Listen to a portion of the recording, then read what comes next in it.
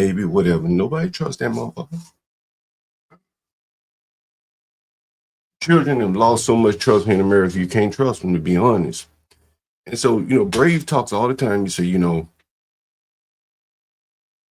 he said, I wanted to move far, far away because I don't want no black problem. Because all it takes is one. And that Root article that we discussed here on the Morning Roast, I think it was truly amazing. So I called Brave up even before the show came in. I said, Brave, I just need you to react to this with me because I think it really hammers your point home. Almost really anything you've said, sometimes the examples speak louder than your words. And this was the family. I mean, we showed the clip earlier of the family. Yeah, I don't know if they were home or not. It doesn't matter. But they here's Brave, and here's the family, Brave, and here's the article here, Brave. My lovely lady Lisa sent me this article, Brave, and here I'm gonna read you a little bit of it. Here's what it says here. Give me 1 second. And this is the preliminary article. This is basically the blacks reporting what they want to report on the matter here. Florida man threatens to shoot 7-year-old black girl trying to sell him candy. Messes around and finds out. You hear that, Brave? Yeah. That's the headline. Social media is not safe for Tyler Chambers anymore. Neither is his own home. Heard that, Brave? Yeah. Now, he hasn't done anything. The little girl is still alive. You see the girl right there in the picture right there. You see that, Brave? Mm-hmm. Just want to make sure you know all the facts down. A Florida man is being dragged every which way on social media after his disturbing Facebook went viral. The disgusting comments were directed toward an innocent black girl trying to sell him some candy. Now the man is paying for his own words. Just words, Brave. You didn't touch her. You didn't even get close enough to touch her. You understand? The incident stemmed from April 14th when 9-year-old Sincere, you heard that, Brave? Sincere, and her 11-year-old cousin came home from school. According to Sincere's mother, Beyond Shabazz, the girls left out around 4 p.m. to sell some candy around Tampa's Riverview neighborhood. However, the girls made the mistake of approaching the door of Tyler Chambers, a white neighboring resident. Now, it doesn't say if they live in this neighborhood or not, Brave. They just went to sell candy. Now, I don't know if you know this, but blacks don't trick or treat in their own neighborhoods. Did you know that, Brave? Poor white trash used to go to rich neighborhoods too. Well, but poor black trash, or blacks in general, do not even go to rich black neighborhoods. They go to white neighborhoods. I'll be damned. And then the malls and things like that will sponsor it to keep the blacks out of the neighborhood. So they say, hey, fuck it, just do it at the mall. Don't come in our neighborhood, right? You fucking up our neighborhood, all you random ass children, shit like that. You understand? Yeah. So here we go here. Chambers, the man, posted a screenshot of what he captured on his Ring doorbell camera. One of the girls donning a t-shirt, that's her, with pink writing and a short afro appearing to ring his doorbell. He then posted the photo in the community Facebook group. So he's warning his neighbors, hey, there's a nigga coming to in the neighborhood, peeking through your doors and shit. With the unwanted and vile caption, you're lucky we weren't home to shoot your dumb ass, your ass dumb bitch. Now that's what's being reported. You're lucky we weren't home to shoot your dumb ass bitch. That's what he told her. Posting it on Facebook. He didn't tell it to her directly. He told this on Facebook. He posted the video on Facebook with a caption, you're lucky we weren't home to shoot your dumb ass bitch. So he didn't tell her this in person. You got it, Brady? So those are the facts as we've been told so far. Sheesh, expletives, gun threats, all toward a little black girl. You can probably guess these comments were not taken lightly. He ended up deleting his post, but came back later in an attempt to defend himself, which only dug himself a deeper hole. He tried to reach out to the family of the little girl and say, hey, like, we need to figure out what the hell's going on here. You know, why was she at my door? Maybe my comment was a little harsh, but you need to keep your little daughter away from my door. The family said, we don't want to talk to you, motherfucker. We about to fundraise off of you, and drive you out of your neighborhood. I know you want to add me to roast me, but you only have one side of the story. She was acting as a decoy. This is the man saying that the woman was acting as a decoy while others were around the house. This is what he saw on his camera, Braven. We're going to show it. And yeah, I saw that on my camera, and I have a wife and a 7-month-old at home, which I will protect as you would. He wrote in a Facebook comment, I was hot when I posted the initial comment, which is why I deleted it right away. I could have handled it a lot differently. He also mentioned trying to get in touch with the girl's guardians to clear the air, despite having just accused the children of being criminal accomplices. However, by the time Shabazz, the mother, had heard about what happened, she had already filed a police report. What did she file a police report, Bray? You say when or what? What would be the basis of a police report? I have no idea. It sounds like there would be no basis for it. She also said in a social media post that Chambers did try to contact her through authorities, but she's too disgusted to even talk to him. What would she be disgusted about, Brady?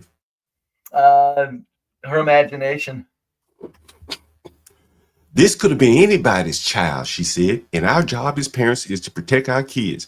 My child does not feel safe in her neighborhood now due to this, and now every time she clicks on her Facebook or TikTok, she sees what this monster white man posted about her for the world to see. I would not let this go on the road. I would promise I will make an example out of this fool. As expected, the wrath of social media has gone after the man in his job. He works as the general manager at a car wash in Tampa. They demand that he be fired. They probably are protesting outside of his work. On the other hand, she's calling for his arrest. She claimed police told her his family have since fled the home after their home address was doxxed, so they've had to leave, Brave. Brave, you often talk about living around blacks and the problem why you don't want blacks around you. I think this is a classic case. Would you say man has had to leave his home because a young black girl came to the door talking about she was selling candy. She probably wasn't selling candy, Brave. And I'll see if I can find the video for you. And there's a reason why the blacks didn't post the video in here. Anyway, what's your thoughts, Brave? Well, it's amazing to me that first of all, you say that he suspected somebody, other people casing the house while she was distracting. Right. So what the blacks will do, Brave, is that they will show up at your door. They send an innocent child or something like that. Right. And meanwhile, in off out of the distance, there would be a someone that will rob you. Will come up, a grown man or a young man will come up and rob you. And so that is typically how they pull these robberies off. So off in the distance, you can see someone. You can't tell who he is. But she says her 11-year-old cousin. If they're both selling candy together, why don't they both come to the door together? But yeah, no, it's just a classic case of blacks getting what they are getting, what is natural. If they're going out here doing all this crazy stuff, and they are everywhere they go, and they are. How far do people have to go before they have a right to go? Look, just stay away from. Stay off my house. Stay away from my property. You're lucky we weren't home to your dumb. Let me show you the video here, Brave. I hope they have a video. Now, the mother posted a video, but she clipped out the part of her daughter peering into the camera saying, "You pussy ass bitch." How did you know it happened? Do you have film of it? Yeah, I'm going to see. Wow. If we have this 10-year-old girl walks up to his doorbell that he didn't. Not only did around his house, and he had to protect his wife and 7-month-old. Where's the video of the people sneaking around the house? Because at this point, it sounds like to me. Now, clearly, this woman. Now he wants to get in touch with her video, and I'm going to show you the video. I want you to see this video, and you tell me if it looks innocent. Now, what's interesting is the mother says she didn't even know the girl sold candy. Right? They didn't even know the girl sold candy. The girl just left out of the house with a sack full of candy, and apparently she sells it. This may be the video about fantasizing of shooting a black child, a black girl in particular. Probably not going to show it. Rang his doorbell. All right, put it up full mass. Florida man sparked wide doorbell camera who visited his home, expressed shock and disgust without Amen, sharing Brave. any evidence to If support you the go to accusation. video, Brave, Most of the circumstances they have the video. reached out to authorities with the hope. This is some TV. This is some YouTube. They will not show the video, Brave, of her going to the door, peering through the door. All these blacks are creating a fake narrative here to run this man away from his job and his home. If anyone can find that video, someone put it in the chat for me. I'm trying to find this video. I wish I had it. We played it earlier, Brave. And I have it. I think I have it. I know where it is, Brave. I have it here. And I mean, the girl's like peering in the fucking door, Brave.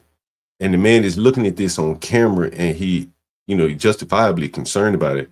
And I think we have it here. Give me 1 second, Brave.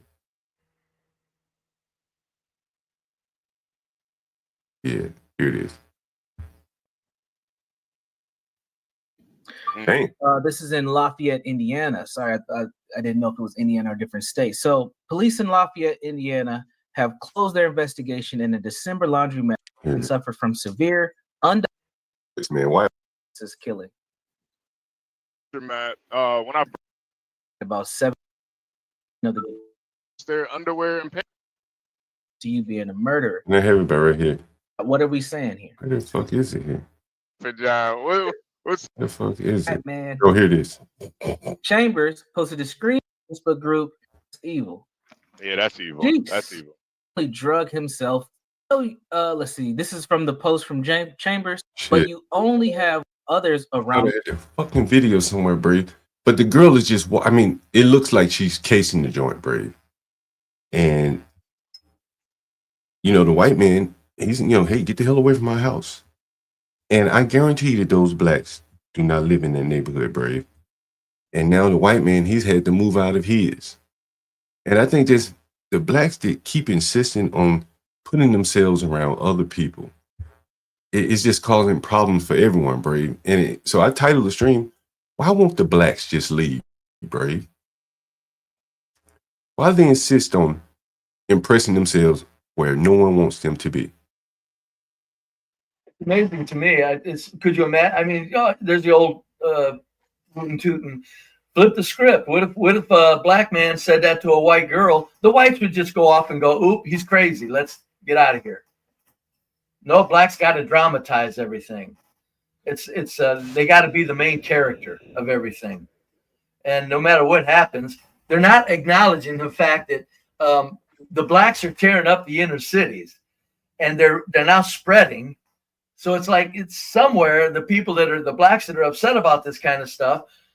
Can't they just at least consider a little bit of the fact that perhaps the stereotype is deserved? People just don't want to be around them for a reason.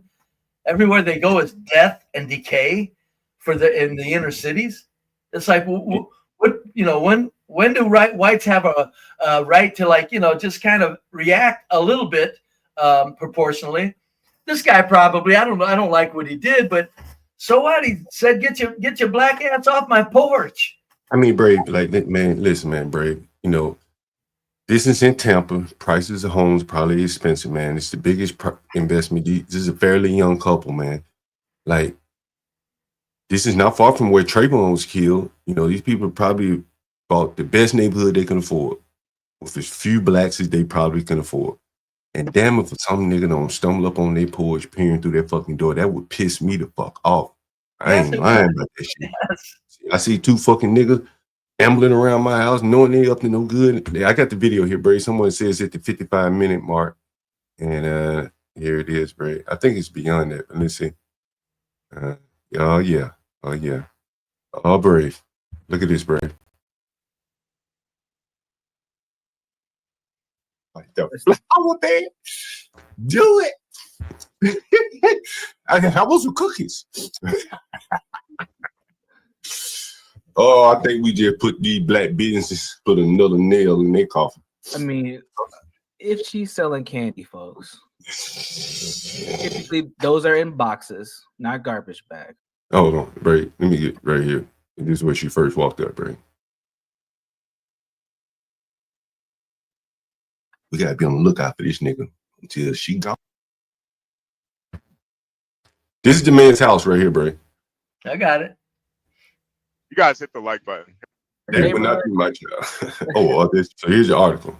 What's her name? Comfort Body's child in the neighborhood. Now she sees what Boz wrote. I will Chambers, I think.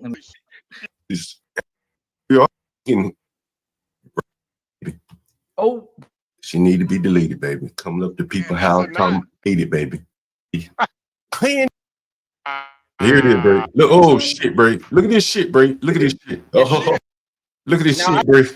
Oh shit, Bray. Black business, y'all. They haul shit around in trash bag to your front door selling this shit. Black business. Well, her mammy can't teach you no better. Look at this shit. That's the shit she gonna haul your shit out with. I just wanted to let y'all know that Get the fuck off my camera, nigga. Wait. Run that back, Portia. What she said? Rewind it real quick. I want to hear what she said. Hi, I just wanted to let y'all know that you're a pussy ass motherfucker. What'd she say? I want to let you know that you're a pussy ass motherfucker. What? She didn't Run it back. Run it back. Run it back. Now I didn't say now, that. full disclosure, speak, because I know we're gonna talk about this later. I didn't even see this clip. I literally thought the white man Lord have was mercy. wrong. Lord have mercy. No, she didn't say that. Yes, she did. No, she did. Play No, clip. she did. No, she did. Look. Yo. Now, Bray, look at this. Bray, you see what's on the screen right here? Listen, this typical black mindset, Bray. So what's worse, selling candy in your neighborhood or deleting innocent people in the laundromat? What she's referring to is a white man went in a laundromat, shot somebody, and then killed himself. It's over, Bray. That threat is over. But this little young girl is still alive, able to go around people's houses, and if nothing else, create a condition where they don't want to live around her. The man who shot the laundromat up, he's dead. He's no longer a threat.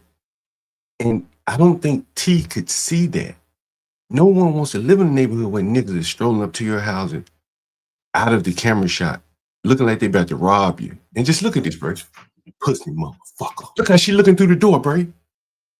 She was looking through the door, like through these people's door.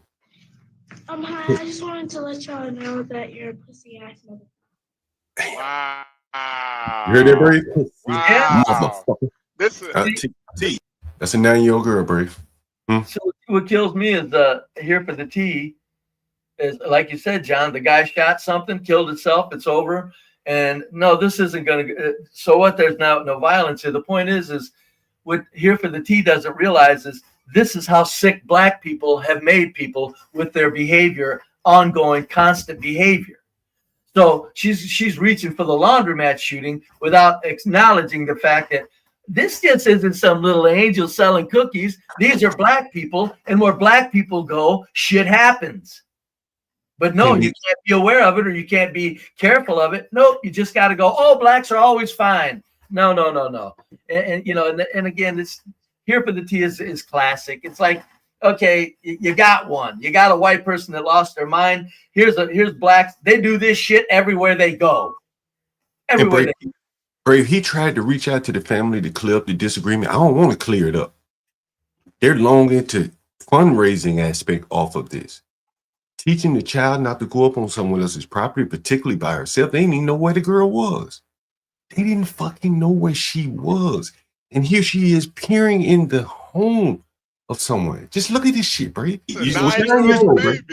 Was she still selling candy, T? What kind of candy you think she was? Man, T. She need to be deleted, baby.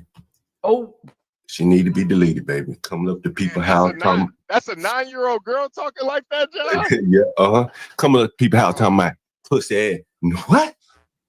Who she learned that from? Yeah, what does a 9-year-old girl know about pussy? Where she learned that from? What she know about pussy? Let me ask you this, T. If you had a 9-year-old daughter, would you send her out by her motherfucking self? Like, I guess JP's daughter, he said they real ugly. They probably can go out and not have a problem and just walk up to strangers' houses and shit. But would you send your cute little daughter, if you had one, just walking through the neighborhood with a trash bag like a hobo, right? Talking about she's selling shit. She's gonna go candy. We gotta get niggas calling people pussy ass niggas. We gotta look out for her. Oh, Yeah. here's the video, Bray. Here it is. Now this is crazy. Yeah, Look at this, Bray. it's the Bray. black because you're gonna see the Okay. person moving. Yeah. Okay. Look at this, Bray. Play it one more time. Because I thought that's also communication. Oh, Yeah. it's a nigga back here, Bray. Now That this nigga is right there, crazy. Bray. I gotta. You see the nigga? It's Yeah, a a nigga little right bit, here, yeah. Bray. Yeah, you can hardly see it, but he moving, right? Now Yeah. he's with her, right? And now watch her just walk up on these person porch, and she makes some communication to him with her hand. This is what the white men see, Bray. I don't give a fuck if they're children now. I can't see that nigga back there. If my wife at home by herself, open the door to this little girl, and this nigga come up with a gun, there's nothing she could do at this point. And this is what these blacks bring to people neighborhood. It's just so tiresome, man. A 9-year-old daughter and a 12-year-old daughter. So these could be my kids, literally. Your beautiful hair. Did you see her? You see her fling her arm? She was talking to somebody, bro. You just soak that shit. Let it get some moisturizer. Ooh, little criminal niggas. Look at that, bro. Look at that, bro. Right there. See that? You saw that, bro? Look at that. Look at that. Look at that, bro. Ooh, little criminal niggas. Look at that. That's what that white man saw, bro. That's what he saw right there. And what would you think if you saw some little criminal niggas, one out shot and the other one peering through your door? What would you think, bro? What I would have done is a young girl knocking on my door. I would have opened it and I would have looked out, and I probably would have been, if there was something going to happen, I probably would have been a victim, because I would say, well, this is a young girl and she's knocking on my door. That's why I'm saying that I don't know if the guy overreacted or not. But my point is worse than whether he overreacted or not. Blacks are not accepting responsibility for the image that they're creating. They're just denying it. Every step of the way, they're going, why would you be suspicious of black people? When she's looking in his door, everything, somebody's standing out there.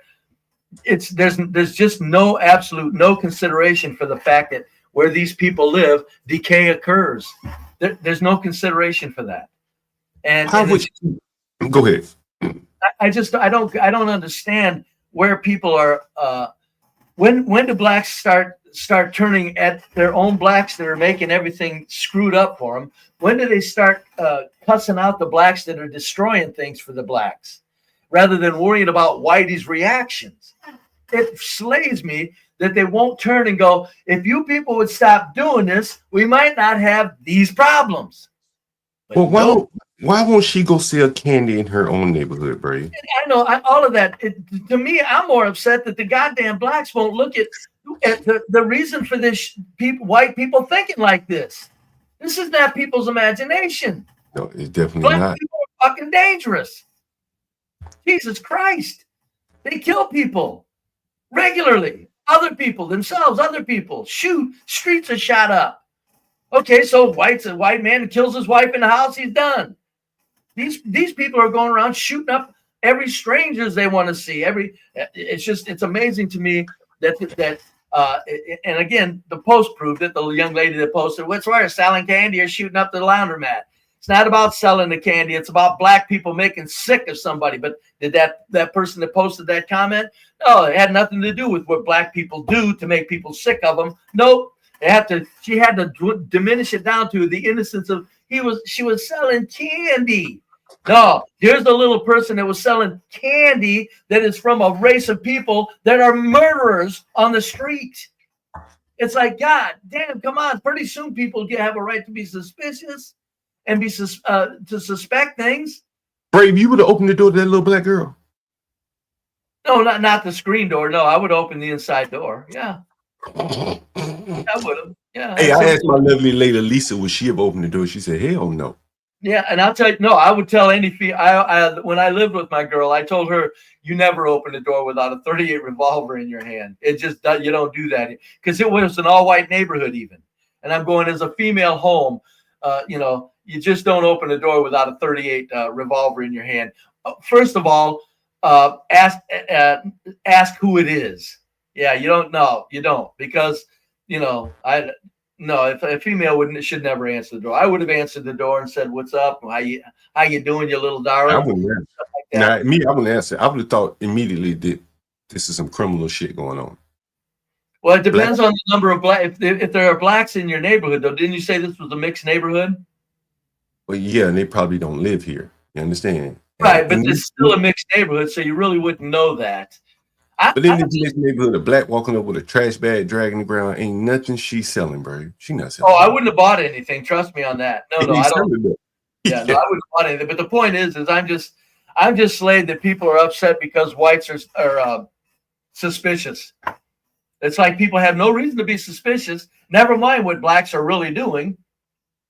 It's just everybody's just supposed to let down their guard and live life freely and be victims when it happens. You're just a victim. So what? Never mind stopping yourself from being a victim. It's amazing to me. It's amazing to me that this has gotten that far. If as a black person, you would think the black person would say, well, with the black people tearing up every place they go and creating decay wherever they go, this is what we're suffering. I'd be more upset with black people than a white person for being suspicious. Brave, you know, I was coming in this morning, catching the Uber, and the Uber driver said, "Oh, you going to Southeast?" When he got close to Southeast, he cut off his Uber. Said, "I'm not taking any fares over here." I said, "It's here early in the morning." He said, "No, these niggas wake up. Someone might be up by 9 o'clock." It was like 9:02. Yeah. For the young lady that posted the post. Did you hear John's story right there? Uber drivers know where they don't go. Why is it they don't go there? He was black, bro. He was black. He was black. Yeah, he's a black man. He said I ain't going there. I ain't picking him up. What I'm saying. Nobody's acknowledging the destruction that blacks are doing. It's amazing to me. Yeah. He said he'll drop you off. Like he dropped me off, but he refused to pick up anyone from there after 9 o'clock. And it was like 9:02, so he cut it off. So no one from in that area could request a ride from him. Is that everybody's imagination, folks? You got a black Uber driver that knows where not to go. Ooh, people are making shit up. This is fucking weird, man. It's it's like pretty soon it's like just no blacks are ever just going to acknowledge really the reality of black decay. Never. It's very interesting, Brady. And you know, one of the things, with this Carmelo Anthony, I've talked to people about, like, one of the things you do not do is ask a black person to leave. Like, it's like that pisses them the fuck off. You understand? Even if they're in the wrong, they don't supposed to be there. Like this little girl, she wasn't supposed to be on these people's property, but that didn't really matter. It's what you did or what you said to her. And blacks have really. Does anybody know if did he say something to her to get her off the porch, or did she just come out with pussy ass bitch out of nowhere?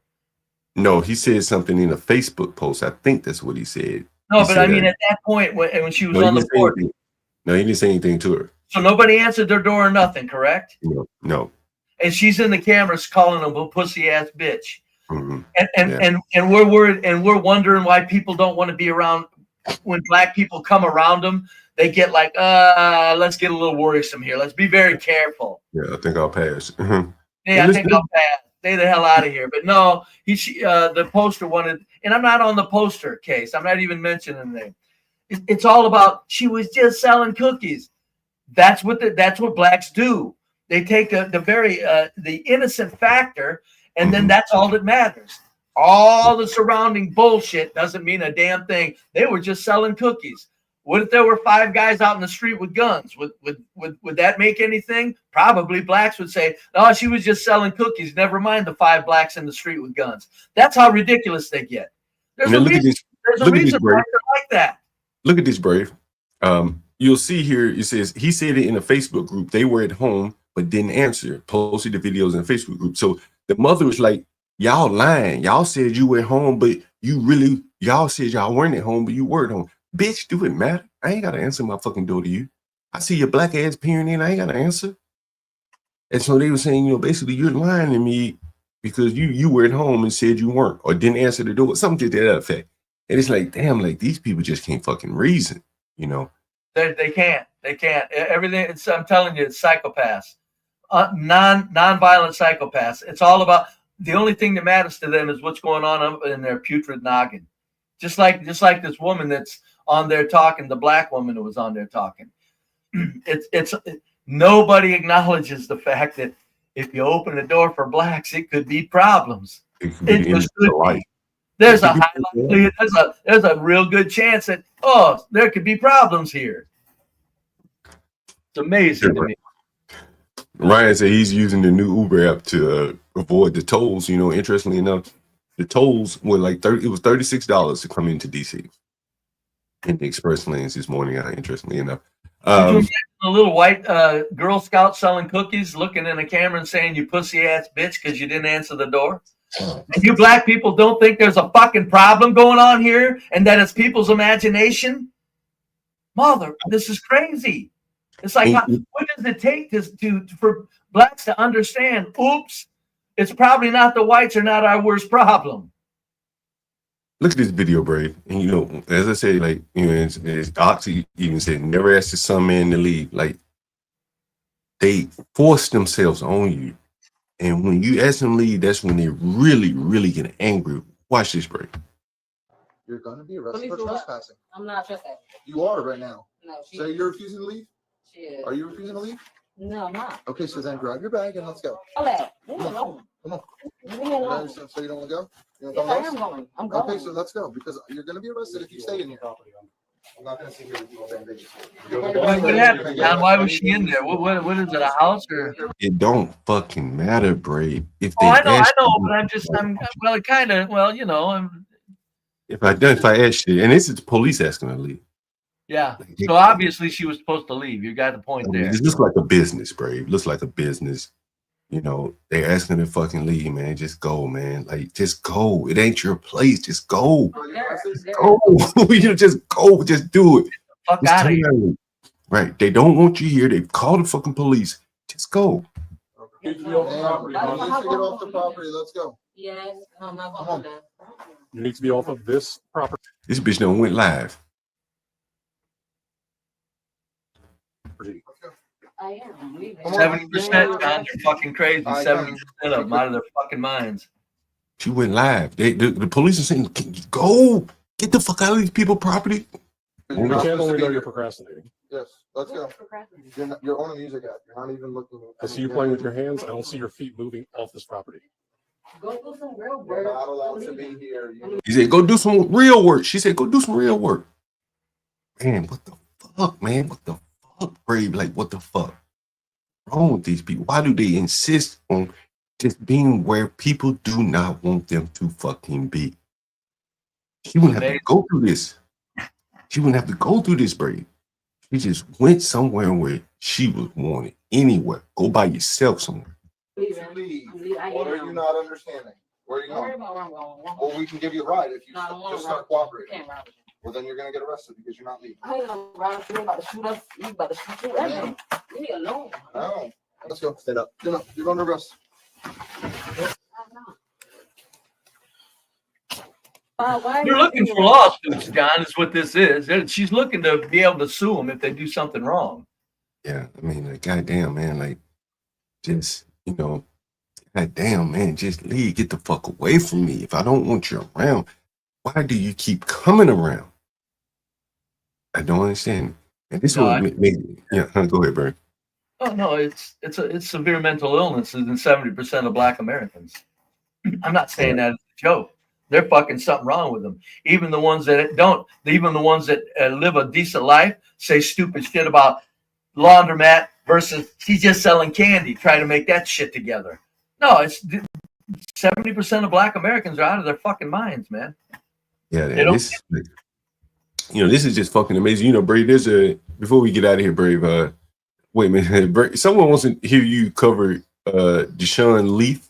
Have you heard Deshaun Leaf, Brave? No, I don't think so. Did they finally get this girl out of that place or what? Yeah, they arrested her, Brave. Look, they arrested her. Yeah, like, I mean, she could have walked out free, but she ended up in handcuffs. That's what I'm saying. Like, they just can't fucking think. They rather go to jail. I think CT has a good name for it. I heard him call. I don't know where he got it, but I like it. It's called the main character syndrome. That's what blacks have to be, the main character. No, they're the performers in their fucking mind. Mhm. That's why I call them psychopaths. Only what goes on in their head is all that counts. Here's It's like another one, you've Bray. got other things to consider all around you. Could you like take everything into consideration rather than your own putrid thought process? Here's another one, Bray. Why Porsche's give me that clip. Be like, there's an older gentleman, like around 50, 60. He has his ID, his vinyl cigarettes or something. And instead of just scanning that, And just get I'm your not going phone. home Yeah. unless Don tells me to, because you're not my manager. Or Can I talk to her real quick? yes. He wanted Shaquila to leave for the night. She didn't want to leave, so now we're here. You're gonna have her go ahead and leave for the day because they're obviously not going to work well. Okay. We'll explain that to her, and obviously, you know, you'll have to talk to her at a later time, okay? Okay. At this point, you got to go, okay? You have to leave for the night. She's going to contact you again.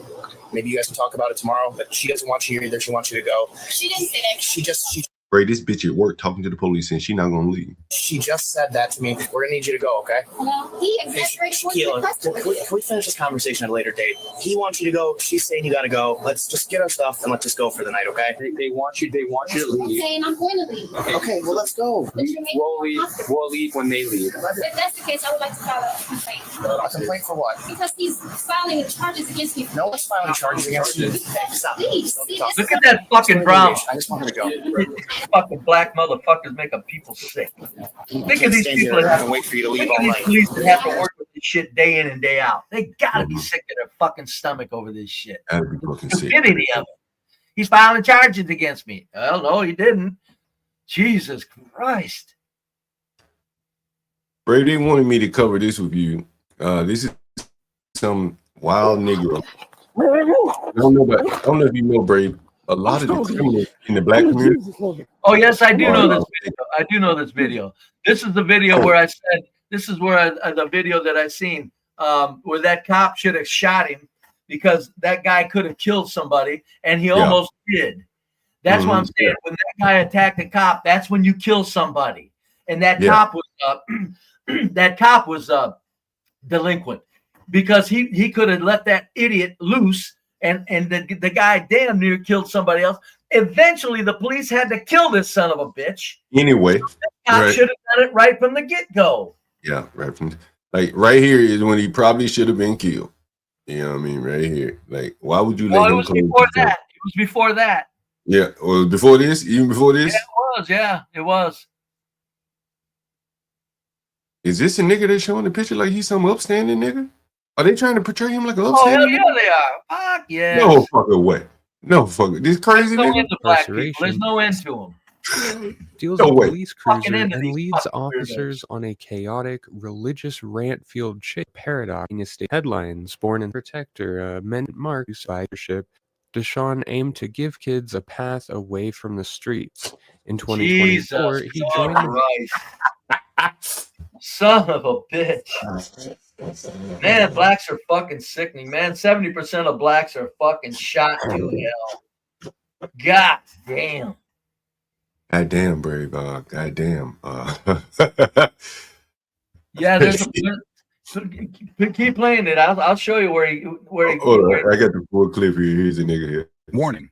This video contains real-life crime scenes, barrels into a high-speed chase, a stolen police cruiser, and a deadly show. Let's break it down. Great pants. Yes, sir. This man here is going to get hurt. He flipped his car here a minute ago. All right, I'll get him. Disregard. That was a truck driver. It's I think it's a black male with a pink shirt. Come on, buddy. Step away. Come on, You a devil. What's going on, man? What's going on? In the name of Jesus, what's up? In the name of Jesus. I might have shot that nigga right there, bro. He's started babbling and shit. I ain't wrestling with this nigga. Pull that gun and kill him. Yeah. And what pisses me off about that white cop is he made other cops kill him. In other words, Yeah. he was supposed to be dead, officer. Mhm. Yeah, don't bring me into this shit. Go ahead and kill this nigga. Yeah. You gonna get hurt. Right? And he didn't kill him. You kidding me? I'd be thinking of my wife and kids right there. Bam! Mhm. Got took care of that problem. Hey, I wonder what Blacks would have said if he did shoot him with that on footage. If he did shoot him, I wonder what the fuck people would have said. They probably would have found a way to say he should have wounded him or something. He needed mental health. Something. Yeah. I'd have put that gun point blank right center of that fucking chest, man. Police officer, you attack. You can't attack police officers in a society, or the society's done. Blacks don't get that shit. Mm-hmm. If your police officer can't do their job, we don't have a society, folks. But Bray, this nigga mental ill, man. It's so many of them like this, bro. Like they look normal and look like he need his gun on this nigga. He does. Like why even go through all this with this crazy? No, they this shouldn't big have. nigga No. too, Bray. Yeah, mentally ill or not. Yeah, mentally ill or not. What blacks don't do is they don't empathize. Yes. Okay. Put a black man in the police officer. Imagine him being your dad.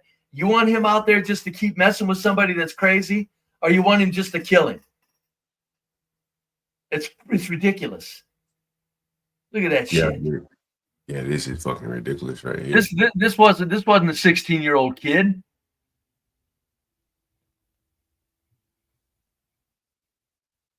Yeah. Yeah, this is fucking ridiculous right here. God damn, I can't believe it's still on. He rolled a car and the police had to kill him eventually, correct?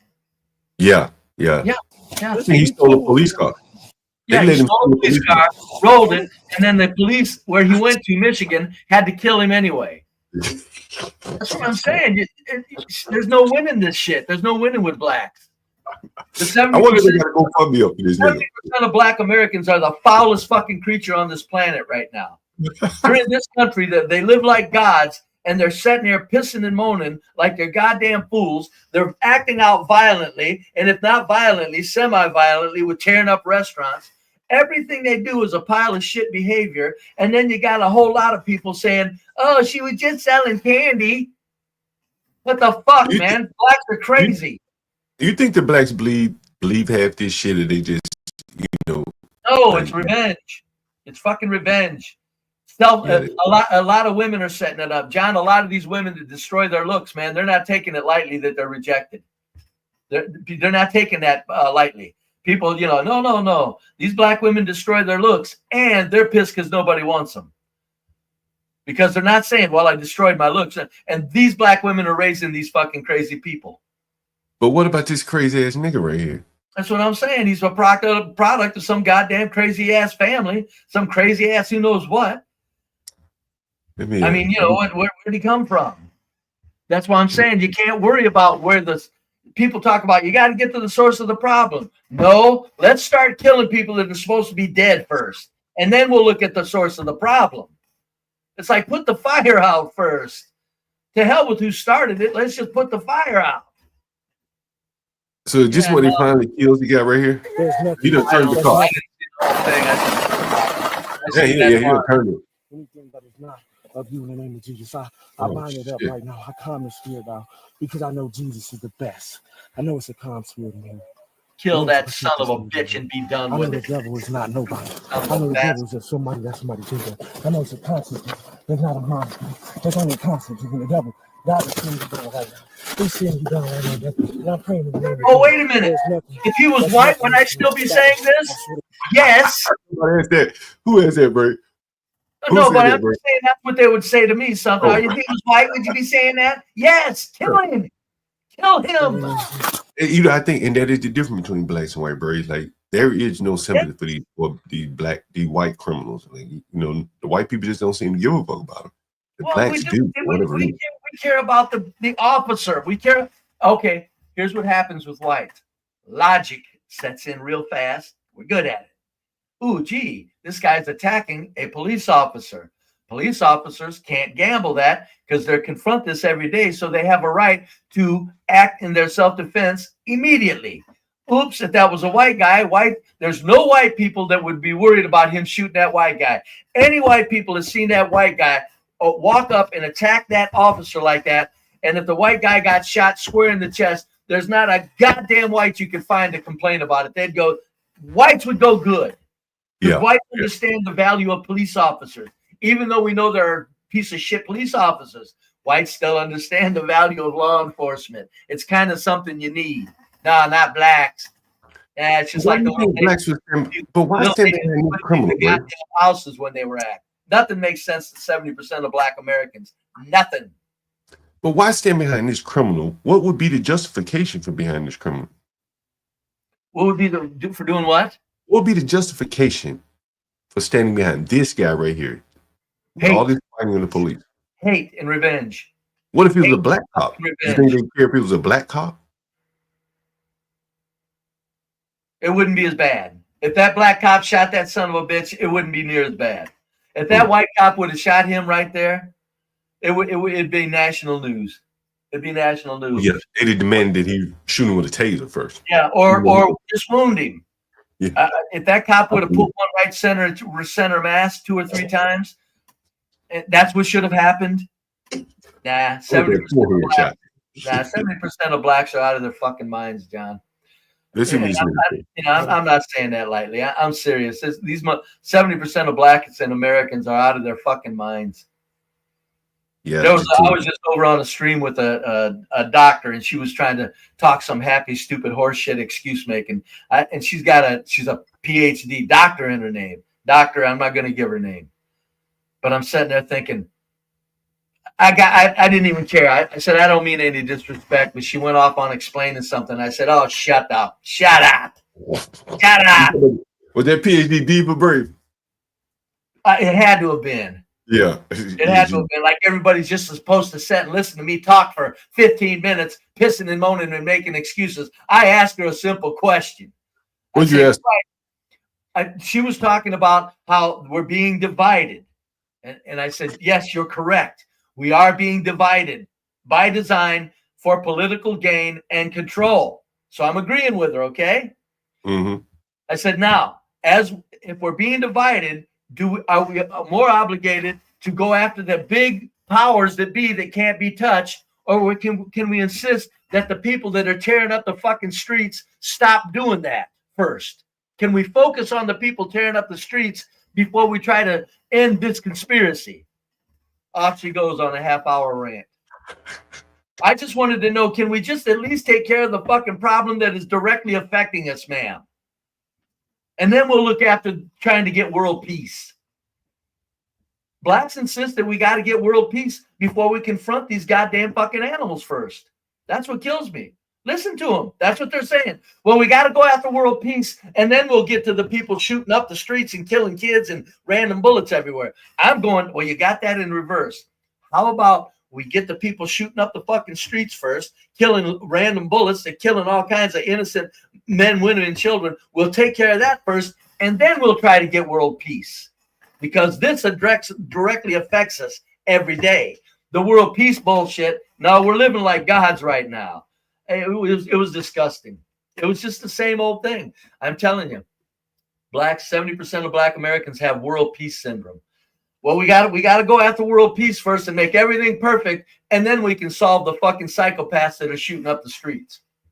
I mean, I think it is probably, so difficult for them to address those problems, their own problems. That, I mean, you just move on to something else that, maybe you can handle or is out of your hands for handling it. They don't have to solve world peace. They're not involved in that. Nor do they care that much about it, but they talk about it as a diversion. You're right, John. Right. Because, clearly they should be focused on their own communities. But, Brady, I've been a landlord so long, and I've seen this I'm not leaving type behavior. No one wants them around, yet they stay on. You see that with Carmelo Anthony. You see that with Ahmaud Arbery. You saw that with this little girl here on the stream, on the channel. It's like, no one wants you on their property. Can't you just respect my property? Right? We could probably live in peace if you could respect my property. Yeah, they got that little girl in camera saying, you pussy ass bitch, for no reason. Mm-hmm. But that's not a bigger worry to that mother than the dude that legitimately said, take your black asses off my property. I don't even care if he said it mean. I'm to the point to get your black ass off my property. Throw out the goddamn N-word with an ER if you want. Get the fuck out of here. And he didn't even say it to her directly, bro. What's that, John? He didn't even say it to her directly. This was a I know, Facebook. that's what I'm saying. I'm saying even if he did. So what? Now his life's got to be fucked up because you don't have a right to tell somebody to get off of his property? Yeah. Yeah, there's And no the- property rights to these people. That's why they can't be told to leave. And you know, that's why I think, man, you know, I've said all along, we're going to have to live in gated communities. You know, you're not just going to be able to let strangers come through your communities, if you're white at least, because you can't defend them. Black lynch mob will form around your job or your home, and your neighbors will force you to leave. If not, you have to leave yourself on your own volition. And that's very, very difficult to deal with a group of people with this kind of power. You know, it's very difficult. You know, you have to, you know, That's why he didn't even touch it. Yeah, I told my brother, he bought my house and he brought it and fixed it up real nice, sunk a bunch of money into it. Not that it was in bad case, but he put it into like a homes and gardens state. It's like he made it into something that like would be fit for magazine pictures. And so I told him, I said, look, I'm getting out of here. And he said, nah, I'm going to live here for a while. If it gets bad, I'll just rent it out because he has properties. And I told him, I said, listen, Mr. Badass, because he's a rough and tumble dude, even at our age. I said, listen, Mr. Badass, if you win, if something happens and you win, get the fuck out of there. You've got to move because it ain't over.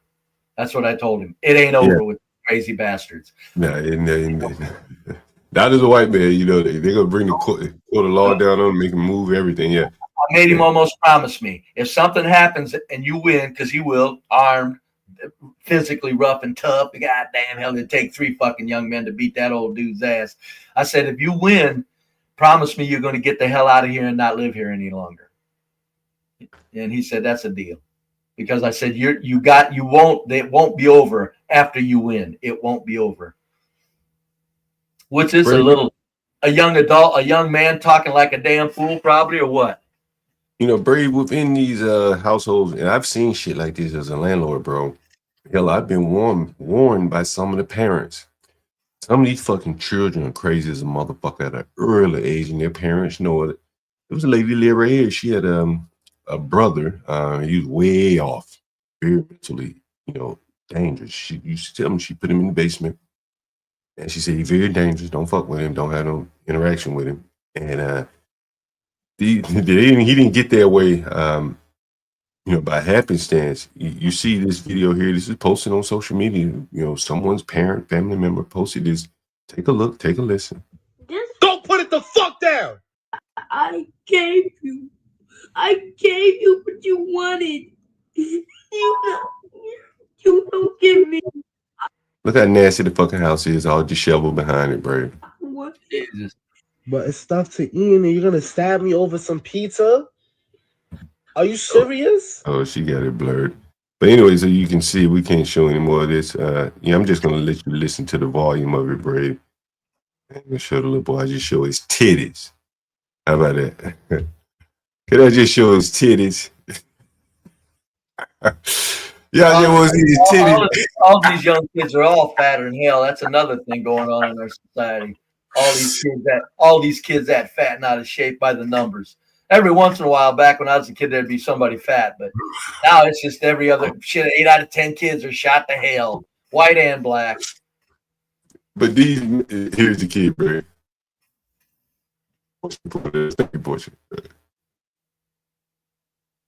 Gave you what you wanted. You don't give me what. Do you know who he's talking to? But it's stuff A to parent, eat, I and you're think. gonna stab me over some pizza? Are you You heard that, Brave? serious? Yeah. You're gonna kill me over some pizza? Yes. Like, are You you raised serious him. right now? You're gonna kill me over some pizza? Pizza. It was the older brother, Brave. I gave you pizza, but you don't give me pizza? That's just deep, bro. That's deep. All right, bro, but it's all right. I don't want to share that pizza. There's other stuff to eat in here. You really gonna kill me over some pizza, my nigga? You gonna pull out a knife on me over some fucking pizza? Yes. I gave you pizza. All right. That's because your fucking dad bought that for you because there was nothing to eat here. It's stuff to eat here. That's You heard that, Bray? pizza. You wanna die? Do you want to die? Go put the fucking knife down if I slap the shit out of you. This Go put it the fuck down. Go put it down. Now, Bray, you probably don't know what all you just saw there, Bray. This is my first time watching the entire video there, Bray. There are a couple things going on there, Brave. First off, you notice how he said there's nothing to eat in this house. Did you hear him say that? The kid that said that? I think the brother said, ain't nothing eating this motherfucker. Hungry hippo. Ain't nothing eating this motherfucker. I gave you what you want. Listen, Brave.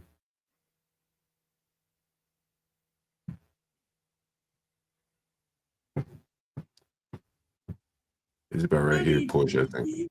You don't give me what I wanted. But it's stuff to eat and you're gonna stab me over some pizza? Are you serious? You're gonna kill me over some pizza? Yes. Like, are you dead ass right now? You're gonna kill me over some pizza? I gave you pizza. It's not fair. I gave you pizza, but you not give me pizza. That's just. You heard that, Brave? Yeah. So what's going on here is that even among family members, you see this here. It's very transactional in the black community. You understand? This is why, you know, the big head nigga Fantastic doesn't understand. He thinks, well, we need economic training. These motherfucking niggas can't even share pizza. The little boy said, I gave you some, and now I want some of yours. But he said, but there's something to eat in the house. This is my pizza. These motherfuckers can't even share pizza, bro. And pick up a knife to solve the problems. They pick up the fucking knife to solve the problem. And Fantastic says, well, it's all about economics. We need to inform them of the economics. Mm-hmm. Christ. And so, you know, Brave, you know, this is starting at a very early age. As you can see, he doesn't get his way. And he said, well, I'll just stab you. And he's talking about stabbing in a very calm voice. Yeah, and he has the knife. I mean, if a kid is going to talk about stabbing somebody, it probably would almost be a little more understanding, if at all, if he was just completely hysterical and mad and angry. Right. He's just talking calmly. I'm going to stab your ass. Yeah, he had a knife drawn, big ass knife, right? Yeah, ready to thrust. He had it right too. He wasn't going in front. He was coming down. He was coming down from up top. And you know, then you think about the niggas who defend Carmelo Anthony for stabbing someone over, you know, whatever little minor conflict they had. They're not teaching conflict resolution. You understand? Like, this shit starts early. John, I don't think it's not that they're not teaching it. I think that almost they're teaching anger. Yeah. Conflict resolution is not something they're interested in at all. I think they're teaching aggression. Yeah, and for what reason I don't know, other than they're crazy. But it's all about this goddamn psychopathic behavior. Look up the goddamn word. 70% of blacks are psychopaths, man. Nothing sinks in. Nothing matters except what they think. It's their own little putrid. That little kid was going to kill another human at that age over brother. His brother over a slice of pizza.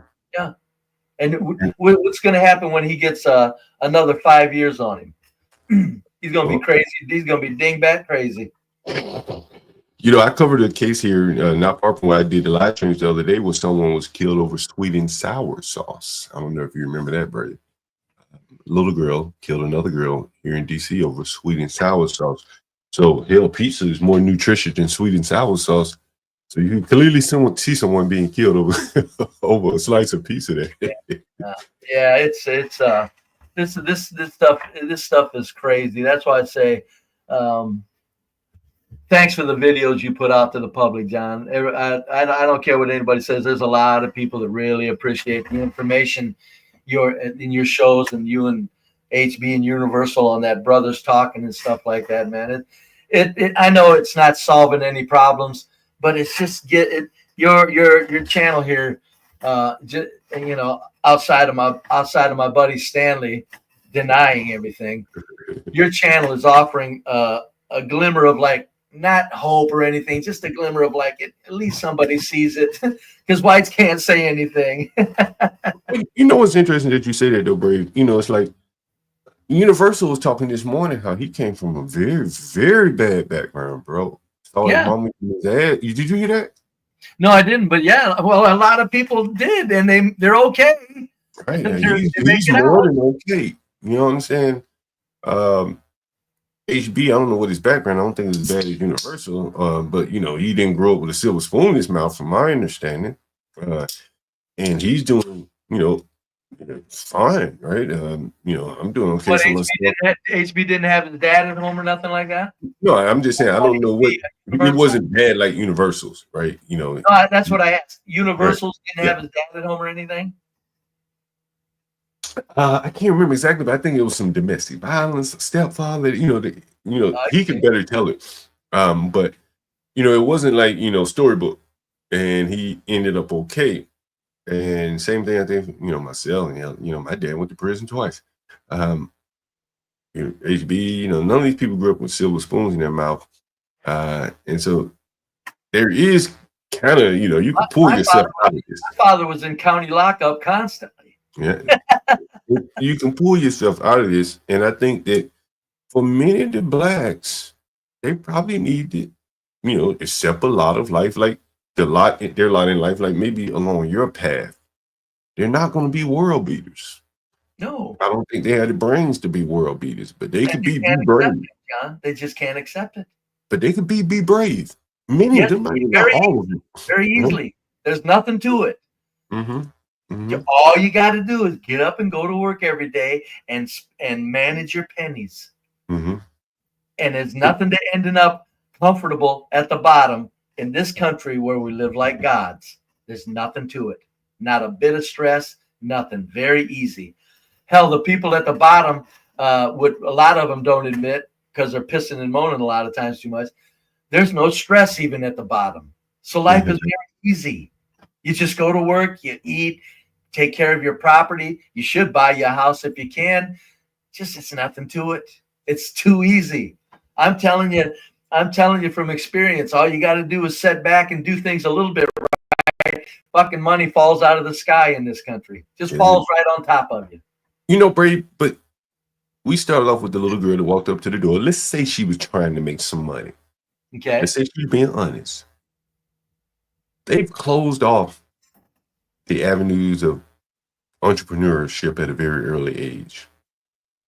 When I was young, man, shit, you could start you a lemonade stand on the corner. You can't do this shit in the ghetto. Nigga come up and rob the child. They have there's videos of blacks taking lemonade money. So they can't do that. I had them over there. Yeah. They can't do that. They can't walk up to your door with a lawnmower. Say, hey, can I cut your grass? That's what I used to do. Yeah. No. No one would trust them to even be really black cutting grass. They think it's a plot. It's setting you up. And so, like, they got to keep going higher and higher, and they don't have the intellect to go higher and higher. Yeah, they cut grass, they can sell lemonade, but, you know, above and beyond that, you got to have some IQ. And all those those building blocks, they've cut themselves off from that. So it seems to me.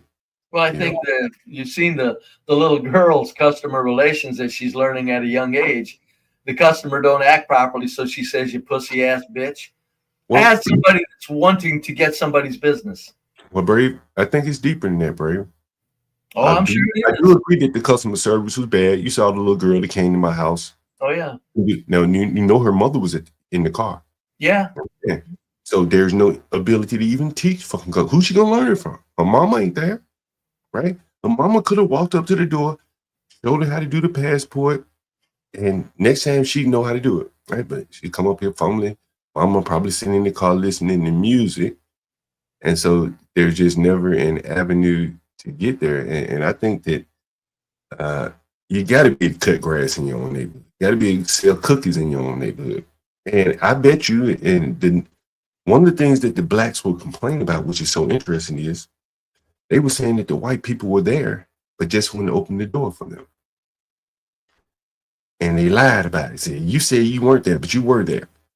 And imagine being a young black kid going door to door trying to sell some cookies. Knowing people are hiding behind doors from you. You can't do it in your community, and nobody wants you in their community. Imagine that, bro. I know. Imagine going, huh? Yeah, the 70%ers don't understand the far-reaching damage they're doing. They don't get it. It's like, no, this is way beyond immediate results. You're knocking young people out for the rest of their lives. By the thousands upon hundreds of thousands. They're knocking people taking them out of the park, making them dysfunctional. It's like, God damn. It never ends. And then, of course, they want to blame the white man. And there you have it, folks. It's very interesting, man. You know, and I don't think they can comprehend that piece. I don't know, John. I don't know. I think it's evil. I don't think it's lack of ability to comprehend. I don't, John. I think it's evil. I think the 70%ers now have been so spoiled, on top of already being angry at everything. So their anger, on top of them being spoiled, combines to, we've got demons running around out here. These are demonic people. How are you going to have a little girl looking at a camera trying to sell cookies saying pussy ass bitch to a potential customer? And blacks don't think they're raising demons? Well, you know, Brave, as I said, man, like, so much frustration. That little girl, how many closed doors you think she ran into in that neighborhood? I don't know, but what's sadder than that is the doors that her attitude is going to close. It says she's going to force closed on her. With that attitude like that, it's like, oh my Lord, have mercy. You just can't imagine a little girl selling cookies. Again, I ain't find some little white girl doing that on the media. Find a little white girl saying pussy ass bitch because somebody didn't answer the door. That's why I'm saying this. The black culture, the black cancer, not culture, the black cancer, 70% black cancer. They're not at all. I'm telling you, there's something evil going on here. It's almost like they are possessed. But the sad part about it is they just won't leave their children out of it. Okay, what do you think Stanley would have said to this? I'm an adult and you're hateful. Oh, fine. But I mean, you're gonna make your kids hateful? Damn. How does a little girl say you pussy ass bitch in a camera? That girl is mean already. 9 years old, Brave. Meaner than hell. Hey, Brave, you know what's interesting? I see Stanley say you have contributed to the lagging tail of the white supremacist bell curve. And, you know, that video, I think, really, you know, I talked to you, you said something that I've always kept, where you say you fit into the white man's ecosystem. You know, there's an ecosystem where a hardworking white man will find his place. He can be poor trash. And still, yes, function just fine. Everything around him is fine. Everything is smooth running. Smooth. You know, I ain't had nothing but a smooth life. So smooth, sometimes I'm thinking, I thank God for every day I wake up, and I thank God every day for my life. Damn, I've been a fortunate bastard and didn't do nothing but just regular old shit. That's how easy it is as white trash to just function because of the wonders of white culture. And so Stanley says that you Brave equal not white. You have contributed to the lagging tail of the white supremacist bell curve. Brave equals not white. And I think the part that he's missing was highlighted in the video of the young girl coming up to the home. I agree with that, John. I think the part Stanley's missing is, do you know another old white man like me? No. And I'm probably not exactly your run-of-the-mill white trash, non-contributing white piece of shit, Stanley. I probably have went through my life in many areas. Oh, because I'm not famous, I didn't contribute. Contributing to the well-being of your culture means you contribute goodwill, smiles, and decency, and you pass on logic. That's how you contribute. I'm pretty sure, Stanley, I've contributed in all those areas magnificently. Meaning, no, I'm not famous, Stanley, but you know what? It's people like me that make the white culture go round as smooth as it does, because we all understand one thing. It's all about decency, civility, and getting up and taking care of your damn self and not asking anybody to do it for you. I don't know why Stanley, I like that he does. I get a kick out of Stanley calling me the bottom of the white, but I get a kick out. But I'm just bragging myself. Stanley, you don't know any other old white man like me, sir. That means probably I'm not quite the white piece of shit you're talking about, old buddy. You know, Brave, I'm gonna show you something here. And I know I'm a little bit off topic here, but you know, we talking about the white ecosystem. And you know, when we start off the stream this morning, I have to say this. I'll get right back. Stanley says, "Yes, Brave, I have a white father-in-law, miles above you." No, he's not, Stanley. That motherfucker wouldn't have the nerve to say shit if he had a mouthful where it counts. I'm about the white man that says shit that's supposed to be said. There's a big difference between living your life kind of in a hush mouth way, which I don't blame your father-in-law, and guys like me that really kind of get out there and do things, Stanley. No, your father-in-law ain't a pimple on my damn toe. Go ahead, John. now I was gonna say, you know, this morning I had my roofer over here, and a couple of days ago I had him and another one of his workers. Two, you know, they're not degree white men. They're roofers, you know, and workers, blue collar men. Yeah, regular old workers.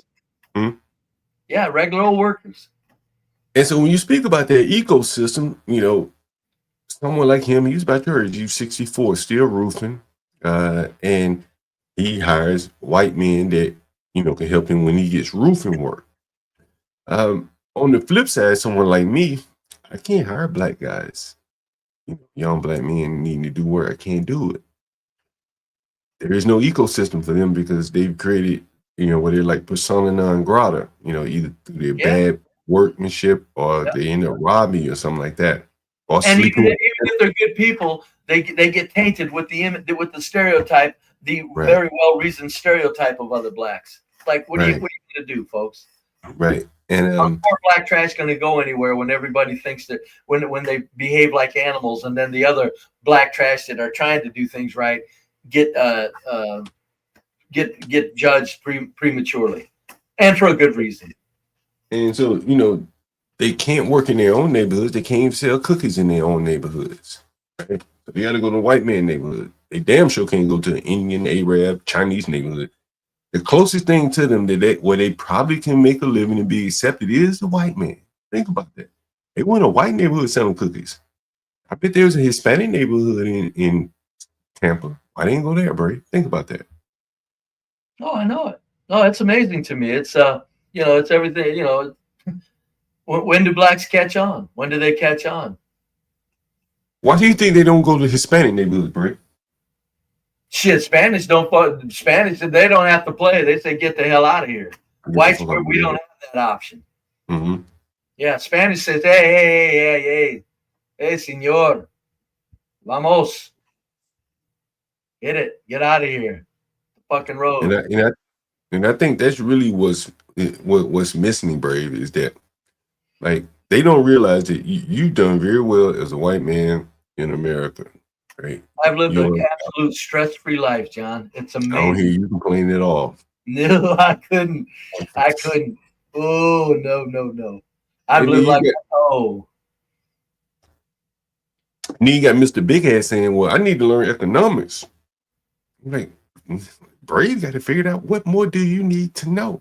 Yeah, ain't and nothing. Who do you expect to teach you? Yeah. I don't understand that. Hell, I didn't crack my first English book until I was 30. That's when I finally looked into, because I decided I need to write some of this stuff down. I had to, at 30 years old, I had to teach myself the proper uses of the punctuation marks at 30. And before that, I was just fine. If we have some young men that want to come up and challenge Brave that you got to have a bunch of education, or it's harder to make it, or that women you can't get women because of this or that, I would love to hear, you know, you state your points to Brave, and you know he's not going to problem with him. I'll help you out. I'll tell you how to live life and love every bit of it, even though you're on the struggling side, and how to feel like one of the most coolest bastards on the planet while you're just barely making ends meet, but doing what you're supposed to do. That's the key. Do what you're supposed to do. Mhm. That's where your energy comes from in life. I think a lot of these blacks are doing what they think they're capable of doing. It doesn't work out for them, and they become very, very angry. You know what I mean? Yeah, they set their sights too high. Yeah. Well, you're a goddamn floor sweeper. Go find a floor sweeping job. Son of a bitch, it ain't complicated. What the hell are you talking about doing this, and that? Let me see. No, you're a floor sweeper, buddy. Don't worry about it. Just go do it and do it good. No There's a thing that went around among white hillbillies immediately. It doesn't matter if you're a ditch digger. Be the best damn ditch digger there is. We got Stanley. He says, "You're definitely not successful." What would you say to that, Brody? If he's see, this is why people. It's amazing to me that people add up success according to material accumulation. That's what is amazing to me, because, and the reason I am so amazed at that is because everywhere I go, people to people, spiritually, pleasantry, I'm a complete, absolute success to the point to where I could write a book on interacting with other humans. But that success doesn't count because I didn't turn it into material gains. So what's in your heart and your soul and your mind has nothing to do with success to people now. Therefore, right quick, Stanley, if one of us is not successful, if you can't tell that I actually am a success, it would be you that's missing out on things, sir. Go ahead, John. Do you think that blacks focus too much on the dollars to measure success? Well, all Americans do that. But I mean, if you can't make a lot of money, you're gonna have to find your salvation somewhere. I think what blacks do when it comes to focusing too much on the dollar, as you're speaking, they don't understand that, hey, if I'm only worth $7 an hour, I got to do this for a couple of weeks until I get to 10, and then I'll do that until I get to the 20. You know, that's where they don't understand. That's where they overrate. That's where they distort the value of the dollar. They don't get that there's these little bit amounts of money that can still make your life go around if you mind your pennies. And yeah, you're right. Look, it's like if they don't hit the lottery, hell with it. I ain't doing nothing. Right. Like you know, I was going to say something here. Yeah, I just think that, you know, they look at money as, you know, like they say, I'm getting money. You'll see a lot of the street interviews, young and old, they be like, I'm getting money. Well, how do you get money? They just they excise that part out. It's just about getting money. And if you look at life about just getting money, you're never going to build any skills. You're constantly stepping, trying to make another dollar here, another extra dollar here. And you know, what I would say, you know, when I'm talking about you, Brady, as an example, class-wise, there isn't much different between you and, say, a well-educated man. There isn't much different between you, how you live and Stanley lives. He may have made more money than you, put more effort into it, but at the end of the day, y'all probably in the same class. We are. I've got a house that's paid for, cars paid for, you know, a brand new little efficiency apartment I remodeled. Let Stanley come up and explain how this old man he knows is more successful than me. Well, Stanley, the link is in the chat. He knows how to come up here. Hit the link, Stanley. What's up? Be civil, Stanley. Yeah, no, I'm not going to overtalk. Okay, I just want to say something real quick. Like, I will tell you a lot. There is a generational shift because the older generation in construction, right? Certain trades were owned by black people. Okay, and when I say that, masonry was there were lots of black people in masonry and concrete, and even to this day, there's a lot of black concrete finishers, and they'll say we're the best at this, better than the Latinos. They kind of got a rivalry, right? I'm telling you, the trades were, in my opinion, the fact that the trades are gone from a lot of the cities is terrible, because this was a great way to get out of a rough neighborhood, get in construction, And I mean, it was proliferating. And in the 90s, when I was doing masonry work, it was probably 50%. My crew was probably 50 to 60% black. And then it was slowly becoming Latino. It's all Latino now, of course. But I think the trades are key. And when I became a contractor, I would subcontract work to older black crews, like owned by a black guy. I'd subcontract them. You know, there's one guy named Corny was a waterproofer. He was great. But the younger generation does not want to do the trades. I mean, you can't. Very few black young men want to be in the trades and do that kind of contract work. And I think this is bad because they're telling them get into tech, get into all this shit. And the truth is, there were a lot of great tradesmen that were black, but now they're being told it's bad to work with your hands. You got to go be a fucking bullshit technical whatever instead of doing trades. And I just think it's crazy. And now we got Latinos coming in to do the shit. Well, it's definitely generational, but the point is that's what I'm talking about, and I'm sure that's what John is talking about. We're talking about present day complete fucking dysfunction. And John Stanley says he won't come up. He's chicken shit. What's the matter, Stanley? You afraid? Let me ask you, Be Brave. Did you work with? I just want to rub in, Stanley. I'm up here. Come on. All right. Well, whatever. Just let me ask the question. Gentlemen, talk. I want to hear Stanley. Go ahead, Ryan. All right. Well, okay, Brave. Did you work with it seemed like they were older than me, right? So we're talking about guys that would be in their 70s and 80s now, maybe. Did you work with older black guys that would get after it? I mean, get after it, like work like a fucking in dog. the industries I was in, there was very few black people. Very few black people. Okay. But I mean, they would work all fucking day and into the evening, right? The blacks that the older worked, generation. Ryan, you're correct. The older generation. The blacks that worked were superb. Yeah, they would get after the shit. They decided to do it. They were among the best in my industry. However, when I went to some other jobs, there were a lot of younger blacks that I'm referring to that were superb in their performance. But in my age group, no.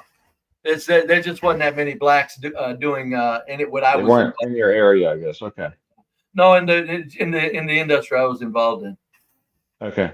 In construction, there was a lot of Stanley, hard workers. You come up, Stanley. You want to? The link is in the chat. You know how to get up here. Come on. You're afraid of being a gentleman? Come on, Stanley. You chicken shit. Big mouth. Get up here. Tell you won't have your panel. You don't have the button over here.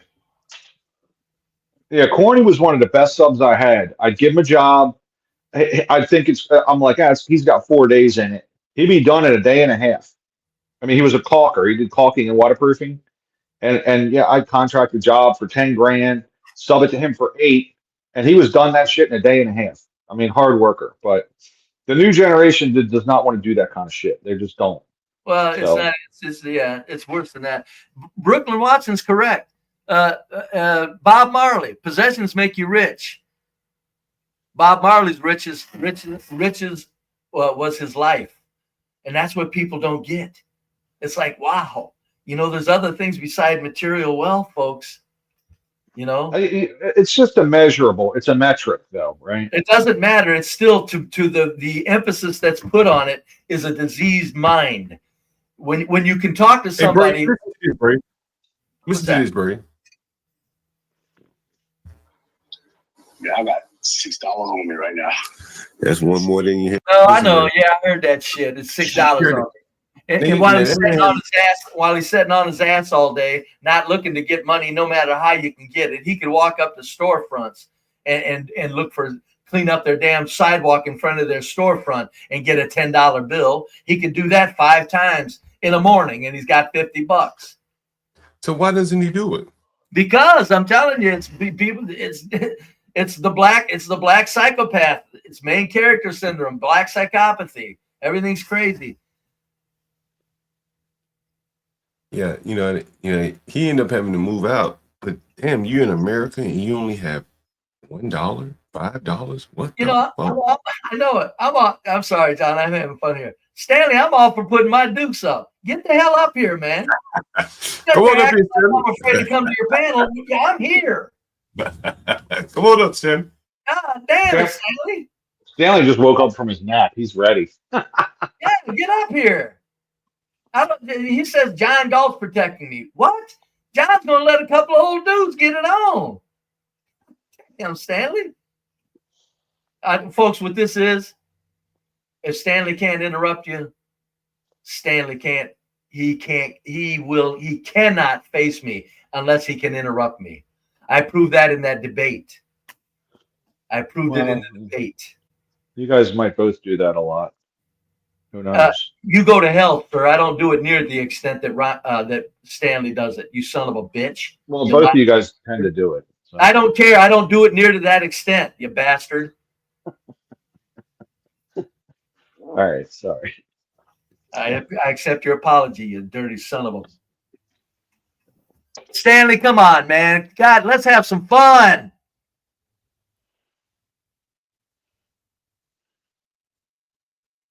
See, here's Gary and calling me gay again. See, I do think there is something to be said, though. John said yesterday, talking about the trades and stuff. They're programming all these kids to tell them they got to do technical shit.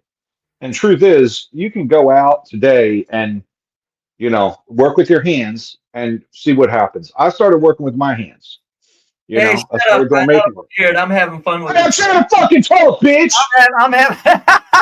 Go ahead. I'm sorry. Golly. All I'm saying is I look. You work with your hands doing masonry, laying bricks. Right. First you carry them, then they'll let you lay them. Then you learn how to read the architectural drawings or the blueprints. Then you can start bidding those types of jobs as an estimator. Then you can start your own business doing it. Right. It's a road to success. Many people have. And it all starts with working with your hands. Hey, hold on. Hey, fuckhead. Hey, hold on, Ryan. John, you got one of your main characters in this channel that's over here calling me a fucking queer again, man. Get him the fuck out of here. Who you talking about? Gary. Oh, it's Gary. Yeah, he's a main player here. He's not just somebody in the chat, dude. He's a main player on your station. I wouldn't let somebody say that. Hold on, John. I would not let somebody in my chat call you a fucking say that shit. What the fuck did he say that? You to pay me the same respect. Get that motherfucker out of here. Hold on, Bray. I just got back. I stepped away from my. I would not have somebody in my chat call you. I'm with you on that, Bray. I'm with you. Hold on, Bray. I had stepped away for 1 second. Okay, well, I'm telling you. Hey, where I didn't see where the fuck he said it at. It's in there. It's up there twice. And he's also talking about me and Stanley getting it on. He called me be gay. Man, I didn't told him to stop my doing good that. friend. Nobody in my chat's gonna call my buddy John Galt gay and get Yeah. You know, and like, you know, I done told him multiple times, you know what I'm saying? I don't know why they keep doing this shit. Well, then stop him from doing it like I would stop him from doing to you. Don't ask him. Stop. What the fuck do I need? Garrett, look, he says he'll bounce. Get the fuck out of here, you stupid son of a bitch. Yeah, I don't know why they do that. You know what I'm saying? I know why they do it, John. I know why they do it, and it doesn't piss me off. John, I'm more mad at you that you don't get him the fuck out of here because nobody's gonna come in my chat fucking with John Galt. Yeah, he was doing stuff. It was as I said, I had stepped away, man, and I ain't got a package delivery. So when I came back, I didn't see it. But yeah, you know, again, man, you know, one of the things I don't understand, you know what I'm saying, like, you know, everyone knows that, you know, I have, you know, soft spot for Brave here, and you know, I shouldn't have to ask you this, but no, you shouldn't. Please be respectful. You know what I'm saying? Because whenever I go in Braves, they're very respectful. Gary, I don't care what you think about me, but I don't need you saying it to me. I wouldn't, Gary, no matter what I think about you, I'm not following you around insulting you, am I? Hell, if you want to think I'm a queer, hold it, John, let me finish. Gary, if you want to think I'm a queer, it's okay. But you don't need to come over here and say it to me. Garion is a main character on this channel. God damn it, John, I would defy somebody to come on my chat and give you some shit. Yeah, and you know, and that's what I was saying, Brave. You know what I'm saying? Brave, you know, gives me respect when I come on this panel. And for the people, you know, that are affiliated with the channel here, you know what I'm saying, you have to, you know, recognize where you are and who people are. You know, I've told the story. You know, certain people get treated differently. There are rules for certain people, and so you have to understand that. And so I ask you to understand that. Yeah, I'm not, John. I'm not upset. I'm just saying, I'm a golden ruler, John. Nobody's gonna be in my chat fucking with my buddy John Galt. I want to say to you. That's all I'm asking. Yeah, and you know, and again, you know, for me, you know what I'm saying? You know, and I don't care if they call me names, John, but leave the fucking queer shit alone. Yeah, yeah. All right, 4-1 here. Yeah, 4-1. Jesus Christ. Call him a loser and an idiot, but don't call him. Thank you, Ryan. Call him a fucking mega loser and shit. That's a filthy accusation to make against somebody, a queer. Oh my goddamn loser. Don't call him. Come on, Garion. God. Yeah, be more creative. How about that? Yes, thank you. Stanley, get your chicken shit ass up here. If I'm weak, get up. Stanley's calling me weak. Who ain't showing up, punk ass Stanley? And Nice. Stanley's over there talking his chicken shit in the bushes. Get up here. Now, why you won't come up here, Brave? Because he's afraid to. He knows he can't handle no goddamn be brave man to man. Shit. I'll intellectually kick his ass. Knock his ass out.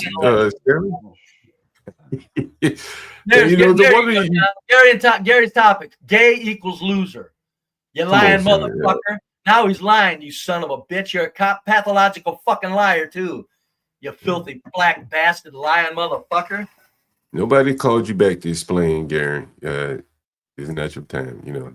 Yeah, come on, man. Yeah, again, man, you got to challenge yourself, man. You don't want people coming over doing that in your channel. But you don't want, you know, extend the same courtesy. Particularly since I'm asking, That's all I'm asking. But I want Stanley. Come on, Stanley. Come on, let's have some fun. John, I got Stanley won't come? And he won't come up. Why you think he won't come, Brave? He knows I'm going to intellectually kick his ass. He can't overtalk me on your channel. Just say your piece and we'll talk. Let's talk. Remember, Stanley, you said you're going to bring it up, something about an old white man that's more successful than me and happy because he has a family. Yeah, bring that up, Stanley. Come on, Stanley. Stanley don't know anybody like me, an old man like me in his whole life, but how somehow I'm still just a fucking loser. How do I get to be such a standout, Stanley, if I'm this fucking horrible intellectual and spiritual loser? Because you notice I didn't say material, because material, yeah, okay. But you know, Brady, that's one of the things I wanted to talk to you about is that, what's that? You said many times that, like, if those were the things you wanted, you feel like you could have gotten them. Oh, I could. Oh my God, the opportunity, John. Are you kidding me? No, really, and it's not a matter of laziness. With me, it was a matter of if you don't make a whole lot of money, why take on a whole lot of headaches? And that's what happens when you start getting up into management and shit like that. You just take on a lot more headaches than it's worth. But you could have done many other things and been successful as well, though, right? Probably without as many headaches, right? You mentioned something about being a psychologist to rich people. Oh yeah, well, I moved that because I was at a young man and I didn't take academics serious. Oh yeah, that would have been excellent if I would have taken advantage of that. I still say this as a layman, as just a person who has their own theories. Put me up against a doctor of psychiatry and see if we can't discuss matters of human interaction and see if I can't keep up with him. And that's just my own observations. Not reading a fucking book about psychiatry because I'm good at taking notes in life. Yes. Oh, yeah, that would have been a nice one. Yeah, get into psychiatry. Oh, that would have been excellent. No, but there's still, but I'm talking about in the workaday world where I landed. That's where I went, because I'd be asked to go into this and do that. I'm going, what's the money? Yeah, no, I'm good here. Because I'm making money, plenty of money for me. And I'm going, you got to understand. And when you start going into management positions and shit like that, there's a lot of stress. Stanley says you're the woulda, coulda white man. And I guess I asked you the question.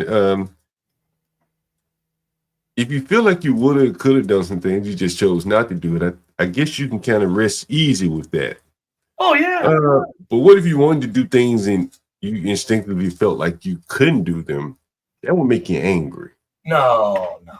You don't think so? Nah, not me, because I'm too good at facing up to what I'm about and what I'm not about. It wouldn't have made me angry. Well, but you knew you had the ability to do something. Yeah, many things, yes. Right. But what I imagine a lot of these young black men realize that they really don't have the skills and the ability, the mindset to do a whole lot. I think that's just being honest.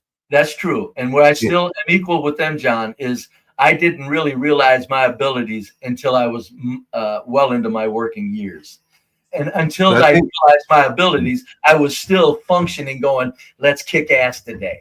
So I understand what you're saying, John, that they don't really have any real potential because they don't.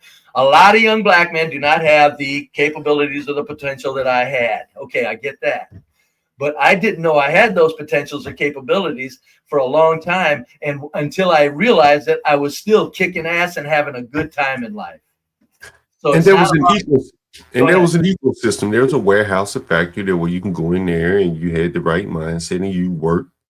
I think for a lot of these black men, there is no warehouse. There is no, not that there isn't a warehouse, but I think not a lot of people want to hire them. And how many times do you knock on someone's door, they're home, and you look in the window, you see them there, and they ain't fucking opening the door to you. That's just like your resume going out. And I bet you that a lot of them live this way. Their name is Jaquarius. They send out a resume, people throwing that shit in the trash. That's a lot of frustration, Brave. You just don't know how much frustration that must be. Oh, I can imagine it. Like I said, I'm a street level social scientist also. No, it's just a matter of they tear their own self up with their own anger and their own selfishness. And again, it has a lot to do with what you were saying earlier, John. It's all about immediate money. It's like, no, life is one long work a day. One long everyday work is what life is. Unless you want to use your brain somehow and get rich, your life is about labor. I always say, if you don't move your brain, you got to move your ass. One of the two. You got to get that ass moving and get something done. Buenas tardes, caballeros. Hey, Wicked. Goddamn. You look at these comments, Bray. Kimmy K said, Virgo said, to me, I didn't want smoke. Why is she even allowed to be? Brave. And I'm kind of going off subject here. Brooklyn Watson wants you to clean it up too, John. And that's what I'm saying. A lot of times I'm not here. A lot of times I'm trying to control shit. I'm pulling shit up on the screen. Cat fight. And then I gotta monitor the chat. I got you. But still, and that's I'm not disagreeing with anybody. But what I'm saying is if we were talking about provocative things that might bring out this kind of emotion where people want to fight each other, I guess that would be, like CT panel when they're very spirited, and they throw threats around. That's the environment. Cool. But I don't get where, it's one of those things where, blacks will engage in a little bit more aggressive behavior, even in the comments. It seems to be what I noticed. And I don't go to a lot of white panels, so maybe they do it there too. But it like some of these people are 40, 50 years old, man. You know what I'm saying? Like, it's just fucking unbelievable, man. I know it. And there's still, that's why I say, what you're over there. Now, I know, I understand, John. I don't hold it against you, but Garion's the main player. That's the only reason I got mad at you. He's not, he's not regular run of the mill. He's the main player on this channel. And I'm going, look, basically, I look at him as part of your staff. And that's why I'm saying, John, get your staff in order. Every time I come over here, I don't need to be called a fucking queer every time I come over here. Buy your staff members. Anybody else? I don't like ignorant or some of that shit. I don't care. But not the John Galt staff. This one of those things, man, we talk about like business and stuff like that. I try to talk about that, quite a bit here. And man, I tell you, man, like and I think Gary's a good guy. I think he's a nice guy. I think he's got mental problems. Yeah, he's a good kid. Why would he follow No, he's a good kid. Shut up with you for a minute. Why would he follow a man around calling a man a queer? That's a mental problem. That's a filthy accusation. I'm assuming if I call a man a queer, that means that he's a queer. And if I don't know that, I would never accuse a man of that. Well, I mean, people, young people, you know, I don't know. care. I don't care. You know, what I think, what I'm saying is that It still has to do with a mental illness. The fucking idiot is mentally ill. well, you know, I don't, you know, anybody can be mentally ill these days, so I can't that's just true. out there. But what I will say is though, Yeah, aren't we all? from a No, business, we're not all that mentally ill to go around calling people. We I don't think, you know, from a business I don't know. standpoint, you know, like from a business standpoint, you know, I've told a story about Jimmy Johnson. If you don't watch sports, you do not watch sports. This is not about sports. You have to treat the quarterback differently than you treat the person on special teams.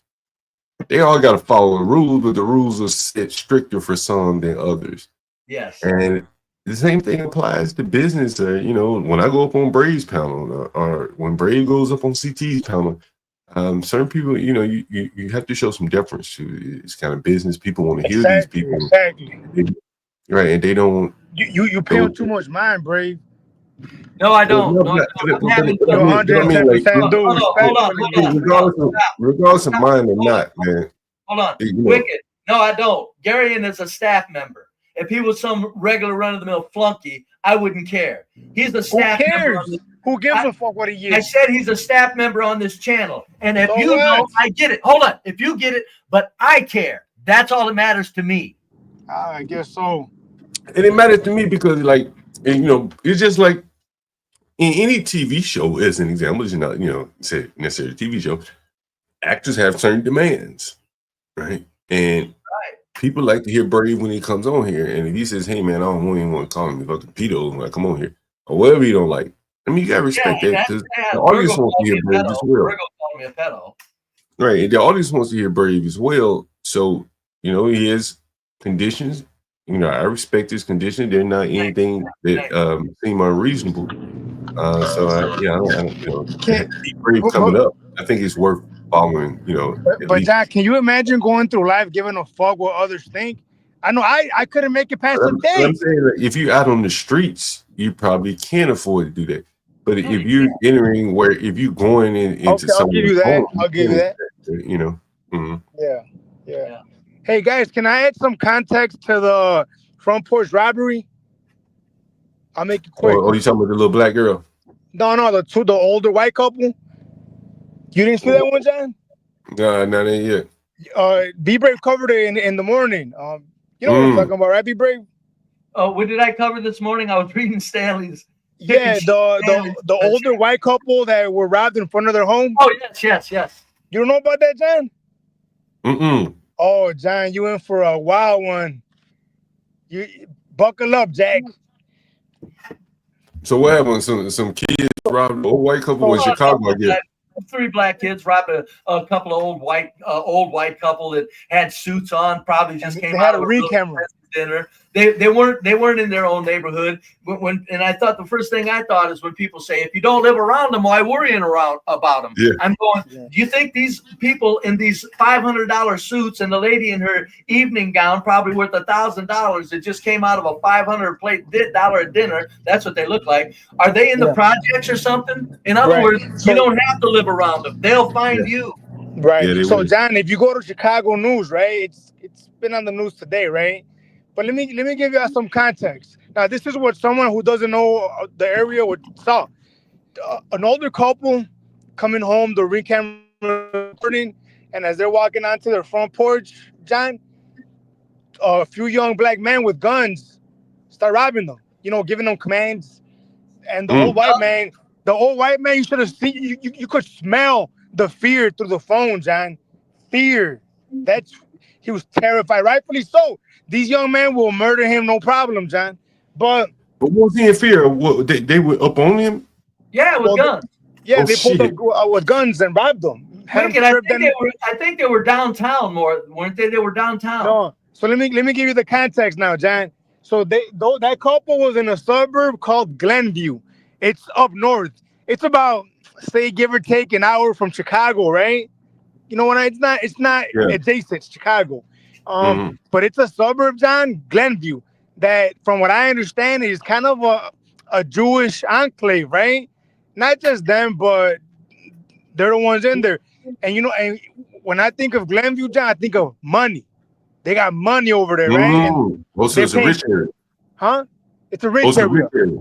It's a rich area. And you might be shocked to hear this, but there's not many Sun people there, if any. Maybe a handful of Sun people, right?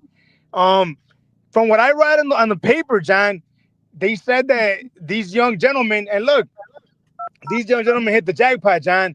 They stole in jewelry alone $6,000 in jewelry alone. $6,000 in jewelry alone, John. They probably had a nice watch on them. She probably had nice earrings and whatnot, or whatever they took from her bracelet. But in $6,000 in that alone, John. Damn, in a nice neighborhood. Oh man, look, I'm telling you right now. Look up Glenview, Illinois. Beautiful neighborhood. They probably got about 20 cops, 50, no more than 50. And those cops probably are dealing more than anything, John, with snobs. Like, they stop somebody and they gotta hear, do you know who I am?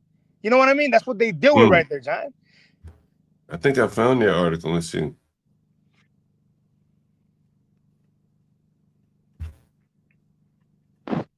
Yeah, but what did be rich that they don't live around them? Is this it right here? Looks like it right there, Jack. Oh, that might be a house. I don't know. That might be a house. Yeah, it's a house. It's a ring camera that caught it. Yeah, look at that house, though. Look at that. Look at how nice that house is. And well, why are you worried about them if you don't live around them? Doesn't look like you got to live around them anymore. It looks like they're finding people. There's like 1% some people in this suburb, John. If that, 1%. Damn. God damn, look at that house. Look at that. Man, he was right up on them niggas.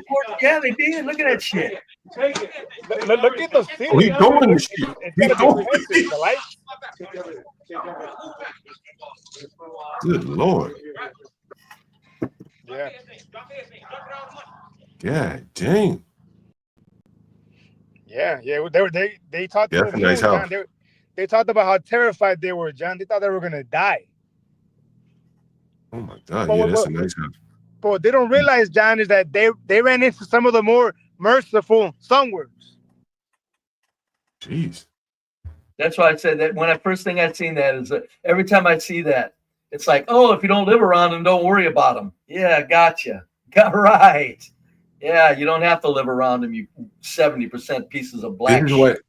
what, Brave, I see it earlier. Ring camera was damn near made for black people. Man. What's that, John? What'd you say? Ring cameras were pretty much made for black people. It solved a lot of these. It should be their worst nightmare, but they don't care. Well, I think, it is a response to, black people coming up to your door. Yeah. It allows you to talk to someone from outside your door. By and large, if you live in a nice neighborhood, your neighbors come up to your door, you open the door for them, but it's these strangers that you have to talk through a door. The shit like in that video, well, they weren't protected because they were outside. But as I say, man, like the only thing solving some of this shit is like gated communities where these people are breaking the law just by entering the community. Clearly, these people drove up to this neighborhood, and this is in a nice neighborhood. You can tell by the brickwork and the columns. Jesus I was talking to CT. I think that's like body cam. I think they had to drive 25 fucking miles. They must have followed them from downtown, John. They must have seen him downtown. Yeah, you're probably right. Seen him out on the day. You're probably right. Got a glimpse of like his watch or something, and the car he's driving. They had to have followed him home. How they knew to hit them and get $6,000 worth of jewelry? Yeah. How they know that? Yeah, Brave. Yeah, we had a robbery here where a white man went to the casino, not far from here, behind my house, and them blacks followed him like 45 miles. And they do this shit in Baltimore, where Ryan's from. MGM, yeah. Well, also Horseshoe, yeah. Houston, they were notorious in Houston for doing that. They'll follow you. 45 miles is nothing to follow you, to rob you if they see you win some money or something like that. Yeah, that's fucking crazy. Coming from the mall in Houston, they were like, it became an issue in Houston, John, when you would be at the mall and they will follow you home, bro. Think about that. I seen a newscast, Wicked, on Ox Channel that the newscast, the city was a big city. They gave public service announcement. It was called follow home warnings. In Houston. That was in Houston. Yeah, kids following people home to their goddamn houses. Think about that, John. I keep hearing the news put out the warning. Yeah, I keep hearing, John, about how great Texas, X, Y, and Z. We don't play in Texas. I can't tell. Well, they get punished probably pretty easily. Man, John, those song words were making themselves at home, bro. They was having their way in Houston. What kills me about this white couple when they were being interviewed, not one of them said anything about they were black because they couldn't. That's what. Does anyone remember this killing right here? Anyone remember this? But first, tearful testimony from a young wife who watched as her husband was murdered. And I saw Justin laying there in a pool of blood. Today, for the first time, she's talking about the deadly carjacking That's a Range Rover right there. at a New Jersey shopping mall. Man. Good evening. Horrendous. I'm Tyler. Carjacking and murder at the Short Hills Mall in New Jersey changed Jamie Friedland's life forever.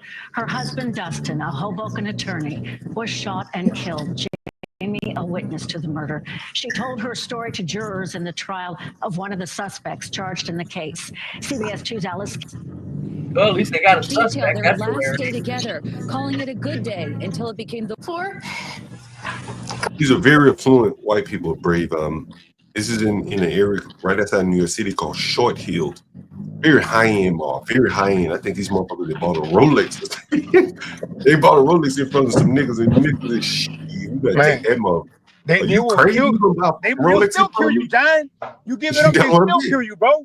She bitch bought a Rolex. These niggas bought a Rolex from these niggas. Shit, you better get that shit mailed. Covered in his blood, and he was covered in his blood. And I held my hand to his head, and I was screaming. I was screaming, "Stay with me, stay with me." Jamie Friedland, the wife of 30-year-old Dustin Friedland, described through shaky voice and tears the night she and her husband had finished some holiday shopping at the Short Hills Mall. It was Sunday night, December 15th, 2013. The couple had just returned to their Range Rover in the mall's parking garage. She got in the SUV, and as Dustin went around the back, I saw the struggle. I saw the taller man who was behind the driver's side door. Taller man, Brave. It was not an umbrito. He said he was taller. He said he was taller. Yo, He John, was taller. I'm gonna dip out, but let me say this real quick, man. Us talking about this, us looking at this, that's the abhorrent part. You know, that's the part that makes some people clutch their pearls, John. Right? Not the actual act, right? And then when they see this shit going on, John, if they see one fucking white boy doing it, well, everybody commits crime. Stop it already, man. Something needs to be done, man. Look, John, I'm not advocating for them to be hung even. All I'm advocating for, and I've always have, John, is to follow the law to the letter. If they commit a felony, incarcerate them for a couple of years. Like the letter Well, I think they gave him prison. Fox bullshit, bro. They gave him prison time, so clearly that wasn't a deterrent. I think one got life in prison. It's not. At least one got life. John, if we look at these two songbirds, right, or the songbirds that killed this guy, they probably should have been sitting down. Let's be honest, man. Yeah, The well, that's liberals, true what they too. do is wait for these. Look, man, John, you gotta understand, bro. These son words are damn near begging to be incarcerated. It's like they're yelling out, "Help me! I can't help me before I kill somebody." John, No, that ain't I'm sick and tired, John, of hearing these clowns ignoring this shit, bro. Like, man, John, look, it's not all of them, but it's always them, bro. You know that is true, and I think people are definitely noticing they can't look away from these things, unfortunately. And as I said, man, like, the blacks need to solve the problem themselves as opposed to waiting on someone else to come and solve the problem. If it can be solved, and maybe someone else needs to solve it for them. But let me see if I can find this clip for you. Right quick, hey, Brooklyn Watson, Stanley said he would let me up there, but he won't let me talk. Why would I go up there? I mean, come on, Brooklyn. Come on, Stanley. What do you think? I'm stupid? Jeez. Hell, John's the star of the channel, and John can't even talk when he goes over there. Come on. Jeez. That's amazing. Come on up, chicken shit, and do what? Get cut off? I'll be there. Right here, Stanley. I'm over here right now. You're up, you're live, you're writing. Come on, Stanley. I'd say that the audience would get a kick out of it, Stanley. I think they would. Come on up, Stanley. He won't. He's chicken shit. Why you think he won't come up, Brave? Because he's a chicken shit. He's a coward, intellectual coward. You think he just want to be able to talk over you on his panel, but not? If that's the rule, he can't face me. If he can't talk over me, he can't face me. He knows that. I have a question, John. I have a question. What's up? So, like with this mall where this occurred, yeah, and much like I proposed at MGM, they had a lot of just riffraff in there, just doing nothing, right, but hanging around. What if they have admission charges for a mall or for, certain events to prevent people from acting like assholes and committing crimes like that? You see what I'm saying? Like an admission charge. It's pretty smart, isn't it? Well, I think the affluent people aren't going to pay to go into the mall, so then you end up with ghetto people and shit. Yeah, but hold on. No, I think the affluent people would pay an admission charge. Hell, they're paying an admission charge by living in the affluent area. Short Hills is not a poor area. Exactly. So if they just charge, they got to pay to go to the mall, that they paid to live there around. Right? Well, you can pay to go to the mall, and then you get a credit. Like you can get a credit. Do you see what he's saying, Brady? What's he saying? He's saying basically add some more overhead. Yes, I need to overtalk stupidity. I have standards. Well, I mean, I'll pay more for safety. Won't you pay more for safety? I just won't go. Fuck that. I ain't paying to get in no fucking mall to then go buy something. I just won't go. I go somewhere else. Well, I don't need to.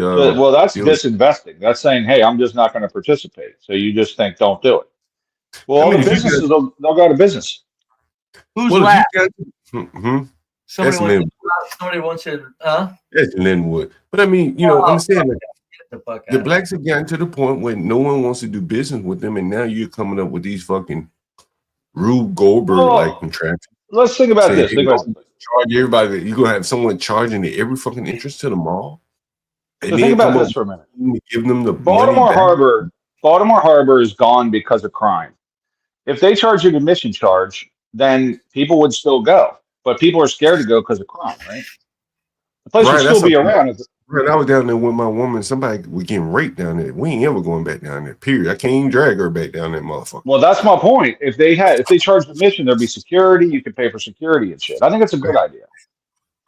Because a lot of these hoodlums ain't going to go. They ain't going to pay $10 to get in. They won't pay it.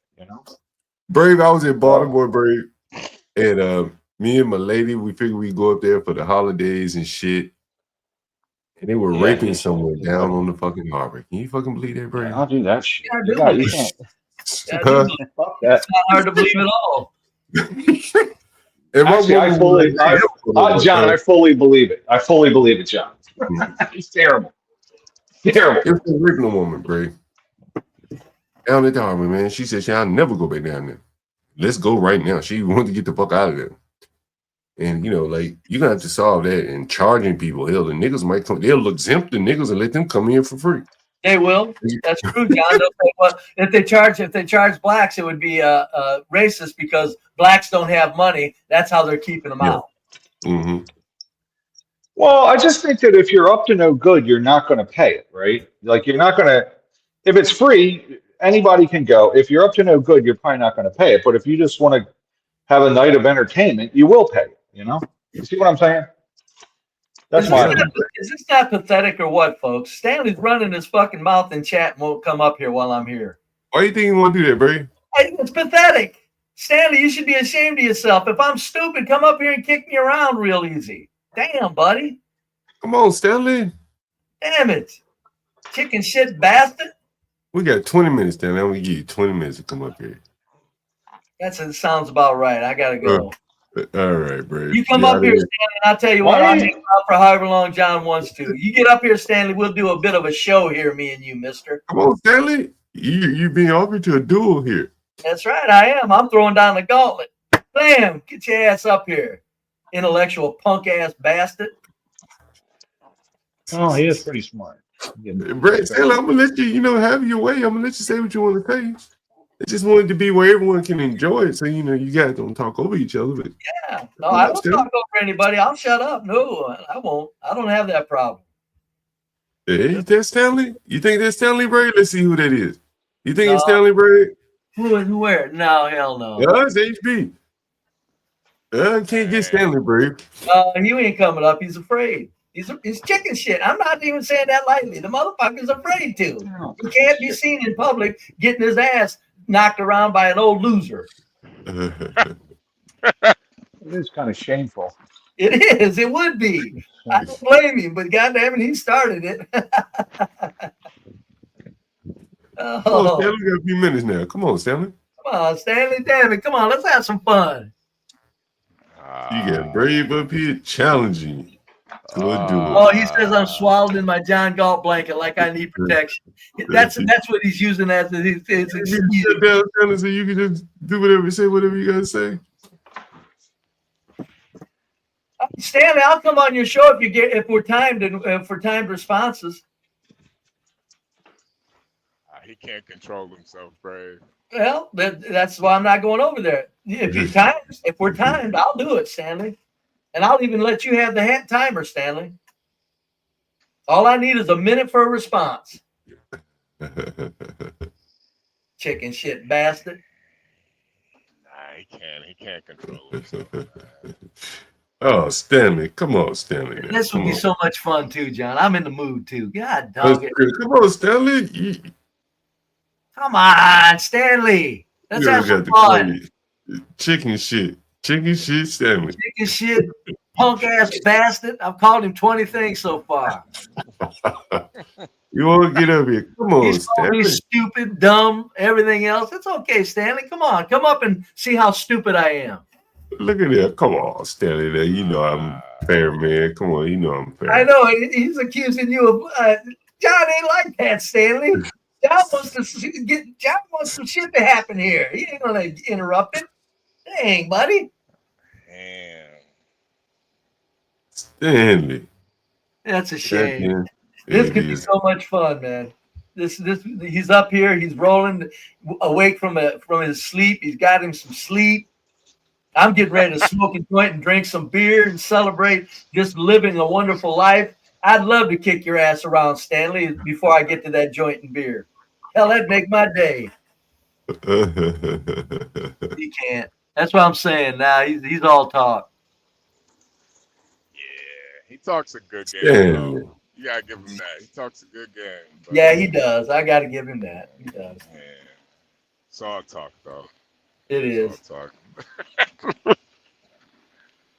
I would love to hear Stanley's opinion on that little black girl going up to his door. Nah, they don't want to talk about that, John. They don't want to talk about that. Little tiny little girl calling somebody a punk ass bitch while she's selling Girl Scout cookies. And you think blacks ain't got a problem with their culture? Woohoo! Oh, my good God. Yeah. That was brutal. That was brutal to watch, John. Honestly. That was. Reading about her mother was worse, though, bro. Yeah. I mean, it made sense, though. But man. CT, how much you going to get out of your painting for a black man's kryptonite? HB. But Brave, I was kind of surprised that you're a fan of fine art. Oh no, I can spot talent when it's not that I'm a fan of art. I can just spot talent when I see it. Well, I have that was unless that wasn't paid by numbers, correct? And I'm just kidding. No, I actually have another one. I have another one I wanted to show you. Yeah, I seen it. The Crown Act. Oh no, yeah, I got that one. I got another one. This is called the Divester. This is the Divester. I had to change the name. Yeah, I'd love to see it. This is the Divester right here. Look at that. Oh, she's got a bunch of whiteys around her. She ain't playing. She's saying, You know what, though, HB, I'll tell you what, though. That black man's kryptonite. Yeah. That's a beautiful painting. It looks like he's just like kind of a working man too. Nothing fancy. Yeah. You know, I wanted the more kind of sharecropper aesthetic. Yep, you captured it, dude. This is dead on the money. That man right there is in such heaven that woman could fuck him up anytime she wanted. He could ruin his whole world in a minute. Look at him looking at her. Look at her looking at him. Right now, I think she loves him. Till she turns. Till she turns on him. Then he's in trouble. I love that painting, HB. How much you think you'll get out of that? Anything? I'm still working on it. It's I'm still working on like the website and stuff. So, you know, I'm not gonna charge anything egregious, but right, yeah, but that would be for a black man that's got a white woman. That would be an excellent painting to own. Yeah. You know, just to let his white woman know he's aware of shit. You ain't tricking me. You know, I'm not gonna lie. Stanley definitely inspired me with this painting. You know, I definitely, you know, his story, his plight, kind of inspired me. I feel like there's a lot of black men that this could speak to. A lot of white women. You're so correct, HB. You're so correct. Yeah. I get a kick out of it looking at it.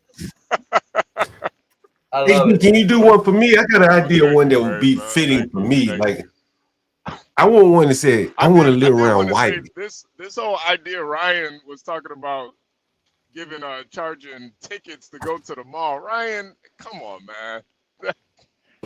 Come on, Ryan. Are you serious? You're gonna charge people a fee to go to the mall? Yeah, I'm just. Can you do one for me? You can pay for security and stuff that way. I don't see an issue with it. They already have security. The mall is. Come on, Ryan. I mean, if you do that, where does it stop? Where does it stop, Ryan? You're gonna charge people to go everywhere. I mean, you get charged for everything anyway. I mean, I think that ultimately you could have less law enforcement eventually. It would just be, you're just economically, that's kind of where I'm at with it, you know? You know what I'm saying? That's just serious. I mean, an MGM I know would fucking work because there's a lot of people there bullshitting around. They're not gambling. I mean, it's basically half of Southeast DC where John lives. John knows what I'm talking about. So all the fucking people that live up there are there with no money, hanging out and just bullshitting.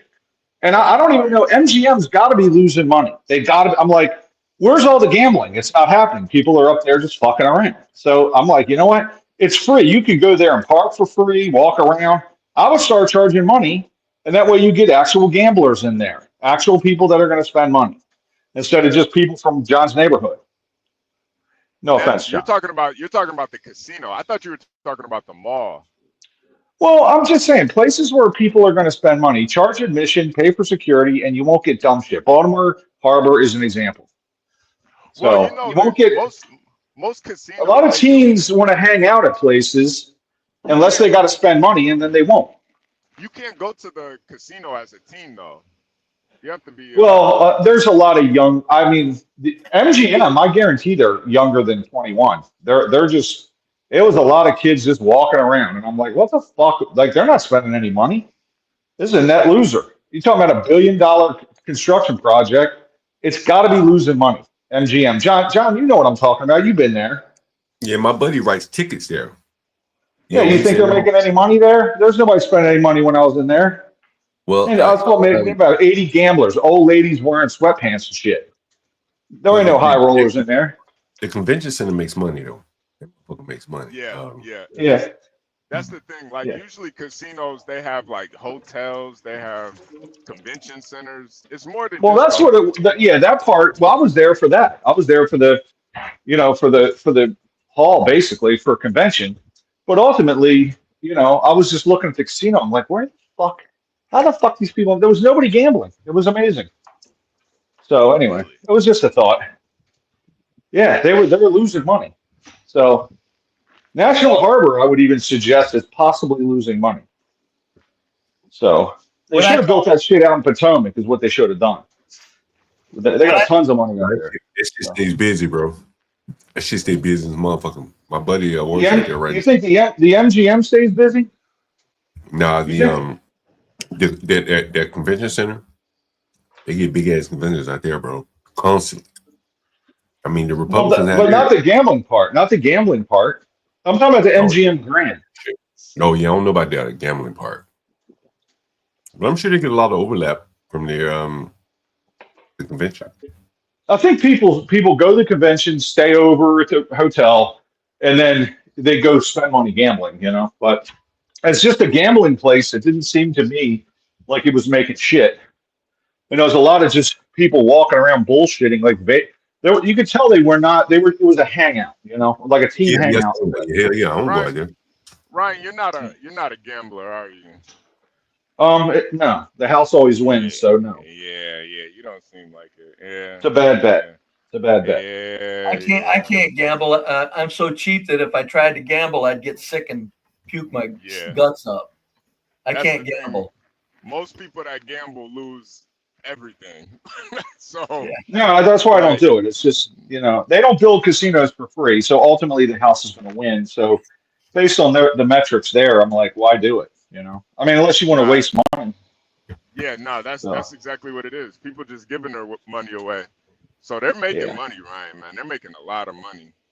These casinos. Well, I just wonder if that particular one is just because it's, you know, I'm just like, but I was there. I'm like, just charge admission. They don't even charge for fucking parking. I'm like, really? Charge for parking? Fuck it. You know? That should let People- you know. That should let you know, though, in a metro area like that, they don't even charge for parking. Yeah, they're making a lot of money, man. Yeah, man. and You'd be amazed probably how many bus drivers nigga making $130,000 a year go out there and gamble their Well, whole fucking check. Well, in DC, they charge for parking everywhere, but MGM they didn't, and I'm like, what the hell? It was strange. A half hour of parking in DC on K Street is $30. It's $30. It's fucking crazy. So, you know, I was shocked they weren't charged for parking. Honestly, Yeah, I they pulled give in. us- I'm like, well, where do you pay? Unless So- you're making money somewhere. They're making Yeah, that much money, Ryan. They're making that much money. I knew. Well, a I guy think that the worked at a- convention. Go ahead. Sorry. No, I knew a guy that was worked security at a casino, and he told me the worst thing that he ever saw was somebody gamble away the deed to their house, man. Yeah, it's addictive. I mean, people Yeah, do they it. say, you can make, they say you can get out like so much money out of your bank accounts and credit. I don't gamble, but off of your credit cards and shit. Like, you know, someone was suggesting there should be a limit to how much you can get out of your bank You account. think? Nah, they don't. They don't want you to have a limit. They want you to spend it all. I'm so cheap I can actually walk in and like spend $50 and walk out. But then I could do a line of cocaine and go home and go to bed too. So I have control. Well, I'll tell you what. I went gambling. I went to Vegas last year, and me and my wife both put $20 in the slot machine. I won $84. I cashed out, and then we just went and ate dinner and left. So Yeah, that's happiness. That's good. That's good. yeah. Oh, winner. Okay, good. $84. Like, what the hell? Who cares, right? So. Most people can't do that. But I'm just saying, like an admission charge to deter, like, you know, kids with nothing to do. They would say it's discrimination against blacks because the blacks can't afford it, and they'd set the admission up purposely to keep blacks out. It would be a discrimination against teens doing stupid shit. Teens doing dumb shit. No, I agree, but it won't work because it would be discriminatory against poor black kids. Come on, man. Take a step. Speaking of, hey, you know, I've been finding these stories. Ever since I listen, moved when to I the was a kid, Northeast, John, one of the most interesting. John, when I was a kid, shit. Go ahead. Can you hear me? Sorry. Hey, can you hear me though? Can you hear me? Is my No, mic- John, what? No, I'm just wondering. John, let me just say this, John. John, let me say this real quick. So let me say this. When I was a kid, we wanted to go to the mall. Okay, there was nothing to do, and so you beg your mom. You know, she drives you fucking 40 minutes to the damn mall, and then you'd walk around the mall and do nothing. Right? Well, they got rid of that shit. They were like, you know what? No. So I mean, they basically Why told. did you get rid of that? That used to the malls used to be a place to go to really enjoy yourself. What happened, Ryan? Well, I was a Was it teenager. doggone Oh. kids, or was it those black kids? I don't know. I don't know how to answer that. We'll take a look at this right here. I don't blame you, right? Don't do it. Well, take a look at this break. Take a look at this, guys. Ever since I moved to the Northeast, it's been 20-something years now. One of the things I found most interesting, you hear people calling me, is that everyone is trying to squeeze into what they call affordable, safe neighborhoods. There's plenty of cheap, affordable areas. You hear it all the time. People call me here saying, hey, I don't want to live in Southeast. It's cheaper, but they don't want to live in Southeast. And with the population bomb, immigration, all that, the ghettos aren't even getting are getting to be the prices of, moderate housing in nicer neighborhoods. So the city is coming up with all these kind of harebrained schemes, and New York City can do this better than anyone. And I want you to take a look at this to try to get people in nice neighborhoods, safe neighborhoods. The city comes up with all these harebrained schemes, and here's one. And they've done this for years in New York City. New York City offers affordable housing lottery, and they're offering 1-bedroom apartments under $1,000. Nigga, that's free, basically. In New York, nigga, that's free. You understand? And so, and a housing lottery in New York City is offering 1-bedroom apartments for under $1,000. Under $1,000. It's cheaper than DC. The affordable housing is in Gowanus, Brooklyn. I think it's near like some redeveloping waterfront there. Welcome to 129 3rd Street, where every detail is meticulously crafted to redefine your notion of luxury living. Enjoy a full range amenity package, including a gym, co-working space, rooftop terrace, recreation room, and outdoor space for just $75 additional per month. So you have to pay for that. And so this is just one of the other schemes. The building has 8 1-bedroom apartments available for $933 a month. They only have 8 though. A single person making between $37,000 and $43,000 will qualify. A couple making between $37,000 and $49,000 will qualify. A household of 3 would need to be making between $37,000 and $55,000. There are also 5 2-bedroom apartments for $1,100 a month. That's very cheap still. It's $500 a person. A couple would need to be making $45,000 to $49,000. A household of 3, $45,000 to $55,000. A household of 4 between $45,000 and $62,000. Again, this is 1-bedrooms, and what did I say? Efficiencies. There's 8 1-bedrooms, 5 2-bedrooms, and there probably are no 3-bedrooms. Yeah. The rent prices of the other apartments vary. People with higher incomes will qualify for the apartments with higher rent. So does anyone see what they're doing here? What will be the consequence of doing this? Well, I can think of one real fast. Uh-huh. Yeah, some 70% black, some 70% are from the black race wins. That's not good. Well, actually, Brave, you remember the homeless man that I showed you, Brave, that lived downtown, right? The homeless man, he won't buy these $75 amenities, but he'll live in his apartment quiet, 1-bedroom, as he lives in the apartment here. Yeah. Right? And so what the city will do is they will pick the winners of this lottery that are most suitable for this building. This is a luxury building. Now, hold on, John. If somebody wins a lottery, they don't get to. What are you talking about? They can't sit there and pick and choose if somebody's playing a lottery. If they win, they win. Well, I pick who win. Get it? Yeah, but okay, hold on. Why would you want to move in there then? Like, I wouldn't want to pay full price if somebody was moving in for half price. It would actually piss me off. It would piss me off.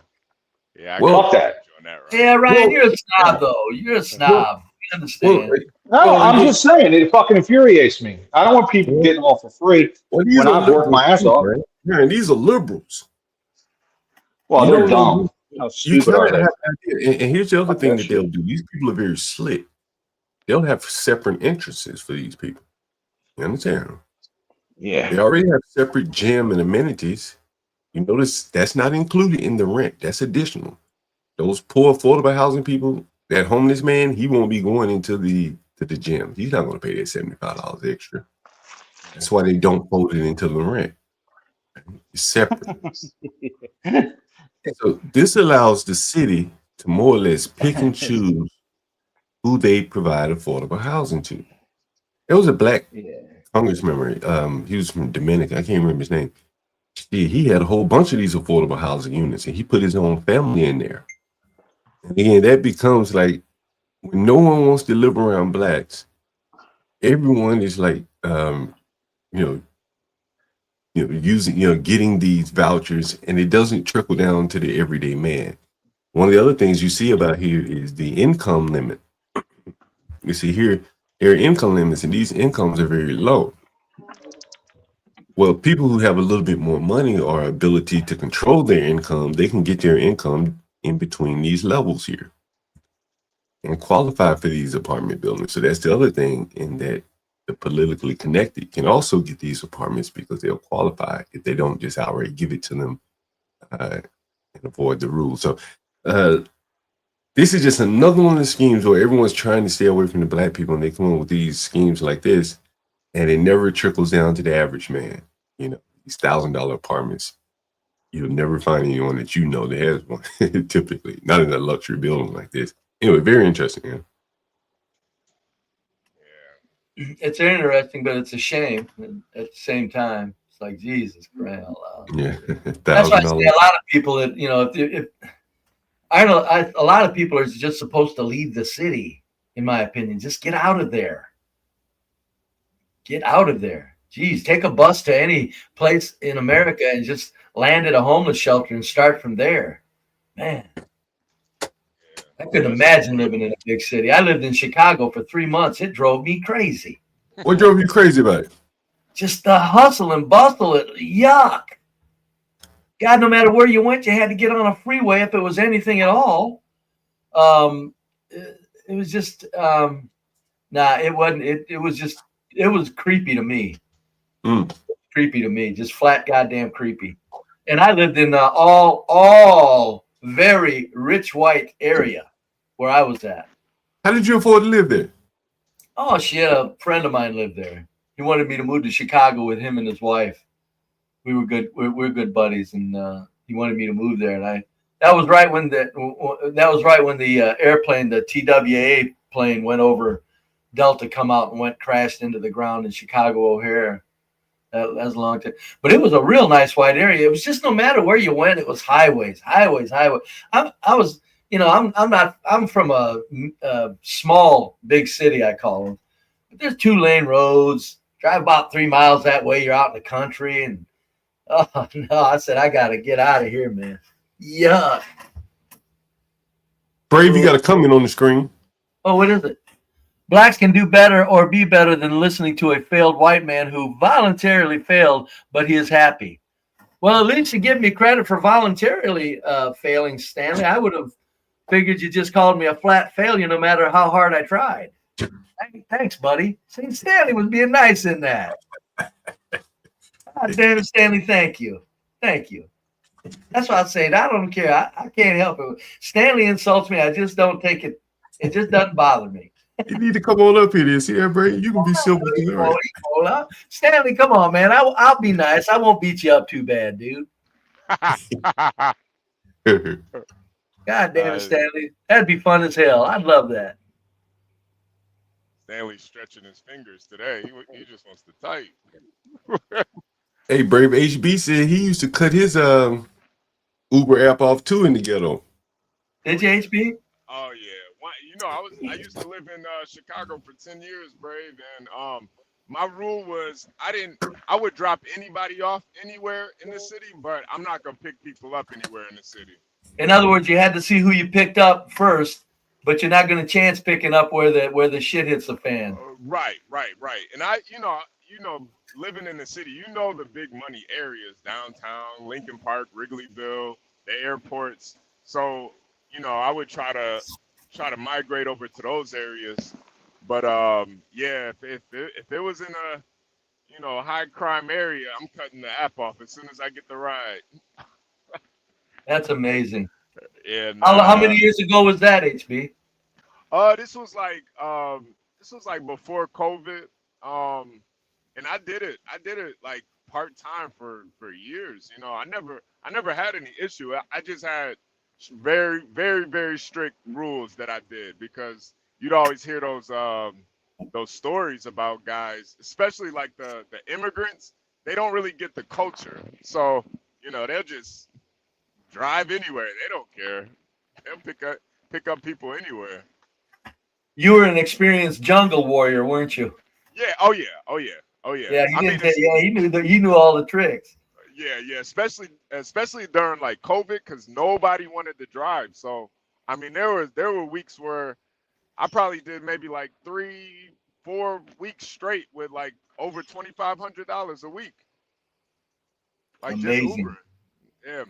Well, how many? What was the gas mileage you were getting on your car that you were driving? About 25, 30 per gallon, or what? Oh, it was a little bit more than that. I had a hybrid, so it was more than that. Yeah, I don't know. That's another thing too. I don't know how you do Uber without being in a hybrid, honestly. Like, you're really just wasting money at that point. That's amazing. I couldn't even imagine doing it. I couldn't even imagine doing that work. I really couldn't. Yeah. You definitely got to be a people person to do it, but you know. I'm a people person. I really am. But my problem is I don't like the people. I'm a person. I just don't like most people. I think most people are kind of pathetic. They really are. It's like that. Yeah. It's kind of sad. It does burn you out after a while. Yeah. Like, just hearing the sob stories and stuff, and on top of that, again, it's like we're living in the place in the history of our species. We're living in the location, so we got the best in all of history, and we're in the location of all the best all of history. It's like, how can anybody be too screwed up in the head living here? I don't get it. It's just too damn easy. It's just too nice of a place. And then as an Uber driver, you'd see all kinds of people just completely wrapped up in self-pity. Oh. Yeah. I'd be an asshole. I'd have a 38 revolver I'd loan to him here. Oh, yeah. No, I kept one right under my seat. No, I'm talking about I'd loan it to the person wrapped up in self-pity and say, here, use this. Jesus, use this, buddy. God damn. No, I always kept a pistol with me though, just in case. But you know, that actually helped me stay as polite as possible, because I knew I had it under my seat. So, but yeah. And did you practice? Did you practice grabbing it real well too, so you knew just how to grab it out from under there? Oh yeah. And people don't. A lot of people don't think about that. You got to practice grabbing that goddamn gun too. My Stanley gave me a new name. Talk big but fail. He's an engine name. What do you call you? Talk big but fail. Oh shit, man. I mean, he's your arch nemesis here, bro. What? Who's that? He's your arch nemesis here. You know, this big of a hater on CT channel. What's that, John? So you don't have this big of a hater anywhere across the internet, do you? On CT's channel, I could probably find a couple of them, but they're not as intelligent as Stanley. That's why I appreciate Stanley. Stanley's a pro-black, well, he's not anti-white. I can't say that about Stanley. Stanley's a pro-black with a lot of intelligence. I like that. That's why to me it's like, I always say, if I'm going to knock somebody out, I need it to be a fair fight, or I don't feel right. When I knock Stanley out, I know I'm knocking a real contender out there. Bam. Come on, Stanley. He won't. I got to get going. Doggone it, Stanley. Daggone it. Doggone you, Stanley. I think Stanley's Be Brave's biggest supporter, man. I think he's his biggest supporter. You guys, I'm serious. I'm having a lot of fun with Stanley, but I'm not driving him crazy, am I? That ship has sailed years ago. Stanley, Oh, he's been crazy. Yeah, that shit is sick, Yeah. man. You may be a little bit further off. I like to think of Stanley as having as much fun as me. I don't like to think of me bugging somebody too much. Nah. He's having a good time, ain't he? I think you bug him, Brave. I think you really bug him. Well, I don't want to bug him too much, though. God damn, you know. I mean, if somebody really, told me, look, would you please stop saying stuff? I would. If Stanley ever asked me to shut up, I really would. I would. Yeah. Because I know I get kind of, I play rough. So if Stanley ever said, would you please leave me the hell alone? I'd say, yes, sir, Stanley, I will. So Stanley, anytime. Matter of fact, Go Greg, ahead, I wanted to ask you. So you know who Dylan Roof is, right? Yes. Okay, so Stanley said that John Galt is worse than Dylan Roof because he basically gives you a platform to talk.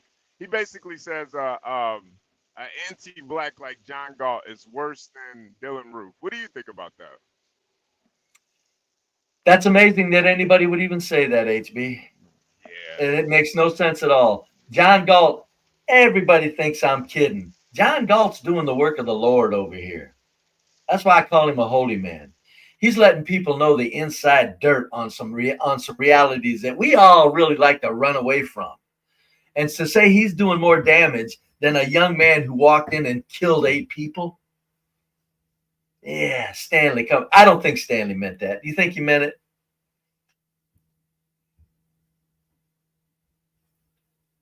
Ain't hearing anybody. Am I even on? Yeah, I think so. No, I think you might be on some break. That's I think you overestimate. So sad about it. I think he means it. We're cutting in and out. No, I think he means it, Brave. You don't think so?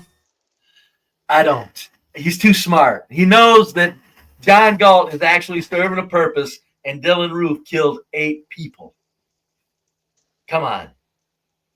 Come on. You see what he wrote? You see what he wrote on the stream? Yeah, he says he means it. I don't care, Stanley. I'm gonna give you credit for being smarter than that. I'm sorry, buddy. Don't mind me sometimes, Stanley, if I don't take you serious, buddy. A very, very sick man. Very sick to make that comparison. To say something like that, it's like, come on. And it's not even as if, like, now, wait a minute. Let's say John's doing some stuff that's not good. Okay, so you're comparing him to a guy that kills 8 other humans. But John is really doing a lot of very valuable. When John's on, he's doing a lot of valuable good for the society in general. I don't care how many people don't know him or do know of him. The point is that John is doing what, like, well, if there was a Christ, Christ would be very proud of him. If Christ comes down, he said, John, you spoke the truth that needed to be spoken. And you're going to compare that with somebody who would kill 8 other humans, Stanley? Nah, you don't mean it. Stanley don't mean it. I endorse that statement. Now, explain why, HB2N. Stanley's writing in all caps. Oh, shit. Man, don't laugh. But he won't come up. I guess he's rather tight today. I know. That's a shame. Stanley, for the record, buddy, I got to admit. Go ahead, HB. No, he explained it pretty much. He's a psychopath. That's what he explained. To make that comparison. And Brave, it was 9 people he killed. Dylan Roof killed 9 people. Yeah, 9. He kills 9 human beings. Yeah. And he's black. They were all black. Old black people killed 9 church going black. Yeah, in a church. And in a church. In a church at that, right? Yeah, in a church. Like not at the mall, not at a football game, but at a church, man. And yeah, he explained it. Nah, I don't care. He doesn't mean it. I'm a street level psychiatrist. I know when people are fucking really sick and when they're just wanting to fake being sick. Yeah. Stanley ain't that sick. Come on. John Galt does what he does and provides the value he provides, and he's going to compare that with a person that killed 9 people. Stanley, I get a kick out of Stanley. Stanley is a lot of fun. I have a lot of fun with Stanley, but he ain't that stupid. He ain't that stupid. You can't sell me on it, Stanley. You ain't ever gonna make me think you mean that. You know Brave, better. You really think he does? You know, I will say this, Brave. You said that you think he's Yeah. You said that you think Stanley is embarrassed by the black community or something to that effect. You said you think that's true. Yes, yes. Top to bottom. Stanley's so embarrassed by blacks he can't even look at them. And the reason he defends them like he does is because he can't imagine that he's a part of a race of people in this country that are literally tearing the country to pieces, the country that he served. They're tearing it to pieces in the inner cities. Stanley has a lot of denial going on because it's a protection mechanism. Yeah. I guarantee so that would make him kind of pro-black, then, right? Do you think he's like pro-black? Oh yeah, Stanley's pro-black. 70%. Right? He would say he's not pro-black. No, Stanley's pro-black. Yeah, I hate to break it to him. If he's going to say something silly like a man like you is doing something worse than a man who kills another 9 human beings, he's kind of sticking up for Blackie on that one. Do you think he was happier? How do you think he felt about his son having an Asian daughter? Oh, he was very happy. He was very happy, and it wouldn't have been Asian, just anything but a black woman. Anything but a black woman, because Stanley's first story would be black women that are slim and trim, because I'm sure his son would get a good-looking black woman. Anything? Sorry, Stan. Just any man would worry about their son bringing home a black woman, because so many times, even if they come off at first, they turn out to be crazy. In other words, it's just really hard to find a black woman that's really stable through and through. And I would never blame a father. How about this woman right here, Bray? Bray, how about this woman right here? How about this woman? You think Stanley would have been happy with her?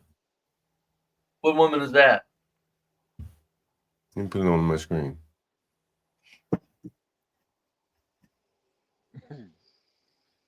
Let me put it on the screen. Oh, wait. This Don't is her, play the right? music, John. Don't play the music. Look at her, Bray. Yeah, see, that's what happened. Black women, it's just like there's so few and far between.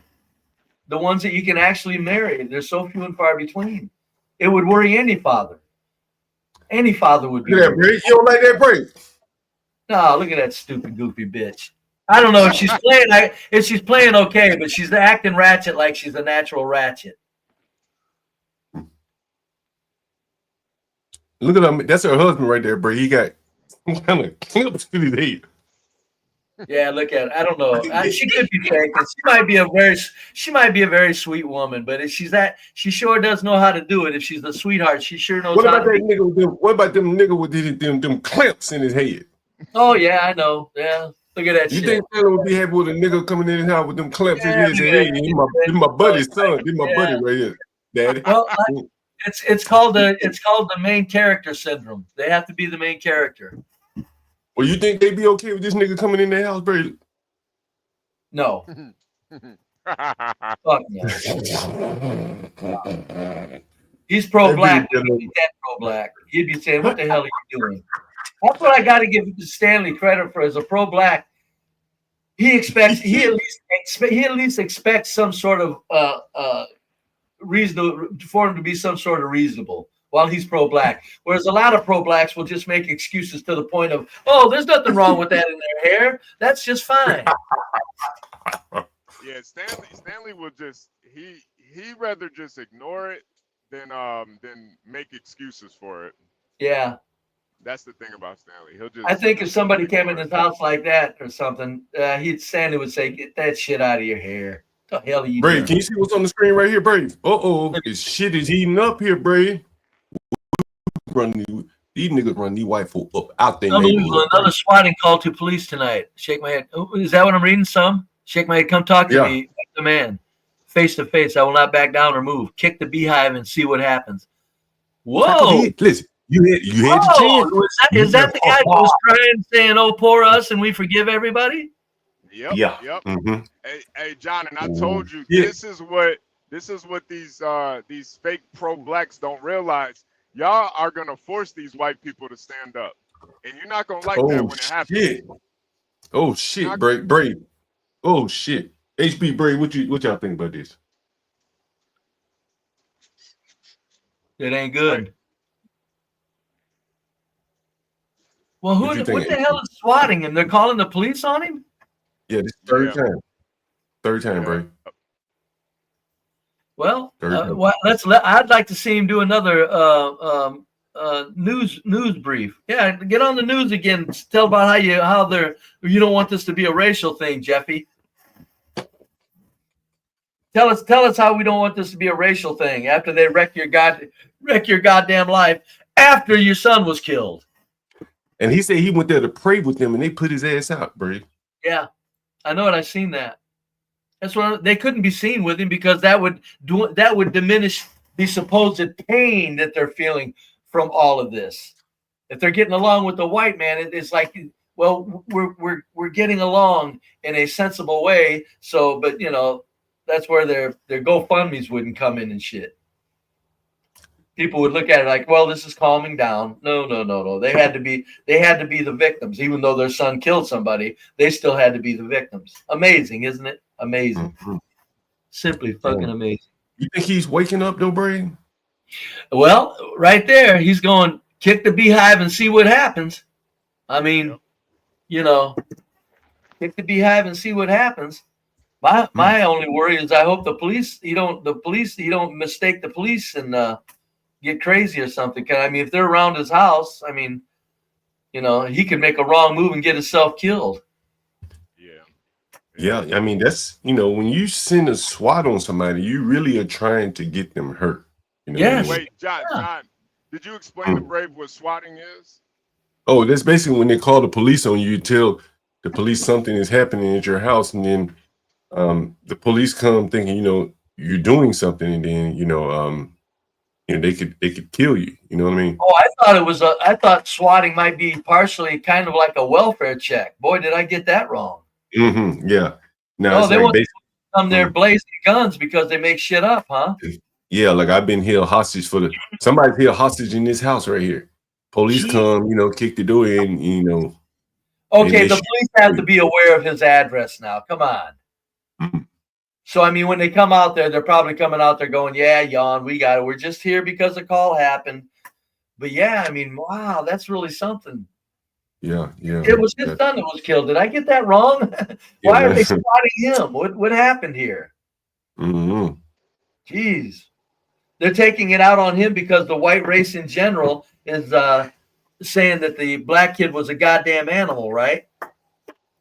Yeah, basically. Yeah. More to something to that point. Mm-hmm.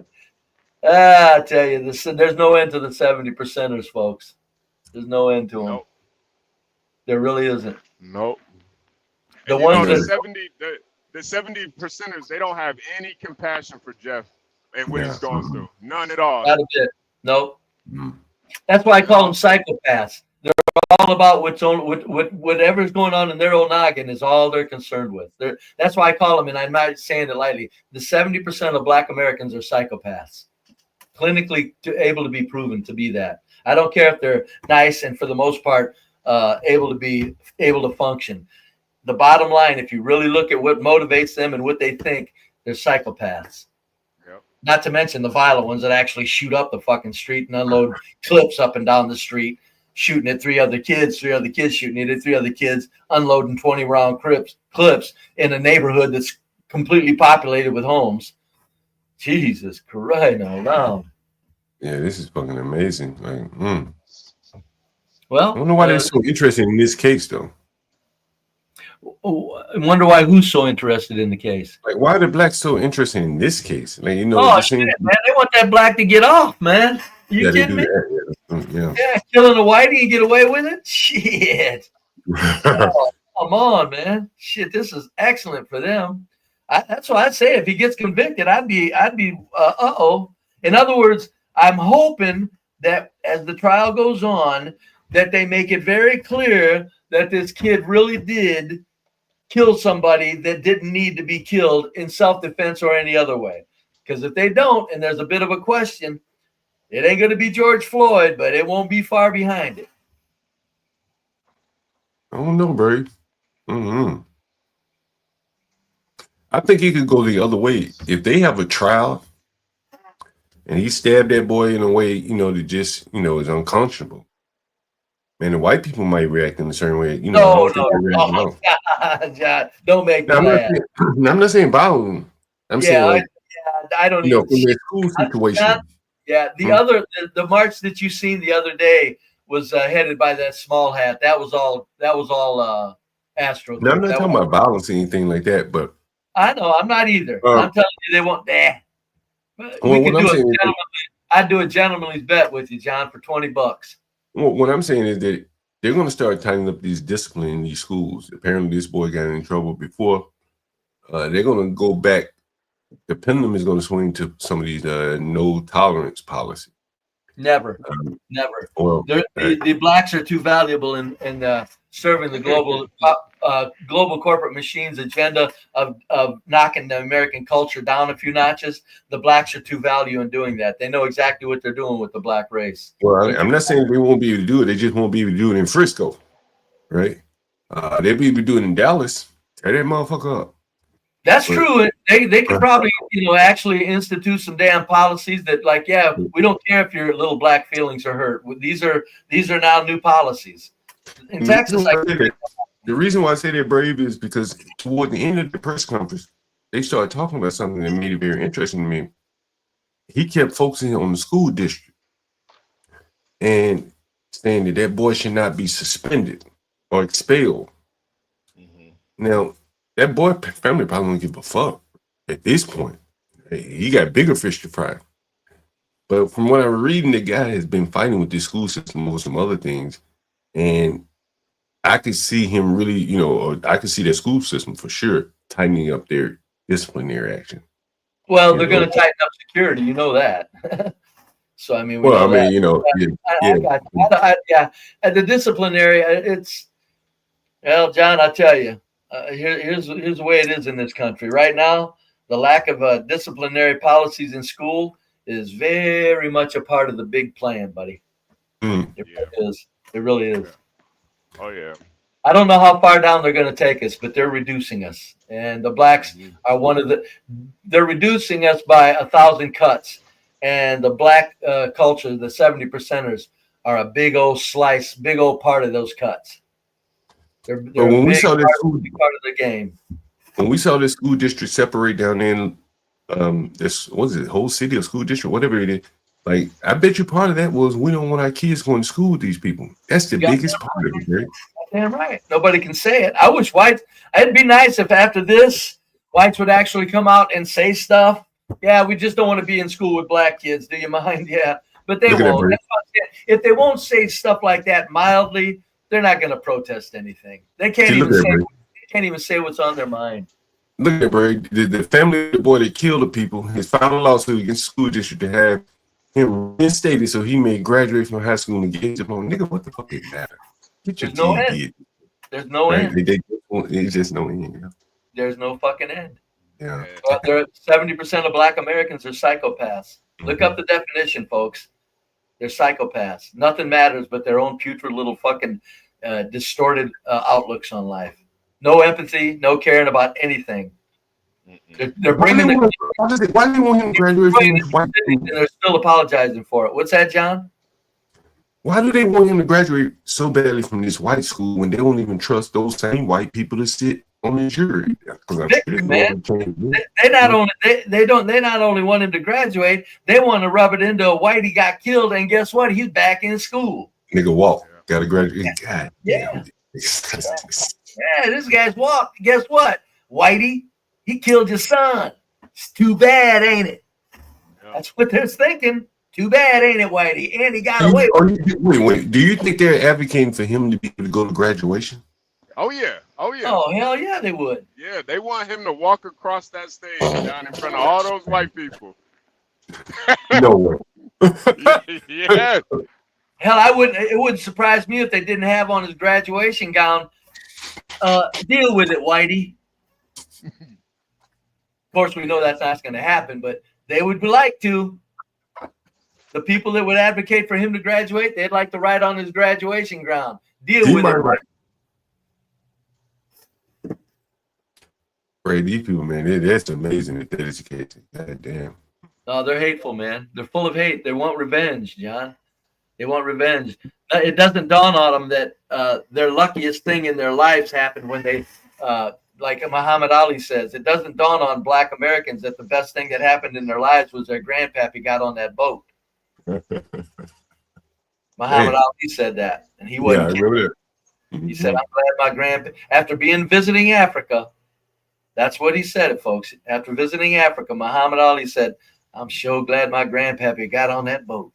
That was a Rumble in the Jungle, I think, when he said it. Was that Rumble in the Jungle where he said that? Yeah, I'm not sure. Yeah, because is that where it was at in Africa? I think so, yeah. Yeah, no, he said it. He wasn't kidding. He didn't back off, and he didn't apologize. He said quite a few things. That's how I think you played that on your stream the other day, right, Brady? I played it. No, I didn't. I thought I was going to. I played a couple of things from Muhammad Ali. Okay, yeah. I played something from him too. Oh, Brady, I knew you about to get out of here. I got to make a phone call the pretender. You can hang on if you want. I'm about to see if somebody need a place to live. No, I'm just Stanley doggone it. We could have had a lot of damn fun, and everybody could have got a good kick out of it. We could have made a lot of people's day today. Me and you up here going around and around. You're selfish, Stanley. You could have given a lot of people some damn good fun times for a day. Hey, Brave, I want you to check the back chat. Here, I'm gonna put this link in the back chat because I definitely check that link out in the back chat. I want you to review that because I think this will kind of connect a lot of the dots for you. Could you send it to my email so I don't blow something by trying to send this?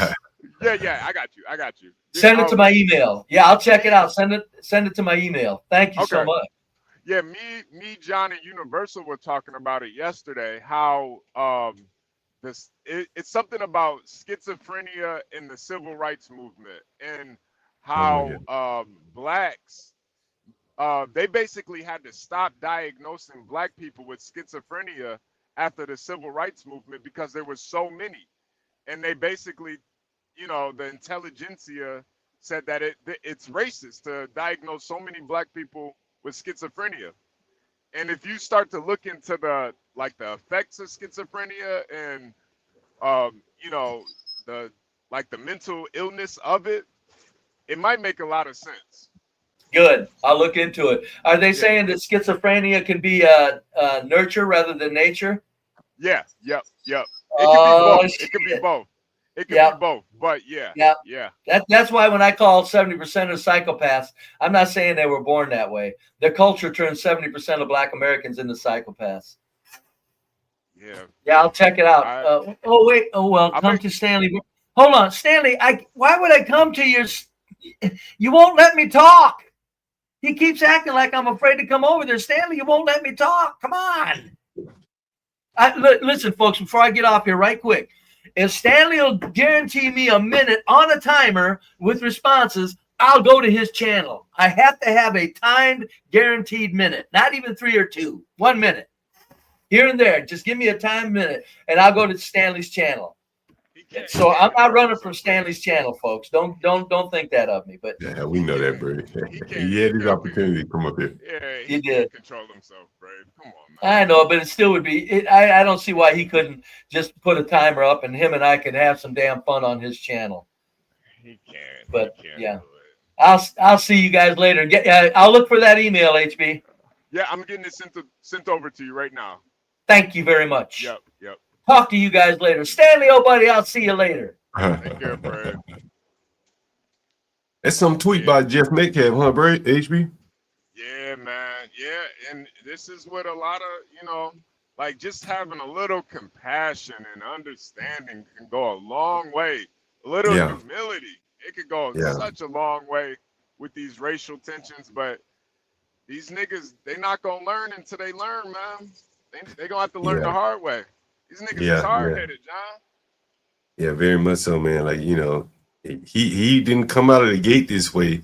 I think they turned him. They made him this way. You know what I mean? That's very unfortunate. You know, going the other way.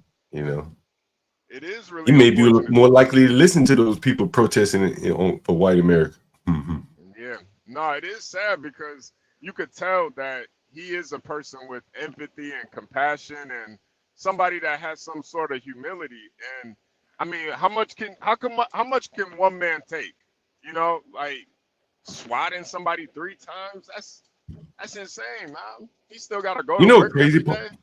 crazy part is, you think the blacks? I don't think the blacks swatted him, man. It doesn't seem like to be a tactic that the blacks do. Nah. In this day and age, it's exactly what blacks do. They do. Oh, is that right? Okay, I wasn't aware of that. Yeah, they do stuff like that, and it's you know, especially in this day and age, John, it's so easy to get people's information, like, and depending on who gets that information, that's you know, pretty much can do whatever you want with it. But isn't it easy to figure out who called the police? Like when they get caught? Yeah, it can be, but I mean, there's many ways you can go about that though too, where you can hide your number, you could use all types of IP, you know, like Yeah, damn, I ain't thinking about that. Yeah, damn, that is crazy. Yeah, it is crazy. internet phone, using internet phone. I mean, they even still got pay phones out here some places. Oh yeah. You can definitely pull that shit up. Damn, that's unfortunate. Oh, Portia says they have been caught. Yeah, so Okay, that's how you damn. know they was. That's how you know they was niggas. They got caught. Portia, had they identified them? That would be interesting if they identified them. Yeah, I take this as some Antifa like motherfuckers. That's what, you know, Genesee Ben says can never put it past foreign intelligence. You know, I'm thinking it's more, you know, someone you know, psyop. Bro, you know what's so funny? HB, man, and not to jump topics, this morning I was in an Uber and we had to go by Pentagon. And it's been so long since I rode past the Pentagon. Man, you have to start asking yourself, bro, you got to get low to hit that building. They had to get low, bro. I mean, that motherfucker had to damn near blow the hood off cars coming over the airport, over the highway. Oh, you talking about with 9/11? Yeah, bro. They had to get low, bro. Yeah, you know what I mean? I'm talking about real low. You know what I mean? Like to where they damn near tore up cars. You know what I'm saying? That's why a lot of people still think it's a conspiracy, man. It's damn near impossible to do it that perfectly on your first try. It's damn near impossible. I don't even think Bob could do it. Yeah, that would be very interesting. Like a tall building is one thing, but that bitch down low. You know what I'm saying? And you'd have to get, you know, unless you came down at it at an angle, you know, I could see that. But I can't see the way it came. It looked like it was like parallel to the ground. Man, that's low, bro. Yeesh, man. You know, like, because we're on the highway next to it. I'm like, damn, that building low as hell. How the hell a plane came through here, you know, and hit that motherfucker? Like, bro, he had to get low. You know what I mean? And that's just very interesting right there. Yeah, damn. I just happened to see that this morning. Thought about it. I see Richard thinks it's a conspiracy too. Yeah, I mean, most Americans think it was a conspiracy because I mean, crazy, the level, the type of pilot you got to be to pull that off, man. That's definitely military trained. You're not some Alu Akbar just pulling that off, man. You had some special training and years of training. That building would be hard to hit the way they hit it, bro. You know what I'm saying? Like, damn, we roll right past the side. We roll right past the side. And then too, John, think about how fast like you're moving on the ground. Like, bro, there's like zero room for error at that speed. Like, you know, we take going 80 miles an hour is fast on the road. Imagine you know, 5-10 feet above the ground going 600 miles an hour. That's come on, man. That's what I'm saying. Like, and it's a highway right by HB. You know what I'm saying? Like, or the side that they hit. So we rolling by this morning. I'm like, damn, this shit would have blown the hood off the car. You know, like he coming through there at 500 miles an hour, that low, you know, you'd have seen cars or something turned over, something. You know what I mean? Like I don't know, it just seemed interesting to me. Yeah.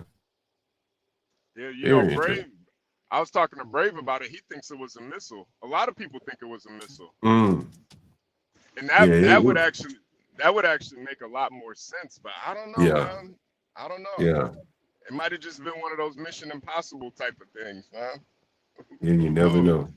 We'll never we'll never know the truth, that's for sure. It'll always be a conspiracy, yeah, that's for sure. Let me call this person real quick, HB.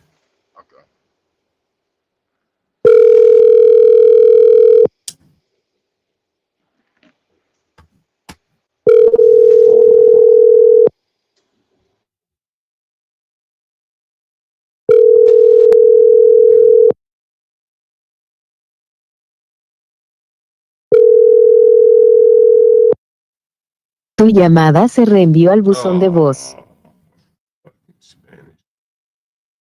It's Spanish. When it's Spanish?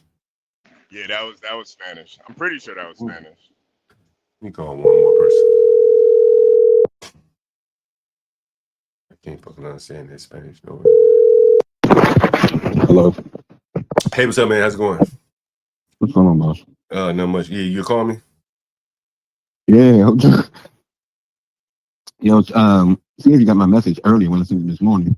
Oh, about the you said 4 and 6? 4 and 6? You said between 4 and 6. Yeah, between Yeah. 4 and 6. Okay, yeah, shit, it's almost 6 o'clock. Yeah, okay. I know. Okay, it should be hitting my account. Okay. So I was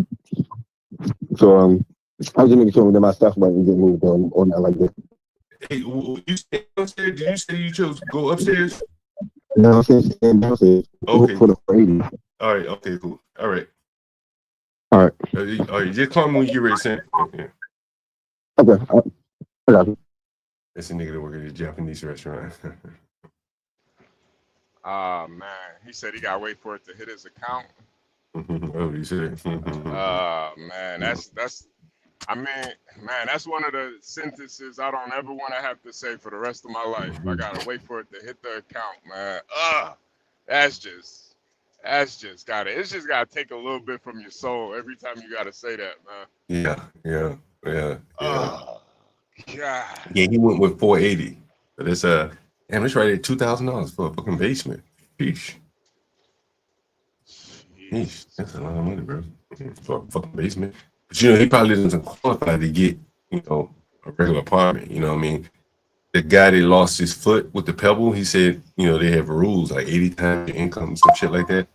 So he said he was like $8 short qualifying for an apartment, which forced him to have to rent from someone like me. This guy, I'm sure he doesn't qualify. He ain't got the money to move in anyway. $8 short? That is brutal, man. $8. New York is very serious like that. Like Manhattan, bro, your numbers got to be right. You know what I mean? Whatever it is, 40 times income or 40 times the rent. I think it's 40 times the rent, some shit like that. Yeah, that's why it's good to. That's why it's good to have those connections, man. You can get somebody to say you make this amount of money, or like you can. It's one of those things like in the city, bro. Like you heard Brave say, like in Chicago. I bet there are a lot of places and people don't even think about this shit. They aren't for rent to just anybody. You know what I'm saying? Did you find it in Chicago? Oh yeah. You have to make this amount of money, have this credit score, and it's yeah, man, it can get pretty brutal, man. I bet you there's some people living in real nice neighborhoods that a cute girl. That bitch gets a discount on her rent, bro. You know what I mean? Oh yeah. Especially in the, Chicago has a lot of those 3-story duplexes, so you can make you can make something happen. But when you're talking about like those high-rise apartments and stuff, yeah, that's you can't be just cute and live in one of those. You got no. But those someone says Portia says there's a news story about a white man attempting to break into a black woman's home. Ooh. A white man breaking into a black woman house, that's fucking interesting as hell. Man, that don't even sound right. That doesn't, does it? What he be breaking into a house? Something ain't adding up. Something ain't adding up there.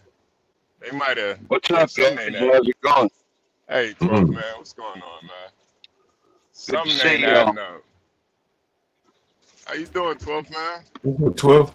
Doing all right. Beautiful day here. Yeah, just got from town. Got me some goodies. What'd you get, 12 man? Some beer. Huh? I said I was about to ask you, what did you get? I figured that's what you got. I made a big spaghetti this morning, and I needed some garlic bread, so I went in for that and some beer. And milk. And milk. That's it. You said pet milk. No, just milk. Oh, okay. Vitamin D, yeah. I've been watching y'all the whole time, though. Good show today. Thank you, 12 man. Thank you. Yeah, man. Thank you, 12 man. This morning, too. Appreciate you, man. Getting better and better. 12 man, what would you do if somebody, that little girl came to your front door? I know you're out in the middle of nowhere, so that might be a little, probably won't happen, but. That'd be pretty weird. Yeah. You saw a little black girl at your front door, you might load up. It definitely, well, I don't know about weird, definitely be different, though. I mean, we have a few black ladies around here, and I know of one black girl or a young black girl that's about to graduate college. Someone I see regular on a professional basis. She's got two half black children. She's from Slovakia. Oh, really? The mom is. Yeah, the mom's from Slovakia. Came here without that much legally and worked her way all the way up to a doctorate. Wow. That's the type of immigrants I like to see. You know? Not these people that just come over here trying to beat the game, you know, and they don't give any due process coming in and try to come in the right way. Now they expect due process to get kicked out. Doesn't make any sense. HB 12 man, take a look at this. This is a Facebook ad for housing in Washington, D.C. The title is QPOC Housing. We talked about this a while back. There are 2,600 members. Oh, QPOC, like Tupac, QPOC. Yeah. 2,600 members. Rent is discounted at $1,000 for the first 3 months and $1,250 for the next. After that, it'll be a 2-story townhouse, queer, all black, 20-year-olds. And what do they want? What are they looking for? Current roommates, she, 25-year-old, works in an environmental nonprofit. She has a cat. They, them. What's the difference? Hey, what's the difference between they, them, and they, she? Does anyone know? I have no clue. Stanley, Stanley's you got that Stanley about that. I have no Stanley, clue. do they inform you? Like, do you get a pamphlet when you go vote Democrat? They give you a pamphlet, you know? They, she. Who is a they, she? I don't know what the fuck they, she is. Something to do with some pronouns. Yeah, they, them, 21-year-old, she works as a barrister and a community organizer. Future Democrats of America here, listen. Those the kind of jobs being cut right now. Yeah, him. Yeah. Him, he's a 21-year-old. He works at a restaurant, Ted's Bullock, and he's a former child. Huh? Former child. Wait, a former what? A former baby. Oh. That means he's a former child. He's Man, these people are really ridiculous, man. You're a former child. You see HB? Why would you talking about a former you child? put that on your app? A child of God? Is that what is he talking about? A former child of Yeah, God? former baby. Nigga, former baby. What the hell?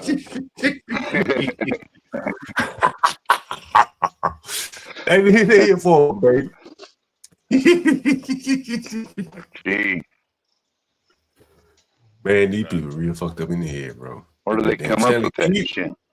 Stanley, maybe he one of them motherfucking what they call them motherfuckers like child, what they call them, child lover. You know what I mean? What they call them motherfuckers? You think he one of them motherfuckers? Could he be one of them? I hope not. I hope they're not advertising it at least. Jesus Christ. Stanley, if you ever come to DC, you need housing. Their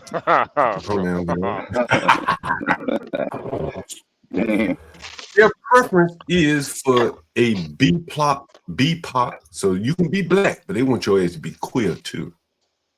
BIPOC plus queer. Very interesting. BIPOC. It's like discrimination against heterosexuals. Damn.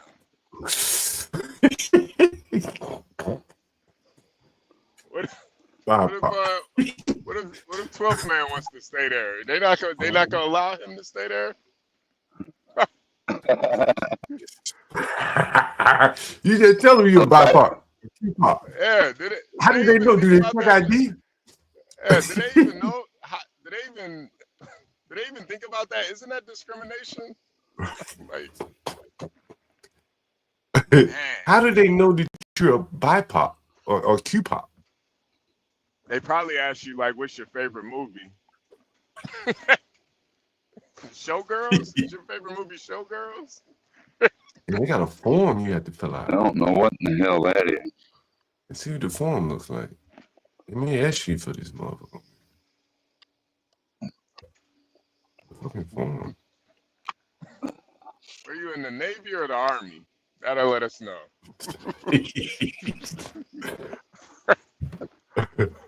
All black. Damn. Interesting.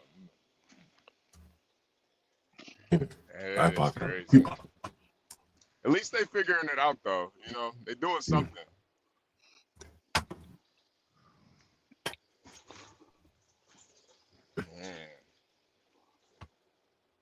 You can be mixed, I guess. I guess if you're mixed, get up in there. That's very interesting. QPOC, BIPOC housing. What is a QPOC? I still don't get it.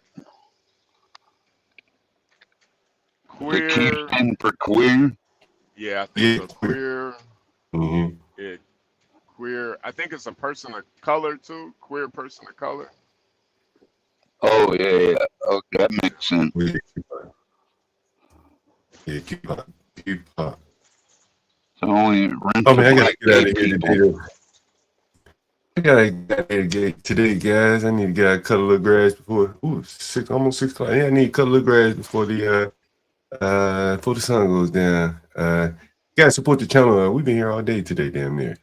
So hope you've Some of enjoyed your it. places have lawns, John? Oh yeah. I like cutting grass, man. Lines going up and down with the lines. I like that shit. You got like one of those push mowers or one you sit down on. Now I got to push more because I have a big backyard, but it you can hold the thing and it'll speed up. You know what I'm talking about? Oh, It'll go a little bit faster. Nice. Yeah. So you really ain't pushing. It's just you just walking behind most part. But I push it just to get the exercise. You know what I mean? Fucking get that exercise in. But yeah, I'm out, man. Got to support the channel. HB, you gonna be here for a bit, or you here that too? Yeah, I'll hold it down for a little bit. If anybody wants to hit the link. Anybody want to hit the link? I'll put the link in the panel. I'll put the link in the chat for your HB. Self-propelled, that's correct. Yeah. And I got the weed eater. One of the weed eaters I have is was Cam the King. We haven't seen him around in a while, but shout out to Cam the King for the weed eater as well. Again, guys, support the channel. We have our lovely editor, Portia J here, HB2N, Stanley the Troll in the audience there. Universal Jones, don't forget about him. Okay. Thanks again, guys. All right. Salute, Take John. care, John. Salute to John, man. Where are you driving today, HB? I'm in Oklahoma now, man. I'm in Oh, Oklahoma. nice. Yeah, man. That's It's a a good lot. state. I know. I love Oklahoma. So many brown people out here, like just shades of brown. I don't know what the hell they Yeah. are. They're either like black or Indian. A lot of natives mixed with blacks. Back in the day, there's a lot of blacks were on the Trail of Tears with the Cherokees, and then after the Civil War, I think they offered some blacks like 40 acres and a mule or something like that. Yeah. Was giving it away to them, and I think they bred with a lot of Cherokees and probably other natives. And that's probably what you're seeing, just a guess, but I know a little bit about Oklahoma. And that would be my best guess. Hey, Asvaroon, how you been, man? What up, Asvaroon? Asvaroon, glad you're doing all right, man. Yeah, you could kind of tell down here, man. Like, hey, the black folks down here just look different, man. It's like you could tell there's a lot of mixes down here. But there's a lot of dispensaries down here in Indiana, man. It's like one every mile. Oklahoma, you mean? Yeah, Oklahoma, yeah. It's like one every mile. It's a goddamn dispensary, man. It's like all they have is weed down here. Yeah, Arkansas won't let that happen for some reason, even though the voters already passed it. The voters voted for it, and they just ignored it. Yeah, it's crazy. Bullshit. I've never seen this many dispensaries before. But in Oklahoma, they're fucking everywhere, man. Oh, Lindy Lou, why'd you leave? Lindy Lou. Oh, Lindy Lou. I wonder if they're having connection issues or something. I still ain't heard Asper. There she goes, Lindy Lou. This is Hey, welcome, Lindy Lindy Lou. Lou. This is Stanley's muse, Lindy Lou. How you doing? Hi guys, is there? Wait a minute. Is there an echo? No, you're good. No. You're good. Let me turn your mic up a little bit. Though. Okay, hold on. Let me try. No, you're good. I got you. Yeah, you good? No. I heard John say come up, or I heard you say come up. I just want to tell you how beautiful it is right now in the D. You know it. You know how it is. Well, you know how it is after the snow is melted. We got dandelions. I'm going to give you a piece of home, HB. The dandelions are out. You know, the dandelions. I know you probably get that all the time where you're at now, but it's special here when the dandelions pop out. I know they're weeds, but it's fantastic here. When I see dandelions and what is the white flowers on the trees? Are those apple blossoms? They're all over the place now. I mean, it's just the tulips are popping up. Yeah. Yeah, Michigan is Just so give me a little beautiful. So in the springtime, it's it's a favorite time of year for me. I love spring more. I know people like the autumn and fall time, but spring is my favorite. It's so beautiful right now. I mean, everything is blooming. Oh, I will. Yeah, I probably will. Lindy. They could be lilac trees. I'm not sure, but just wanted to give you a little taste of home. I appreciate that, Lindy. It's not your home anymore. I know, but you know what I'm talking about. Yeah. Nah, I do miss like fonder times, you know, like where I grew up at. We had an apple tree in the backyard. I remember. That could be what these are. It could be the apple trees, apple blossoms. I don't think apples are coming off them, but it could be what it is. I'm not sure. They're like all white on the tree. It might be apple trees. I'm not sure though. But yeah. Oh, Gary, I didn't time you out. I didn't time you out. What are you talking about, Gary? He's a mod, So ain't he? CT. Yeah. So HB, you got a new job? Is that what you said? I heard you say that earlier. You got a new job, so you're not going to be Yeah, traveling all over the country. nah, not anymore. I'm gonna be more local, be home every That's night, good. No, good, Yeah, good, good, good. You yeah, got that car hauler No, job? yeah. I'm gonna be hauling cars, you know. Making more money and be Hell home yeah, every night? hell yeah, hell yeah. Damn. I have every weekend off, making more money home every night. It's not Heck even yeah. that. It's not even like far from where I Congratulations, live bro. at. Man, I appreciate it, man. I couldn't have done it without you guys, honestly. Couldn't have done it without you guys. This is a team effort. Everybody in the chat, I appreciate you guys.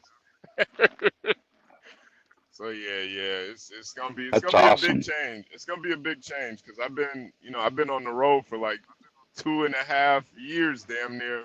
So it's gonna be a big change for me, but I'm looking forward to it. Definitely. Heck yeah. Hell yeah. And more cash to boot.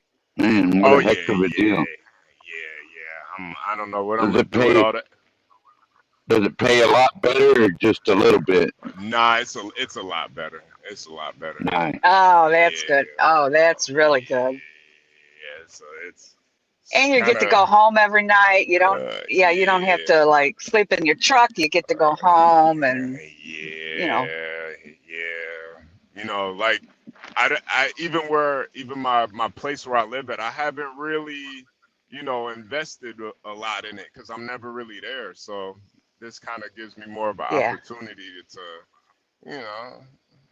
maybe get a little coffee table, something, you know, Oh, you got your own place? yeah, I got my own place, but Oh, it's not, it's nothing fancy. So it's just, yeah. I might get a little Persian rug, maybe a little bearskin rug or something, Right on. mount a deer head up there or something, Heck yeah. You still looking at that You land got the out in you San got the Antonio sleeper or sofa. Wait, what you You say, got the Lindy? sleeper sofa. Sorry, you got the sleeper sofa. The I whole might, the I whole might, thing, right? I And might, yeah, I might get one. No, think about it. well, no, you Well, should because you want family to come and see you, right? Have family come and see you, and they can have the sleeper sofa and stuff like that. No, that's good. You need to be around, your love, you know, whatever that love is. You need to be home every day. So that's a good thing. At least be in close proximity and not like 800 miles away from the love. HB That's fantastic, HB. I was you appreciate still it. looking at land out West Texas? Oh yeah. I'm gonna actually have more time to do that type of stuff too. So Mm-hmm. find me a some little farmland out in the middle of Yep. nowhere. That's beautiful country up that way. Yeah. As long as I can shoot on my land, I'll be fine. I'll be fine. Almost like an oasis in the desert, San Antonio and thereabouts. Yeah, Lindy Lou, have you has Stanley been in your DMs lately? Has he been? He's been good. You know what? You're bad. You know that. You're bad. Has he been No. slipping? No. Asking for pics? No. Okay. No, HB. You know what? I kind of heard you the other day going off on, CT used to call it a blackout and whatever. I'm embarrassed about the whiteout I had, and I'll say it all day long. Yeah. You know what I mean? It's Yeah. Oh, therapeutic though. that was crazy. It's therapeutic though, right? Isn't it therapeutic when you just let it all out, let your hair out, go ape shit? Isn't it therapeutic though, Lindy? HB, okay, it sort of is on one hand, but okay, I'm just gonna say this. I'm not trying to be like whatever.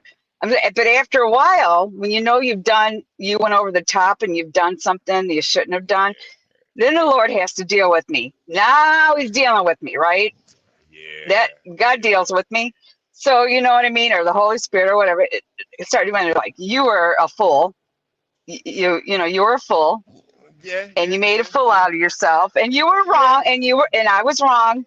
You know what I'm saying? I shouldn't have done all of that. That was foolish. And but you know, I did try to make amends and apologize and stuff like that.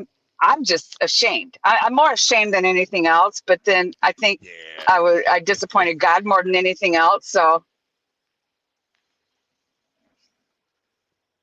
I don't know. That's just me. That's not everyone, but that's just me. When I know, you know, it was over the top. You have to admit it was. Yeah. It was entertaining though. It was entertaining though. Come on, you gotta admit it was entertaining. I know. Oh, I know it was. I know, but yeah, that was a little bit of a whiteout on my part. So yeah, but you know, I tried to make some amends. I don't know if it went very far, but I tried to make some amends. But you know, when God deals with you in a certain way, everybody's got an individual thing they gotta do, right?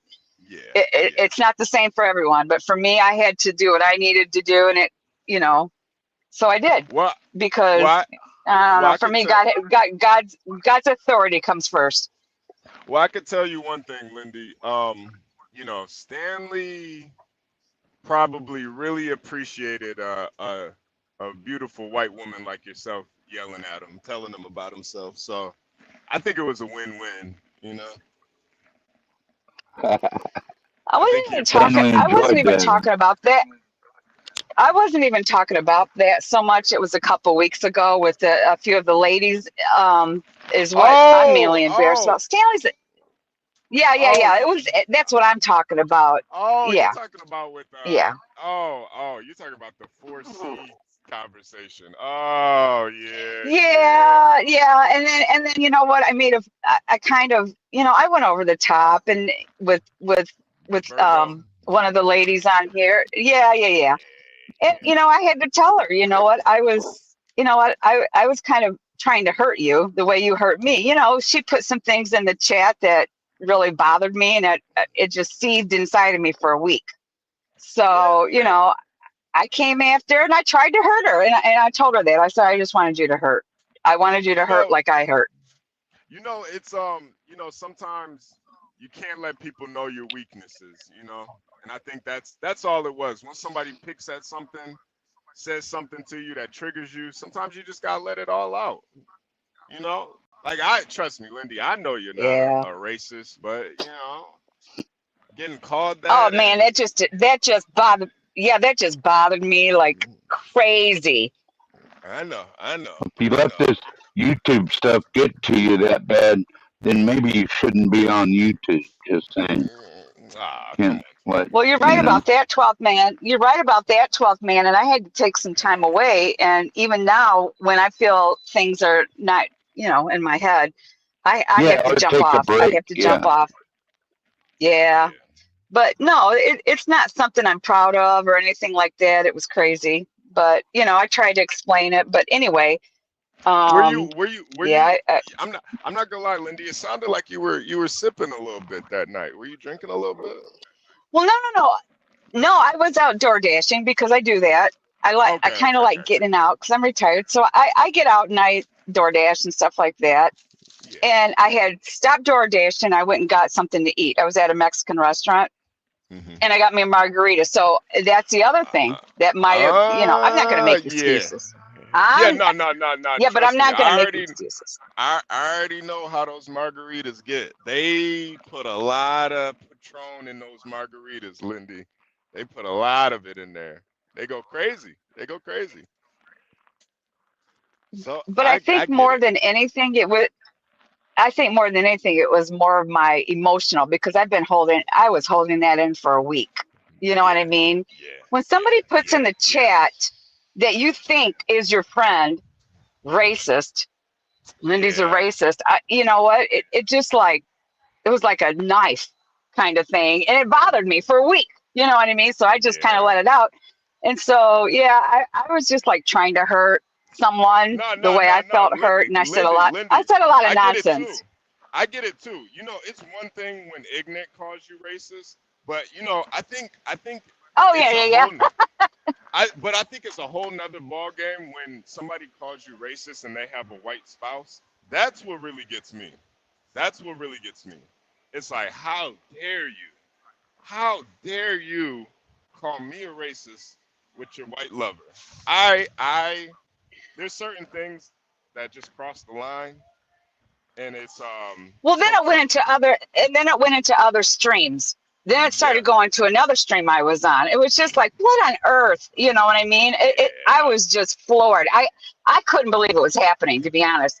And I let it get to me. And I said things that was stupid, and you know, I mean, it was not good. you're only human, Lindy. What do you expect? Yeah, You gonna be yeah. perfect all the time, Lindy? Come on, that happens. No, But I mean, and I wasn't. You guys all can play it back. I certainly was not perfect. And then I don't know. You a were couple kind of weeks ago, you were kind of shooting from the hip. You kind of impressed me a little bit. I didn't even know you could take it there. I was like, whoa. well, you know what, HB, I am a little bit of I have a little bit of that. I didn't grow up in Detroit, but I've been around it enough that I can shoot back. You know what I mean? Yeah. But no, it was embarrassing. Yeah, it was embarrassing. So yeah, but you know, then I got Lindy other people. Okay, here's the problem: when somebody says something and calls you a certain name, then there's the pile on. Oh yeah. You know, and then somebody else piles on and starts calling you something. Then somebody else piles on, and you know, that's what led up to the whole. Oh God, what's that white guy's Crash name? out. Shit. Oh. Oh, the white guy's name. I went off on him because he had no reason. So yeah, I crashed out on him too because he's just like going in on me. What white guy? Oh, Tom Gawley. Right. Oh, I went on him too. Oh yeah, Tom. Good old Tom. Oh yeah, because you know what? He was going back. You know what? And him and Stanley don't think that I listened to what they said. I went to go apologize in T's room. I apologized to T, and I went to go apologize to Virgo, right? Mm-hmm. So he's going back and forth. Oh, she's over there blubbering, because I did. I started crying. Oh, she's over there blubbering. He's making shit up. He's saying stuff in the chat about me previously, and then he's saying stuff over in T's chat. I'm like, what is this guy?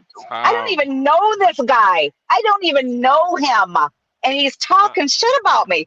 So then I went off on him, right? Tom is he is a troublemaker, that Tom. And I think that's why him and Stanley got along. Oh my God. Well, and here's the thing about it. You know what?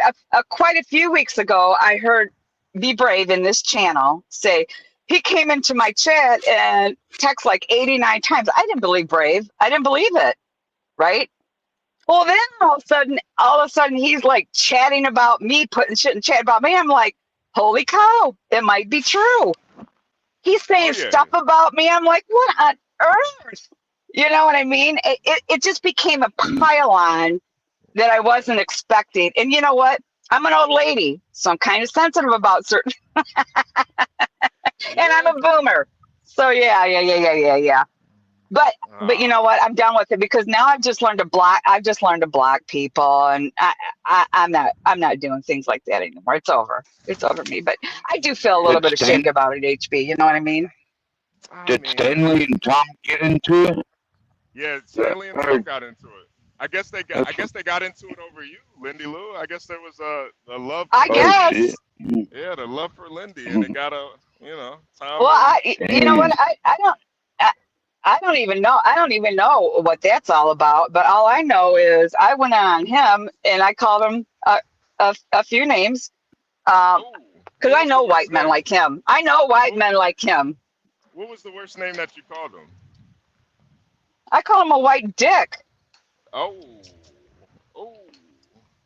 Because I know a lot of men I know a lot of white men like him. Oh. Anyway, and I feel bad for that too. I feel bad about that too. But anyway. I think truism is in the back. HB. Okay. Give me 1 second. Portia, if you're there, pull them up for me. If you're there. Yeah, cause yeah, I know they were kind of fighting over you, Lindy. They're kind of. I know it was over you. And No. Damn, yeah, you may be that's a funny. woman, in your elder years, but you still are a white woman, Lindy. So I never Lindy, did really like Tom. So Lindy. This is not let this be a lesson to you. Never ever apologize because it's never enough. Okay, you should have stood on everything you said. Matter of fact, had you stood on it, they would have Yeah. respected you more. Because I know I changed Well, on would have truism, not. you might. Yeah, but you might be. Yeah, you might be right about that. But however, when I've done something that I know God is not, I got to listen to what the Holy Spirit tells me to do. I got to All do right, what I got to do. I don't care what other people think. I can respect that. If I've done something, which I did, if I've done something that was not right, I can't. I I, really don't I, care what other people think. I got to listen to God first. I understand. You know And what? I You know did. what? I made a fool out of myself. I mean, nibbles will drive you to that point. Let's just be honest about it. When you keep dealing with monkey, you're gonna get to that particular point, and that is a natural allergic reaction to monkey. That is what it is. However, damn. however, as you said before, if the spirit moves you to make an apology, make it right. I would have just said I apologize. I would not have been as so expressive in my repentance in that particular regard.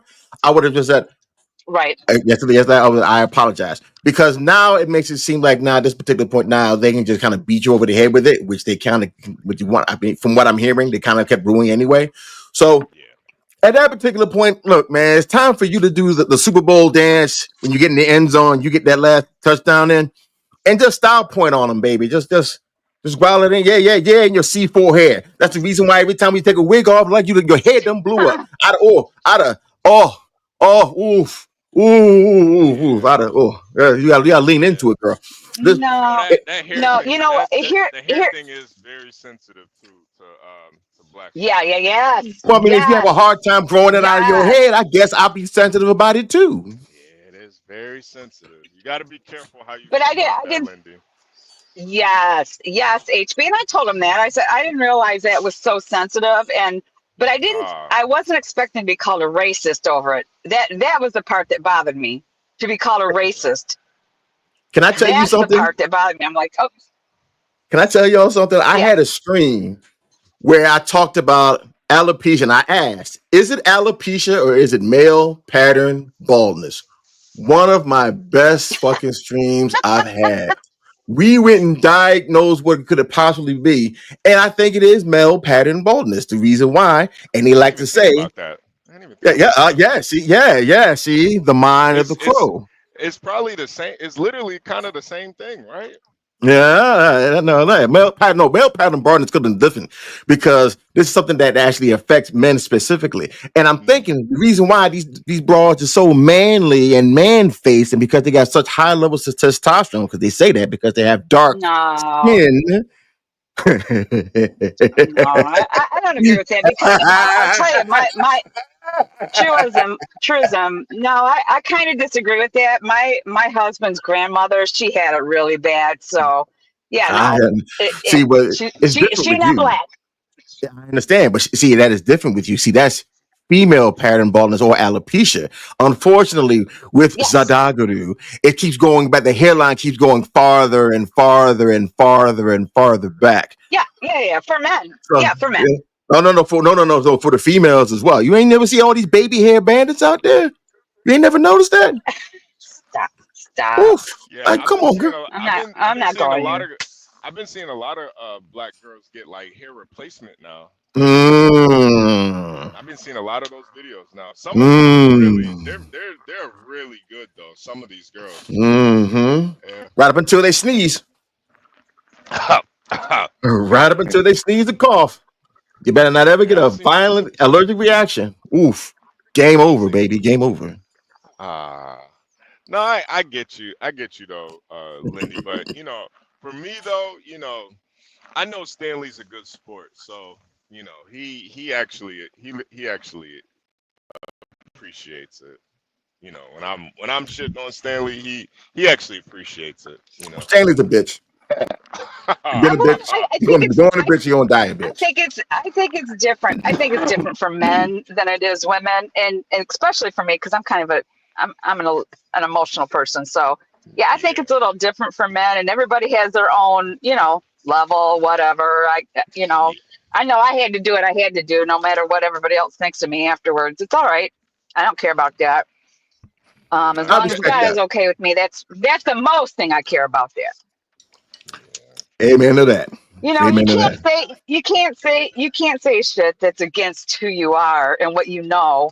At least for me, I'm just gonna speak for me, and then pretend like it's okay to say certain things when you're acting a fool. And I did. I acted a fool for me. Like I said, this is not everybody else. It all depends on who you are. And so for me, it was too much. And yeah. No, I knew Linda, I had to do something about it.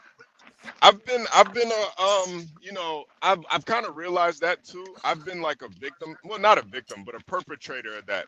Sometimes when white people say things that you don't agree with, that's like for niggas, that's like the first response, to just call them a racist instead of like really thinking about not their race but what's being said. And I had to kind of come to that conclusion with myself.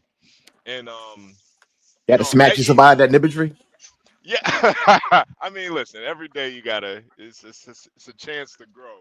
But even like if you just describe this this Carmelo Anthony situation and you take race out of it, most people will say, hey, that guy's a murderer. He just stabbed somebody at a track event. But once you put race in it, then people's opinions change of it.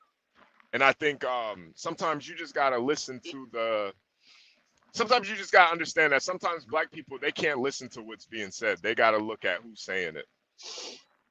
Yeah, and that's really a lot of times it's really our Achilles heel.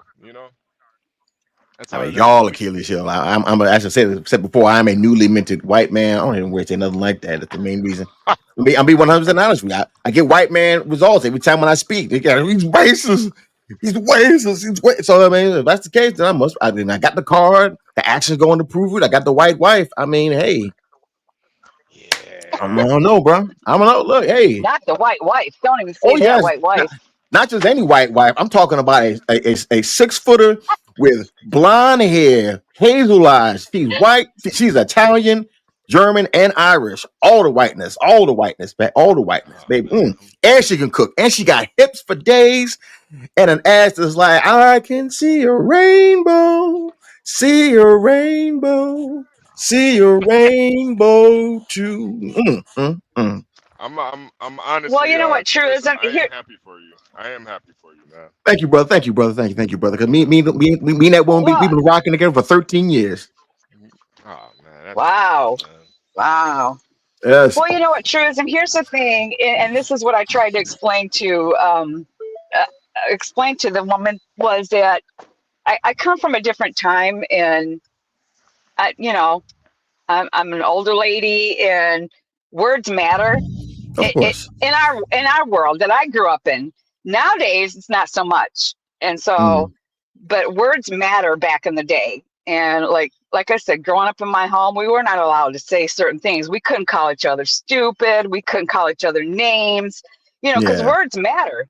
You're right. And that was like instilled, and it was instilled in us. And my mother and father, they come from the Depression era, right? So there was just certain things you don't say. You don't call people You don't call people names ever. Yeah. And you don't use you never use racial slurs ever. My father would have knocked me across the room for that. So yeah, so it was just more of a for me, I probably took it way too personal, which is not what you should do on the YouTube streams. And I am learning this. You don't now. I mean, anybody can put it in the chat now, and I don't care. But it took me a while to understand that that's how it is on these channels. So yeah, That's it's one all more good now. layer of the callus there. It's one more layer of the callus. That's all you got your wound now. It's become a scab. It'll become stronger and stronger I over guess. time. Trust me. Yes, it's going to happen here. See, the simple fact that you were able to withstand not one but two daggles at the same time, at least. Look, you have my eternal salute with that one, because not many can take on the daggle storm like that. You know, nobody can. No. So hey, look. That's what only Becky can do that. Only a white woman can do that. That's what I'm telling you, man. White women are magic. I'm telling you, baby. Just I speak for personal experience. Look, man. Hey, look. Well, I'm not gonna say that because you're a lady. I'm not gonna say that to you. I'm not gonna say that around you. But look, the men. Come on. When we get a chance, we can come around the man. Come on, bro. I got some stories to tell you, man. Come on. Look, it's just better, baby. It's just what it is, man. You gotta step outside the black hole. Put it like that. Just achieve escape velocity from the black hole, and just so many things just open up to you. A whole new universe opens up to you when you escape that gravitational pull, baby. So many things. Well, I guess in my case, I come on your guys' stream. I come on this stream, and I found it's like a little mini family kind of thing. And there's a lot of white people. There's a lot of black people on here. We have conversations. We say things to each other. Sometimes we get heated and stuff like that. But never, ever, ever did I think that I would be called that name. You know, and so that's what really bothered me the most. That's what really bothered me, to throw that out there. It just floored me, and it kept getting put in chat. And so when it starts in one area, then other people that don't even know the story start going, "Oh my God, she's white, so she's racist," and then somebody else is going to go, "Oh my God, she's white, so she's racist." And that's what bothered me. Stanley calls everyone a racist he disagrees with. It's Yeah, like, or anti-black. Anyway. one ear and out the other with me. Yeah, but Call me a racist. Who cares? Let me tell you the secret about that, Lindy, is because they've always been thinking that about you. They just waited just for the one opportunity. They had that thing cocked and wrecked in the chamber with the gun, with the hand almost on the gun for like months since they've talked to you. I can guarantee. If there's one thing I know is Daggle, and Daggle will always wait for the right time to try to pull out something to try to hurt you. Well, and you know what? And here's the other thing. You know, I hear Stanley up there going, you know, he's saying shit about me. He didn't think I could hear. You know, I went back and replayed. He's like, let the white princess, like, I've never considered myself a princess. I'm a poor white lady. Let the white princess go up on the John Galt show and let Lindy, like she's a princess. I was like floored. Well, Lindy, you guys. It's because Stanley's deeply in love with you. That's why he loves you. Stanley. He's dangerously in love, in fact. Yeah. I know, but that is so offensive to me, to say that I'm a princess. My father never considered me a princess. I have me and my sister, he didn't consider me and my sister a princess. We were never a princess. And for somebody to call me a princess, and, you know, I grew up very poor. So, and I, you know, got out of that, you know, like most of us do, you know what I mean? You grow up in a very poor community, poor home. Lindy, he was just flirting with you. I know. No. He's so angry. And to say, oh, she thinks she's going to come up here. And, you know, he's like, I cut her off the stream. No, I left the stream. And so he takes claim and says, oh, I knocked her off. No, I quit. I got out. But anyway, then he goes on to call me this little white princess. Oh, she needs to go on to John Galt. She needs to go on HB and let the princess be. I'm like, what on earth? These two men never treat me like a princess. Never have. Never will. I'm nobody's princess. Was never my father's princess. Lindy. And to make these statements, it's crazy in my head. To call me white, what do some people say? You got white white girl privilege or something. That's so No foreign. creams. That's so foreign to me. Angel. That's You know what you should have no, done? white girl privilege. That's so foreign to me. I don't even know what that's about. What White you girl should have privilege. done What is is the that? very next day. What you should have done the very next day, right? Is find another picture of a cat with like a princess crown on her hat. They call Princess Lindy Lou. That's what yo. That would have been the perfect troll had you had done that. Oh, if you had done that. Oh, Yeah, I'm telling you, it's been it was the craziest 3 weeks that I endured. I just could not even get over it. I'm like, what? And you know what? They know me. They know who I am. And so to call me that and say that about me, I've been coming here for months. And it's just like, shit.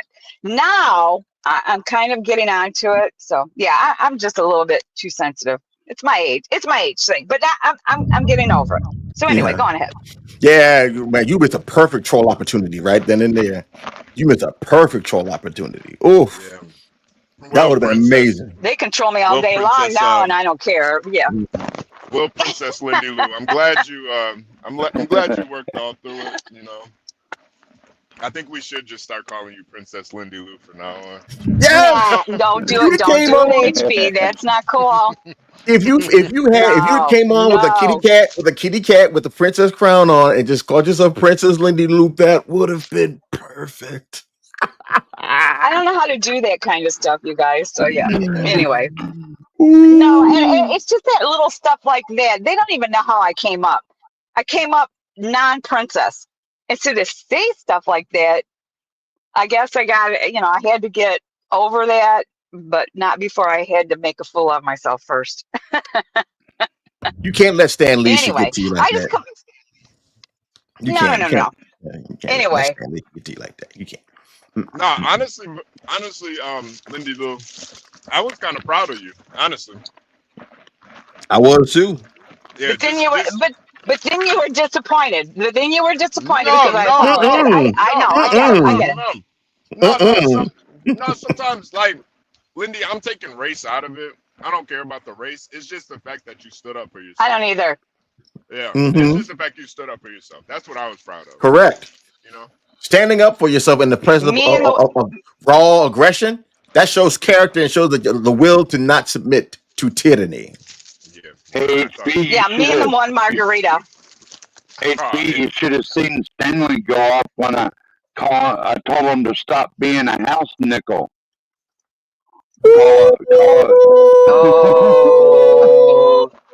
Did you say house nickel?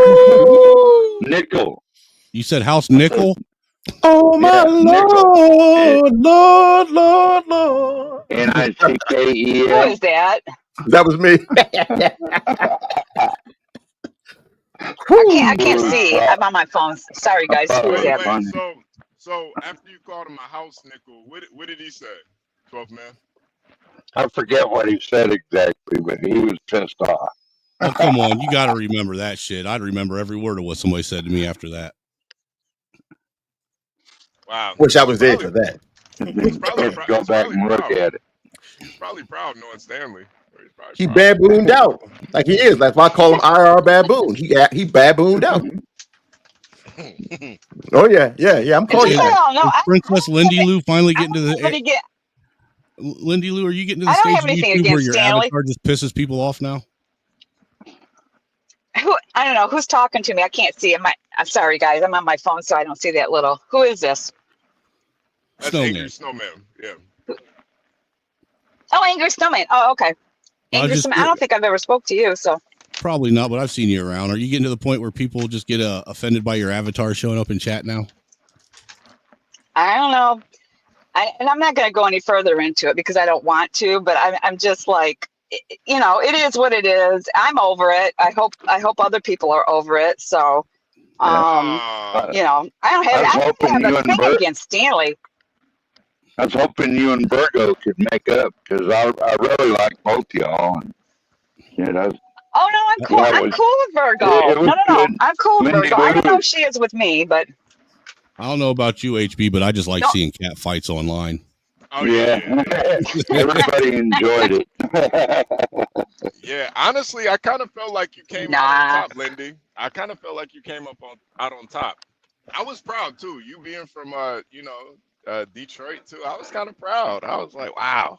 Damn, Look she at was my representing, huh? right. I was like, wow, this Detroit made right there. That's Lindy's Ford tough. Representing Detroit 8 versus Mile. Brooklyn. Detroit versus Brooklyn cat fight. Yeah, that was I was like, that's how Detroit do right there, man. So this what happened right here, 12th man. When he heard you do that, he babooned out. He started speaking all slurred, like he was having when he had a stroke. He said they told you. He said, "Motherfucker, you're going to understand that I are baboon." That's what he said to you. That's what he said to you. Chat, does this look like You Stanley? didn't say that. We'll have to go back and look it up. It's been like a week ago. Yo, chat, does this look like Stanley? Let me He know. did kind of baboon out though. There you go. Look. There you go. Look. Does this look like Stanley? I need the chat to. I never miss. I never miss.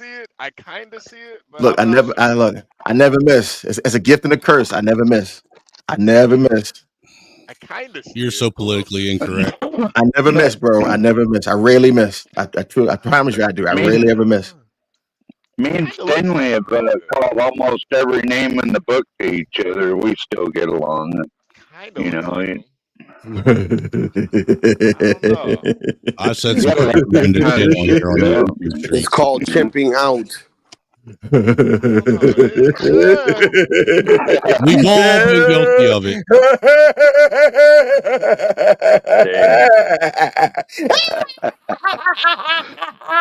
Yeah. Oh yeah. I guess it does This kind of look like motherfucker cracked me up. Yeah. Isn't that the come ape back, with his ass out? Lindy, come back. Lindy, come back. Lindy left. You can put it all on me. I was wrong, and I cannot stream without you. I'm Yeah. singing that same song in my head. I don't know. Stanley, do you think this looks like you? I know you're watching, Stanley. Oh yeah, you do. Come on. Come on up. The hair's Come pretty on. accurate. See, you can't be a whole and try to throw me in the back because you can't handle the heat. I know what it is. You really can't go back and forth with me for very long, bro. You know, daggone what you can't. You can't. You know you can't. There he is. I knew he was in this. Come on. Come on up, Stanley. Come on, Stanley. Let's be Stanley's got a long list of people he's just kind of afraid of. I didn't know. Come on, Stanley. I'm back. I'm back. There we go. Hey. Hey, you're back. There we go, Lindy. I'm back. Wow. Come on up to the church. Come on, the doors of the panel has called names, Bring your also feet. Want to be elite ass on up to the panel. Come on. The feet. Come on. I think Stanley needs a safe place. That's why The feet male in you can't resist the call. Come on. He used to have no problem coming up in the afternoons on the John Galt show. I don't know what's I don't understand how a dude who says cannot pronounce 10th grade essay words can say that we and I are not the same. You are correct, sir. We are not the same. Nowhere close. Because I know how to say sucker correctly. Sucker. Can you say ask? Ask. Quite easily. Easily. Oh yeah, you don't like that, Stan Alicia? You don't like it? It ain't that much fun when the rabbit got the gun. There's a reason why you always like to hide when you're on John Galt's. Oof. Can you imagine? Can you imagine? Can you imagine being a full-grown ass man in his 60s and you just hiding on some other dude's pen and you can't even pull up at all? I'm coming up right here in your own spot, nigga, and I'm calling you a full-fledged calling you Elmer. Bitch. Wow. Stanley. Damn. Wow. All right, And guys, ain't hold on. shit you can do about it. Damn. Hold on. Go ahead. I'm just Go going ahead. to say this right now. My bad. I'm just going to say this right now. If this is going to be like a Stanley roast, and I'm not going to stay up here because I'm not doing that either. No, No, I'm not. I mean, no. I'm not going to. I'm You not ain't going to got a comment, participate. Let's put Lindy. it. Mr. I'm not Stanley, the because I mean, Christian. it's yeah, not just about sit back that. and enjoy the show like I am. Ah, I'm Yeah, not make another. comfortable with it all. Not a Oh, Stanley Road. go ahead, All make he another did was stream. ask him to I come mean, up. All you do, go Lindy, ahead, let's make be another honest. stream where you go when you insinuating about, because I know your ass is fixated on me. You want to know the reason why? Because I'm the only one with the amount of creativity and intelligence enough to really dig into your soul like that. Dang. I'm gonna go Frank Sinatra on your. I've gotten under your skin. I thought you was gonna go with Every fly me word to that I the say is a way to get to the heart of you. And every insult that I use has become a part of you. I've gotten under your skin. moon. Hey, Truism, I've never heard Stanley sing Frank Sinatra, man. Wow, you're like even a better black white guy than him, man. Jesus Christ. Well, because Wow. I had my dad around. My dad was a big Frank Sinatra fan. So we every time when they do it, come on now, come on, Frank Stanley. You're Sinatra, hearing the warning voice that's telling you clear. But when you see my up here, I'm clear. Don't you know, little fool, you never can win. Use your mentality. Wake up to reality. But it's time that you do. Just the thought of me makes you stop before you begin. 'Cause I've gotten under your skin.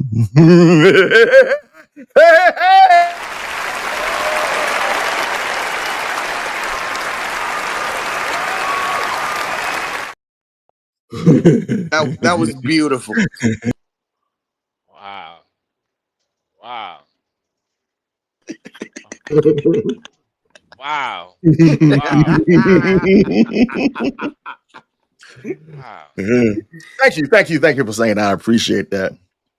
That goes out Anytime. to Stan Leisha, the one girl who just cannot just get over her love affair with the Crow. Thank you. Oof. Did you just call It's- him Stan Leisha? Oh yeah, Stan Leisha. That's what it is.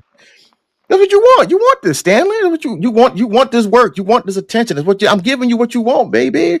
Because it seems like I don't know, man. It's just I don't know, man. You've been trying to throw That's little a new some one. shots. That's a new one. That's a new one. Stan Leisha. Hang on, y'all. I don't know if Stanley in the chat. If Stanley's in the chat, he needs to come up and defend himself because He I can't feel like handle it's it. like lopsided. No. But it's lopsided, and I don't like it. Well, then he needs to come up because I don't like it. I don't like it. Oh, okay. Lindy, All right.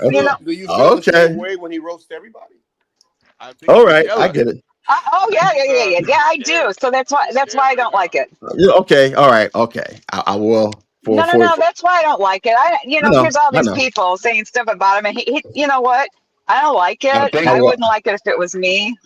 I will. That's me. So I will truly. Stanley I has will. roasted everyone on here. But I mean, no. But see, the Bible says not to put more on people than what they can endure. So therefore, I will not do it for her sake. She does not wish to hear it. I will not hear it. That's not a problem. Hallelujah. You can give it and get it. I will not. you know what, you guys? I'm not trying. I'm not trying to be all this, like religious, and I'm this and I'm that because clearly I'm not. Clearly I'm not. Clearly I'm not. But I don't want to do this. I don't want to do that either. So if he's out there, I can't see the chat. So if he's out there, he needs to, let him come up and defend himself. He said, it's okay, Lindy. Sometimes adults have to let the kids be. And you are correct, Stanley. That's why many times I just let you just ramble on and on and on and on and on and Well, on you and on guys, and and on. So, you know, here's the thing about it. Stanley and I are the same age, and we agree a lot on so many things, especially about the parenting thing. Stanley and I have a lot of the same. We grew up in the same time era. We're 1 year apart, so there's a lot of things that he says I so agree with. It's not even funny. I'm like, yeah, because that's how he was raised. That's how I was raised. So there's a lot of things I totally agree. You know, Lindy, yeah. So are you yeah. are you attracted to Stanley? No. Come on now, be honest, Wendy Lou. Not even a little. Not even a little bit. No, sir.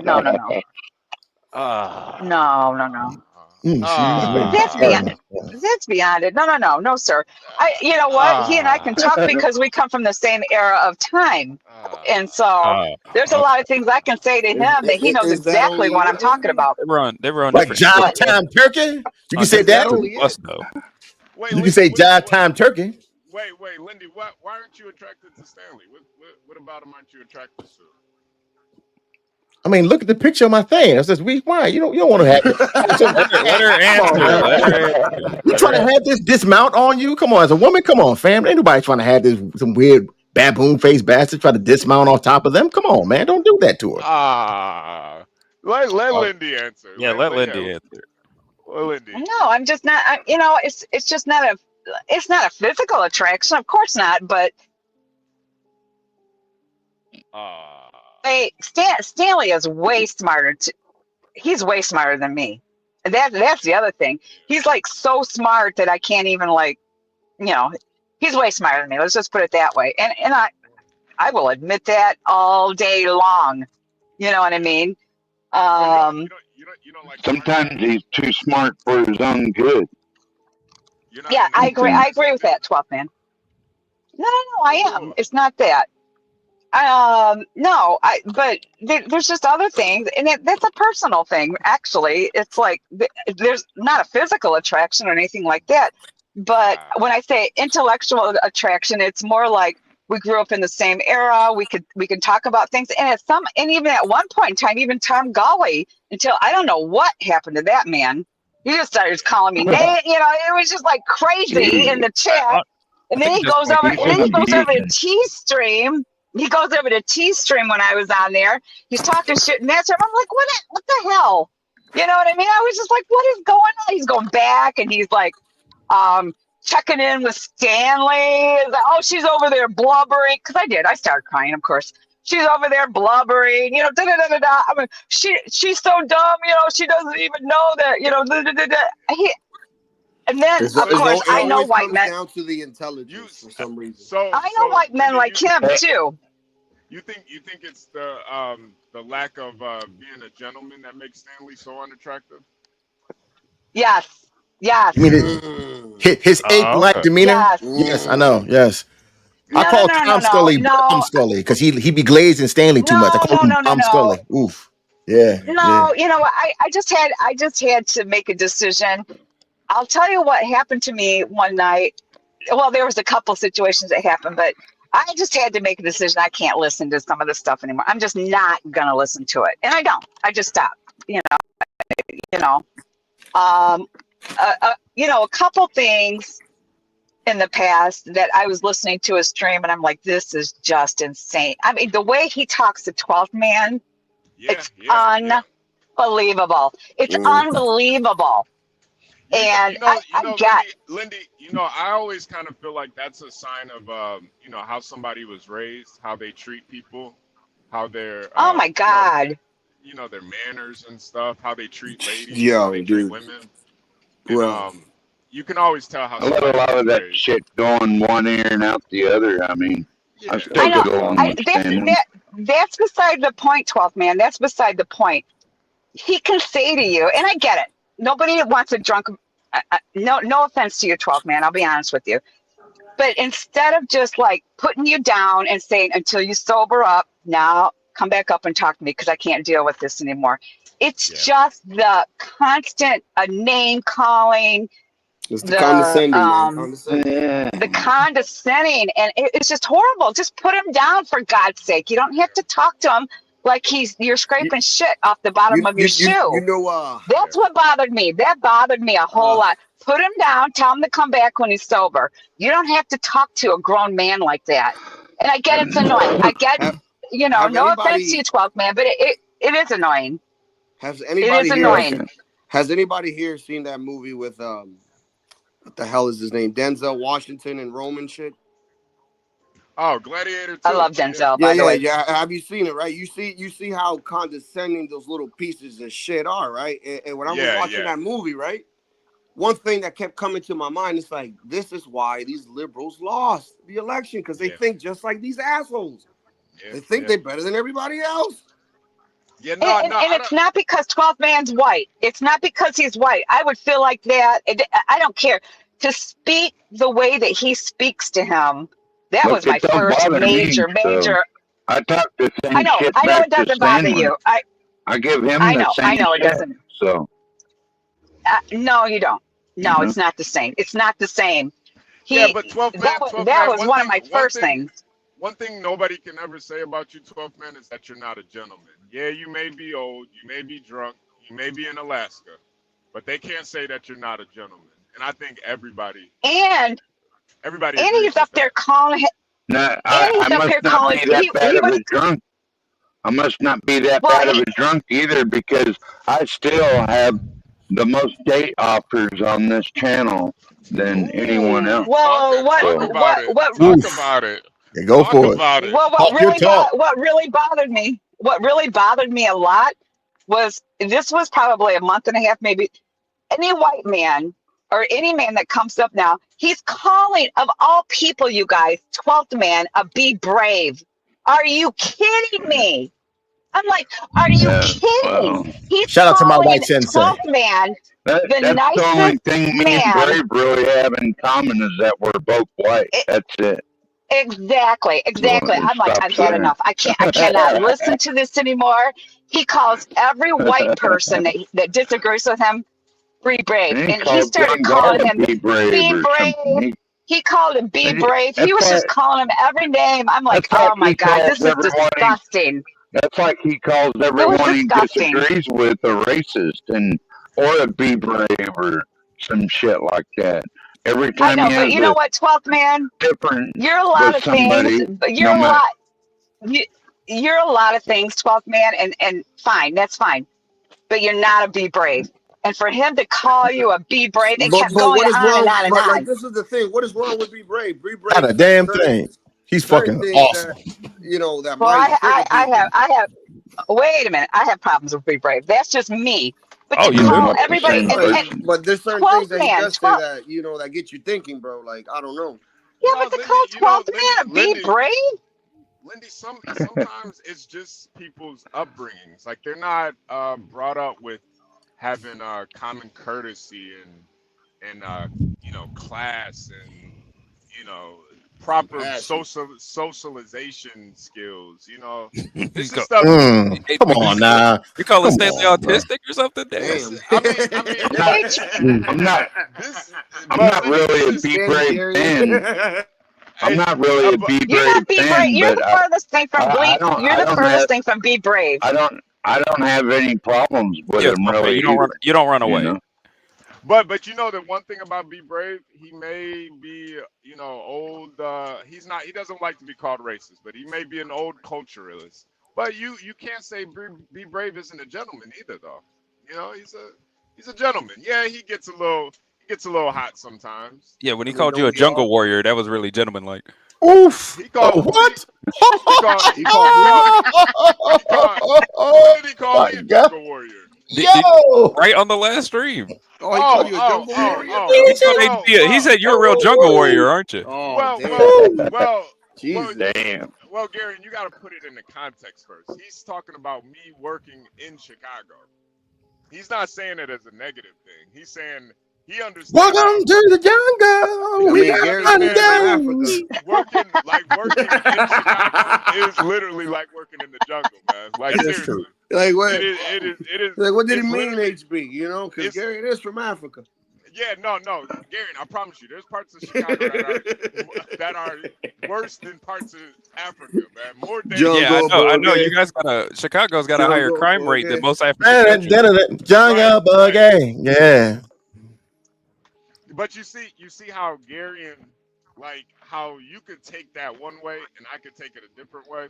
Like sometimes that's just the race aspect of it. Sometimes when black folks hear white people say certain words, it kind of triggers them.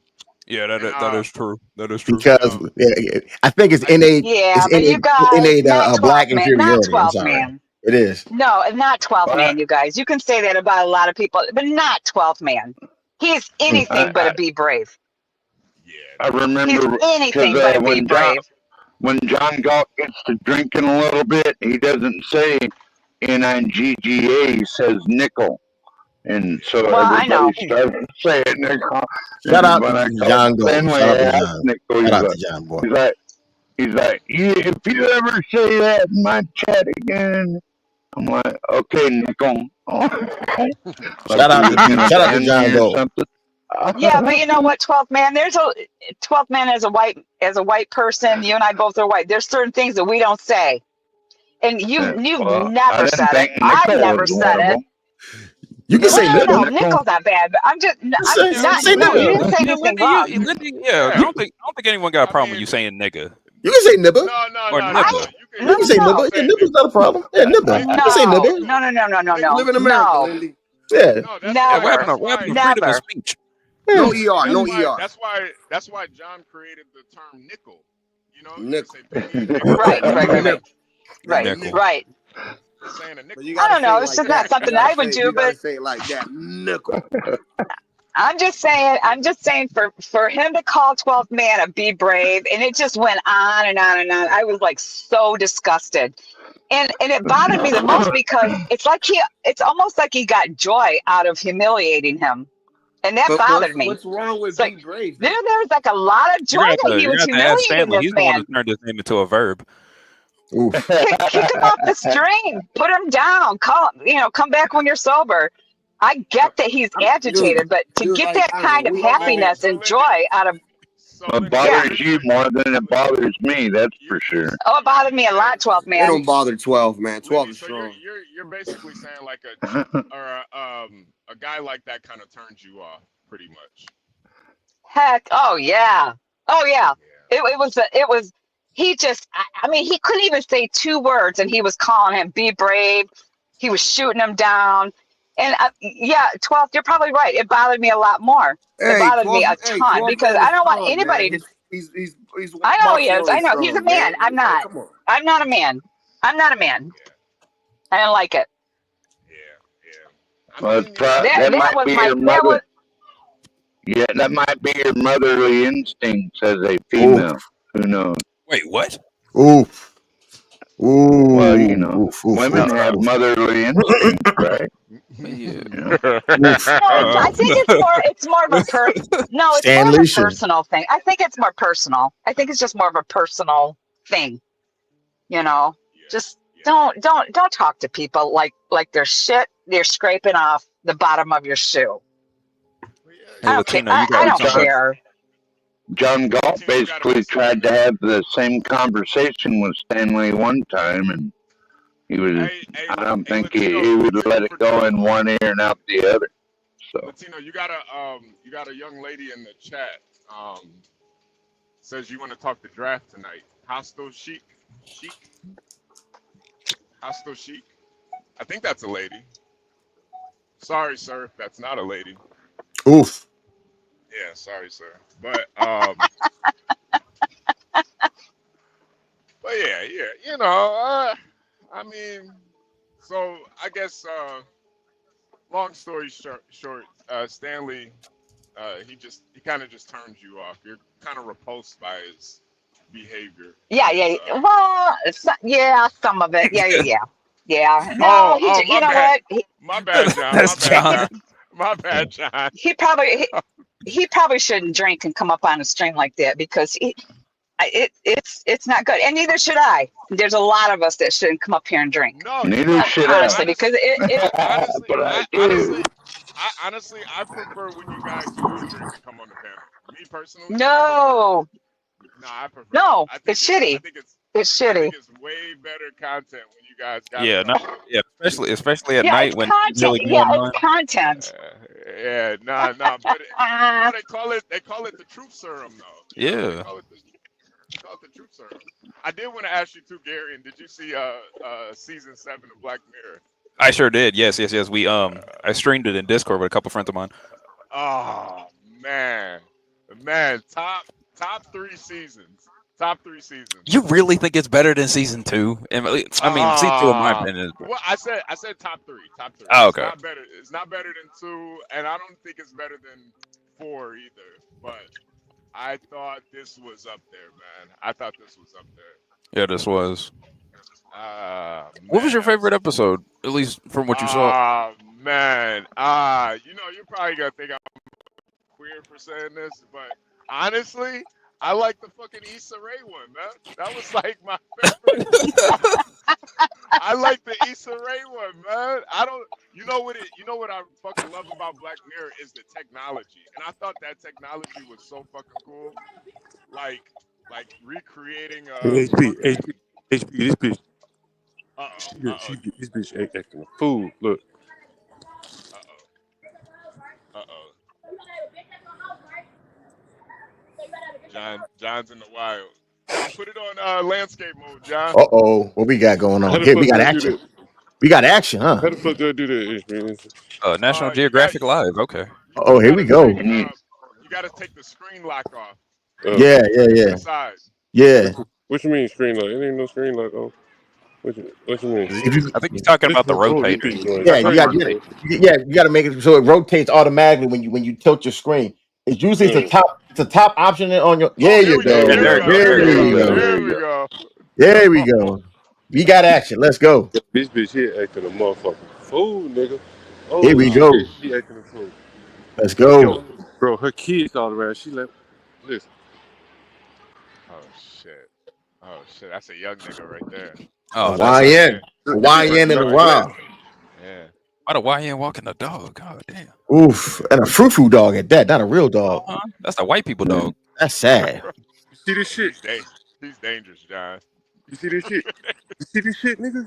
Yo, you need a better phone so we can see it better, man. We act like it's all blurry and stuff like that. Is that blood? No, okay, Oh, that's no, a bag. It's a trash bag. It's a trash bag. Hey, I'm picking up all the fucking trash these niggas done threw out in front of my goddamn house, man. You know what I mean? Bro, let me show you this shit, man. So I got one of these fucking trash pickups, bro. Look at this shit. Yeah. You're gonna need that for the dog poop if that dog keep coming around there. Oh, that grass look all dead and nasty. Ugh. I mean, it is the hood, so that's usual. Yeah. Oof. That's why I'm glad I moved out to the country. My yard looks real nice. Is that a shirt? Is that a shirt? It's a carry-out bag. Oh, I thought it was a somebody had like a nasty torn up. What the hell? Is that weed next to you? Don't tell me that's weed next to you off to the side, bro. Man, I couldn't live in the city. Too much noise. At all. John trying to keep his neighborhood cleaned up. Is that Hey, John, they say a you're nitrile glove? John, they say you're worse than Dylan Roof, though. Look at you cleaning up the hood, man. Ooh. Look at you cleaning up your neighborhood, but you worse than Dylan Roof. Ain't that a bitch? Yo, this bitch was like in front of her children, man, arguing with some nigga, right? And you know, the relationship going, you know, he cheating or something, sound like she was saying basically. And you know, she just cursing, man, the children right there at the bus stop in front of her, man. You know, and like going home to trauma, kind of like that shit Universal was talking about this morning. You know what I mean? Yeah. Hey, You would hey, never, before I get, you would go never ahead. think about that you would never think of that about Universal too, man. Yeah, no, you wouldn't think it, right? No, you definitely wouldn't think it. Hey, before I get out of here, man. Hey, Latino, shit, I was thinking about covering the draft at least until Shadua is drafted, man. You interested in the draft tonight? 12 man. What draft? Damn. The NFL draft. Oh no. Yeah, all them brothers they're gonna be stone white bunnies with take tonight. Yeah, man, let's go. Maybe when the game starts. Latino for Trump, you still there? I think Latino stepped away, John. Oh shit, he stepped away. When the game starts, John. We can do that football betting again.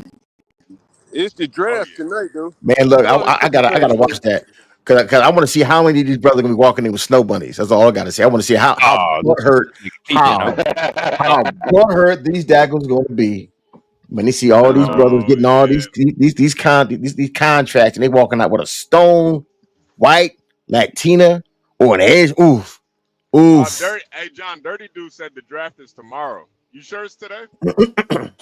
Oh yeah, Universal said it's tomorrow. Let's go. Watch it, but Yeah, my bad, I ain't man. I gonna had a bet phone call on it. come in.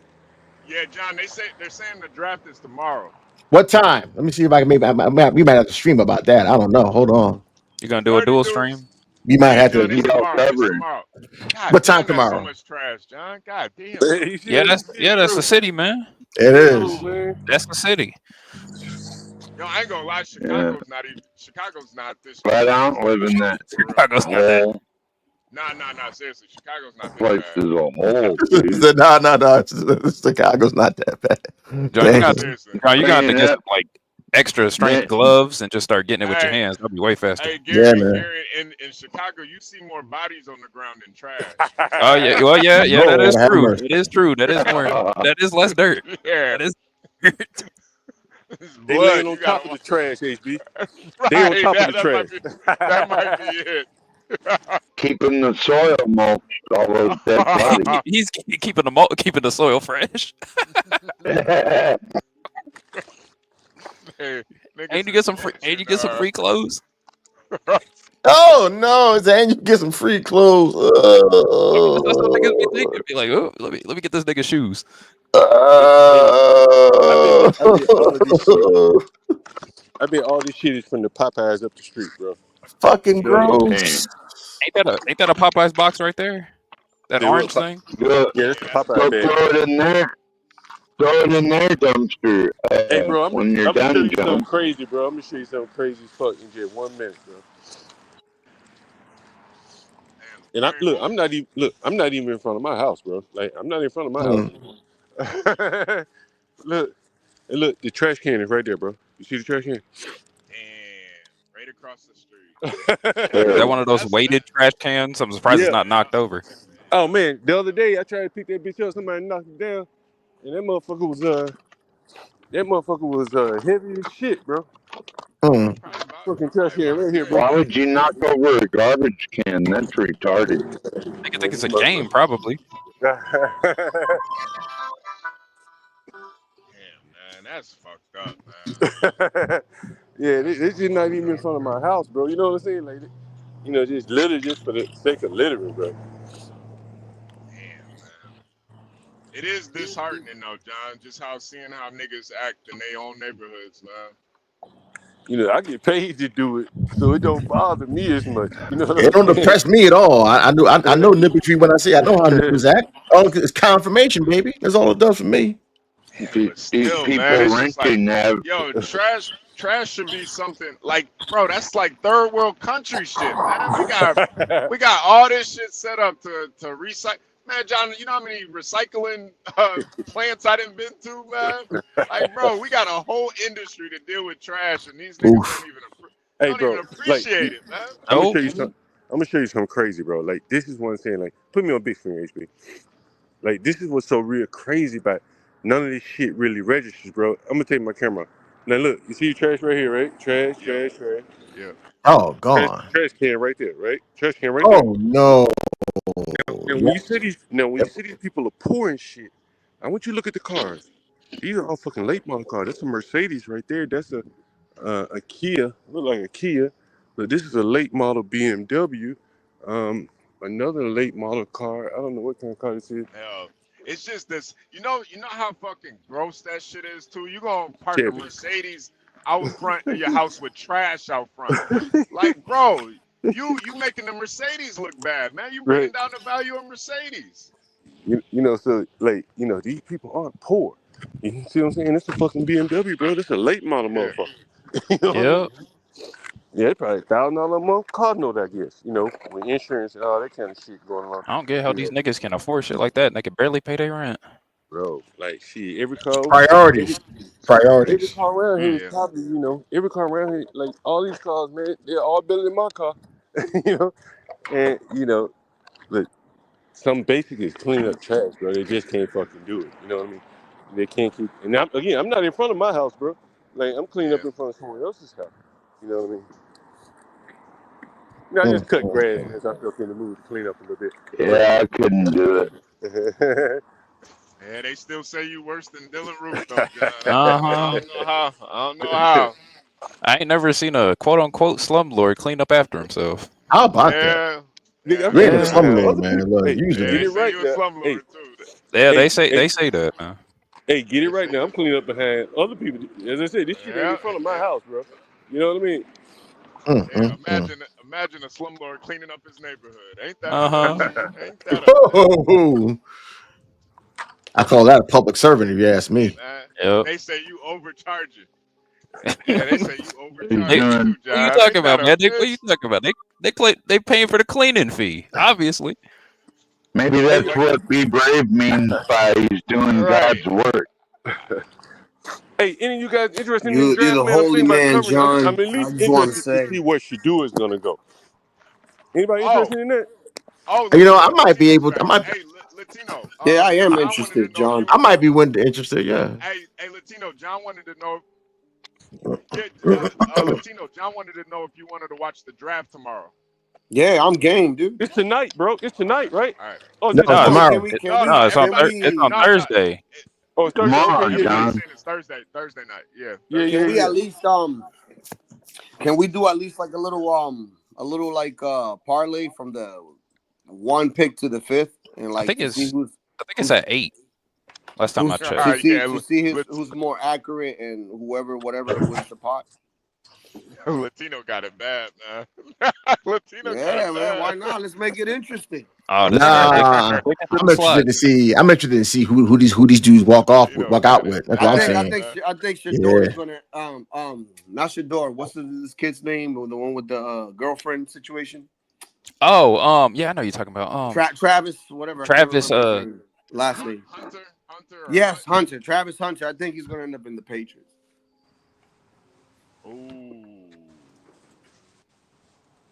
Damn, yo. Bill Belichick might be the only one crazy enough to let him play both sides too. Nah, he's not. Bill Belichick is in North Carolina now. He's the coach of North Carolina. Oh, damn. Did they really get rid of him? Yeah. Yeah, I'm thinking I'd like to look at that because the Seahawks are getting a new quarterback and all that. So yeah, to see what they got going on. Bill Belichick is coaching UNC. That's what. I did see that. Yo, wait, hold on. Travis Hunter's the number 1 ranked wide receiver at the moment. Whoa. And cornerback, you could say. God damn. So he's like a double threat, man. And like, if we get him here in the Patriots, we'll definitely put him in the corner position.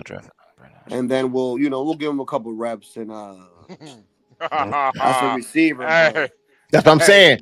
That's what I'm saying. Universal. Look, I'm coming for that. I'm trying to see how many. I'm trying to see how many's walking out with snow. I don't want to see how many's walking out with snow, but I want to see how many's going to be fucking butthurt because of that. I'm all for that. Trying to do the snow bunny over and under. Man, bro, I'm yeah, I'll do that. Yeah. Honestly, yeah. I don't think it's gonna be 100%. That's the only thing. I'm here for it. Are we counting Latina's snow bunnies? No. I'm gonna call it the non. No. It's got to be the non-daggle over under. So anything that's not a daggle, there we go. So there's that. So like Tina's, Becky's, Malin's, Lakshmi's, fucking Amadi Souls, all that shit. Amadi Souls, Amadi Souls, all that shit. As long as if it ain't black, that's it, Jack. That's all it goes for. Let's go. Let's go. Black over under. Yeah, the anti-daggle. The anti-daggle. Are there any white men getting sued up for any picks? I don't know. No, I ain't worried too much about that. Yeah, we're gonna say if that's the case, there might be one black chick. Because there are good black women. So I'm not saying that. No. There are actually black women. There are black ladies. I'm talking about the motherfucking daggle. You know what the daggle is. Yeah, I'm talking about the full on motherfucking daggle. That's what I'm talking about. He made that. Portia, I 100% agree, man. And that's you know, everybody wanting to talk about owning property and stuff, but how many of y'all getting out there and cleaning up the trash in your neighborhood too, man? John goes the extra mile, and it is you can tell he loves what he does. Hey man, shout out to him. Yeah, man. I just hope you stay safe, because you know how niggas is. When you around blacks, you can never relax. So you gotta be careful. I'm surprised ain't no black folks got mad at him for picking up the trash. Nigga, why you picking up that trash? Nah, they'll probably just from what I know, they'll probably just look at you funny and maybe ask you, "Hey man, what you doing?" What is that? What you doing? What is that motion that you're doing right there? That nigga got a robot arm. What the fuck? It's from DC. It's from DC. He's like, hey young, what you doing there, young? What you doing with that there, young? Yeah, young, you picking that up there, young? Is that Joe? Is that a trash? What is that? A trash? What is that? I've never seen one. That nigga got a claw on his Joe. Go on, Joe. Look at him, Joe. That boy got a robot arm. What are you doing? Is that Kawhi Leonard? Oof. Oh, Gary, what was your favorite episode? The first one. What was it called? I think it was called Coming Over or Coming Under. The one about the one about the lady with the phone plant in her.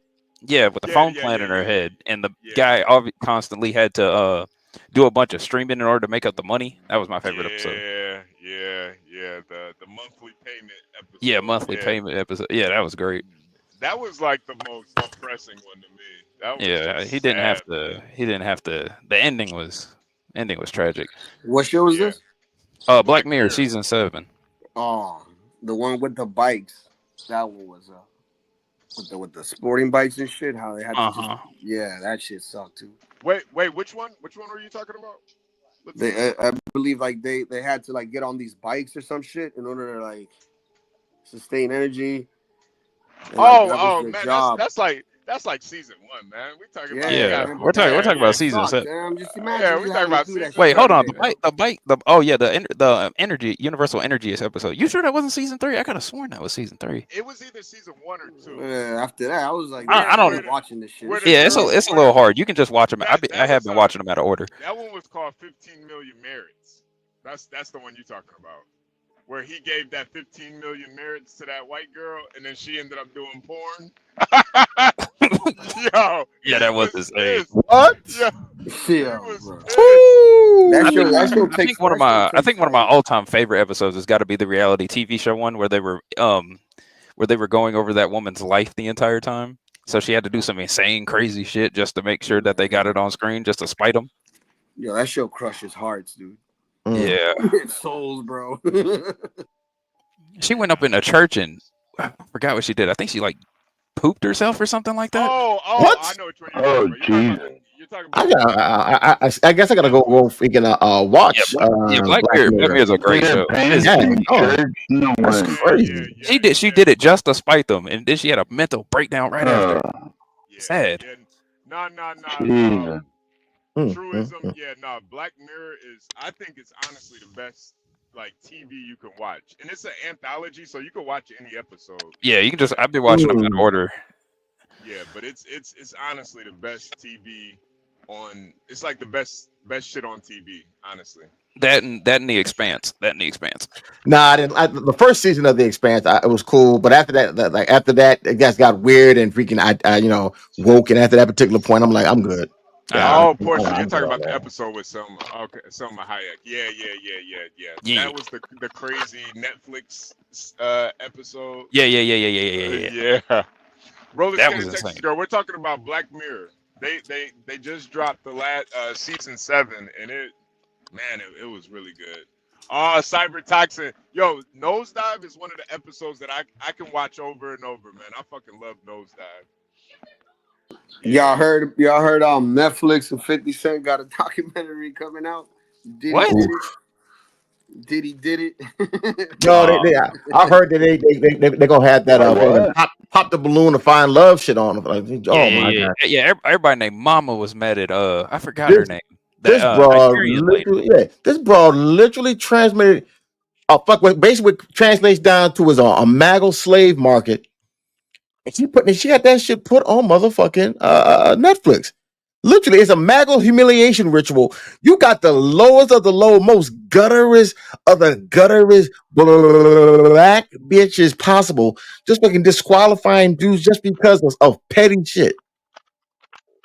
And she got that all the way to the bag, which lets you know these Negroes have no fucking standards and no self-respect. As long as she got the cakes, it's gonna take what it motherfucking takes to get to them damn cakes. These Negroes is thirsty. You understand me? Thirsty. And it's Richard, pathetic. Richard, you're talking about Black Museum. That was a good episode too. I thought that was a good episode. I think another great episode. Just to be off topic. I'm sorry, True. Is to go. I think a good one was Beyond the Sea, the one with the doppelganger clones for the astronauts. Oh yeah. Where they used like their doppelgangers in like at home while they were in space. Which Yeah. The only reason I had a problem with that is why wouldn't you just do it the opposite way? Make more sense to have Why wouldn't you spend time with your? I was thinking that the whole time. Like, why wouldn't you spend time with your family the whole time instead of being at work in space and shit where they can die and all that? Because they want to be in space. That's why they love space, man. I mean, I wish they explained that in the show. They didn't even have that. Yeah, they didn't even mention it because that that's. I mean, to me, that's a plot hole, but whatever. Yeah, that's a major plot hole. It's like, why the fuck you got that technology?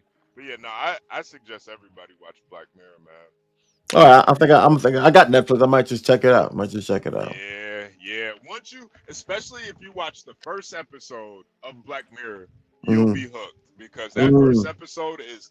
I still think by far the first episode is the most fucked up shit in history. Like, I think it might have been the most fucked up episode ever on TV. Honestly, like. When you see the plot of the first episode, you're gonna be like, yeah, this show is fucking genius, man. It's fucking genius. Wait, 15 Million Merits is the first episode? No. The first episode is the pig episode. Oh, yeah. That's what sold me. Yeah, I'm gonna have to watch it. I'm gonna have to start watching this shit in order, man, because I was just watching episode to episode. I watched that first episode. I was like, hell nah, man. They did not just do this shit, man. Are you fucking crazy? So and then the nigga did it too.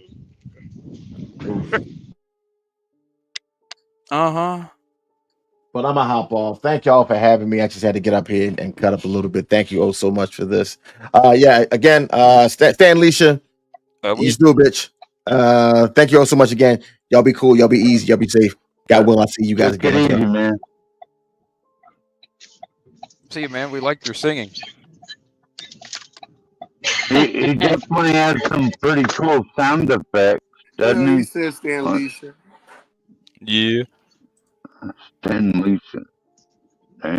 You guys, I just got out of the store. I just went shopping. I just came out of Meijer. Should have camped up so we can see your amazing white store. What'd you get? No, I had to get some cereal and a couple other things I got. I heard John, he was out cleaning.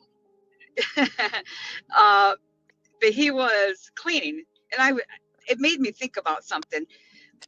Do they have the 10-cent tax on the cans there? I mean, if he could pick up cans, in Michigan, everything we buy, a pop, a soda, can, anything like a soda or pop or beer or anything like that, there's a dime charge on each can. And we got to take those back and get the money back for them. I just wonder if John, if it was like that where he was at, if they charged a dime. HB knows what I'm talking about. They charge you a dime. It's a nickel here. Oh, it's a nickel. Okay. Yeah, ours is also a nickel. Okay. All right. I just wondered if John would, if he was picking up cans and bottles and stuff like that. For him here. No, we have to pay for it. No. We have to pay for it up front.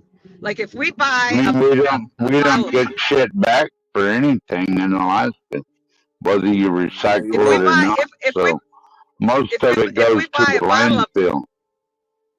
if we buy a bottle of pop and it's $1.50, they charge us $1.60. They charge us that extra dime. So if we want to recoup that money back, we got to take it back and get our money for it. And I just wonder, a lot of people, that's what they do. They go, especially like at concerts and stuff like that. They go around, at least around here, they'll pick up, like bottles of beer, cans of beer and stuff like that. And they take them back and get money for it. You don't have to, you can get the money back. Yeah, we got a lot of people who do that around here too, especially homeless people. Yeah. But it balances out Yeah, because in order to store their cans, they got to steal the shopping carts from Walmart in order to store their cans. Yeah. I just wondered if that was like that for John, if he was picking up trash and cans and stuff like that. My bad. There we go. Probably not worth his time, Lindy Lou, to bring 5 cents no, for the it's can not. back. No, it's not. Unless you accumulate a lot, unless you're really, really poor. Then you got to store all those stinky beer cans and shit. To hell with all that. Yeah. Lindy, you said you got some cereal, Lindy. What kind of cereal did you get? Kashi Goldeen. What? Some what? Kashi. Kashi. The hell is that? It's called Kashi Goldeen. Oh, I was gonna guess Fruity Pebbles. Some fancy organic cereal. Well, it's supposed to be Kashi. Hold on, let me spell it for you. Oh, I've seen this. This is one of those super healthy cereals. What the Yeah, Post Mills makes those, right? Post. Yeah, hold on. I'd have to look at it, but hold on. Let me see who makes it. And I It's one got of them popcorn. Yeah, it's one of them high fiber cereals, ain't it? Supposed to help with like digestion or something. Well, I got the one with the protein. Hold on, let me see who it's made by. What's that? I got a shit different kind this time. That Jamaicans be eating. Man. Lindy Lou, what kind of cereal you think Stanley eats? The same thing. Probably the same thing. Probably some honey bunches of oats. Probably Fruit Loops. He probably eat. No, grape nut. this got a lot of protein and fiber. He probably eat grape nut. Y'all are bad, you know that. Probably eat a nice steamy bowl of bran flakes. Y'all are bad. Bland flakes. No flavor. Hey, Chad, put Mixed oat. How about mixed oat? Put the kind of cereal you think Stanley eats in the chat. Stop. I'm gonna go with. Let me think about it. Ghetto Y'all, it's got it got the 8 grams of fiber in a serving. A serving is like 3/4 a cup. When you get to a certain age, fiber is good, protein is good. Oh yeah. Yeah. Yeah, when you start getting around 40-ish. He probably eats motherfucker flakes. Mother. Quaker Oat squares. What the hell? That's a good one, Latino. Quaker Oat squares. I was thinking of black. And Nate Way said cream of wheat. Hey yo. Hey. Shout out to cream of wheat, man. I grew up on that, man. No, I did too. Tyrone said sugar. I've never had cream of wheat. Oh, good. Yeah, Sugar Smacks. Yeah. Then we would eat those Flintstones cereal. What's that? I What do you call that shit? Flintstones? Yeah. Never had cream of wheats, but I had Sugar Smacks, all that kind of stuff. Wheaties. No, Wheaties. Whitey flakes.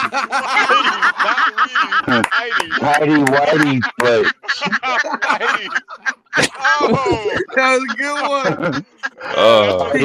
Good one. That was not a misspelling. Imagine what's the decoration on the box? Portia, man? where are you going, Portia?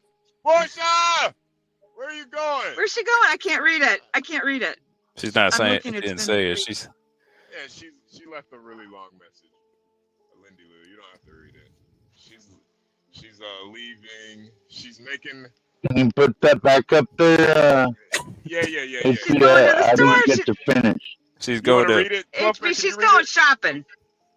Can you read it It for me? says, I'm leaving. It's been a great day of live streaming and panel interaction between the host and all of you great folks hitting the link and adding to the conversation. I appreciate all of you.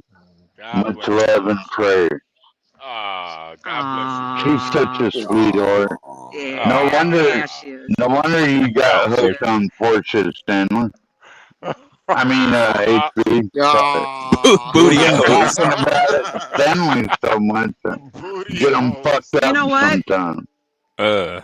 Portia was the first person over on the other stream that I won't mention when I started going there probably over a year ago. She just, I mean, I came on there and I said hello, and she just like welcomed me with open arms, and she was like, "Oh, it's so good you're on here," and just you know what? That's how she is. That's how you get people. You know, that's how you know. It's how you greet Everybody people. loves Portia, though. Speaking of, She was so Everybody sweet. loves Portia. She's a sweetheart. She Yeah. is a sweetheart. Yeah, she is. She is a sweetheart. She's a sweetheart. She is a sweetheart. Yeah. Tyrone said I crunch berries. don't gotta tell you that. Oh. Dang. Okay. Lindy. He eats gay bunches of oats. HB, he eats. Well, you know what, y'all? I like that. He Fruit- eats I like fruity that bunches- kind. I fruity still bunches like of- that cereal. he eats fruity bunches of oats. That's evil, man. Who put my name up there that says Princess Lindy? Wait. I did, Lindy. Your name Oh my God! I just noticed that. Yeah, we're calling you Princess Lindy Lou from now on. Yeah, I put it there like an hour ago. Take that off. You're just now. Till just now. Oh my God. Yeah, you go up on John Galt stream or HB stream, the princess that you are. I'm like, what the hell? My dad spanked me as hard as he did anybody else. I was never a princess. I just could not believe my ears. The princess. I'm like, they don't treat me like a princess. They talk to me. Lindy Lou, you'd get along with Stanley. He likes to be spanked. So that's 12 man getting his lick back. 12 man. 12 man's getting his lick back now. Okay. Mike's getting flogged. Stanley's a little freak. Wow. Little freak. All right, I'm gonna jump off. I'm home, y'all, so I'm gonna jump off. Talk to you guys later. Bye. Enjoy your cereal, Lindy Lou. Yeah. Enjoy your cereal, Lindy. Kashi. Never heard of this before. Yeah, it's that. I've seen it before. It's like that weird white box. It's like that weird cereal. Yeah, it's that bland cereal with the little color at the bottom. Yeah. It's like that cereal you walk past and you're like, who the fuck eats that shit? We got our answer today, you guys. All right. Yeah, Lindy Lou eats that shit. Shit looks like cat food, man. It really does. This looks like this looks like something you find in a dog food aisle. Yeah. It's like eating. Yeah, I only eat cornflakes. That's it. Or Yeah, that's maybe a real- generic cornflake. If it's on sale, that's it. I mean, I eat cornflakes. oatmeal and grits. Lindy already forgave you, Virgo. Oh, Virgo got the smoke now. Yeah, Lindy already forgave you, Virgo. She forgave you. She already forgave you, and she wasn't even up here with Be Brave. Be Brave left hours ago, Virgo. Virgo in here, trying to. Hey, Virgo. That's my ebony. Don't. Virgo, what type Don't of be cereal? written on Virgo, my ebony. what type of cereal you eat, Virgo? Virgo eats. She's Haitian cat O's. Cat. She I think eats it's, what's that cat food called? Virgo eats frosted mini wheats. I'm telling you. She eats Virgo eats frosted mini wheats. frosted dirt cookies. Frosted meow. What's that cat food called that everybody was talking? Meow Mix. She's Meow Mix. Man.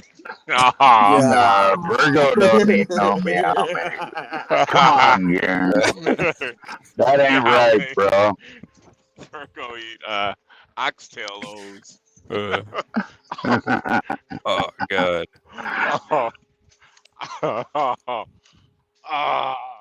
Who just popped up here? Hold on a second. Who's in the back? Who the hell just popped up in the back of this stream? Let's see. The lady of the hour, Oh, there she is. She What back. up? Watch What out, up, yo. Virgo? Uh-oh. Let's see what you First of all, first of all, fuck all of y'all except for 12th man. It's love, man. We love you. Yeah, Virgo, we appreciate You know you. we love you, but come on And now. honestly, I don't eat cereal. I can't She's I don't more like of a milk. croissant and a coffee person. I'll eat oatmeal. Oh, I'll make yeah. oatmeal. Yeah, yes, oatmeal's great. Oatmeal and grits. Yeah, I'll put a little bit of walnuts in my oatmeal, little brown sugar, cinnamon, and craisins. What kind of That's good. oatmeal, Virgo? The Just instant or plain, the just rolled plain oat? old rolled oats. Yeah, I like those too. That's what I eat. And I have to get the lactose tolerant milk. I'd rather have those than cornflakes, to be honest. You put white sugar in it or brown sugar? I put brown sugar. Oh. Or I put cane sugar. Oh, that's the white sugar. Yeah, super white. No, Yeah, it's you don't want actually that, the raw Virgo. sugar is actually brown. Oh yeah, the raw sugar. Oh, Okay. you're talking about raw cane sugar. Okay. Damn, Virgo. So you like it? You like That it shit's raw? expensive. You like it raw, Virgo. That's what you're saying? Yeah, Nah, we like it raw and expensive. Damn. Wow. Okay. Like old DB said. Allegedly. She like it raw. Allegedly. Like old DB said. They said you eat dirt cookie crisp. Who said that? Fuck you too. Oh God. Damn. But if I was forced to eat cereal, it would have to be like a bran flakes with, some boring I cereal. guess frosted mini wheat, because we know you like it frosty. Hey, can Ebony. you highlight the last comment after you're done with this one? Yeah. Frosted Flakes. Yeah, no, I said that, Gary. I missed it. My bad. I missed it. Yo, that shit is Dirt cookie crisp. Dirt cookie Christmas. Yo, Genesee is shooting like 10 for 10 right now, man. I know, right? Dang. Need to put that nigga in the league. Yeah, this nigga might need to get drafted up here, man. God damn. But yeah. Virgo, Lindy Lou came up and she said she forgives you. She forgives you for not knowing what a racist is. Did she say that for real? Yeah, she said she forgives you. Oh. Hope y'all can get along, Virgo. I really like both y'all. She said you wouldn't know a racist if you married one. Oh, is that what she said? All right. So she wants the Come on. smoke. You started a race war. I mean, she said, Virgo, you don't eat raisins, you eat craisins. What's that? Like the white version of a raisin? No, they're cranberries that's like dried up like raisins. Okay. Oh, that's nigga. Oh, God. One dried cranberry. That sounds Cranberries are pretty very good, good for really. you. Virgo said HB is lying. Or Lindy Lou said that. Oh shit! Hold on a second. Hold on a second. Oh man. Hold on a second, y'all. We got here for the tea in the building. Oh, chat. Oh, What's up, T? oh, Hey guys. how? Hey, T. Howdy, HB is T. definitely What's good? lying. Hey you guys. What's going on? He's taking up for Lindy. No, HB is lying, okay?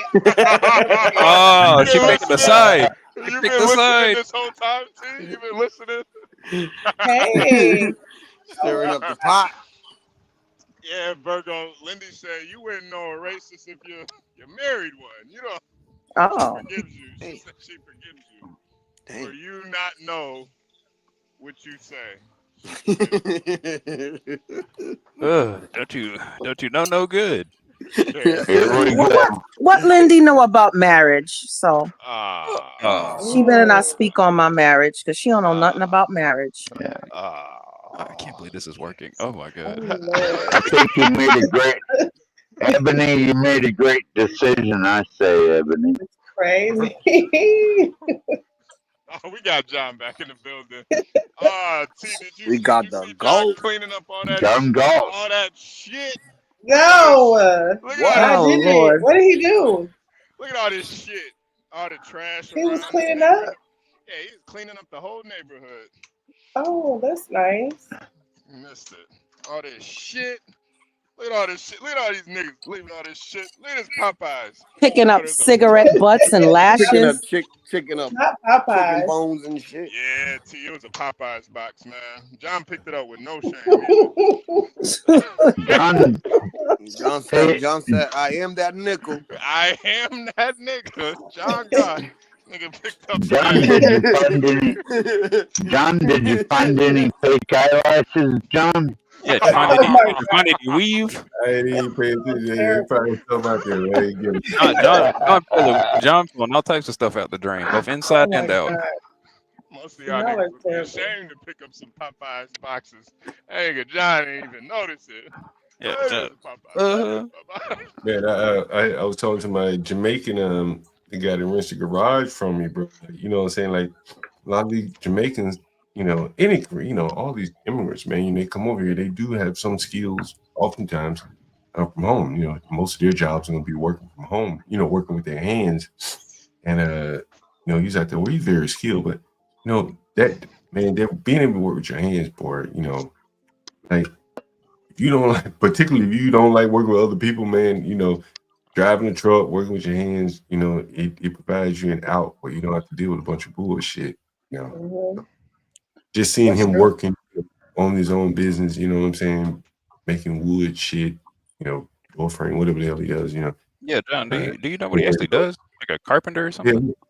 Yeah, he finished carpenter, bro. Man, that motherfucker probably got $50,000 worth of tools, bro. Very high end, FES tools, FES tools. That shit very high end, bro. Very high end. Yeah. That's cool.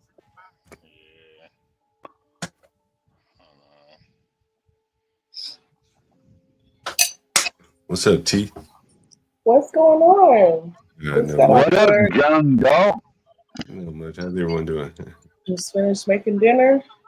What you Feeding make, T? everybody. What you cooking? What you cooking, T? I made like this little. It's not a gumbo, but it's kind of like a gumbo. It's like a shrimp, sausage, and okra soup. What? Over rice. I'll be right over, team. Oh, that is gumbo. Kind of, sort of. Much for a bowl? It's not a gumbo because I didn't. Yeah, it's not a gumbo because I didn't make a roux with it. I just used tomato paste and tomato sauce to kind of. I know what a roux is. Well, that's a Creole. That's a Creole gumbo then. Yeah, not a Cajun one. Creole. Yeah, it's not like Okay, so what a Creole would have tomato paste and they have like a red, more of a redder. Oh, okay. And the other one, what you said, the Haitian one is what? What did you call it, Virgo? Creole. Creole, okay. And that one is like the brownish sauce, right? The Cajun one is more brown with the roux, and then you put your filet. It's so was good. Was it like canned okra, or you just you had the okra? It was some fresh okra. Well, honestly, I went the shortcut and did the frozen okra. Yeah. Did the frozen, so. Hey, Lindy, how are you doing? Who, me? I'm doing great. Virgo, he's lying. You know that, don't you? Wait. What happened? Lying. Oh no. Wait, what happened? What happened? What happened? And T, I love what it says on the bottom of your name. To be honest with you, I think it's funny. But Oh, I've been Virgo's having nice. it for like 2 weeks now.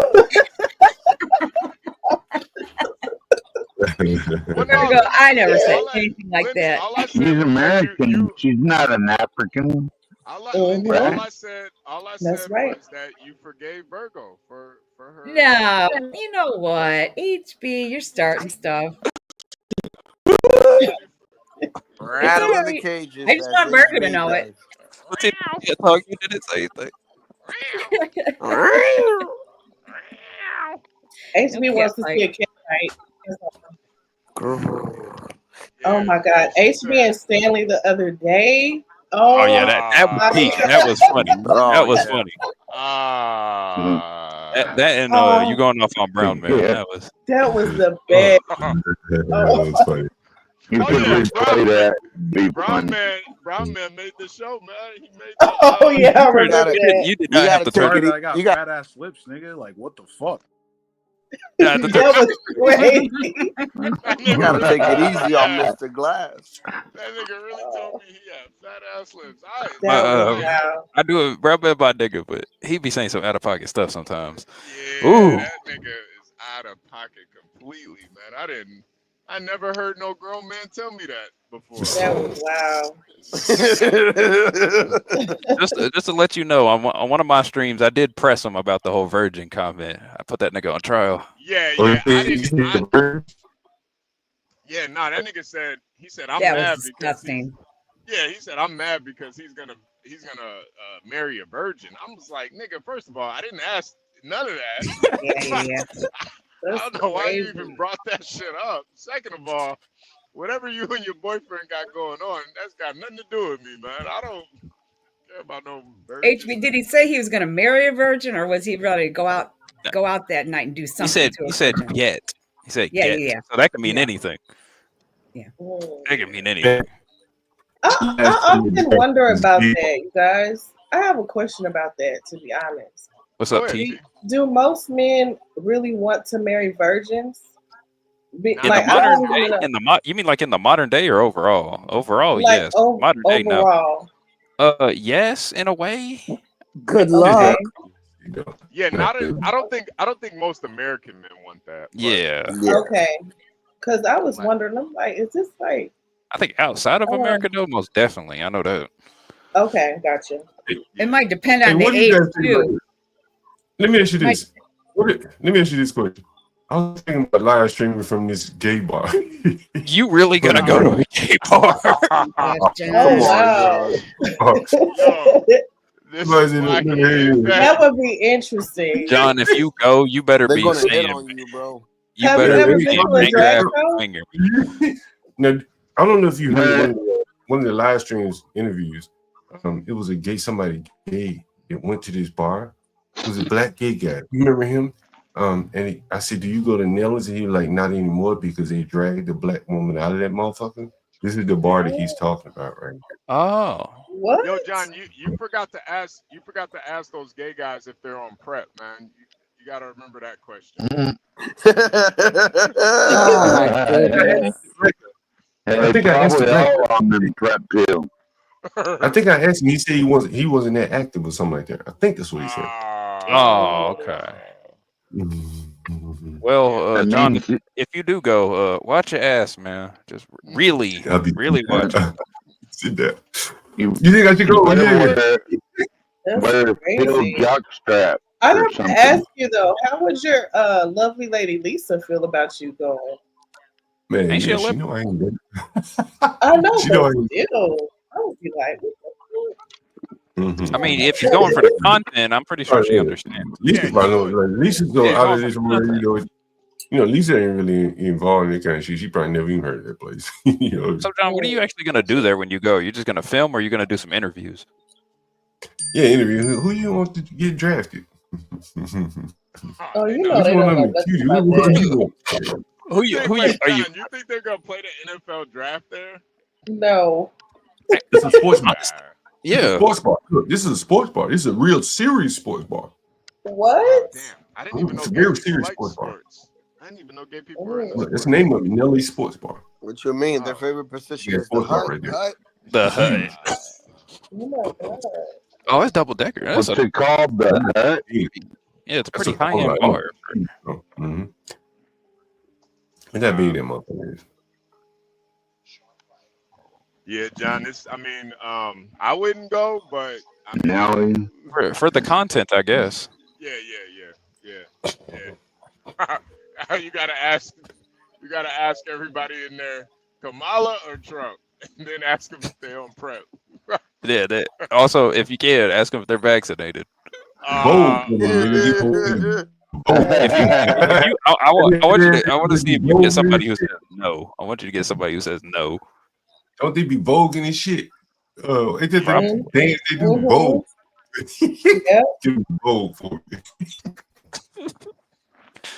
Yo, John, you are wilding right now. No, earlier. Let me see if I can pull up this article for you about this bar.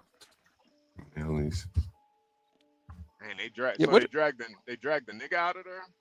Yeah, I think it was a woman too. Oh, drag her out by her hair. I think they dragged that motherfucking ass down the stairs. Like, get your black ass out of here. You know what I mean? Damn. Gay bars be vicious, huh? I didn't know they. I mean, like, bro, as I was telling you earlier, it's like, you know, in DC, bro, like, this is Northwest DC. You know what I'm saying? And like, the blacks and the gay blacks, everybody, they kind of, you know. Wait, John, I think your mic is cutting in and out. Is that just me? Yeah. Nah, I hear it. Nah, I hear. This is the right here. Bar. This is right at Howard University. John, your mic still sounds like muffled. He might have to come out shit. and then come back in again. Oh, now you Maybe sound better. switch mic. Sometimes maybe it's switching to the other mic. Let me see. Now I'm good. Okay. Dang, that's a huge crowd. What the? Yeah, but bro, I'm telling you, it's mostly white people, right? Like, black people don't even live down here, bro. You know what I'm saying? Like, to come here for a protest, you know, it's a ways away. And so here's what they did here. They are the most productive in the world when it comes to screwing anybody over. Where is it? I think this is it right here. Nelly Black at White Bar. I don't see any more videos worth playing, but that's basically it right there. I wonder if they talked about it. Let's see if they talked about the video. See, this make you feel a little uncomfortable too? No, not at the moment. Why? Why would I feel uncomfortable? I don't know. You always have the ladies. Damn, that bitch big. Hold on. Huh? You always have like the ladies. Oh, God damn. God damn. King Kong. How'd they throw her ass out? With a forklift? Jesus Christ. Oh, Oh no, Oh, it's Godzilla. Oh, God. Damn, how did she get into that outfit? Oh, that's a baby with her too. Damn. Where the baby at? The baby out there. Where the baby at? Hold on, what? You see the baby on her hip? Oh no, that's a roll. My bad. I thought that was a baby. That's a roll. I thought that was a baby on her hip. That is was a terrible. roll. That's a roll. Oh my God. That was a baby. Oh my God. I thought that was a whole nother life form, man. Damn. How does that bitch wipe her ass, HP? That's what I'm trying to figure out. I don't know. You might have to interview her 12, man. That's kind of crazy. That nigga just said it's her baby. That was a baby. Hey, HB, look, do you see that sign right there? HB, look at this sign right here. Bro, like, I want you to look. I'm gonna pause it when they get there. Hold on. Look, you see the sign this white man is carrying? You see the sign he's holding? You can't read it. You may be able to see it. It says D Black something?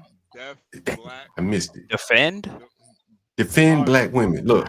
Oh. Look. All these signs are saying defend black women. Look. Here comes another. Look, you see it? Oh, I see it. He trying to get some coochie. This nigga peacocking.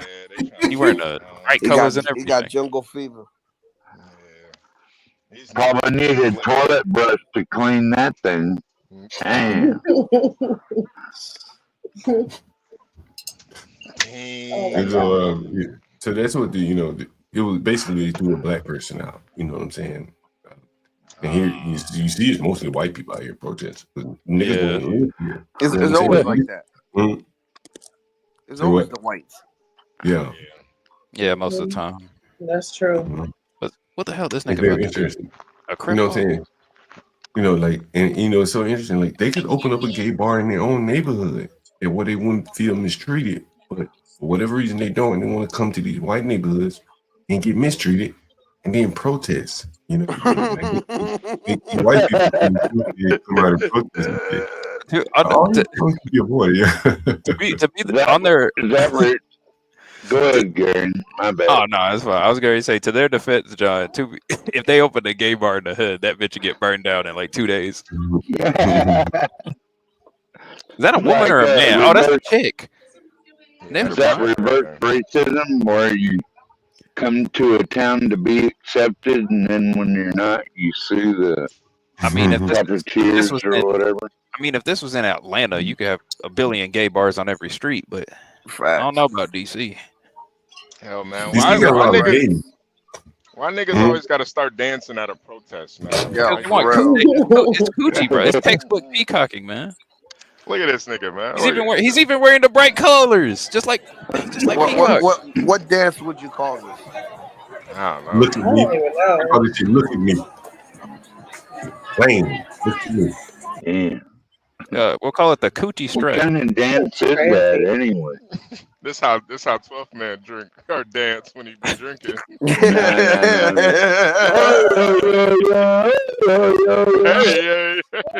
Hey. Yo, imagine Stanley dancing like that.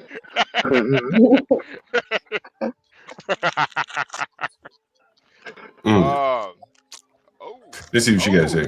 Okay. Okay, Brittany, Brittney. Henderson Fiestas, HENDERSON FIESTAS. You have to forgive me. I'm running on empty, Brittany, after a weird couple days. Tell me why you're out here tonight. Look at that sign, HB. By the white man right here. Defend the sisters. That's the same guy, I think. No, this I'm out here because there was multiple signs with that. Yeah, I missed a little bit what HB said. Maybe my connection. Is HB talking? Yeah, no. A You're drug good, couple. John. You're good, John. What did you say? Oh no, I can't hear you talking about that.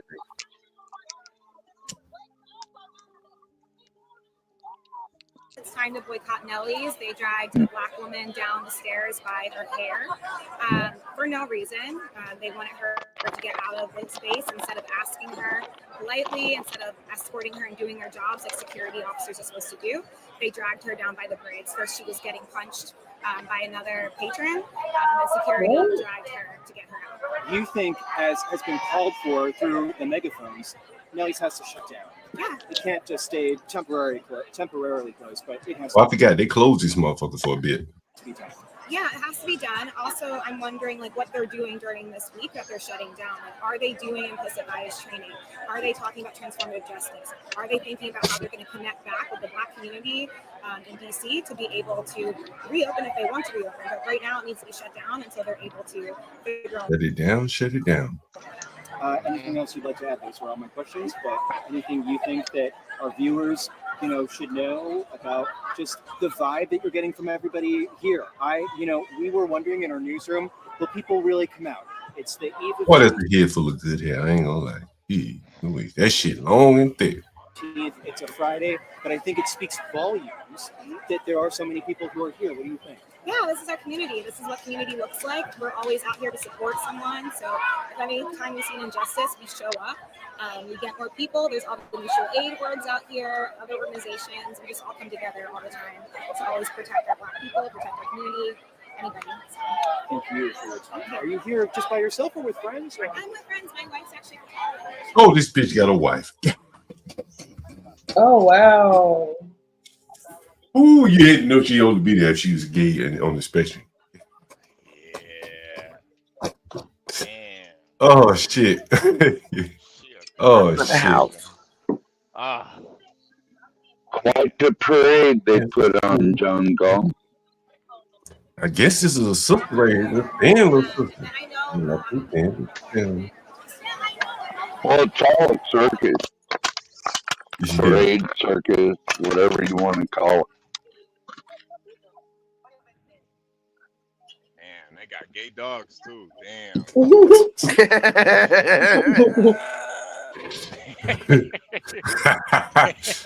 I can't with you, bro. That is crazy. He him. You think they gave the dog pronouns? AB? He him. No, that's a they My do, dog John. identified. No, that's a woof woof. That's a Well, they what that is an animal abuser because you would never take your dog to a place where there's potential violence or what have you. Not around a bunch of people like that. I don't like people. 12, don't take Sam Fisher over there. He might not come out right. No, I would never take my dog to a protest ever. John, ain't that one of your tenants? Wasn't that your tenant that cut you off? Oh, damn. White. Remember she said, I'm white. I Oh. recycle. Yeah. I recycle. I'm white. Caucasian. That was Caucasian. That's crazy. what she said, Caucasian. Oh man. That was crazy. HB, you know crazy, man. Dude, white dude. Whatever happened to her, John? What happened to her? She got me alone. Huh? Oh. HB, I had a nigga call me today, white dude. And I got a couple of black people living upstairs. The white guy living in the basement. So he said, "Oh man, let me see, where's my phone?" He said, "You need to tell the people, to properly sort their trash." Man, I ain't even responding. I'm like, nigga, you think I'm about to tell some niggas to sort some trash? Huh? What they do that shit? Oh my I'm not even gonna away my bro. You are so terrible, John. He said you should tell the kids upstairs to not put recycling in trash bag. You could get fined. Shit. You get on my nerves. I should try to call the niggas. I should let y'all hear this shit. Hey nigga, you gotta sort your trash. He be like, what? The nigga, his brain just wires just fried. You know what I mean? Like, that's crazy. This is the same dude that took his trash out back from the trash. Nah, that was years ago. But here's the white guy telling you motherfuckers to sort their trash. Man, I couldn't dare tell no nigga to sort their trash. No, that's funny, John. That's hilarious. He said his brain fried. I ain't even respond, man. Oh shit, they got a sister in a chair. Oh, wait a minute. And they include the disabled people did it. Oh, Let's see if she got one. Did they interview the disabled? Like, sweetie, like they could have dragged you down. She probably they could have been dragging me down the stairs too.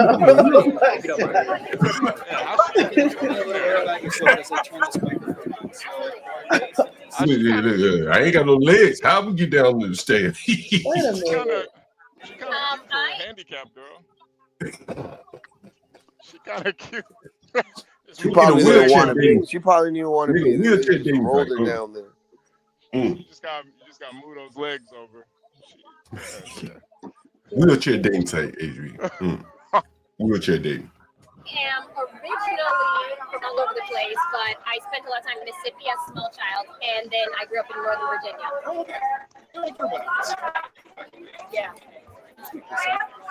Can you tell me your last name? Wells, WL. And Ida B's granddaughter. Ida B. Wells' granddaughter in a wheelchair and a homosexual. Can you tell me why you're here tonight? I'm here to try She's here to to make stand my up. voice heard personally and to join the movement to try to get some sort of accountability from Nellies and the ownership on account of Keisha being mistreated. Why would she be there in a wheelchair? Like, John, what if something breaks out? Like, girl, she gonna be the first one to get away, T. She oh got my God. wheels. That doesn't make any sense. As long as you roll downhill. When Antifa and BLM used to protest in Portland, they'd roll out this legless or paraplegic guy on a fucking electric scooter or something, and then dare the police to attack the rioters. You know what I mean? That's kind of like that's what terrorists do too. They hide behind schools and when she was dragged out by her disabled hair people. and Bullshit. when she was dragged out by her hair and assaulted. Why they keep bringing up dragged out by her hair? You notice that, guy? I'm telling you, man, them sisters and that hair, man, they start a whole revolution over that shit, man. Can you put that picture up with the crown act again? The crown act picture. Hold on, You're like wait, here with HB, bro. I gotta read. You need to chill, bro. What's with the hair? Speaking of which, HB, I just bought a couple of your pieces. Oh, thank you. Bro. Thank you. Hold on. Let me. Oh man. Yeah, bring some of the pictures up. I want to see. Look at that hair, dude. Who would wear their hair like that? I know T would. She has locks. Here go the crown act. What's that, HB? This the crown act. Yes. Yeah. What's this represent again, HB? This is a proud black woman getting ready for her night on the town, prepping her wig, getting it ready to hit the town. You know, she getting it together. That blonde, beautiful blonde wig putting on top of her crown. This is the crown act. Yes. Yes, and the one that hit my heart was the pro-black woman. Oh, you talking about the divester? This is the divester right here. Yes. That's the one I bought. Yes. Yeah, the divester. Do you take requests? Yeah. Do you take requests? Because I would love like a like I said, I want to live around white people picture. Oh, can you do that? I want to live around white people. That kind of that picture right there kind of represents that. I got you, John. I got you. I'm gonna work on that one, man. Give me a couple hours, man. I'm gonna work on that one. Yeah, this is called the divester. This one is called Black Man's Kryptonite right here. That porcelain white goddess. Or maybe can you? That's Stanley and his former wife, right?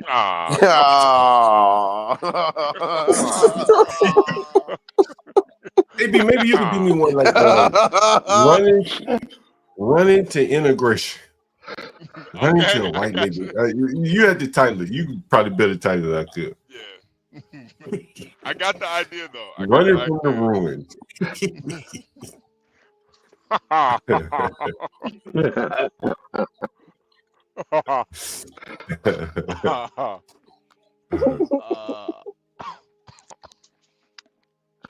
Man, she back? Protect black women! Protect black women!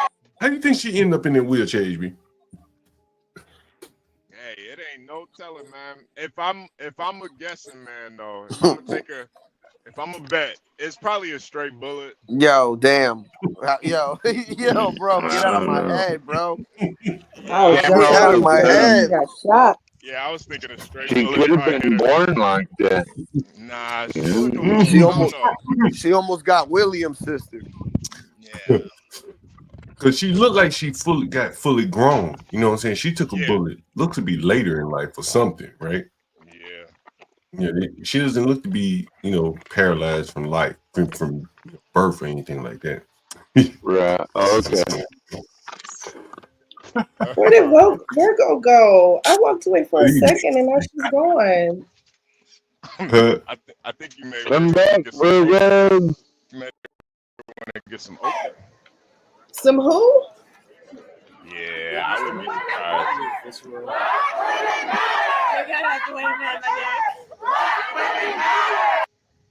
All these white women out here talking about black women matter. This shit is amazing, bro. Like these cities really are like a laboratory for like crazy motherfuckers. You know what I mean?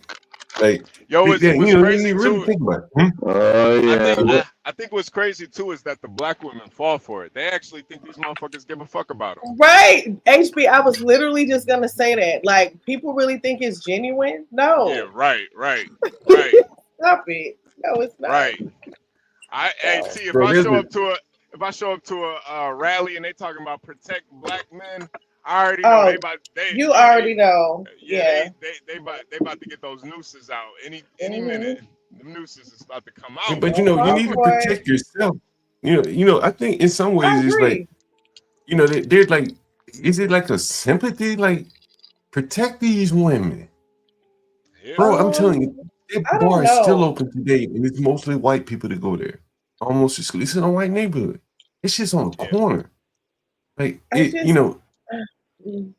Protests to me, I just feel like they're disingenuous. They're being paid. I don't see the point. Well, T, I'm gonna tell you what I think it is. It's just came to my mind. Like, I guarantee you, the majority of these white kids screaming at protect black women, the MFB is in the audience. He knows this area very well. I guarantee you, they live in this area in these nice ass apartments. HB probably can understand for Chicago. Like, you go downtown in Chicago, they got a protest. There's gonna be motherfuckers living in, River North and all them nice ass areas at the protest. They actually shut down Chicago. It's always John. They always protest in the nicest areas, man. Mm-hmm. That's true. Like, these people aren't gonna go in the ghetto and protest, bro. Like, I bet you most of those people have never been over here. Yeah. It's like a feel good for them. It's very interesting. You know what I'm saying? Like, they don't have to protest for these people. And they wouldn't go live around these people, but you could I tell think the ones that they do. you could tell the ones that ain't never been over there. Those are the ones dancing in the middle of the street.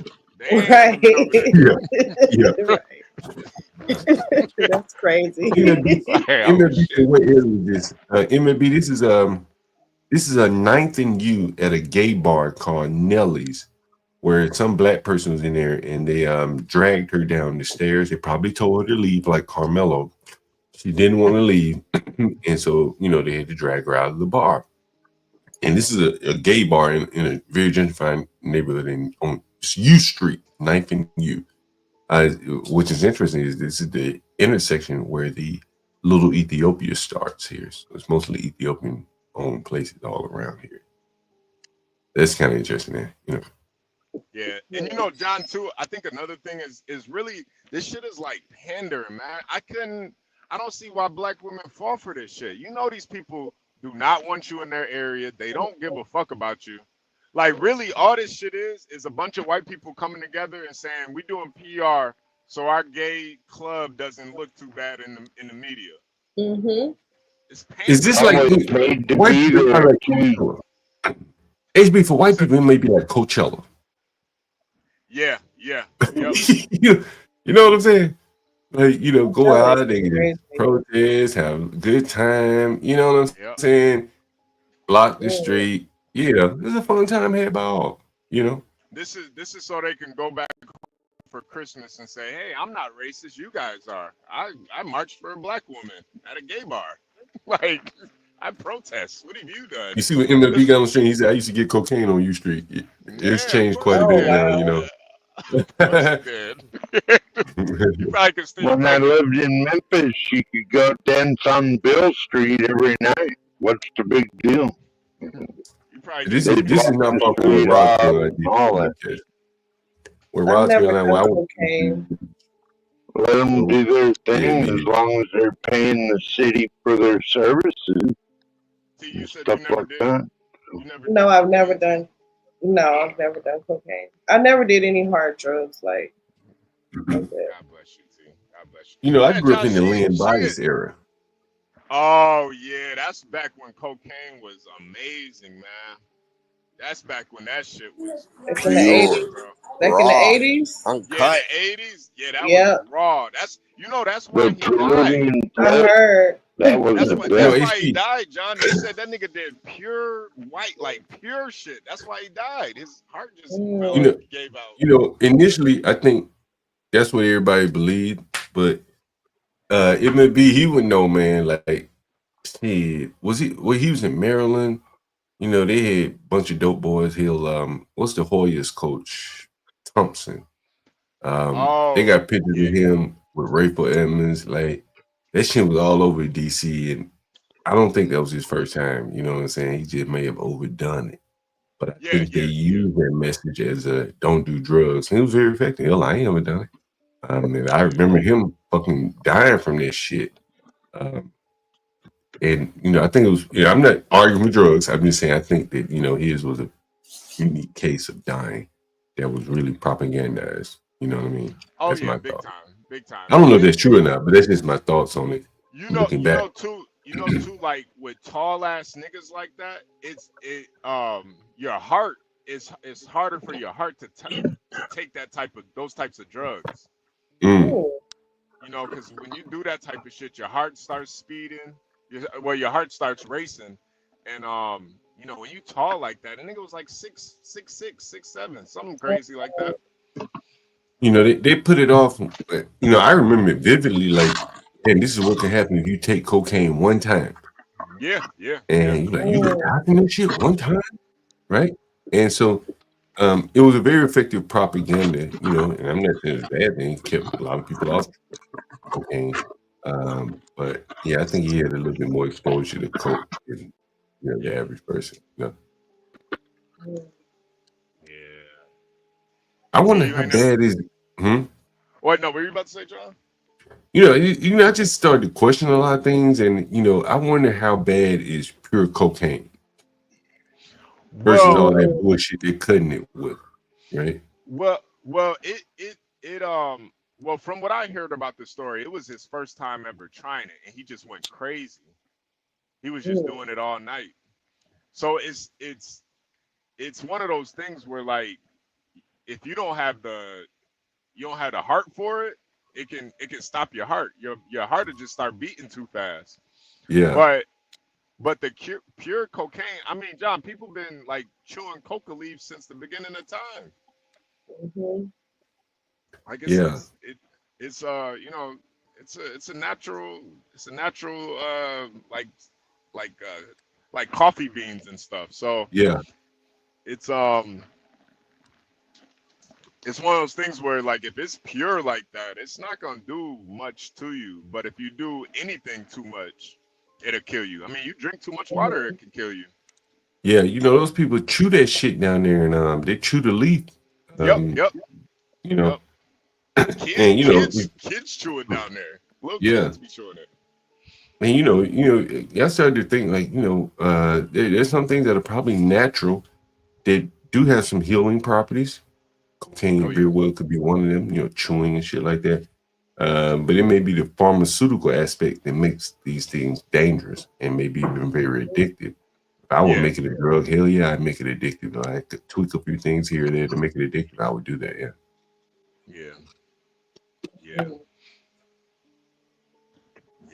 It's definitely want to stay away from that cocaine, especially nowadays. But You're no good. Cocaine. I bet people with money still get very good cocaine, bro. Oh yeah, I'm sure they do. Yeah. Oh yeah. Mhm. Oh yeah. Man, Yeah, Innate is. You gotta Innate was a cop, understand. right? Was Innate a cop or badass? Was a cop. I'm not sure. I don't think Innate was a cop though. So badass was a cop, I think. Was badass a cop? Who was the cop in New York? Oh, that's Didn't not badass, but damn, he's probably in the chat. Black Knight, yeah, Black Knight. Thank you, Shredder. I ain't seen him in a minute. Yeah, I think this Carmelo Anthony got a lot of people in the bushes, John. What happened? Was Black Knight on? Well, you think he was a Carmelo Anthony supporter? What about the people who's not on neither side? Because that's where I am. I'm not on either side. You know what I mean? Like, I'm just honestly waiting for the evidence and stuff to come out because we really don't know at the end of the day. Let me ask you this, Chief. Out of curiosity, Here we go.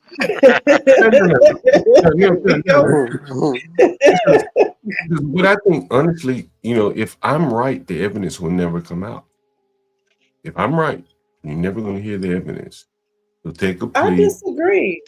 This is No, I'm saying- Texas. It's gonna come out. No, what I'm saying Trust is, me.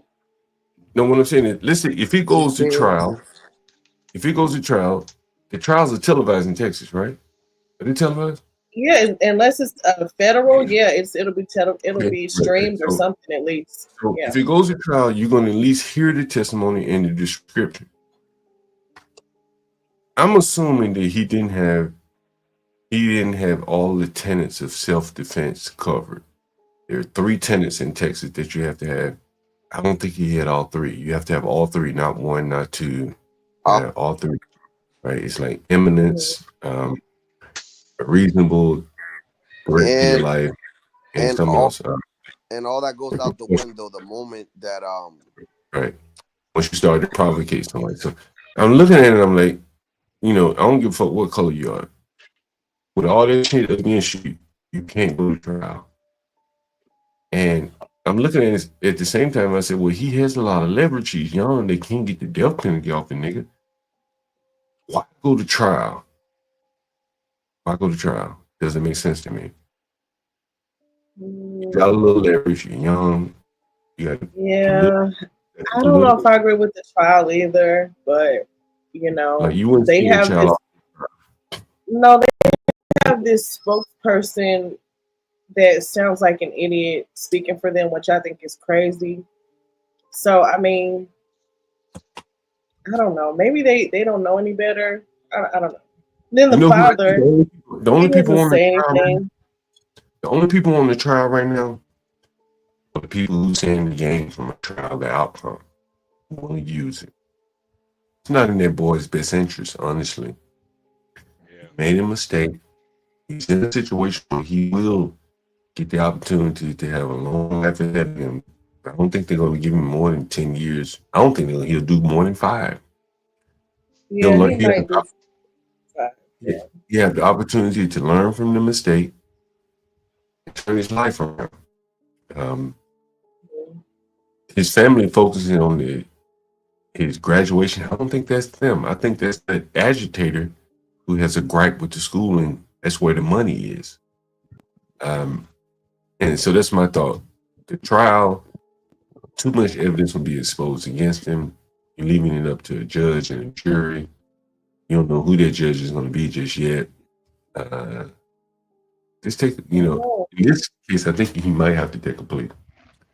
Hey, John, if you're trying to run that bag up, though, you take it to trial. That too. I was thinking. And that's what I'm saying. The people who don't have his best interests, they want a trial, right? They want to whip up emotion so that they can raise money off of this. But his parents are going to have to, some point, take control of this shit. As I said, I think it's out of their hands in many cases. And say, look, we got to do this for our son. Fuck all this sideshow shit where everybody's getting rich off of him. We got to do what's best for him. And that's what I think ultimately has to happen. What if this, because I'm a conspiracy theorist, what if this is a psyop to cause more division, amongst white and black people, and it's gotten quite a lot of attention. I don't think you have to do it, T. Like every day, I just wonder who's connected to the Freemasons in this, because it's kind of given that, like the Trayvon Martin case, they were connected with Freemasons. I don't know. I just wonder. I just question. Hey, T, well, I did see a picture with Carmelo, his mama, and Shaq. So I saw that, yeah. Well, we know he's one. But he also was from Baton Rouge area, so that's not a stretch. I just think that John. I think that it's all how you play it. And we saw a case with the little girl going up to the people's house. Her mother did not want to even talk to the man. They wanted to around with the GoFundMe aspect and get money.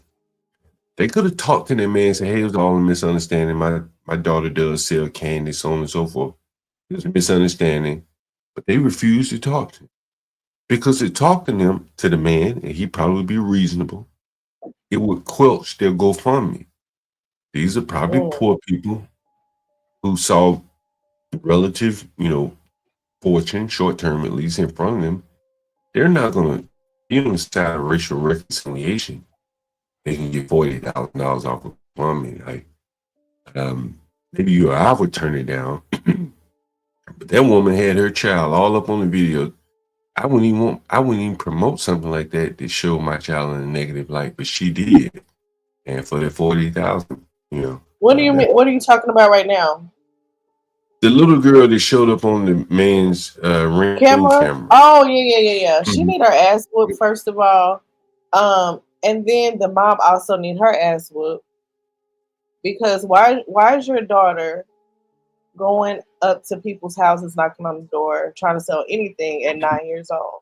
Like that's the part that I don't understand. Well, if you can get me on all of that, then you have to wonder, why did she further promote the shit? Because it would have went under the rug if she hadn't promoted it. It would have been a small little regional thing that happened in Tampa. But she went national with it. Now the Root picked it up and other outlets have picked it up. And she's demanding he be fired and things like that. These type of microaggressions where people have to run from them. I think a lot of people don't think before they do things. Maybe she was thinking, "Oh, I could go viral with this story." Yeah, that's what she's thinking. I could get people to donate to me. My poor little 9-year-old daughter. People will feel sorry for her, or whatever. And so that's probably why she did it, for a viral moment. Mm-hmm. That's what I think. And of course for some money. But it's one thing to go viral if you do something interesting. But to go viral at the expense of someone else and to want to I don't destroy agree with them, that. that makes you not, you can't live around those people. Because society will effect punishment. When you say those people though, John, that's the part that I have a problem with, because it's hard because, it again, makes it seem like all Black people are the same, and that's not. But no, what I'm saying is like, but T, I got some people I know fairly well. I've known them for years. When we were young men,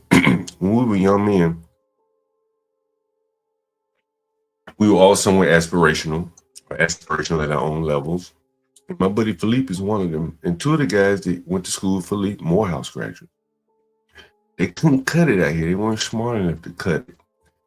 They wanted to compete in the elevated world, but they didn't have it here.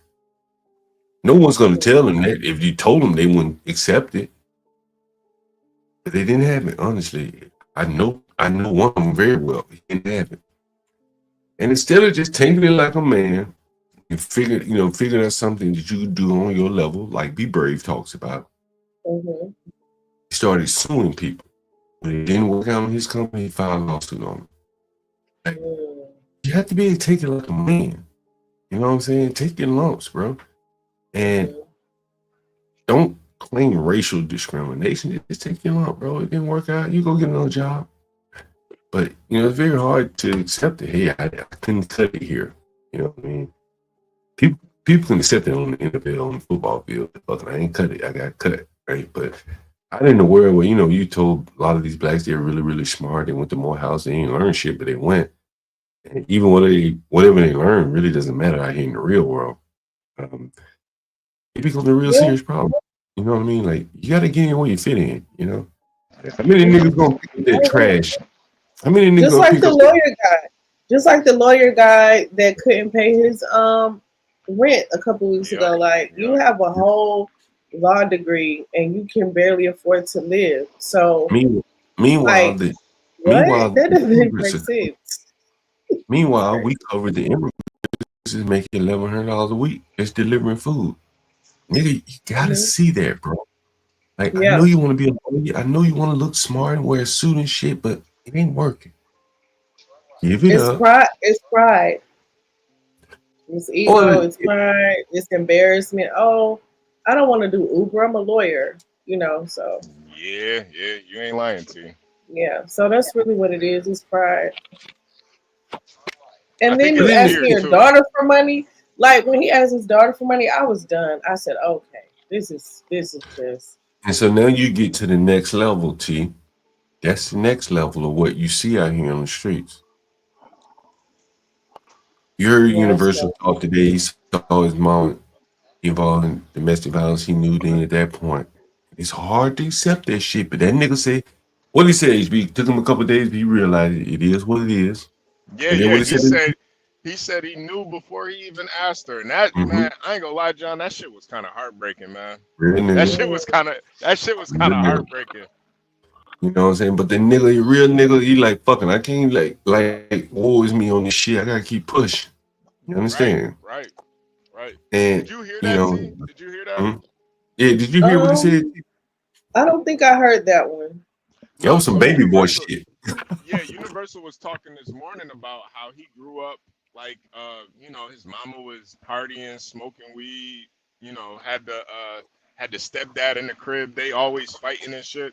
And you know how Universal is, you don't even look at him as that type of guy at all that grew up in a situation like that. Right. So his mom and his stepdad were fighting one day, and then he just straight up asked her, like, is it going you gonna have to pick? It's gonna be either me or this nigga. And she couldn't answer him. What? And he said, yeah, he said he knew right there that he had to figure something out.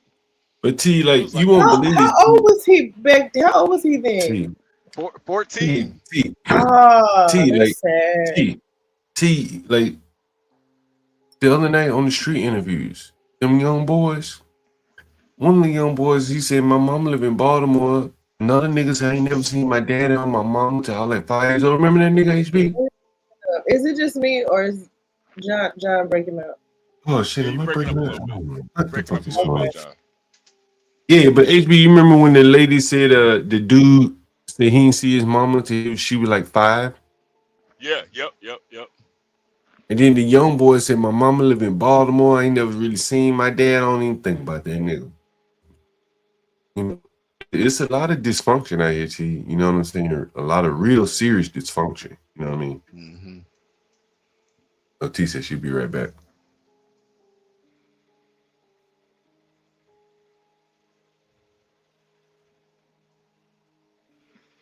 Yo, can you hear me, by the way? Yeah, we can hear you Yeah, now. I've been bringing it. Yeah. Anyway, we got 40 people in all this, guys. And we've been streaming pretty much all day today. Make sure you support the channel. We got 2 hour panels on the panel. HB tune in. That's the cash app, by the way. And he's always trucking all around the country. But you're gonna be changing up now, HB. Yeah, I'm up out of here, man. Yeah, I'm up out of here, man. I'm up out of here. Is your last day Thursday? Your last day is tomorrow? Yeah, last day tomorrow. I couldn't So what do you have to believe it, drop man. the truck off? I'm dropping it off in Grand Prairie. It's like right outside of Dallas. You breaking up a little bit, or at least you're breaking up for me. Where you gonna drop it off at, HB? In Grand Prairie. It's in Fort Worth. Okay. It's like right. That's in outside Texas. of Okay, Dallas. yeah. Damn, that's crazy. Man. That's the game, man. That's the business. Huh? So would you have a little time off before you start your new job or what? No. I told them I want to start Monday. I told them I'm ready to go. So wait a minute. After they told you, hey, bring the truck in Thursday, you call the other company back and say, hey, I can start ASAP? Yep. And they said they're gonna have me come in Monday for a drug test. I was like, let's get it. Let's go. Let's go. Let's get it. Yeah, I'm ready, man. Might smoke some weed this weekend, man. Fuck it. I'm just like Better not, HP. Yeah. They might pop you on day one, homie. But I just Somebody hit your ass. Nah. Hey, let me ask you, if somebody hit you, they're gonna drug test you, right? Oh yeah. If I get in any accident, they're gonna drug test me. Like any serious accident, anyway. Oh yeah. Any serious accident. That's automatic. What's serious? Somebody getting hurt? serious. It's serious as in damage amount. Mm. Yeah. I'll be right I back, just, y'all. Maybe it's mine. I'll be right back. okay. Okay. Yeah. So serious is all about how much damage did you cause. You knock off your fender because you hit a something in the road. They're not gonna drug test you for that. But yeah, you hit somebody's Mercedes, yeah, they gonna drug test your ass. Man, yo, bro, I was showing you them cars in the ghetto, HB. Today, bro, it's almost no car you can hit without serious damage, particularly in that fucking truck, bro. Yeah. Oh yeah, nah. I mean, you hit the bumper on the motherfucker. Bumper probably some of these cars, you get a bump on a Tesla, nigga. That shit some bread. You know what I mean? Anything what that shit costs to get a Tesla fixed these days. I know they say the battery or whatever, some parts of if you have a wreck in them cars, it's damn near total. Yeah, nah, it's a lot. It's a lot. So yeah, nah. Yo, I was coming in. Go ahead, HB. No, it's I always think about that type of stuff though. That's why I don't get in no accidents. So I'm like, I ain't trying to. Right. I was coming in this morning, HB, bro. I saw a motherfucking young dude, little young Asian dude, Aston Martin, like some James Bond, like shit. I said, damn, this motherfucker young. He was like 20 years old. And he was headed to Southeast. I was like, maybe he played baseball or something.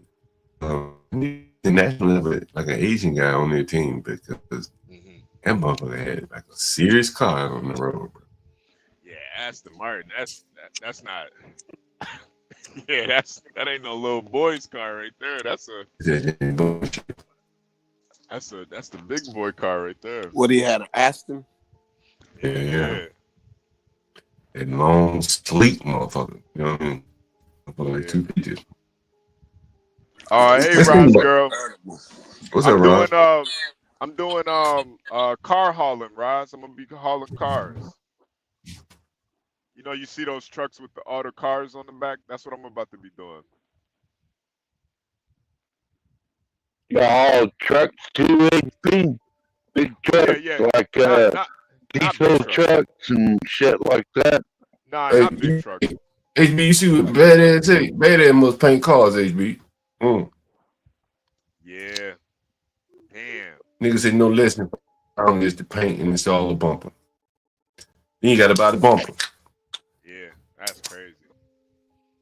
Yo, dude telling me, so I was in the Uber this morning, nigga had like a big Infinity truck. That's the one that said like he ain't fucking around in the ghetto, right?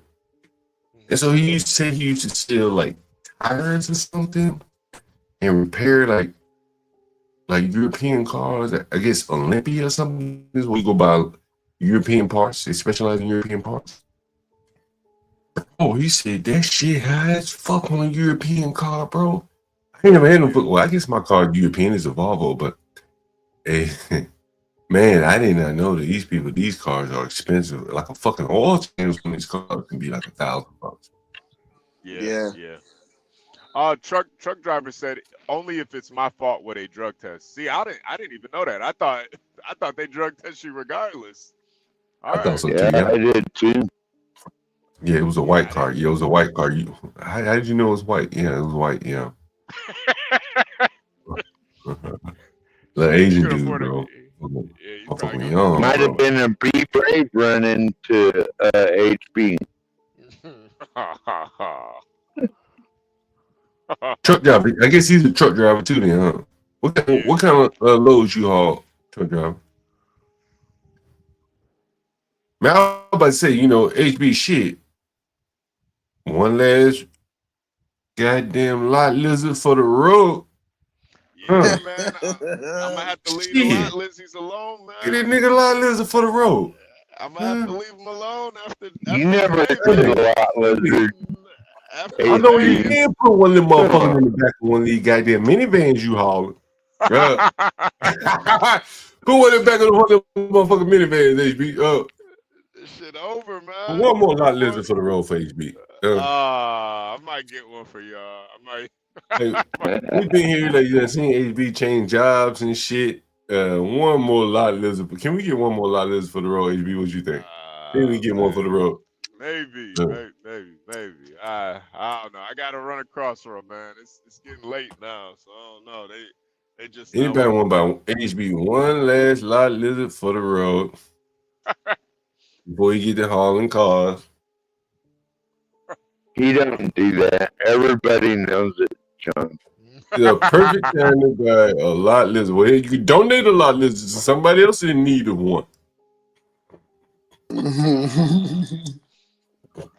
Oh yeah, I do remember that, badass. I think you did. I think you with your Volvo, John. I think badass told you what was wrong with it.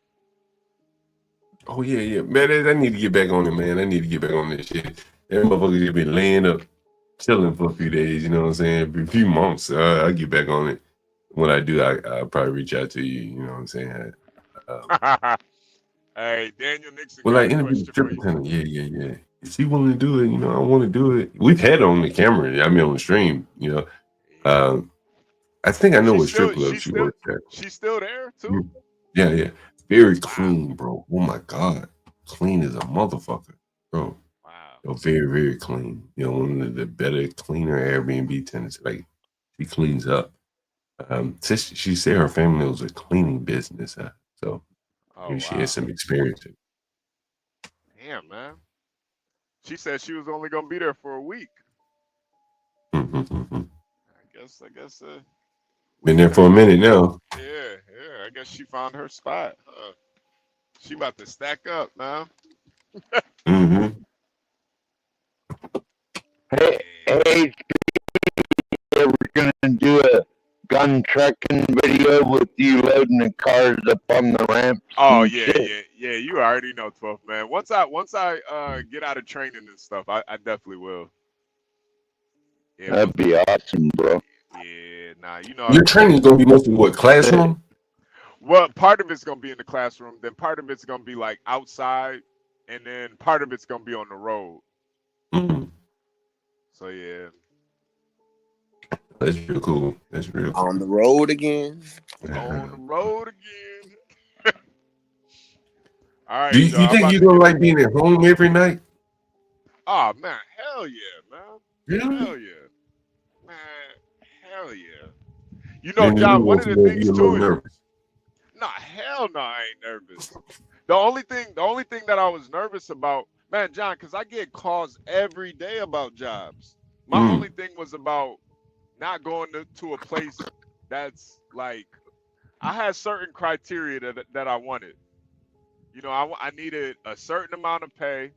I needed something that if I was gonna be over the road, I didn't want to be over the road for like, 11 days out, 3 days.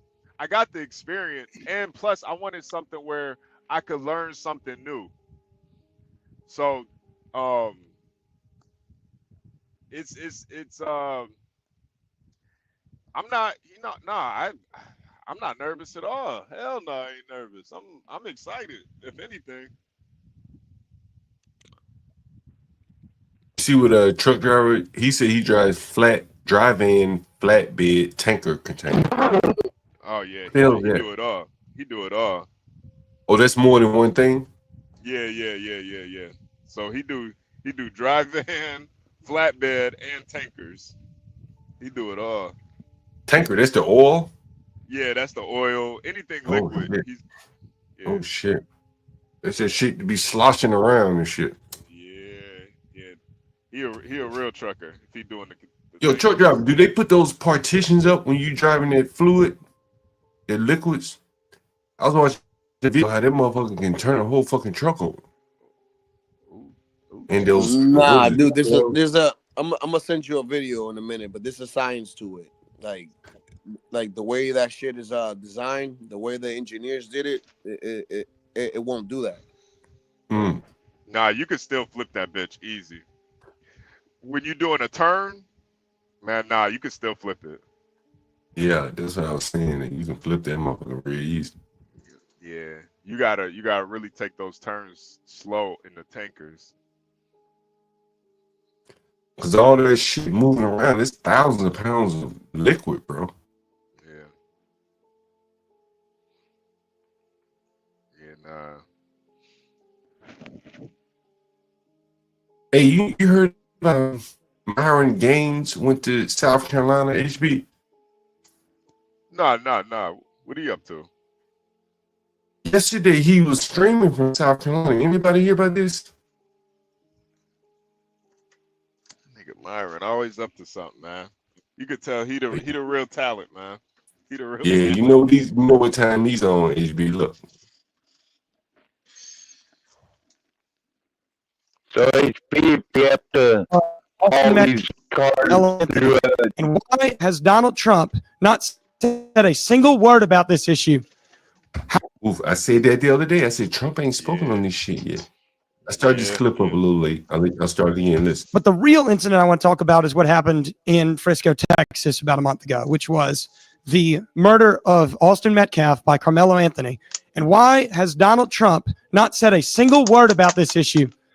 How long are we going to let white people be murdered in the streets before we do something? I am tired of this. Well,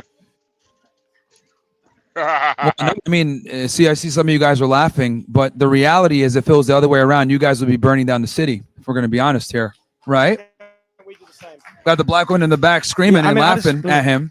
And I don't But want to at make least, this look no, like I'm hold a on. Let victim. me, because this is the thing, because a couple of the people here are laughing at your rage, but I find it interesting that if it was the other way around, they can burn down a city like Minneapolis over George Fentanyl. But if he goes ahead and expresses some rage, you guys laugh at him, which is interesting to me because they can't be honest about this, where there is seriously a problem in America where a small percentage of people are committing a majority of the violent crime. What? Black men account for maybe 8% of the population, but they're committing something like 50 to 60% of the violent crime, and they can't talk about this, right? So I do think that there's a problem here where we need to address black culture. We need to address the degeneracy. We got to address the violent gang and rap culture. And it's an issue. And the thing is that, you know, guys like him can't speak up about it. He speaks up about it. And then we got black girls in the back laughing at him. But, you know, when they kill a black man, y'all are rioting all over the place and burning cities down and nobody says anything to you guys. So I think he has a right to be pissed off. I mean, I was pissed off when I saw it. I mean, I just have kind of a follow-up to that. I just have a follow-up to that. You know, you talking about this is kind of like a socioeconomic thing, a culture thing. Well, if that's true, why have the crime rates kind of stayed the same since the 60s, since the civil rights movement, even, you know, before rap music? You know, speaking on that rap music, why doesn't rap music make white people go just murder people in the streets? You know, is this a culture thing, or is this just simply a race issue? There's a couple things. Now, this is going to be very controversial, but it's an IQ thing too. It's an IQ thing, and this is what's banned a lot of the times. That I got to kind of, we're on YouTube, Wait, so pause it real quick. I'll kind of say this in code word, but it's a multitude of different things. Pause it real quick. Hey, you know, when people say that shit, it used to offend me. It really did. But hearing Universal this morning, that's a nigga with high IQ at 14. You can't teach that, man. That's a nigga that grew up way worse than me. I ain't gonna lie. But yeah, there was something in him, IQ wise, that he knew, hey, I gotta figure it out. It would have been Universal had all the excuses in the world to go sell dope, go kill niggas. He had all the excuses. But now I'm starting to realize, man, there might be really something to this shit, man. Like, cause I don't know, man. I think it's a IQ and a spiritual thing, man. And there's just something in certain black folks that they're gonna overcome regardless. But others, one thing goes wrong, they in the streets, they doing shit they shouldn't be doing. And then if they, you know, make a mistake, they never really learn from it. You know, I know a lot of niggas that made a couple mistakes. Man, they got their life together after those mistakes. And I think it's an IQ thing. It's like there's got to be something more to this than just race to me. I think that's too easy. I mean, the whole color of your skin thing, man, like, it can't just be the color of your skin. Like, I just can't accept that, because as they say in software terms, it's immutable. There's nothing you can do about it. It's permanent. I mean, if you want to go with if it's the color of your skin, you know what I'm saying? Like, well, shit is over. But if there are some solutions, then even if your DNA is fucked up, like your DNA ain't the worst. And so there are a lot of people probably that, shit, the Somalis, right? They say they had some of the lowest IQ. DNA fucked up too. But them motherfuckers, like, they able to figure some shit out. And so no one variable is going to cause you to fail. Yeah. You know what I'm saying? Yeah. And, there is some other shit going on here that probably is a problem here. Let's see what Myron says here. Things. It's culture, it's IQ, it's heritage. All these things play a role. But yeah, there's a bunch of different issues, right? It's a two-tier justice system. There's so many different things that play into it. But I have a saying: around the blacks, never relax. So take from that what you will. Living around white people is not a human right. You don't get to live with us all the time. All right, this is our country that we built. Yeah, white immigrants built this country. Thank you. Read the Naturalization Act of 1790. No, it's the truth. This country was founded by white Protestant And yes, men. I understand that black people have been a part of this country since the beginning because of slavery, and I'm not. I think the girls over there don't like what you're saying. And I know that. Yeah, yeah. And the logical consequence of slavery is that you have these people displaced in this country, and at the time, maybe the better choice should have been to just send them back to Africa. Yeesh. Now he's saying the blacks are displacing this country. Yeesh. Yeesh.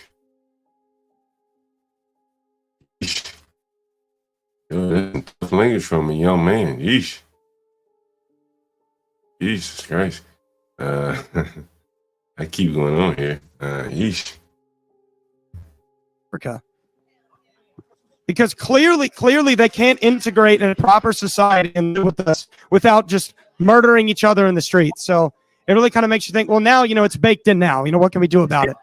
And, some people I watch Nick, like Jason Whitlock, you had that thing with Jason Whitlock where Jason Whitlock says, oh, well, if they're just Christian, man, then, things would be different. But then you look at countries like the Democratic Republic of the Congo, that country's 95% Catholic, roughly. And they have one of the highest murder rates in the world. And, their country's it's a failed state. And it just really makes you think, it's not a culture issue. It's not socioeconomics. It's not religion. Then, what is it? Yeah, no, I mean, IQ does play a huge role in it. And that's the thing that people don't like to discuss. But yeah, no, that's true, man. The truth hurts sometimes for people. Yeah, they've done meta-analysis on with IQ and race, and the data doesn't lie, In general, black people tend to have lower IQs, so it is what it is. That was Myron Gaines. I don't know why he went to the University of South Carolina. Yet it does sound like, hey, BB Sports fan, are you covering the draft tomorrow? I'm interested at least up until Shadur Sanders gets drafted. Let me put the link in the chat. I'm curious to know what you think about that. We can pivot to sports for a minute since the draft will be tomorrow. Yeah, come up on the link. Come up on the panel for a second. Plug in. Who are the Seattle Seahawks drafting tomorrow? I'm not sure. That's why I was interested in it. If you're going to play it. Yeah, I'm going to cover it. I want to cover it. I want to cover it at least up until Shadur gets drafted. Latino, you still there? What do you think about Shadur getting drafted tomorrow? Yeah, I think my man Ward is going to get drafted before him. I think Shadur is a better player than him, interestingly enough. Oh, for real? Yeah. I don't know, man. I like the other guy better. I mean, pedigree, you got to go with Deion's son. Bro. Like, pedigree alone, like, he can put him in the film room with Tom Brady and help him out. He's already done some study sessions with Tom Brady. Whereas I think Ward has, one or 2 years playing at a fairly high level. The Big East isn't what it used to be. But, yeah, but nevertheless, I I think I would go. You know, I wouldn't want to draft either one of them. But if I had to, I would take my medicine and just draft Deion Sanders. Dealing with his father, I think, is going to be harder than dealing with the boy. You know, the young man. What's up, BD? Well, I must say, respectfully, you're not interested in the draft if you only waiting to see Shador. Shador going to be one of the first 3 picks. You think so? So, like Okay. after that, draft over for you. Yeah. Well, you know, there may be some other. There may be something else interesting. We'll see how it goes. But you know, I don't. I mean, you used to got Cam Ward, you got Yeah, Travis Cam Hunter. Ward was my Like, favorite. Well, I think both of those. there's players some guys out there. I think both of those guys would go before Deion. So that's my thought. I think. there Yeah, are I people that think don't I really- think Shador gonna go to the Giants. Yeah, that's where I'm. I don't think so, bro. I think there are people. This is my thought. If I had to guess right now, I think that Shador is a bad fit for the Giants. There are rumors that he's going to go to Pittsburgh. I think that's a much better fit, bro. I think, and I'm a Giant fan, and I would love to see Shador, but I think he would fit better on the Raiders, actually. If he, I definitely think Pittsburgh is the best fit for him. You got long-term no, I think coaches. Pittsburgh would be bad for him because it would be Mike bad. Tomlin want to run the ball, and So, Shador want to throw it. He's gonna just make Shador another Lamar Jackson, and that's not good for Shador. He want to be more like Mahomes, Hurts. Hell no. You understand what I'm saying? You don't want to be just a one-trick pony. Bro, Because when like- playoff time come, you got to be able to throw that rock and hit niggas. Bro, I From the think. pocket. Wait a minute. Who's from the pocket? Who did they just sign as a free agent in Pittsburgh? Was it who did they sign as a free agent? Last year, What? for, this Who's the who's quarterback? The quarterback who's the was incoming Wilson last quarterback right now? Huh? The quarterback was Wilson. Yeah, Who's the Wilson quarterback went to the Giants though. Who's Wilson the on the quarterback Giants the now. roster right now? Is it just Justin Fields? And- Who's the and- quarterback on the roster right Man, I don't know. I had to look it up. now? Damn, man. Damn, BD, you supposed to know shit. Well, I'm not a Pittsburgh fan, but I be having this stuff. It's just I'm not on my computer. I'm on my phone. But draft night tomorrow, though, I'm gonna be ready. Hold on, is Justin Fields still with the Steelers? No, he is not. He's on. Okay, he's what- on the Jets. The Jets. Okay, so damn, so they don't have a quarterback there? Oh shit. So maybe it's not a good position for him. Someone said Mason Rudolph. Yeah, that's not probably not the best place for him then. They're gonna be calling him to start too soon. But if he could get to a Right. team where he didn't have to start immediately, like Yeah, I that's don't what know. Shador need though. He need a team that he could just come and start right now. I don't think He need to start right now. I don't think he's ready for it either. But his last you- name Sanders. What's that mean? It mean a lot. It's one thing to be a kid of a football player. It's another thing to be a kid of a GOAT. You think he's ready to start right now? No, but he's gonna start right now because his last name Sanders. Just like Eli Manning started as soon pretty much 6 games in his rookie year. Kurt Warner was the quarterback, and Kurt Warner is a Hall of Fame quarterback. And they benched his ass for Eli Manning 6 games in. Why? Who knows, Because man? his He last might- name Manning. He might end up going to Cleveland, man. Cleveland is number 2 on the board. Now they can't go to Cleveland. Yeah, but bro. they have a quarterback though. Deshaun is good. They can't do nothing with Deshaun but play him. They giving him too much money to sit him. Deshaun- Yeah, I mean Deshaun Watson, he's not the same quarterback he was on the Texans, no. But he's getting paid so much money that you can't sit him.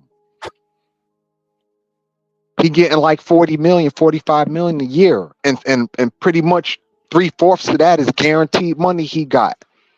So yeah, they gotta play him. That was a stupid. You can't let all that money sit on a bench.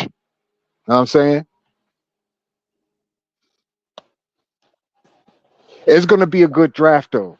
I think after you get past the lottery, the first 10 picks, like, it's going to be a lot of, like, surprises in the draft. Like the defensive end coming from A&M. He's supposed to be a nice high pick, too, like 4 or 5, because he had an awesome combine.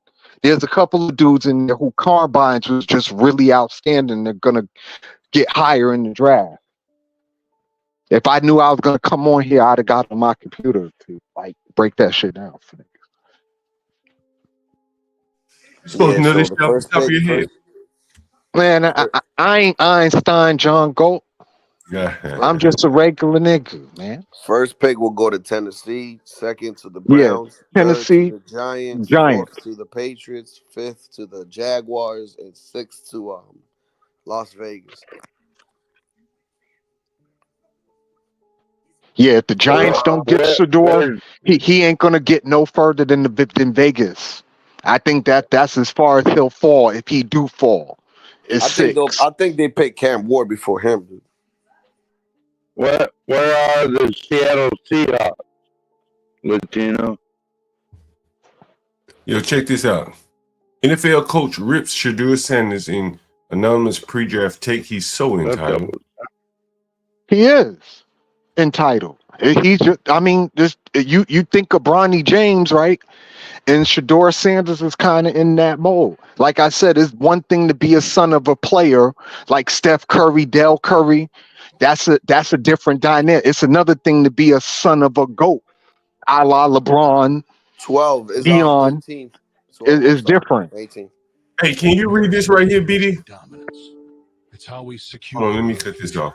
By harnessing homegrown energy, we Oh, fuel our economy, power industries, and You talking about what was highlighted? At Next Era Energy, we're investing. Yeah, let me cut this shit off. This shit fucking ad playing. All right. Yeah. Yeah, what's highlighted here? Damn. Oh, it's some bullshit with this shit. All right. Yeah, here we are. I mean, just look what they did by retiring their numbers and all that. Read it right there. What is this saying? Oh man, my eyes are deceiving me. Hold on. I got you. I'll read it for you. No problem. He is so entitled. He takes unnecessary sacks. He never plays on time. He has horrible body language. He blames teammates. The coach continue.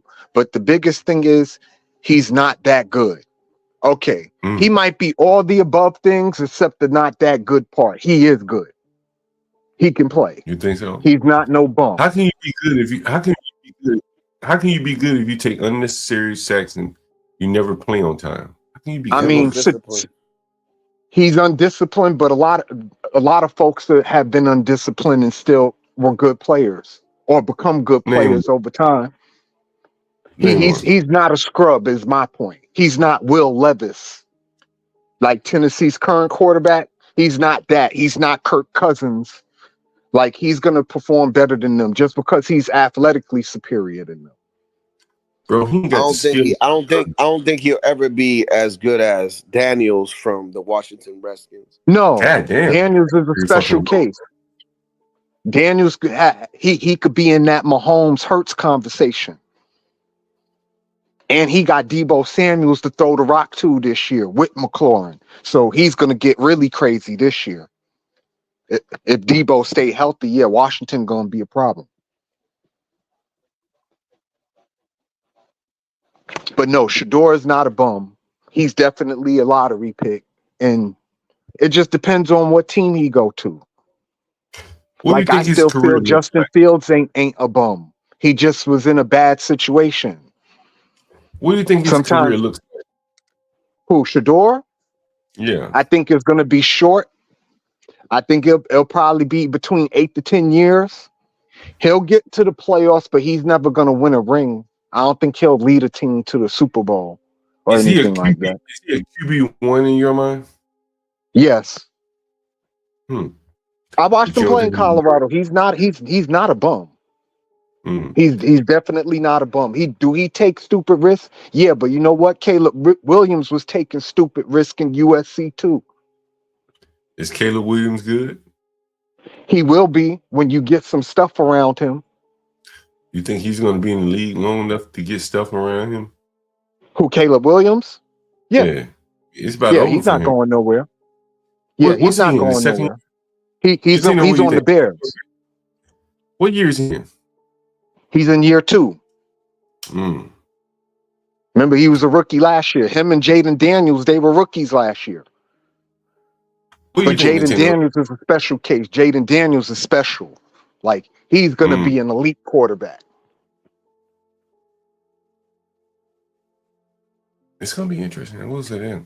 He kind of reminds me of Randall Cunningham, Jaden Daniels. Like he has all the athleticism, but he don't try to beat you running the football. Like he really stays in the pocket. He try to beat you throwing from the pocket, and he only really take off when it just completely disintegrate, and he don't got a choice. You know what I mean? But he's not trying to just be the running Michael Vick like dude. No. I think he's better than Randall Cunningham, to be honest with you. Who, Daniels? Yeah. I can't say that yet. Not after 1 year. RG3 had a great rookie year too, and look how that turned out. He's better than So RG3. I'm not going to say that after 1 year. I mean, at this point, he's better than RG3. I mean, right now, yeah. But I'm saying you can't really judge somebody off a good year. Like I said, RG3 had a wonderful rookie year, and then it fell apart. So I'm not going to judge Jaden Daniels off from what I seen this year. He looked great, and he got all the potential in the world. But again, I can't judge somebody after 1 year. I just can't. Not especially not to a Randall Cunningham, whose whole career I watched. Hey, let me ask you a question. You say you don't think Shador will win a championship, right? No. So why draft him? Because he'll get your team to a playoff game or two. That ain't hard to do. Why not just draft? That's not true either. A lot of folks could get to the playoffs and can't win them. I mean, if you get the right pieces with a bad quarterback or with a mediocre quarterback, you get to the playoffs. Shit, all you need to win is 10 games. Well, not really. The NFC East is a hard division. Well, okay, so if Shador, so 10 games might not get you to the playoffs, not in the NFC East. But if you don't think Shador measures up to those quarterbacks and get you some playoff wins or a Super Bowl, then why not wait for someone better and then just say, you know what, I'll pass on Shador. Well, here's the thing: if the Titans don't draft Travis Hunter, I wouldn't mind the Giants taking Travis Hunter. I mean, you got a generational talent in Travis Hunter. You got a black Chuck Bednarik. If you go that far back, you know who Chuck Bednarik is? Yeah. Do you think Shador is generational talent? I won't say he's a generational talent, but I will say he's a talent. He's definitely not a bum. And he could get your team to the playoffs, and I'm pretty sure he could win a couple of playoff games depending on what's around him. If he gets to the Giants, at least he got a real wide receiver one out there. Because Malik Neighbors is a stud. That dude is bad. So at least he got somebody he could throw the ball to, somebody who's gonna get open. So we'll see.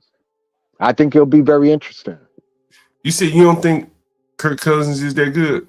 No, I think Kirk Cousins is a bum. And I've always felt that Kirk Cousins was a bum. He's been a bum since Michigan State. I've never believed in Kirk Cousins, ever. Really? Listen to this. Me neither. He just throws the ball up in the air.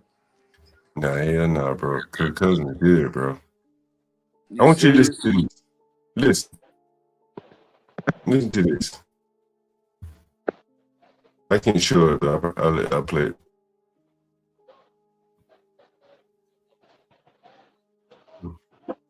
Let's see if I get from here, like I can show it.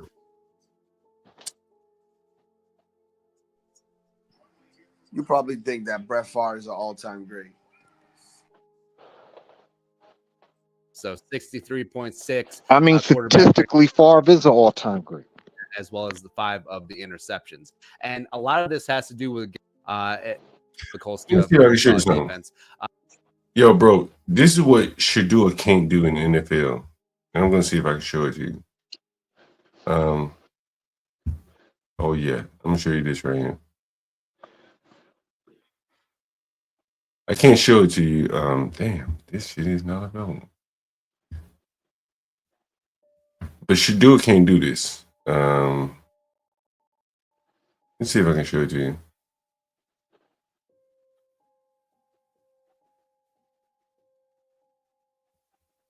Well, you know, Kirk. I can't find the video. I have to find it. But Kirk Cousins is very good at the like the play action pass. Are you familiar with that? Of course I am. And there are very few quarterbacks today that can take a snap under center. And Kirk Right. Cousins, Well, because that's not the kind NFL don't run that kind of stand behind center offense like that no more. These defensive linemen are too fast now. Well, but I think the bigger thing is Kirk Cousins can do it. Tom Brady did it.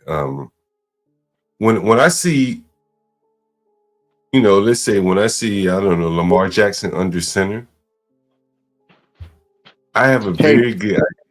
Hey, bring Thank Two of you. you guys. Two of you guys. Which one you want up here? Which one do you want up here? Huh? This one. When I had to switch phones. Sorry about that. My shit was dying. So when I see Lamar Jackson under center, you can almost guess it's going to be a You run. know it's the running play. If you see Right. Lamar Jackson under center, he's handing the ball off. Right.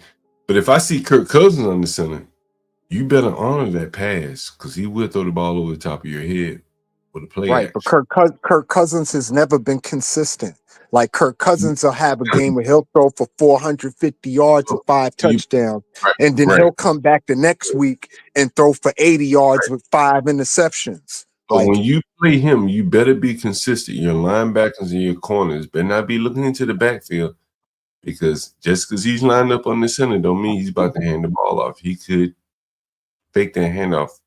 And I mean, not for nothing, Russell Wilson has a mean play action game too. I think his play action game is way better than Kirk Cousins. Nah, it ain't better than Kirk, but I like Russell Yeah, Wilson. it I is. think. No, it ain't Yeah, better. it is. Russell's a little too short. So he's a little bit more predictable because he's short. He has to be in the gun a little bit more. But Cousins with the right coaching, to me, like if he had been with Shanahan and they hadn't had the distraction of RG3, I think he would have been a very good player. You think RG3 was a distraction? Yeah, because Shanahan didn't want him. And so if you're not wanted and you are taking up space in the organization, particularly as the QB1, the coach isn't getting his time to spend with the one that you really want. So it hampers the team. Even the players know who's better. They know. And Well, I got to watch a whole year Kirk Cousins down here in Georgia. Kirk Cousins is a bum. He's a bum. Well, as I said, he's Dak Prescott to me. Both of them are just bums. I don't care what you put around them. They're just bum quarterbacks. Dak Prescott doesn't have the opinion. I'm not saying Kirk Cousins is great. He hasn't demonstrated he's great. I think with good coaching, he could be good. I don't know if you can coach it. So basically, you put him in like San Francisco system. You think he would be like an MVP type dude? You put him where Brock Purdy is right now. You think he would do what Brock Purdy doing not right now? It's interesting that you mentioned that because that is where he started out with Shanahan, right? And Shanahan believed in him. And I think that's part of a quarterback success is that the coach, much more than the offensive coordinator, because the offensive coordinator is typically going to get another job. But if the coach believes in you and he has an offensive mindset, that's probably the best place for you. And Shanahan, to his credit, him and his daddy's system that he run, it still work. It's still working today's football. Well, part of the reason why that is you ever heard of Alex Gibbs? Yes. Who is Alex Gibbs? You know who that is? I've heard of him, but I forget what he do. What he did. But I have heard the name before. But in terms of system, Shanahan's system is a quarterback-friendly system because, he likes to run the ball. And he likes to do a lot of misdirection. And he does a lot of play action, too. So it's like he has a really good... look at what it did for Matt Ryan, right? Matt Ryan had probably the 3 best years of his career under Shanahan. Listen to this.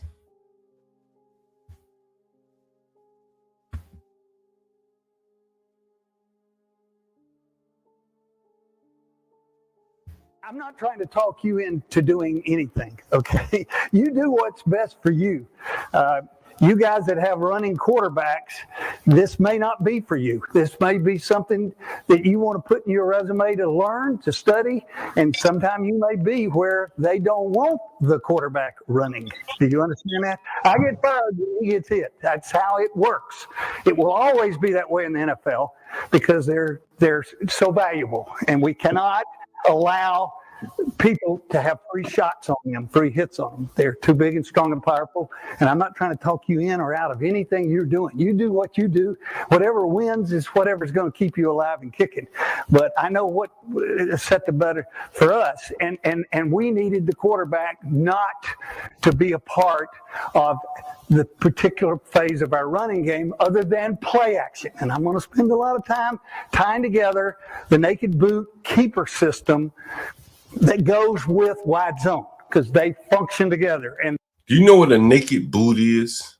Yes, it's when you fake a pitch or a handoff to the running back and you send all your offensive linemen in one direction, but the quarterback and the ball goes in the opposite direction. And usually you'll have a fullback or a tight end leaking out so the quarterback could have some outline to throw to if he chooses not to run the ball himself. There's one thing you left out of that. Usually in a naked, what is the naked part of the naked? It's mean the quarterback is exposed. So that is just him out there. Who is he exposed to? To either a defensive end or a linebacker. That's right. You know your football. All right. The play action of tight zone.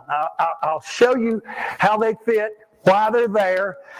We won't have a lot of time, and stick up. We'll do the best we can to cover it as we go. Okay. Now, before I really jump in it, let me just say this: the game has not changed in basics. The game is still about getting your second step down and hitting the guy with your fist or hands and your forehead. Do you understand that? That game is never going to change. And the faster you get your second step down and you strike him with your hands and hat, the better you're going to be. I don't give a shit what drills, what kind of equipment you got. It has nothing to do with it. If you can't take that principle and put it into football as an offensive lineman, you are not going to be. The reason why I'm showing you this is, you remember when Shanahan was coaching in Denver? This was his You talking about the daddy or the son? The father. Yeah, the son never coached in Denver as a head Okay. coach. You talking about Mike Shanahan? Yes. Right. This was his offensive line coach. This guy's old now. He may be 60-something years old. And so he's talking about here the principles of the wide zone. He's talking about zone blocking. Right? Mm-hmm. And this is one of the few teams that executes zone blocking very well. Not many teams run zone blocking. They do. Well, the Eagles do a form of it.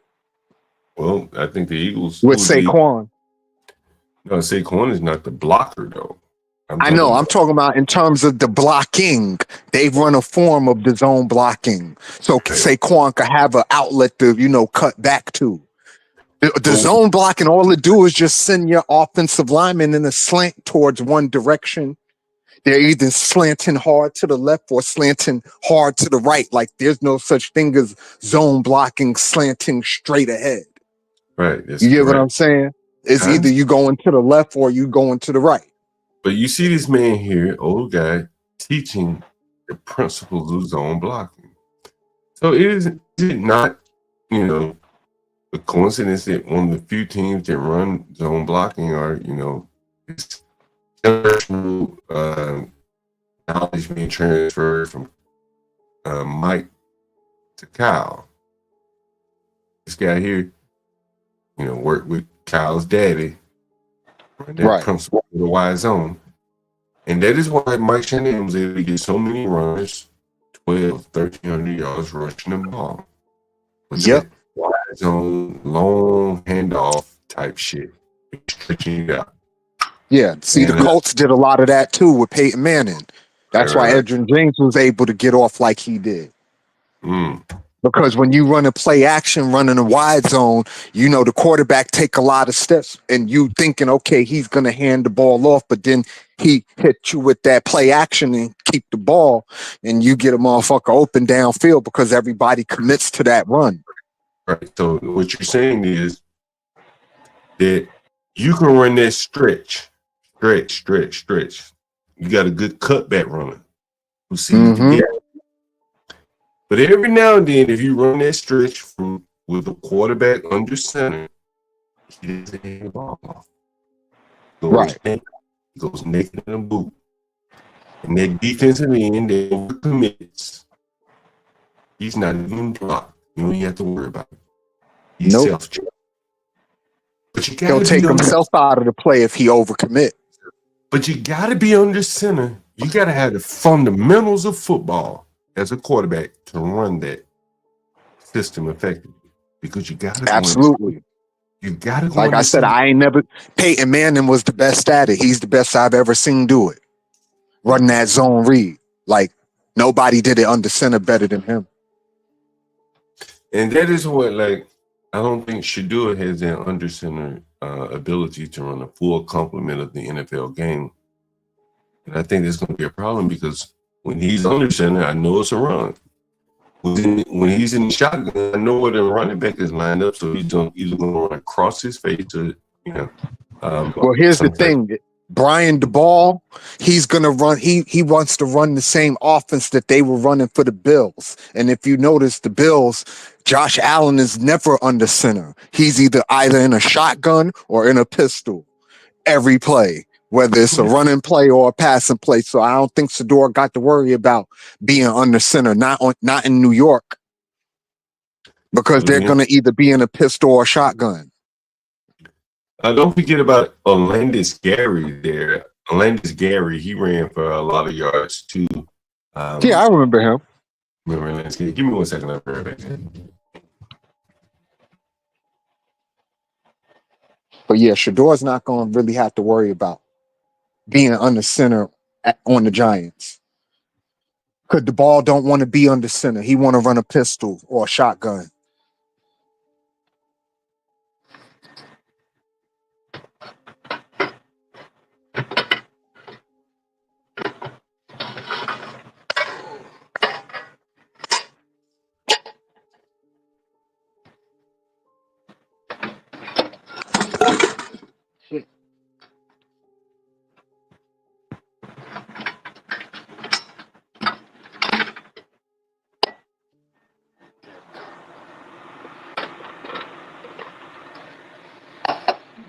But yeah, Alex Gibbs was a very good coach, and he had a really good team. Plus, you know, having John Elway as your quarterback makes stuff very easy. You could do a lot of things when you have a Hall of Famer behind center. Let me ask you this. You think I used to be a big 49er fan. You think the 49ers should keep Brock Purdy? Yes. I don't think he's good enough, bro. I mean, Purdy has been okay. I mean, for the 3 years he's played, he's been in 2 NFC championships and a Super Bowl. Like Purdy, all right. He ain't no bum. He runs Shanahan's system pretty good. But he's limited. I think in the NFL today, he is limited. I agree with you with that. That he has, yeah. I don't think you can win with a man with his limitations, to be honest with you. I mean, who do you think they should have kept Trey Lance? No, he's no good. So who would you think would run that system better than Purdy that's available right now, or via a trade or something like that? He should have did what he had to do. Who would you like to see? He should have did what he had to do to get Kirk Cousins. You really high on Kirk Cousins, huh? For the right coach. I like Kirk, man. He's a traditional quarterback. That's what Shanahan needs. Purdy's good, but he doesn't have that it. Well, my thing is, at least Purdy, if nothing else, if you run him on his own offense or whatever, he's fast enough to get away from somebody. Like Kirk Cousins, you run him on the naked, he dead in the water. Like he ain't getting away from nobody. He can't do nothing. Like I watched this man all last year, bro. Like I have no love for Kirk Cousins. Like he stunk up the joint in Atlanta last year. Like he just stunk the joint up. He's old now, so you know.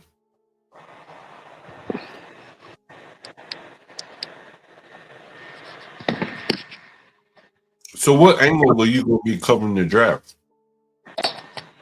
I don't have an angle. I'm just gonna just cover the draft like, you know, picks.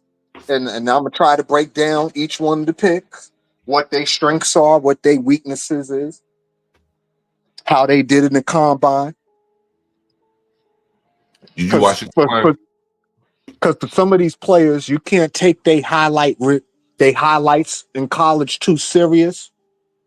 Because the way the college game is now, if you're not in the SEC, it don't really your football don't really matter at this point. Mm.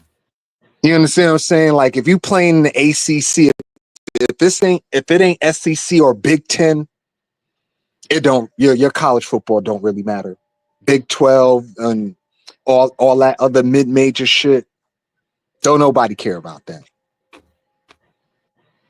It's either Big Ten or SEC. If you ain't playing that football on that level college, then it's hard to judge you. You understand what I'm saying? Because you're not playing the best people. But the best two quarterbacks are not in even those. They're not. In Yeah, I know. Ain't that crazy? Ain't that crazy? Cam Ward and Shedeur Sanders, they the best two guys that's available in the draft at quarterback, and neither one of them are SEC. It's very interesting. I agree with that. I think the SEC doesn't make good quarterback, bro. Every once in a while they'll get a good one. I mean, they did produce Hurts, right? He got him a chip. Tua is pretty decent. Jaden Daniels is pretty decent, I would think. They got a couple. Jaden Daniels played at LSU. Okay, right.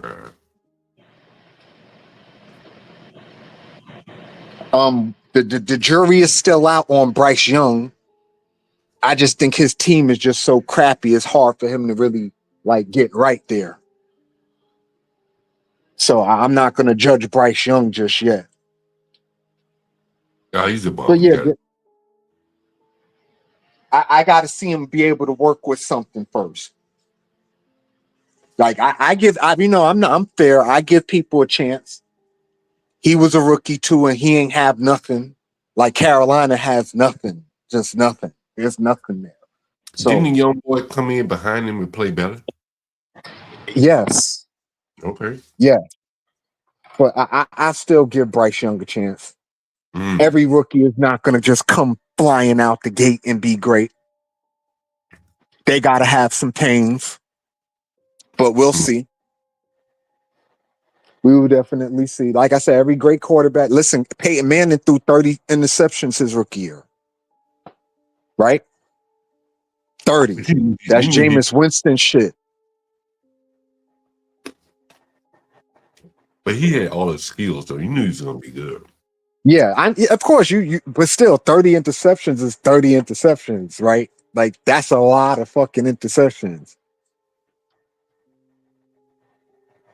Yeah, that's turnovers, 30 turnovers from one person.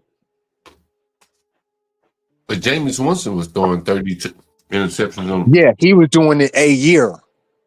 Listen, Jameis Winston, he got one of the weirdest stats I've ever seen. This man threw for 5,000 yards with 35 touchdowns and 35 interceptions. I've never seen no shit like that ever in football. And I've been watching football a long time. A lot of that shit was garbage touchdowns, garbage yards. Yeah, garbage yards, but still, just when you accumulate it, all of it can't be garbage because it's very hard to throw for 5,000 yards in the NFL. That don't happen just all the time. That ain't no common thing to throw for the 5,000 yards. So I'm not going to take that from him. But still, you threw 35 interceptions. And then on top of that, then the Bucks get rid of you. They get Tom Brady. Tom Brady had the exact same team you had other than, Gronkowski. And he takes that team to the Super Bowl. So what does that tell you? That Tom Brady the motherfucking man. But they also tell you that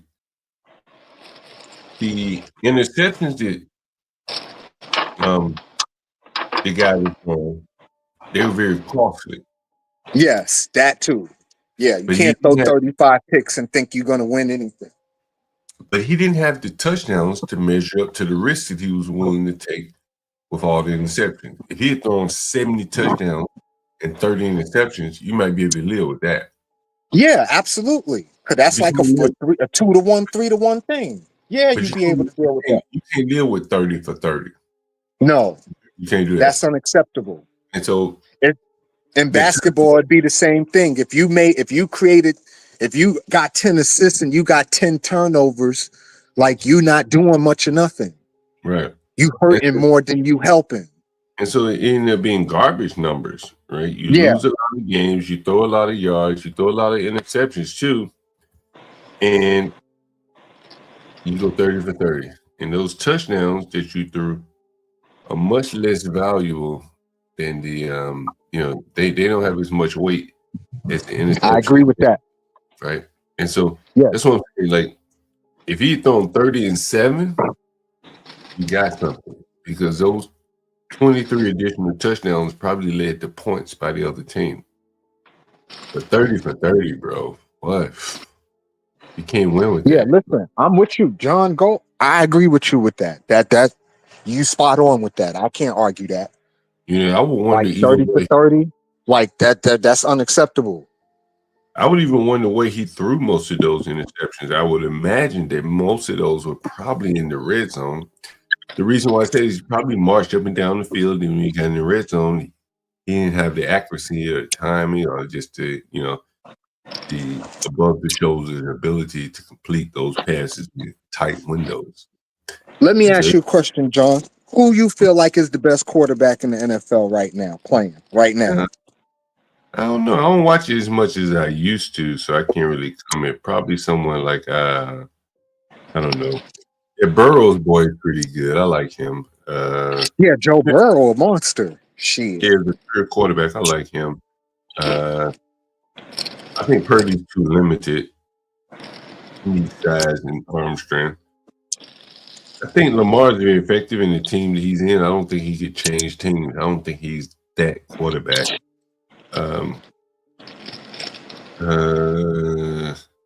Yeah, the issue I have with Lamar is the same issue I used to have with prime Michael Vick. Like, they too busy wanting to be athletes instead of wanting to be quarterback. I think Vick is a better thrower. Oh yeah, Mahomes. Yeah, I think Mahomes is good. I think he could play with any other team and be kind of a starter. Though I think he benefits from being with Andy Reid. So it'd be interesting to see him away from Andy Reid. I'm not sure if he would be as good as he is now. Who else is good right now? Yeah, I love the Burrow stuff. I think Jared Goff is a pretty good quarterback too. I think he's just the Lions quarterback. I think he's very experienced. He's smart quarterback.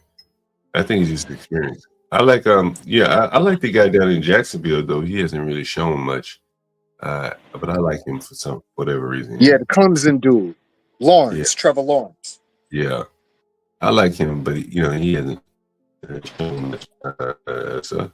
They haven't built well around poor Trevor Lawrence. They haven't built well around him at all. Yeah, I like him because he got talent too, and that white boy could fucking run.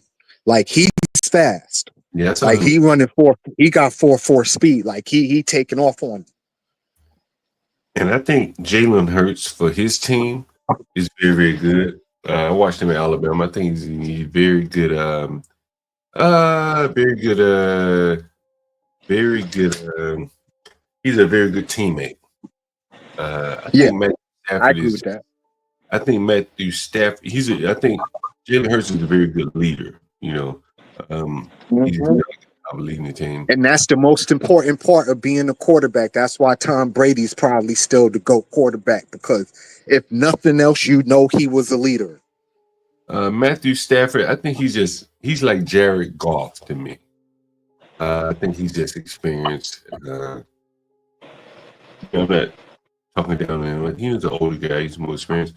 Josh Allen, I think he's up there. It's something about him. I think I don't think he naturally has it. Right. He's not naturally that. He's not Joe Burrow. Yeah. Now Joe Burrow, he's a problem. Like Joe Burrow, get right. He's a natural quarterback. I think Josh What Allen. do you think about Bo Nix? I don't know. I got to see more. I think with the coach he has, he'll be above his head. I mean, it's Sean Payton. Sean Payton. That's what I'm saying. But take Sean Payton out of it, then what? Now you got to see what Bo Nix can do without a very good offensive guy behind him. And so, you never really know what you have there. Well, this draft, I think after the lottery done, you'll get a couple of surprises here and there, but I think overall the quality of this draft isn't very good. Definitely not like it was last year. There are no quarterbacks. I think as we go along, the quarterback position is going to be watered down to the point where you're going to be reaching more and more. I mean, I think this year's quarterback stock is really just a reach, to be honest with you. I don't think any of these guys, I don't think Shador, our neighbors, what's his name? Malik, whatever the fuck his name is. I don't think Malik Neighbors, yeah. I don't think he's top 10 draft. But I think he'll go top 10. I don't think Shador is top 10. He'll probably go top 10 too. I just don't think they're top 10. Well, most quarterbacks, if you really good or somewhat or give the appearance of being really good, you're going to go top 10. That's just the nature of the NFL now. Well, I think, because there's so few good quarterbacks. If I were a coach right now, I was looking to draft, I wouldn't choose the quarterback in the first round today, unless he had that everything. He was an Eli Manning type. I would see if I can find me a Kirk Cousins like quarterback that fit my system in his second, Okay, third. well, you know about the dude. Have you seen the dude from Vanderbilt? His name escaped me, but he's like the traditional dude, and he got some legs to him. And the Texas dude, Ewers. I ain't heard you mention him yet. Ewers is gonna be okay. Yeah, I don't follow college as much, so I haven't seen him. Oh, okay. hard for But me to yeah, the watch. Texas quarterback, the Vanderbilt quarterback, both of them guys are gonna go in the first round. See, I think the gold is going to be in these second tier, rounds, not the first rounds. The third rounders, fourth rounders, the guys that maybe went to some BS college. Not BS. I didn't mean to say it like that, but it's second tier college, but had very good fundamentals. That's what I would be looking for right there. Yeah, but those guys is like finding diamonds in the rough, man. You ain't too many fifth round picks you're gonna get that's gonna materialize. Everybody not Tom Brady, bro. Tom Brady was an anomaly.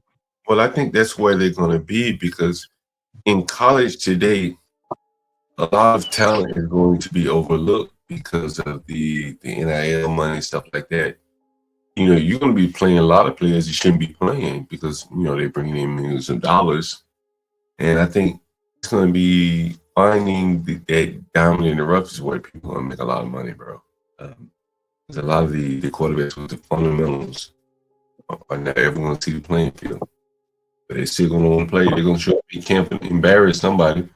Look at how Kirk Cousins outshined Alex RG3. RG3's talking about football. Kirk Cousins just left the game. I'm assuming he's going to retire. Yeah, I'm assuming he's done. Kirk Cousins. But RG3, he got hurt though, so you never really got to see his whole potential. I think he hurt. What was he doing? What kind of play was it? He got hit in his hip. He was coming out the pocket. Remember, this happened in a playoff game. I don't need to hear anymore. You say he was doing what? He was coming out the pocket, and I think he got hit the wrong way, and he fell awkwardly on his hip or something like that. I got it. Coming out of the pocket. All right. Yeah, coming out the pocket. Yeah. He can play well in the pocket. I think that's going to be very important. And you're going to find these young guys at, Ohio University. Not Ohio State, but Ohio University, somewhere like that can play well in the pocket. Let me ask you, what do you think of CJ Stroud? Texan quarterback. I haven't watched him enough of him, but he seems like he's above average. I'll say that, right? I don't like the fact he is a defensive coordinator, as a coach, a linebacker, no less. It's going to be any good offensive coordinator he gets, he's gonna leave and go become a head coach. So he'll have a lot of he'll have like a rotating, offensive coordinator, and I think that'll stunt long term. Well, I think the era of the Tom Brady, Peyton Manning type quarterback, I think that's kind of gone now.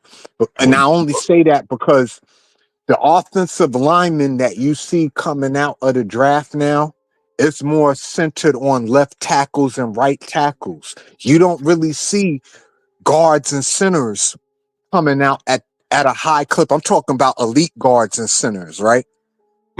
Not average ones. See, like for a Tom Brady, Peyton Manning, for those kind of quarterbacks to be successful, the middle of your line has to be solid. Because you need those people to be able to step up in the pocket. Because they're not going to leave the pocket. So you don't really worry about the edges too much. You worry about that middle, your center and your two guards, because those three people got to create the space for you to step up in the pocket so you can hit a motherfucker, right? It'll always be. You don't easy. see that in today's NFL right now.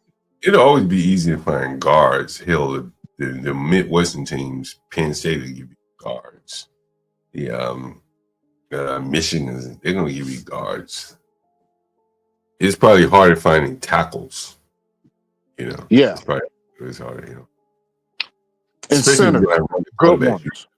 If you're gonna run quarterbacks, you better have good tackles here. Yeah. I mean, the left tackle is the most important position on the line at this point. If they're throwing the ball, right? If they're running Yeah, the if you ball, got a running quarterback, if you don't got a good left tackle, you're gonna have a long year.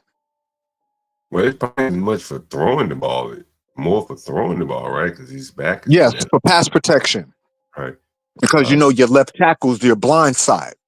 You can design plays to run against a defensive end, but it's really nothing. Oh yeah, that's what you see. A lot of teams now, they constantly running RPOs.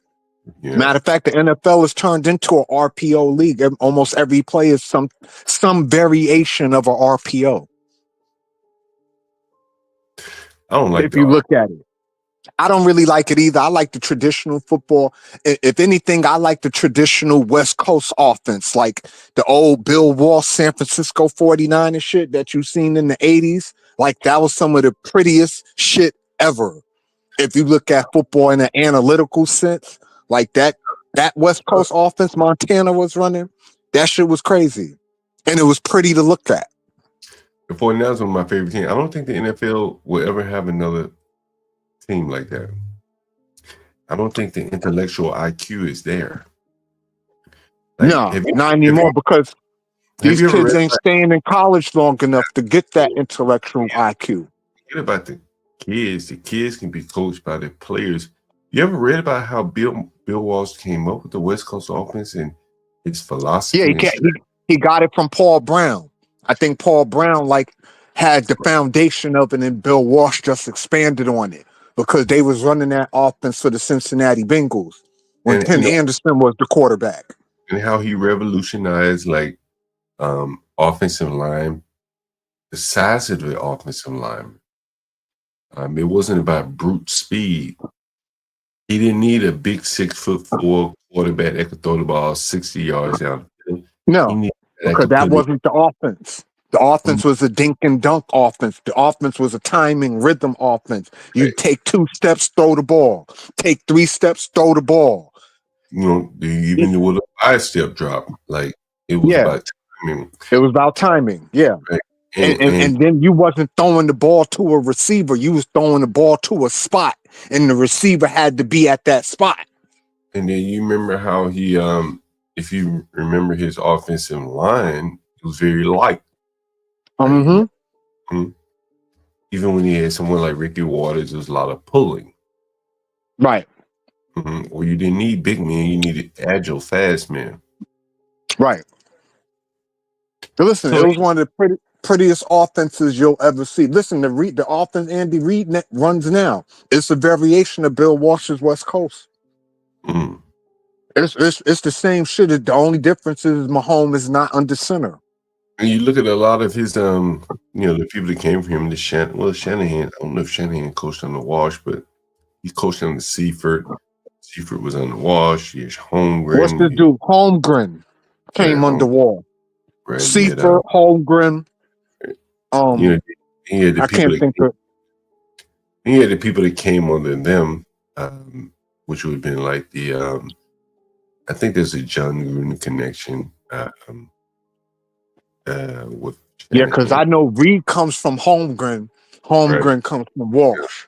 Right. So there was no other coaches like Tomlin doesn't have a tree like that. I'm not picking on Tomlin, but he's probably the longest tenured coach, but there's no tenure. There's no tree of coaches under Tomlin. Does that make sense? Can you see what I'm saying here? Absolutely. Right. He's been there a long time. He's been there, what, about 15 years? About that, yes. There's no Holmgren. There's no Andy Reid. There's no Mike Shanahan. And it's kind of kudos to him in a way. He's been able to do it all by himself. But if he could identify and acquire that type of talent, he might have more Super Bowls. I would agree with that too. But getting that chip is hard. It's not an easy thing. I said getting that chip. I said getting that chip is a hard thing to do, man. Well, I think the hard part is building a team, and he's not able to build a team. And that is why I think he's had such problems with the quarterback without Roethlisberger there. You got to be able to find a quarterback. He's probably not able to identify the quarterback. So he needs to have a man on staff that will identify the quarterback. He probably needs to make him an assistant head coach and pay him a hell of a lot of money. But he'll never keep him.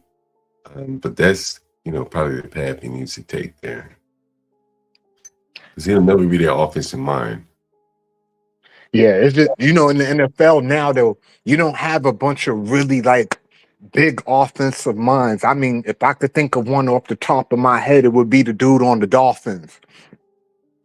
His offense is really weird.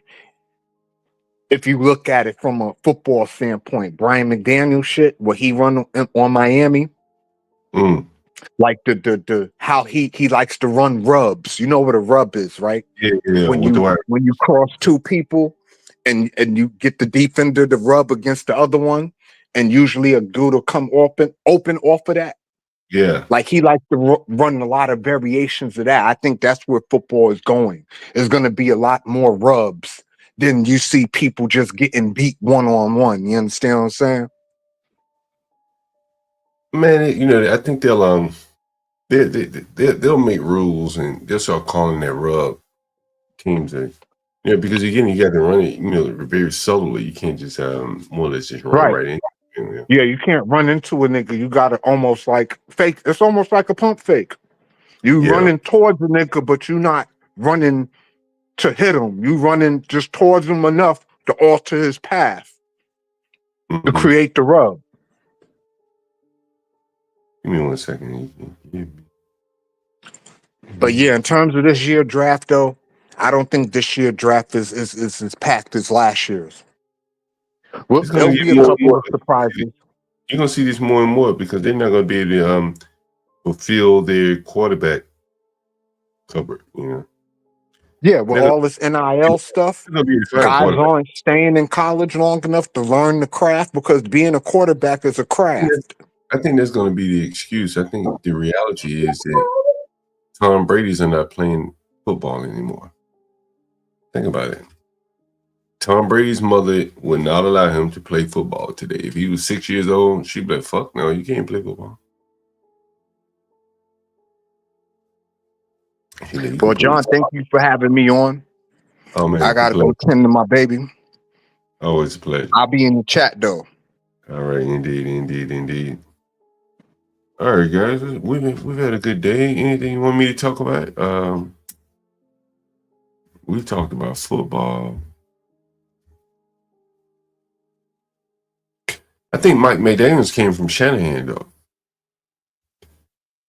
So he probably tried it. I wonder, has he instilled that zone blocking? I bet you he took that from Shanahan and tried to install it in Miami there. If he understands it well enough. Anyway, I have a lot of stuff I could talk about, but I've been drinking, I've been smoking. Let's see, what should I talk about here? What should I talk about? I'm going to play this one. This is something I found interesting. So I do want to, since I have Richard and Damon Nixon in the audience, people like that, I want to get you guys' opinion. This is Nick Fuentes here. This is supposed to be your based. And by the way, he hates himself. The guy hates white people. This is the savior of the white people. He writes in his book that, white people are poor because we're lazy and stupid, unlike the immigrants. He says that the reason he married an Indian is because he wanted to get as far away from his people as possible. When I first heard this clip, I said, damn, J.D. Vance really said this. I guess it didn't heal Billy Elegy. Did he really say he wanted to get as far away from white people as possible? I'm amazing if he did. He says that the reason he married an Indian is because he wanted to get as far away from his people as possible because they're so dysfunctional. He's married to an Indian. He has a bunch of Indian kids. He gave them Indian names. People call him a racist. He says, how could I be racist? I have non-white kids and I'm in a mixed marriage. Super. And now this. But yeah, don't believe your lying eyes. When you see the, mixed race second family, trust. He's looking out for white people. When you look at your second family, which is blended up like that, and you say, how could that guy ever possibly be speaking up for us? He writes in a book about how his people are so contemptible. And people go, oh, well, he was a liberal and he kind of figured it out. They create this story where Vance was like, he was a liberal at the Aspen Institute selling his book and, married to Usha Vance and calling Trump a Nazi rapist. And then they say that they create the story in their minds where, he's in his study or he's in his family room and it's really weighing on him how much these liberals that he hangs out with all the time, that he works with, that he's with all the time, it weighs on him how much they hate the people that he came from. And that's when he became based. It's like you made that up in your mind. That never happened. Okay. Him hating Europe now tracks with him hating white people in his book, with him hating white people in his upbringing. I just had to throw that out there because it's just so, I don't know how people don't even realize this stuff. But you know what it is? People will just, they will just consume anything that is put in front of them. What are your thoughts on it, guys? Nick Fuentes is talking about J.D. Vance, Trump's VP there. I was curious to know what you thought about that. I thought that was interesting. I didn't know J.D. Vance said that in the Hillbilly Elegy there. Very interesting. What's up, Linwood? I got time for you today. I'll bring you up, Linwood. What's up? Well, Nick Fuentes says what he says. What do you think about it? Well, a white supremacist is saying what a white supremacist I expect a white supremacist to say. But at least he's honest about it. He told many of you black conservatives that you're just tokens. You really are not. You really don't mean anything to them. Just like the white dude in Texas told the black dude he didn't care if he was a Republican. He just said, "Look, you're black. He didn't care about you." No, you live in New York. You live in New York, Linwood? I live in Virginia.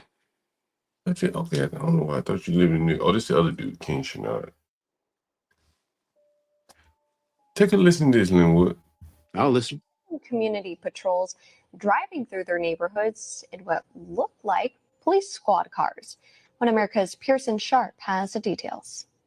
New Yorkers say they're shocked after seeing Muslim patrol cars roaming their neighborhoods like police squads. These Muslim community patrols just began operating in Brooklyn this year, with members dressed like police officers and driving cars identical to police squad cars.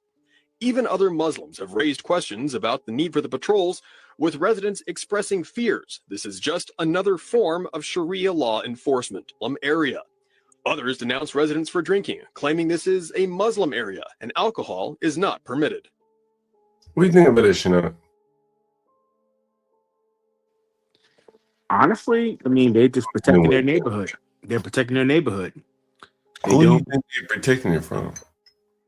They're protecting it from the usual suspects, or this is Donald Trump's United States now, so we're back at that again.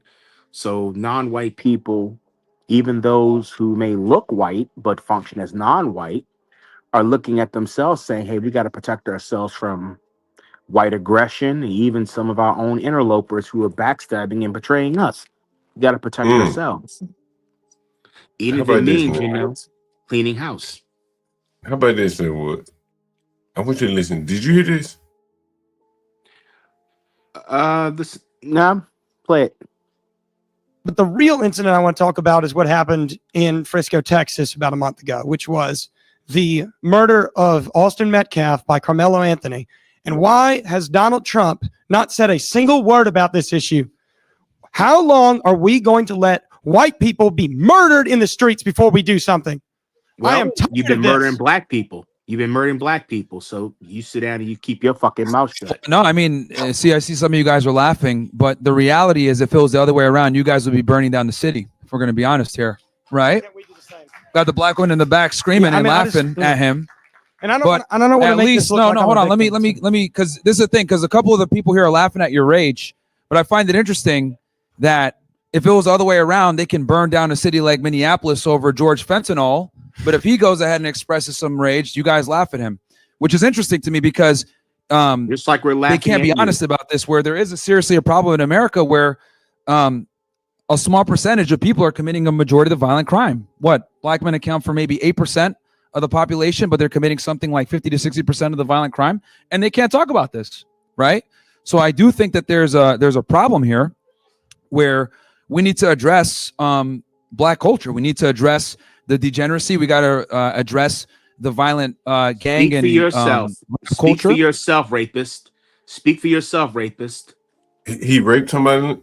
Yes, this guy allegedly tried to get a white woman out in California to do a podcast with him on some fitness stuff, and then he sneaks texts her and talks about, well, we got plenty of women down here in Florida, and that was sort of a red flag for her.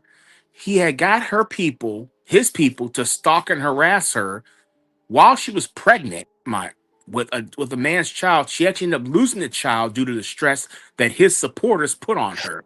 So this dude is the last person to sit up there and want to talk to me about black culture. He needs to go worry about him and that trick he calls Myron, or what other boy named Walter, when they be out here buying sex and basically high price tricks. How you gonna talk about that when you're a high price trick? None of that shit is real. All that shit is fake. He's a buster. This guy's a clown. I have no. He's a sexual abuser. He's a rapist. He's a stalker of a woman. I mean, This guy is just a fucking clown.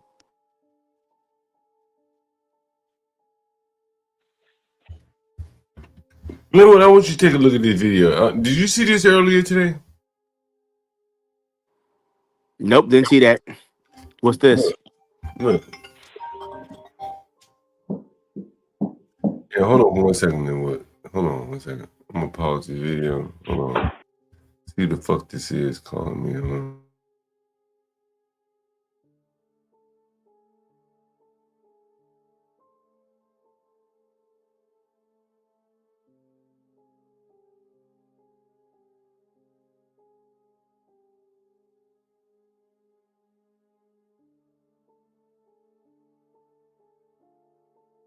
Say that one more time. The code is 6662. Yes. Yeah. That's it. You have to hit the pound sign after the number. Thank you very much. We'll try room 6. Thank you. All right. Okay, good. Anyway, what's up? I mean, it is what it is. This country, just to be honest with you, this country's not going to hold on forever. The power is starting to shift. To whom? You know, Who's the power shifting to, Linwood? to be honest with you, it's really nobody. But it seems to me, and what I'm feeling out there in the streets is that the temperature's rising. And Look at this little black girl. Look at this little black girl, Linwood. What do you think about this? What's she doing? What's she doing, Linwood? I don't know what she's doing. I play with it.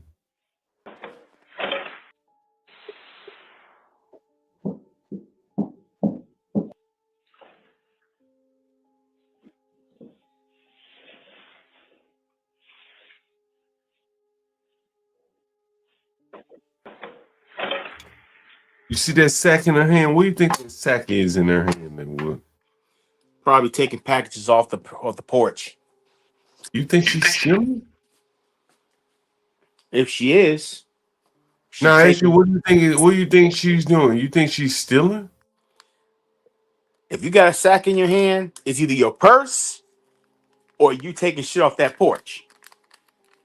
If you own this home right here and she was at your front porch, what would you do? Would you open the door? What would you do? I open that door and say, "Hey, man, that's mine. That's mine, booth." Let me rewind it. Just make sure you see it again. She's ringing the doorbell. She's not selling packages. Look, she already got the sack of shit in her hand. She's ringing the doorbell. What do you do? Would you answer the door? Look at her. I answer the door like, "Hey, what you doing? You're on my porch, man. This is my packages. What's going on here?" She doesn't have your packages in her bag. If that she was taking off the porch, like, hey, those are my packages. No, she didn't take any packages. She has a sack of stuff in her bag. Look, she got the bag on her back. You see it? Yeah, like the bag lady. Yeah, that's candy. That's Oh, she candy. get out candy. No, she's selling candy. All right, cool. Try and make $1. Okay, that's cool. Do you think there's candy in her bag? Look at the bag again. It's gonna show up here. Does that look like candy, Linwood? I don't know if it's candy or not, but if she's trying to make $1, bless her. Cause working for this. I'm gonna ask you again. Do you think there's candy in that bag? I don't know. I don't know what's in that bag. Look at the bag. Does it look like candy to you? You look like cans. I said candy. Look, when she gonna get up in a minute, I want you to look at that bag. Look at the composition in that bag. That shit look like candy to you? Now, ladies, Twix, Snickers. Look at the bag. Look in the bag.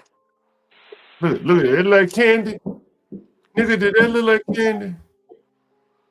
I can't really tell from the sun on it. Okay, let me go back in. I can't really tell what's in the bag. It look like trash. I actually didn't look like candy. You said it looked like trash. It looks like trash and It is a trash bag. But she said she's selling candy, Linwood. Hey, make a Does hustle, man. does that look like candy in that bag? That's a yes or no question. I couldn't answer yes or no, brother, because I can't even tell what's in the bag. It's some it's candy, some of it's trash. I don't know what these foods got in the bag. I don't know. Is she selling candy? Do you think she's selling candy? Maybe, maybe not. I'm just gonna be honest. Maybe, maybe not. You think she might be selling candy? She may be selling candy. I'm not sure. Somebody said she's in Florida. I hope it wasn't chocolate. Now, if she's selling candy, and if she is, I wouldn't be in Florida selling candy because that temperature is extremely hot. Do you know this has become a big racial issue, Linwood, and blacks have donated money to this little girl, and they've driven that black man out of his home and all that? Do you know that? Listen, brother. I have no care in the world at all what's happening. This is all happening because you guys elected Donald Trump. Now the shit's hit the fan. So I hope you enjoy what you got because it's going to get worse. And I don't expect it to get better. I expect it to get worse. And I Do you, hope to God that it gets worse. I do hope you, to God it gets worse because now we can go and blame the people who caused this mess and get them the hell up out of here, let me which ask is you the this Trump question. supporters. Let me ask you this. We need to get you fuckers up out of here. Let me ask you this. What?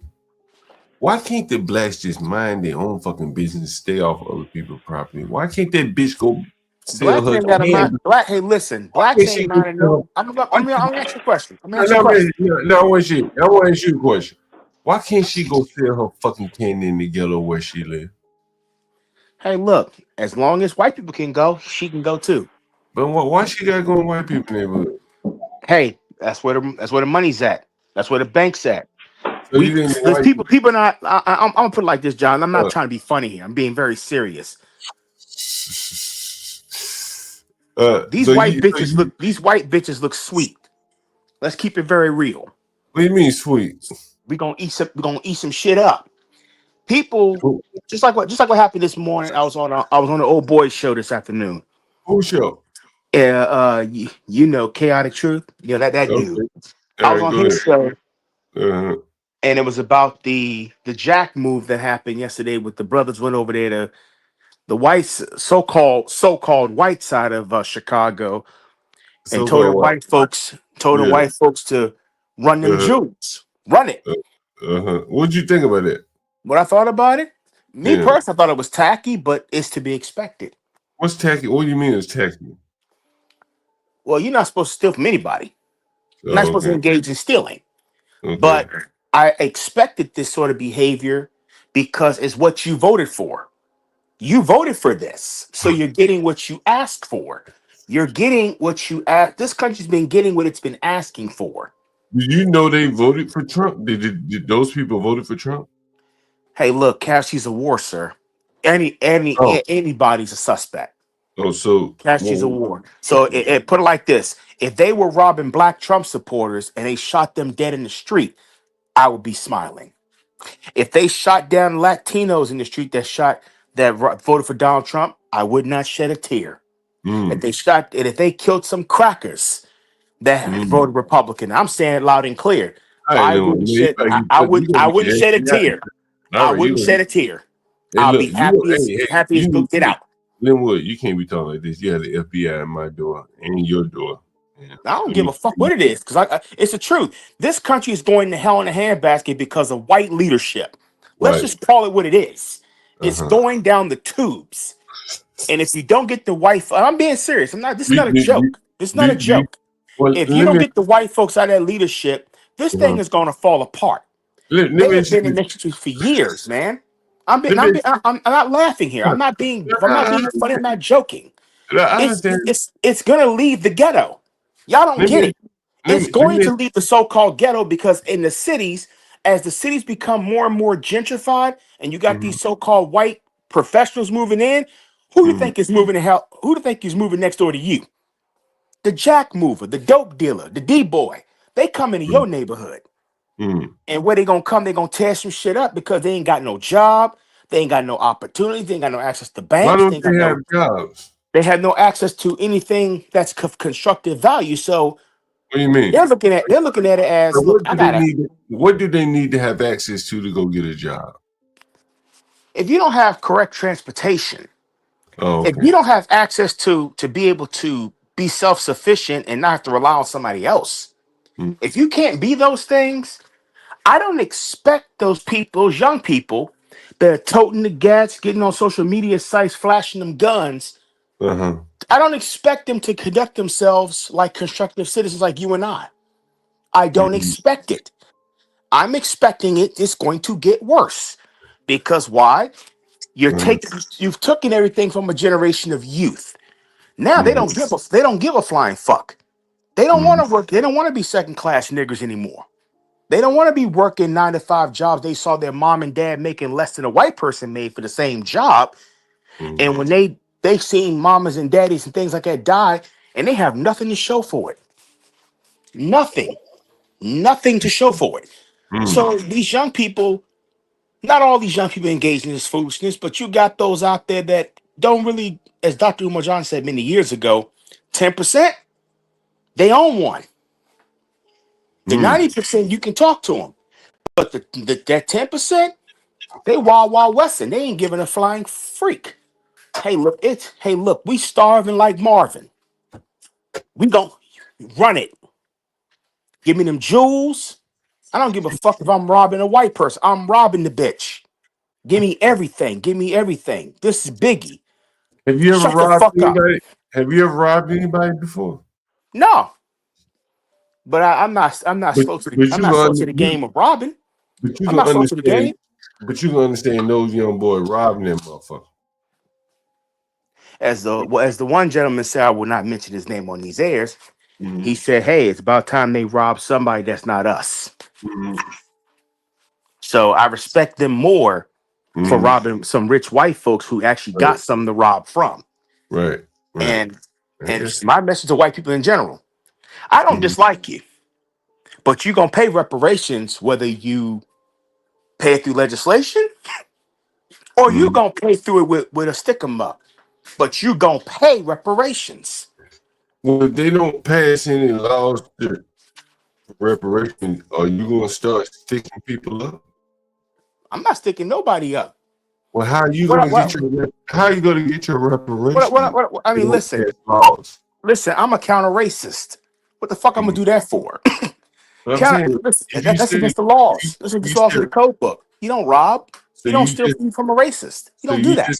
So you just gonna miss out on your reparation because some people will just rob for their reparation. Are you just content with losing out on your reparation? Are you not willing to rob? My thing is, I'm not gonna see reparations. Well, my better question is, are you not willing to rob for your reparations? No, I'm not gonna rob anybody for no reparations. Okay. But I'll tell you, these young people out here, you tell them to do it. Them young people, I can't tell them young people nothing. Would you tell them? If I would sit down, John, if I sit there and talk to them young people, like, you know what, man, look, let's try to find a constructive form of employment. So you ain't gotta be out here engaged. Them kids will look at me like, nigga, is you serious? So you tell them like robbing is, if you tell them to rob, they probably would live more. I mean, people don't get it, man. People really don't get it. They want to talk this conservative black bullshit to them. They not hearing that no more. They have seen enough. They done seen enough. So what they done seen enough. So what do the young boys want to hear? They want to hear about robbing? These young people, I'm gonna keep it honest with you, John. I think it's a die nigga die mentality. What do you mean by that? It's a die nigga die mentality.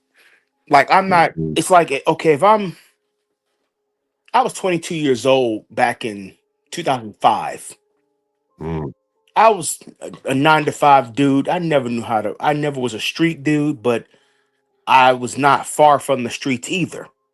Because you got the suburbs and the ghetto right next door to each other.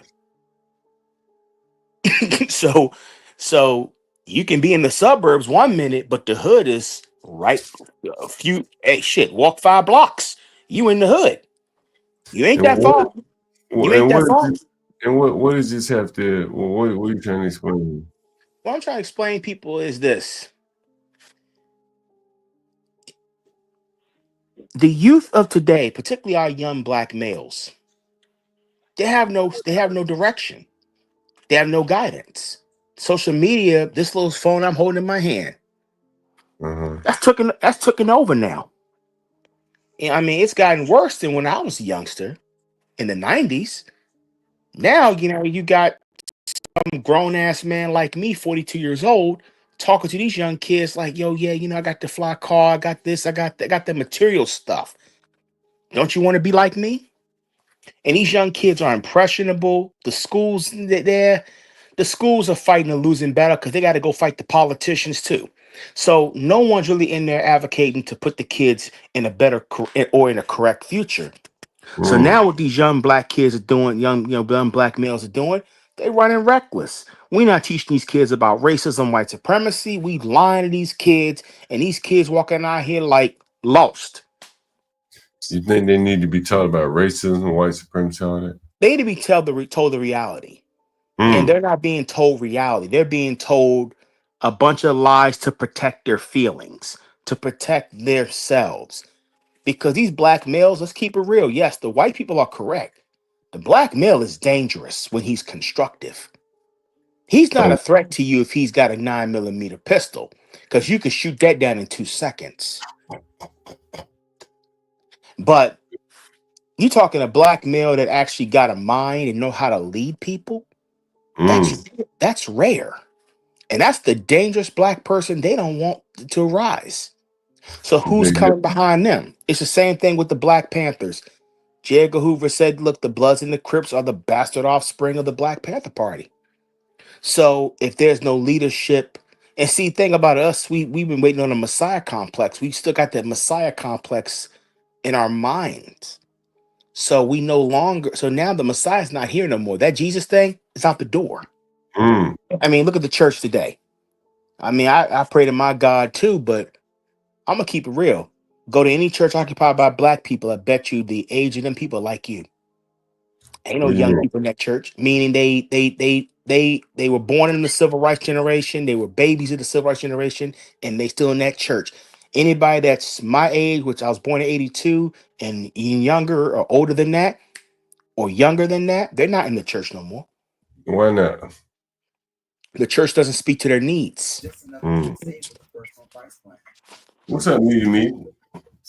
Then we've been rambling for about fucking hour here. No, this ain't rambling, bro. This is telling some facts. Like, hey, look, the church is not responding to the needs no more because look at the age gap. Okay. All right. So they don't feel that. I wanted to jump in because Linwood is I could tell that he's a very well-read dude. I've been in the comments and stuff, CT channel, and then of course here. And I know Linwood knows a lot of stuff, man, but sometimes it just seems like the race stuff gets him more like pulled in than it should, because he's very intelligent. I think that he can do a lot of things, but it falls back on the racism problem. Yeah, Linwood, here's the question for you, Linwood. Okay, that's right. Do you think you'd be better served by not focusing so much on race and what's that lady, Neely Ferguson? Neely Fuller Jr. Her No, and all these other because niggas. the race problem caused all these problems to exist. You can't ignore the race problem that manifested all these other problems like poverty, like inequality, like wealth distribution, and all those things that this country has sold us to believing that you can be good patriotic Americans. You buy your first home, you live by the rule. You've heard the spiel in politics. You play by the rules, all that. But those rules did not apply to you if you had none. Linwood, do you live around whites? I have no choice, but yes, I do. What do you mean you don't have a choice? I mean, it is what it is. It is what it is. You know, like I can go to Petersburg and live in the ghetto easily. But I'm saying, okay, Petersburg is not far from DC. I've been to Petersburg. You know, I can go down there and live with them, and I have no problems with black folks in the ghetto. Why didn't you get it? So why didn't you do it? One, you got to find a job, and two, you got to find housing. Okay, now the housing is going to be cheap. Housing is cheap, right? It's going to be cheap. Okay, so now you could probably use those savings and the rent to drive to work, right? There got to be some jobs in Petersburg. I like to walk to work. I don't like to drive. Oh, but I have no choice but to drive because I have you like that. So what you like is a European lifestyle of walking to work. I mean, that's gonna cost you though, bro. My mentality is this. It's quite clear the race problem caused all of this. I was just in Petersburg a few weeks ago. Dilapidated buildings. A church of chicken on the corner. Good, by the way. I can't eat that shit. I understand. I can't eat that shit no more, but I'm saying, but in general. Linwood, let me ask you a question. What do you don't have to answer specifically. What do you do for a living? I currently work at the plantation called Lowe's. When you see those abandoned buildings, do you ever think, damn, I could buy one of those buildings and start a business and serve my own people? you don't have no financing situation. You're redline. That Okay, Petersburg is redline. I got it. Okay, so you can't No, go. no, no, no, no, no, no, John. Hold on, John. hold on. So you can't go get a loan from the bank, correct? What loan? What bank? Listen, I got you. See, that's a yes or no. That's a yes or no. So Hell no. Who runs the banks? Okay, can you? We ain't got no power over no money. We don't control the money. Could you go get a loan from friends and family? Look, that's a conflict waiting to happen. Well, Wait, John. According to the counter-racist code book, black people ain't got no money to borrow on anybody. Is your mother retired? She's still living? My mother's still working. Okay, so you, your mother, both of y'all work. You got any brothers or sisters? My brothers are deceased. Any sisters? Half sisters from my attempted but non-present father. Okay, so your father ain't around, but you got a half sister. All of y'all together, do y'all all work? We all work. I mean, our baby brother is in the military. You got a baby brother. He got money. He got a military job. So have he's y'all in the ever thought about putting y'all head together and buying one of these dilapidated buildings? Most of them youngsters born in the late 90s, early 2000s. They don't have the type of knowledge that I'm talking about. But your mama and your sisters and all these other people you mentioned, they're not born in there. With all due respect, my mom Dukes stuck on that whole Jesus Christ is coming type of shit. They stuck on that. That generation is stuck on that. That generation ain't talking about. I'm being honest. I'm not cutting you off here. That generation ain't talking to no young black kids about financing or home ownership and things like. They trying to keep their own homes because as the taxes keep going up, because you got more and more developers coming in building up properties, the property taxes are going up, and they're getting pushed out. They're trying to keep what they already have.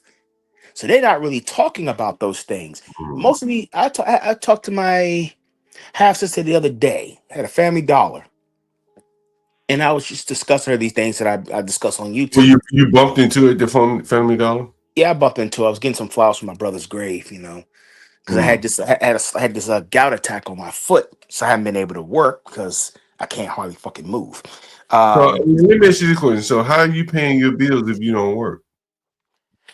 I have a little savings, so I'm just. How long have you been out of work?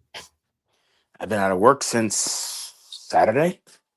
Wait, John. I have to jump in because he's saying so much stuff that it's like I said, Linwood. He's very smart, but he's talking as if he doesn't have a network of any successful black people, which is I don't.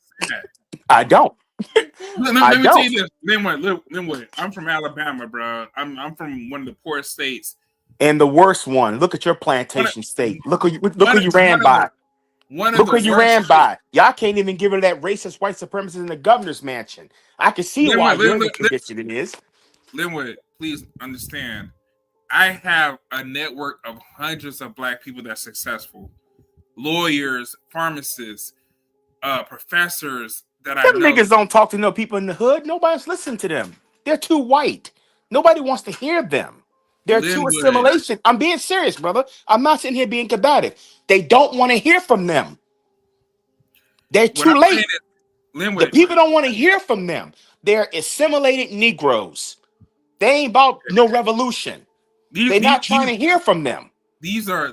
I went to HBCU, one of the biggest HBCUs in the country. These are straight niggas that's really, really successful, bro. And them niggas ain't talking. And them niggas ain't talking to me.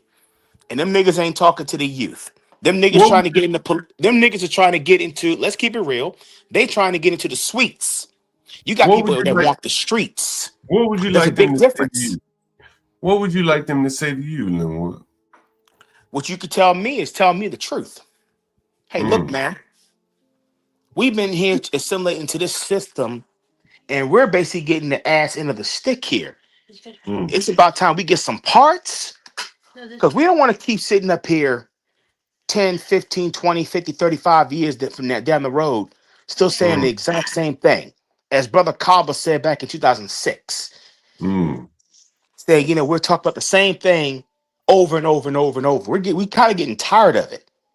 It's either one or two things are going to happen. Either we're going to get some power and we're going to have some actual, not no local power, but we're going to have some national power. We can fix these things and make these things correctly balanced. Or we're going to be sitting here talking to our kids, and here it is, 2055, 2065, and we're still talking about this. These incorrectnesses, these imbalances. Why they don't have zero, why don't they have a $0 net worth, and it's 2060? Why are we still sitting here talking about the same thing? Linwood, is there anything that you can take, like personal responsibility or like decisions that you made? Or Nigga, we're not talking no personal responsibility. That's a we don't want to hear from black conservatism. That's failed up. I'm not a black conservative. That personal responsibility shit, it works to a degree, but it does not work to extent on a broad collective scale. It doesn't work. It may work for some individuals like myself, take personal responsibility, do this and do that, but for the collective, it's just me. I'm pushing up a fucking rock up a hill, and the collective are down there looking at me. They're not coming in there helping me with that rock. Why aren't they helping you, Linwood? Because that collective sees what's up that hill is not worth the price. They see when you assimilate into whiteness, it doesn't work well for you. When they see that you go to work for them, you don't make $1. You die young. I'm 42. I lost 2 brothers to medical issues, 35 and 21. How do you expect me to really sit back and look at this? I have a stepfather who has massive health problems. He's what, 60 something now? I don't expect him to live till 70. What kind of health problem does he have? Brother, let's count the numbers. Heart disease, gout, diabetes, liver problems. Let's see. Multiple sclerosis. You name it. Wait. John Linwood, let me ask you this, because I just told you I'm from Alabama. Let me get deeper into this before I let you rhyme. Okay. Most of my aunts, I have 6 aunts. And so I have 5 aunts. All 5 aunts lost their husbands early. My grandmother in her 90s. You know how old she lost her husband? How old he was? 64. So black men, we're not living. We're dying. And y'all need to cut this shit out with this foolishness. Systematically, we are dying. And we're working harder and harder and going to the grave earlier and earlier. They're working hard out here in Linwood. You think they working hard? Think about what I'm saying here. Yeah, they work hard. When I say the things I say, brother, I'm not saying this to be controversial, inflammatory. I've seen it. Linwood, do you eat chitlins and collard greens with hog maws in it? Hell no, I don't. Most black people in the South definitely eat that. So when you mention that you're in Virginia, a lot of people consider Virginia South, right? Some parts. 50%, you know what I'm saying? Let's say that. So when we're talking about this, like there was a time in my life where I was so disgusted from my family gatherings of eating food that I became a pescatarian, which basically you eat fish and eggs, and that's it. You don't eat any other meat. And I did that because I was eating with my family, a big gathering, and we were eating like a breakfast, and they were talking about what we're going to eat for lunch and dinner. And I was like, I didn't even eat my breakfast, and it just turned me off. I'm like, how are we focused so much on food? And then, of course, I'm a military brat, so I was hanging around all these other different cultures and stuff, and I was like realizing like food is not the biggest conversation in their lives, man. They'll be eating like some lettuce and wraps and stuff like that, and it will be perfectly fine, man. They'll go play tennis and get smoothies after that. But when it comes to us as a people, everything's centered around food. So when you say all this stuff about black dudes, I had an uncle die really early. Hey, hold on for a minute. Give me 1 second. Linwood, I want you to see something. This was me earlier today, Linwood. I don't know if it was you or that nigga Shenard. Both of y'all niggas sound about the same. When King Shenard, but I like King Shenard. Look at this. Hold on, look at his name called. Yeah, I know you. Look at this shit, medium King Chanel. Take a look. This is earlier today. This bitch acting a fool. Look.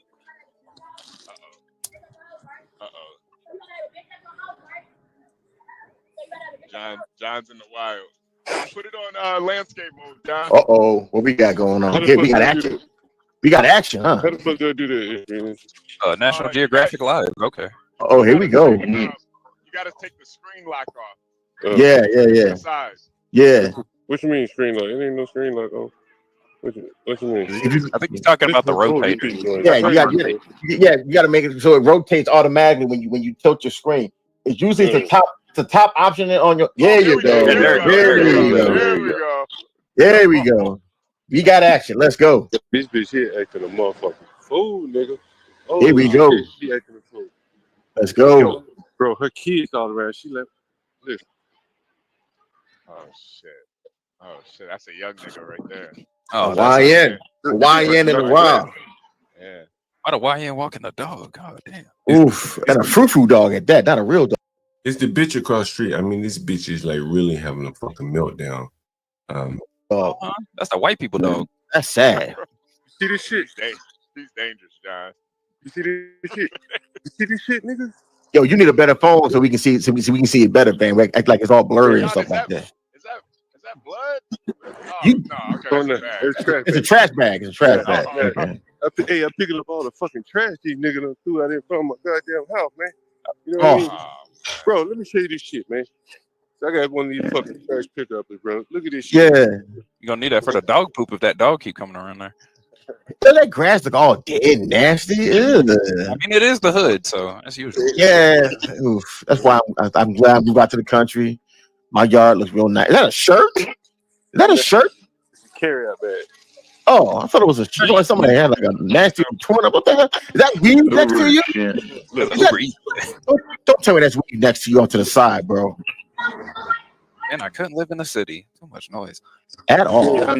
I'm cleaning up all this trash, man. Black bitches acting a motherfucking fool cross the street, man. Like, you know, like the blacks gonna have to solve some of these problems, you know, man. Like, you can't keep talking about white people, bro.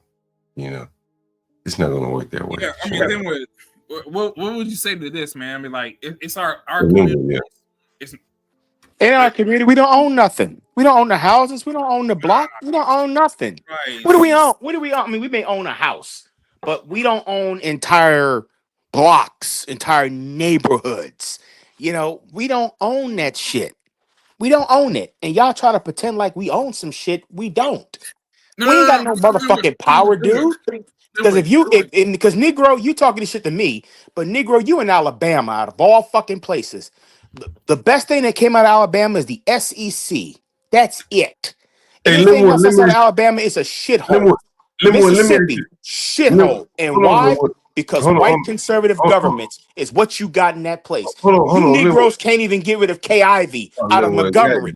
Damn, I don't live in Alabama. I'm from there. But check this shit out. Look at all this trash, man. Johnny trying to keep his neighborhood. This ain't political here, bro. Like, these niggas not get over this shit. Look at all this fucking trash, bro. Ain't none of them fucking stores within 2 blocks of my house, bro. Ain't no fucking Popeyes within 2 blocks of my house, bro. Like, look at all this fucking trash, bro. And then I'm gonna show you, like, right across the street is the fucking trash. When the game starts. I'm gonna show you right across the street is the fucking trash can, bro. Yeah, that's not political, and he's never going to understand that because everything is considered the white man's fault. It don't matter if he falls off a bike. The white man created the bike. It's the white man's fault. If he's driving a car and they run out of gas, the white man created the car. Everything, like, it's nothing that you can you got to be inferior if you believe that. Everything that is. Now I apologize, bro. I'm a bit elevated because I take it personal. I really do, because I see it so much. And when I hear people, I take it personal because I've seen so much of it to the point where, like, I'm so tired of seeing it. Hold on, Linwood. Like, do you take it personal to the black story on this much trash? This is Martin Luther King. The Dreamer, nigga. This is the Dreamers Avenue, nigga. No dream, it's a dream, listen, they're just throwing trash on a nightmare. It's not a dream. The dream never came into existence. I can't look. You're gonna see in a minute what a trash can is. I want you to explain this to me, Linwood. Look, listen. Don't talk. Listen. More bodies on the ground than trash. Oh yeah, well yeah, that is true. It is true. That is less dirt. Look at all the trash, Linwood. Look at this shit. I mean, well, this is you and your coon servants out there talking about cleaning up garbage. But let's keep it real here. Y'all do this for entertainment. That's not entertainment to me. That to me is a slap in the fucking face. Because like to me, I take it personal. I'm not gonna lie, I take it personal. If I'm picking up the trash for entertainment, what are the blacks throwing the trash down for?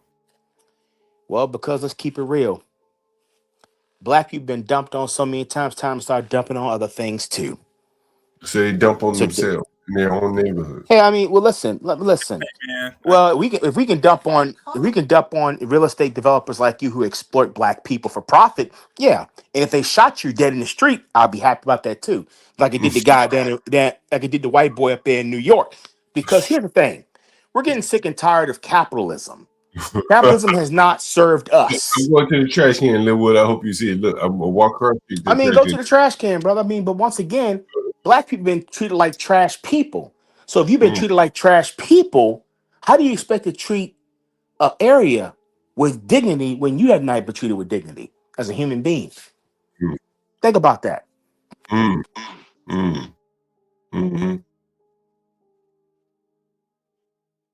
Is it right? I guess you know.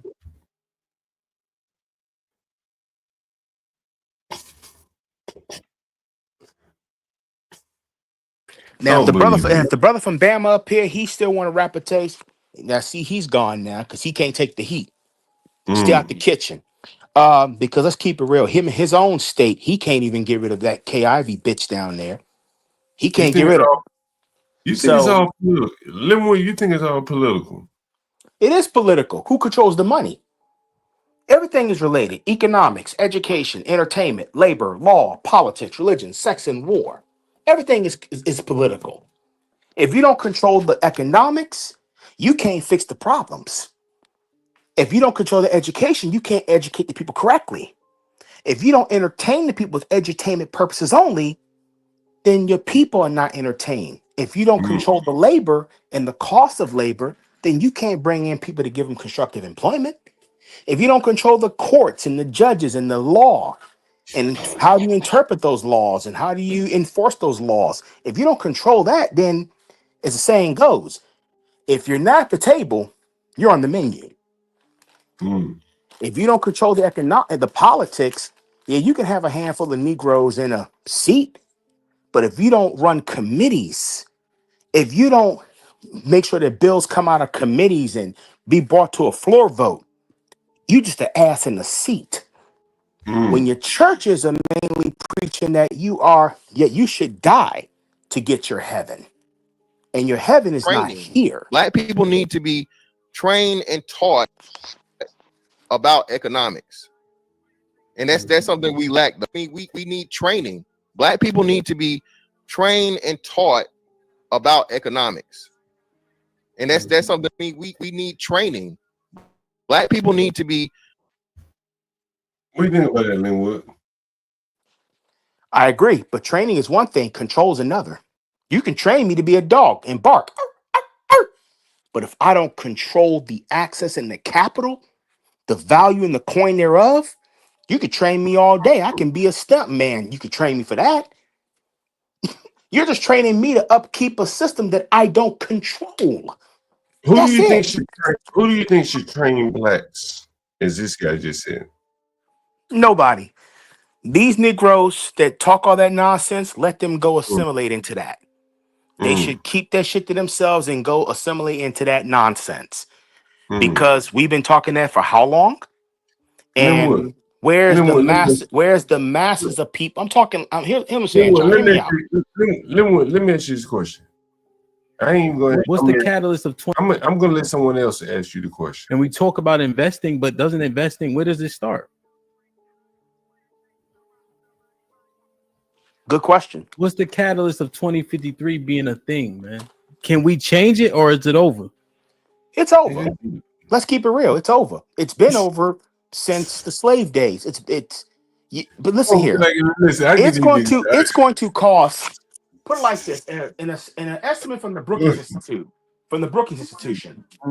it's going to take 230 years for the racial wealth gap between white and non-white people, particularly black people and white people, to close.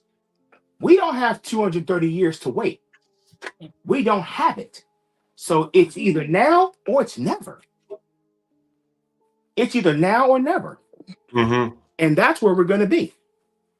And But so, Linwood, I just want to hear you one more time. I just want to hear you agree. Do you agree with that? Catalyst of 2053 being a thing, man. Can we change it or is it over? It's over. You agree with it? I agree it's over. And here's why. The other non-white groups, they're just going to assimilate into the foolishness. Black people ain't got no chance in 2050. Folks, We have no I swear chance. to you, people, listen. I swear And what I mean by we don't have a chance. What I mean by we don't have a chance. What I mean by we don't have a chance. Come on, give it to me. If our wealth is going to be nothing but a zero, you can't compete. And if you, as Dr. Claude Anderson would say, if you're becoming a permanent underclass, you're not going to stay in no permanent underclass forever. You're going to do one of two things to get out. What are they going to do, Linwood? What do you think they're going to do? You're going to see more crime going up. Property crime. Now, like I said, that's not the masses of black people. But if you look at everything that's going on, like you're working your so-called middle class jobs, that's going to transition into like a lot of professional jobs. So we're going to end up in a servant economy where you're flipping burgers at McDonald's or you're working at places like I do. And I live in a rural county and just found out that I live in a rural county where American Woodmark, to be exact. They just got rid. They closed their whole factory down. Right now for me. Oh, so you're not in the shop? No. Oh, okay, damn. So he's on the street? Yeah. Oh, damn. I'm sorry to hear that. Is it hard to find? Then will you see that orange and yellow building right across the street? You see that? Yes, Popeyes. Who do you think worked there? It's old Martin Luther King. Mostly in my area, it's a majority Mexican, but you have like, well, I don't use the word Mexican. Excuse me. Can't sling chicken out of Martin Luther King mouth, bro. Like honestly, dude, that's slave labor, man. Like nobody's doing that. That's why we're talking this stuff now. Like, okay, policy wise, that's why they're trying to raise the minimum wage to $15 an hour now. Because what's happening is, yes, this economy is evolving, and we're going to AI. People trying to experiment with that. How much money do you make? How much money now do you make at Lowe's? I make $18.50 an hour. That's pretty good. So, how much do you think you should be making at Lowe's? Honestly, I should be happy with my job. Not what I make. I should be happy with my job. What do you mean? You should be. Your job, when you work a job or you work a career, you should feel good about that job. You should feel integrity about helping people out. It should not be you got to do this to pay the bills. You got to do this to survive. You enjoy what you do and you're getting compensated for what you do that's constructive. That's the point. That's just my philosophy. It's always been my philosophy. Yeah. All right, Linwood. We've been going 8 hours here, and I think I'm about to wrap it up. Unless you guys got something else you want me to talk about. I think we've exhausted. I'm gonna drink one more beer. Linwood, I'll let you hang out with me. Drink one more beer. And it's my last beer. Shit. I mean, I don't drink beer, brother. But when I'm asking you to make it good, nigga, don't waste my fucking last beer on some bullshit. Give me something good. Right? I have to put your head. Give you something good here. You got a little girl in the background. What you got, Linwood? Yes, it's my girlfriend. It's my girlfriend. Oh, sucky. Hey, can you put it on camera? Put it on camera, Linwood. Let's see what your girlfriend looks like. Oh my God. Linwood, Linwood, is it a sister gal? Oh, Linwood got a sister gal. How you doing? He better. Linwood got a sister gal. Come on, put it back on the channel, Linwood. Hey, Can we talk to your sister? You got a sister, cat Linwood. Come on now, put it back on the channel. Linwood, put up. I'm gonna put your ass down. You're not that interesting. Here you go.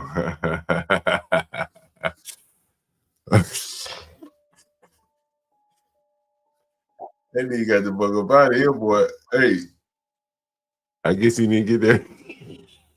I guess he didn't get that sister gal. I mean, that white woman. So he settled for a sister. Okay, fair enough. You know, hey, get a nigga credit for at least like walking the walk. Yeah, get a nigga credit for walking the walk. My man Linwood. There you go. You know.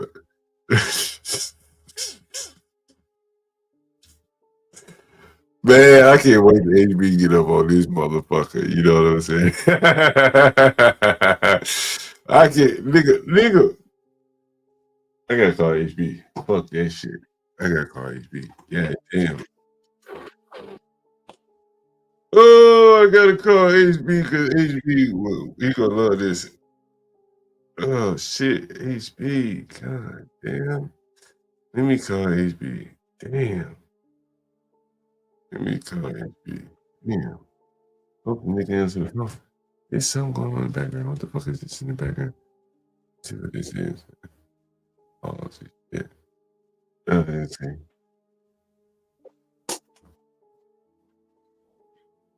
What the fuck is that in the background? What the fuck is that in the background?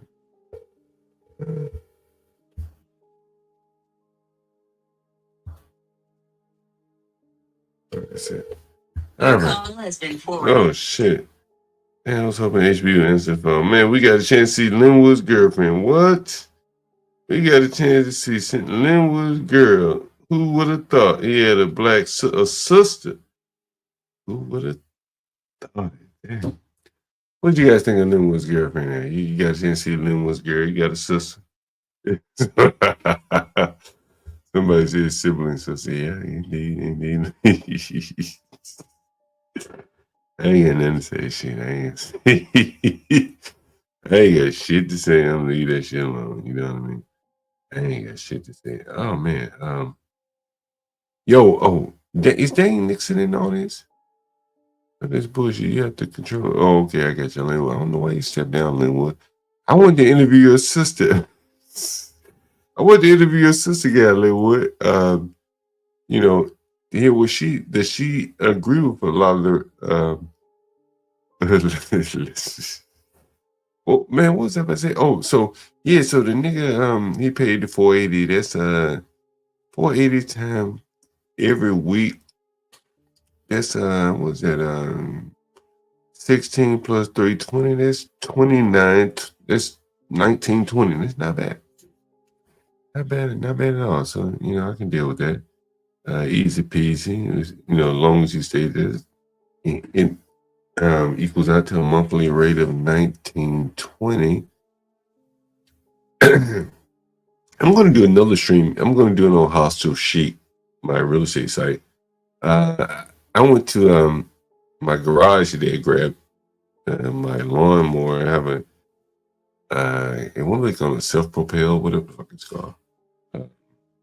And so for years and years, I resisted buying a Toro lawnmower. Yeah, I'm going to try to interview her. Is anyone familiar with like Toro lawnmowers? Anyway, so for years and years, this Chinese guy used to always tell me he maintains some of my equipment. And he used to always tell me, yo, buy Toro. And so he did, dirty dude. And so I bought a Toro lawnmower. Yo, that's the best lawnmower ever, bro. Toro. So I would suggest you're gonna buy like a lawnmower, something like that. You got to buy the Toro. Nothing better than that. What's up, DJ MFB? We read out the guy's Toro is very good. Yeah, Toro is very good. Again, that's what the Chinese guy told me to buy. He's a small engine mechanic or whatever. So not a bad deal. Toro. Yeah, they're a little expensive. You know what's interesting? Roller Skater Girls, I bought mine from a a Hispanic man. He buys them. He buys them and fixes them. He fixes them, and so that's who I bought mine from there. So. I tell you guys about the Uber story. Someone said I'm still fixing my lawnmowers that they don't make anymore. Yeah. Toro is the best, apparently. I like Toro. So if you're a landlord like myself and you don't want to take your lawnmower to get them fixed, buy Toro. Nah. You know, I have I used to cut grass a lot. DJ MFB, I actually enjoy it. And so we have a pretty big backyard at 2 of the properties. And so I just go up and down making long, neat lines. DJ MFB, cutting the grass, it's kind of soothing there. So I don't want to ride lawnmower. I like to push it. I even have the self-propel. I don't even use that. I just push it, man, like exercise and shit. So it's like what I did growing up. So yeah, the Toro. I do have the self-propel feature. But I don't even use it, bro, to be honest with you. It's like exercise. My dad always told me, he said, yo, son, look at work like exercise, and you won't look at it like work. So that's kind of how I look at it. I cut my own grass. Fuck all that. I got too much time, and like in the last year or so, we talked about HB getting a new job. HB is going to be hauling trucks, so he'll be home every day. Not trucks, but cars. So he'll be home every day. And so from a business standpoint, that's life. That's his job. But from a business standpoint, I've transitioned, man, over the years. Some cases I have not wanted to do it. But in almost every case, up until this point, knock on wood, it's worked out for me. And I told you guys about the time I walked into the building with the gun. I was renting my properties primarily by Section 8. And it was a comfortable living, but I was never going to have this kind of time that I have now. But I was able to live very comfortably, and that trouble that I got into really upset the apple cart for me. I was comfortable. And so when I got into trouble, I lost my job and everything like that. And so it upset the apple cart. Here, give me 1 second. Hold on 1 second. Give me 1 second. Hold on. Let me see. Guys, we have 2 of you. Who's on the Urban Landlord Clips, by the way? Who's on the Urban Landlord Clips? If you're watching on the Urban Landlord Clips, by the way, let me know. Maybe a couple more people here. If you're watching on Urban Landlord Clips, let me know. Let me know by Daniel Nixon, you're in the Urban Landlord Clips, or Herman, you're in the Urban Landlord Clips. If you're in the Urban Landlord Clips, let me know. I think I see a couple of you guys over here in the Urban Landlord Clips. Either way it goes. Give me 1 second, I'll be right back.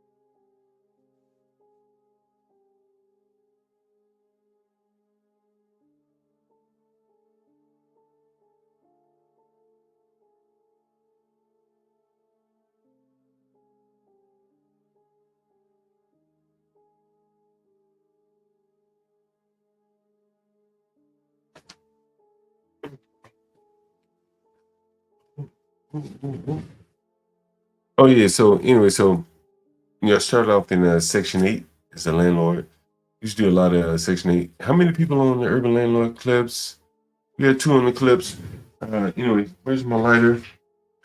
And so I started out doing Section 8, got into trouble, and so I'm going to court one day, and the prosecutor, she asked me where did I work at. You know, they asked the judge, they asked me where I worked.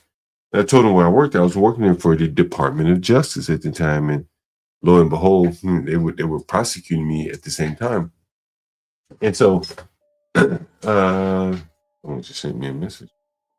So anyway, so in that instance, give me 1 second.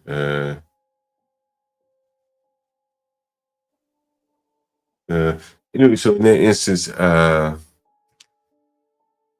had to get off. Well, on that point, I lost my job, but I also couldn't take Section 8 anymore. It was a federal government program.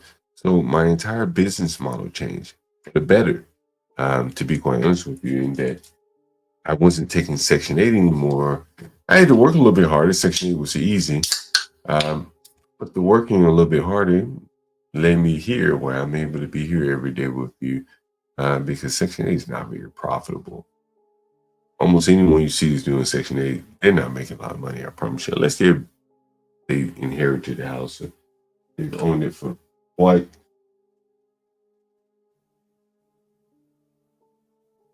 they've owned it for quite a long time.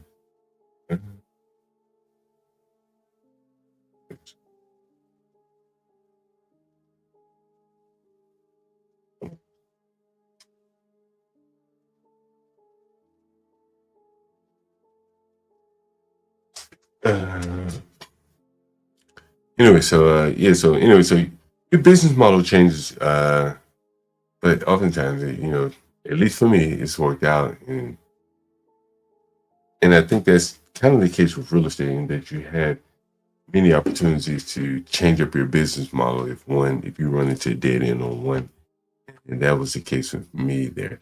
Anyway, so I have a couple of minutes. I'm gonna smoke a joint with you guys. I'll respond to the chat, hang out for a bit. I'll ask you to, make sure you support the channel. Streamlabs, Cash Apps, the guys that get up here and come up here every day, spend a lot of time with you guys. Nothing for nothing. Time isn't free. So let's make it worth their while so we can keep it going here. You had to change your shit up too. Yeah. I'm banned from Section 8. I can't take Section 8 anymore. And I initially started my business model off of that. You had to switch up.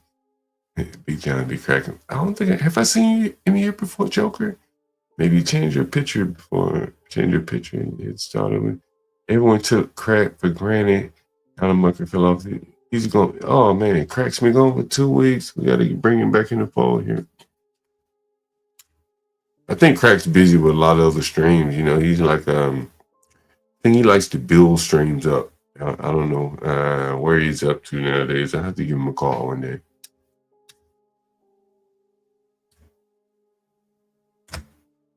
I have to let everyone know that they're missing his streams there. So, matter of fact, you guys should comment up under his streams and let him know you want to see him back. He'll get back here.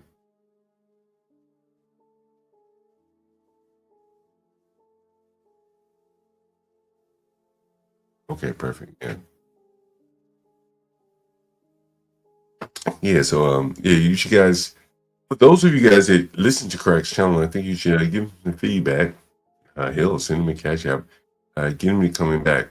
He's over at Pronsis a lot. Pronsis has been grinding.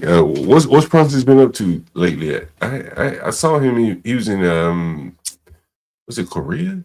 Japan? Something like that. Let's see. Where is Pronsis these days? I think I'm subscribed to. See at the Pronsis. But yeah, so I saw him. I don't know. He's in Korea or something like that. I think he's now in Austin. So yeah, he's doing his thing. Shout out to Pronsis there.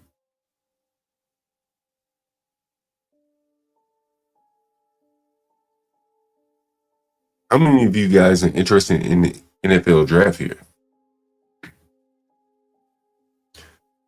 I'm somewhat interested in it, only for Deion Sanders' son. I'm curious to know how teams are going to respond to having to coach Deion Sanders' son. So that's really the only thing. I may cover the first picks until he gets drafted. I don't think he's going to go as high as people think he will. So we'll see. We will see about that.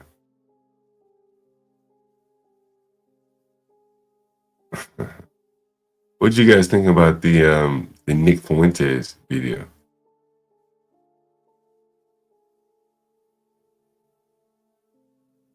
I'm curious to know that. And the Shannon Sharp. Nick Fuentes, Shannon Sharp. What else? The black girl walking into the man's car. That'll be very curious. Clara said he's been to Korea, Japan. And I think Francis works a job too. So like he's really dedicated. You gotta give him credit for that. Yeah, I played a Nick Fuentes video earlier and he was talking about, who was he talking about? Yeah, I forget who he's talking about. He was talking about what was it? Who was he talking about? Damn, I forget. Oh, damn. I forget, but I played a Myron Gaines video at the University of South Carolina. I'll play that again. How about that? I like that one. Where is that video? Right here. Yeah, I'll play this again. I like this video. It almost seemed like this guy wasn't real in some ways, but I'll take it at face value. But the real incident I want to talk about is what happened in Frisco, Texas about a month ago, which was the murder of Austin Metcalf by Carmelo Anthony. And why has Donald Trump not said a single word about this issue? How long are we going to let white people be murdered? You know what's interesting about this? You know, I asked that same question a couple of days ago. When Trayvon was killed, you know, they couldn't wait to ask Obama about Trayvon. He came up with it, you know, it could have been my son. George Floyd, I think Trump commented on George Floyd. But the reporters are not asking him to comment on this, and that is very interesting. I think there's a reason behind that. Why haven't the reporters asked Donald Trump to comment on this? What do you think? It's very interesting that they have not asked him to say, hey, Trump, what do you think about the death threats being given toward Carmelo Anthony, a black boy who was defending himself at a high school track meet? Now, one question.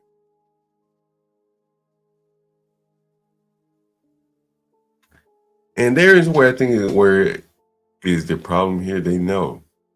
I think the media knows that the boy doesn't have a very good case, and they don't want to press Donald Trump to ask about it. Obama was busy when they asked about Trayvon. And so if it's serving their narrative, I do think they would ask about it, but I think they know. And I think that's part of the reason why the media is kind of backed off of it. You see the picture here. Happy birthday. Brand new Lexus for Carmelo here.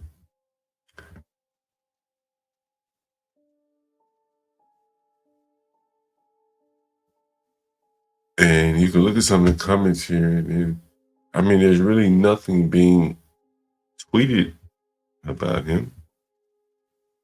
I think, you know, the media has kind of moved away from this Carmelo Anthony, and that's one of the reasons why they don't ask Donald Trump about it. There's really nothing there. There's no there.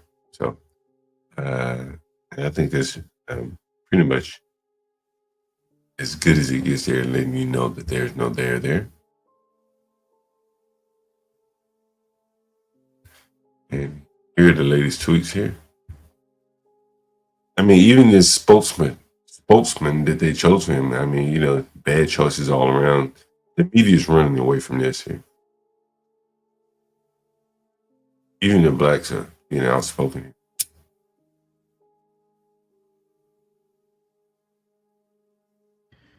Now, guys, I'm going to be real with y'all. White people deserve some credit today. Because why in the hell is Carmelo Anthony, that 17-year-old murderer, walking around the streets of Texas a free man? How How is that even possible? This is an animal who killed a 17-year-old boy over a damn. Well, and this guy's facing no retribution here, so he's pretty outspoken. I think the narrative is going quite against Carmelo Anthony here. Let's see.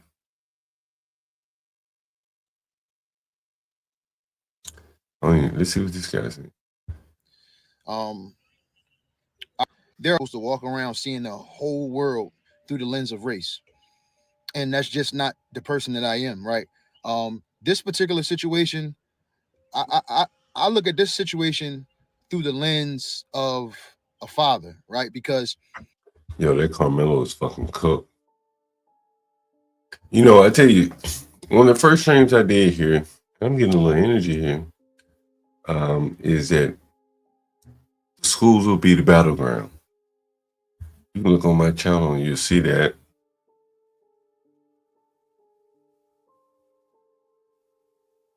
And you'll see that here. You see me here. One of the first streams I did. And you'll see the, everyone probably remembers this graduation here. This graduation here. Where is the graduation? I think this is at Howard University. Let's see. Anyone remember this?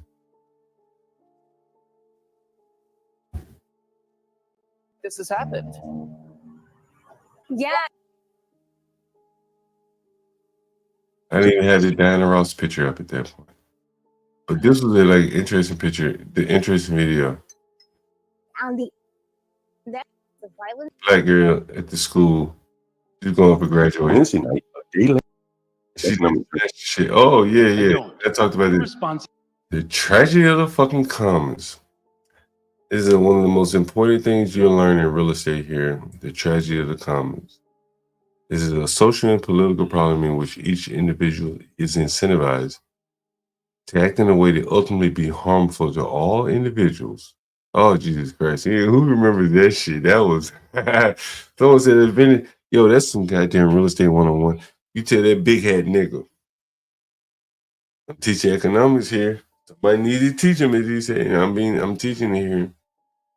Man, I learned this shit, in the most practical way ever, like allowing blacks to share kitchens and bathrooms, observing them, sharing kitchens and bathrooms. And I learned this shit, not in school, but right here. And like, yo, I've told you the stories about the trash cans. You've seen the eyelashes in the bathrooms. You've seen the dreadlocks in the tubs. That is nothing more than the tragedy that comes. You walk it all the way back and you probably can say, well, this is probably why they want to segregate water fountains, segregated bathrooms, segregated toilets and all that shit. Like, it's the tragedy of the commons. It's a social and political problem where each individual is incentivized to act in a way that will ultimately be harmful to all. The tragedy of the commons. How many people have heard that before I came on stream? I'm curious to know. How many people have ever heard of the tragedy of the commons?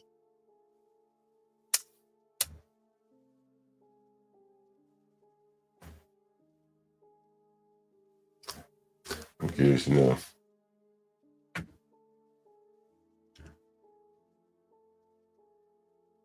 I'm curious to know who came up with that shit. I'm trying to think, who the fuck came up with tragedy of the commons? Tragedy. It's an economic concept, though. Tragedy of the commons. Who would it be? The creator? Tragedy of the commons. Oh wow! It's popularized by Garrett Hardin, and it highlights the conflict between individual rationality, which a lot of times blacks aren't very rational, and collective well-being. You hear Stanley all the time on here. He says, you just got to be an individual. You just got to be an individual, so on and so forth. And that is where the collective well-being of the blacks, from my perspective, in my experience, leads to the tragedy of the commons. There is no collective well-being in resource management. and therein leads to the conflict between the individual rationality, of which many blacks don't seem to act on rationality. We've seen them debate these spike. We heard Stanley say, I think, what did Stanley say? Let's see what Stanley said. Stanley said, I couldn't believe that Stanley was willing to go that far. Stanley said,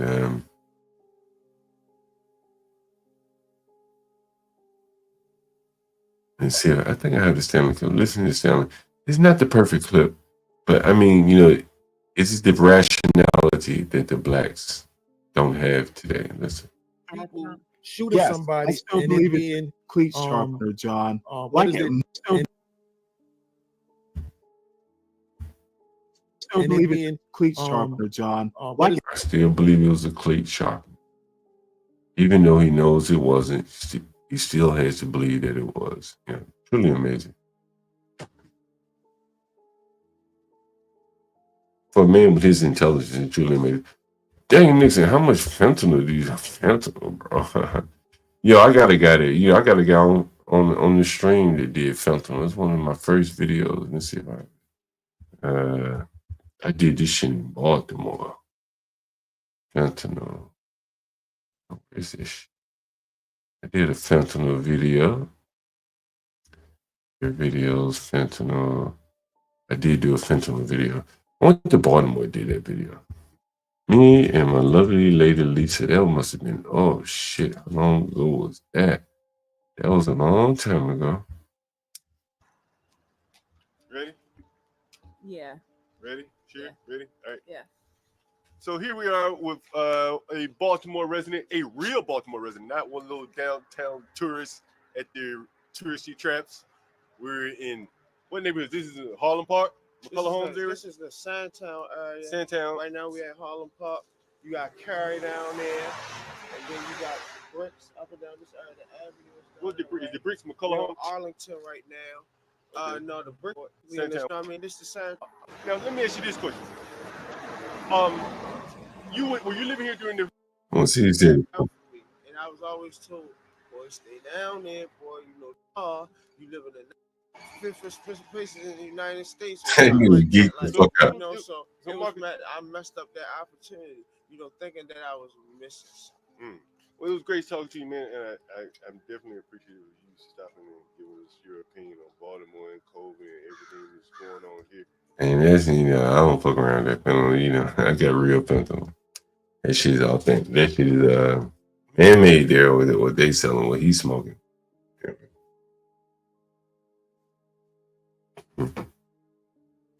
Herman says, now everything is a zero-sum game. I played that clip about Michelle Obama where she said someone's going to have to get a smaller piece of the pie.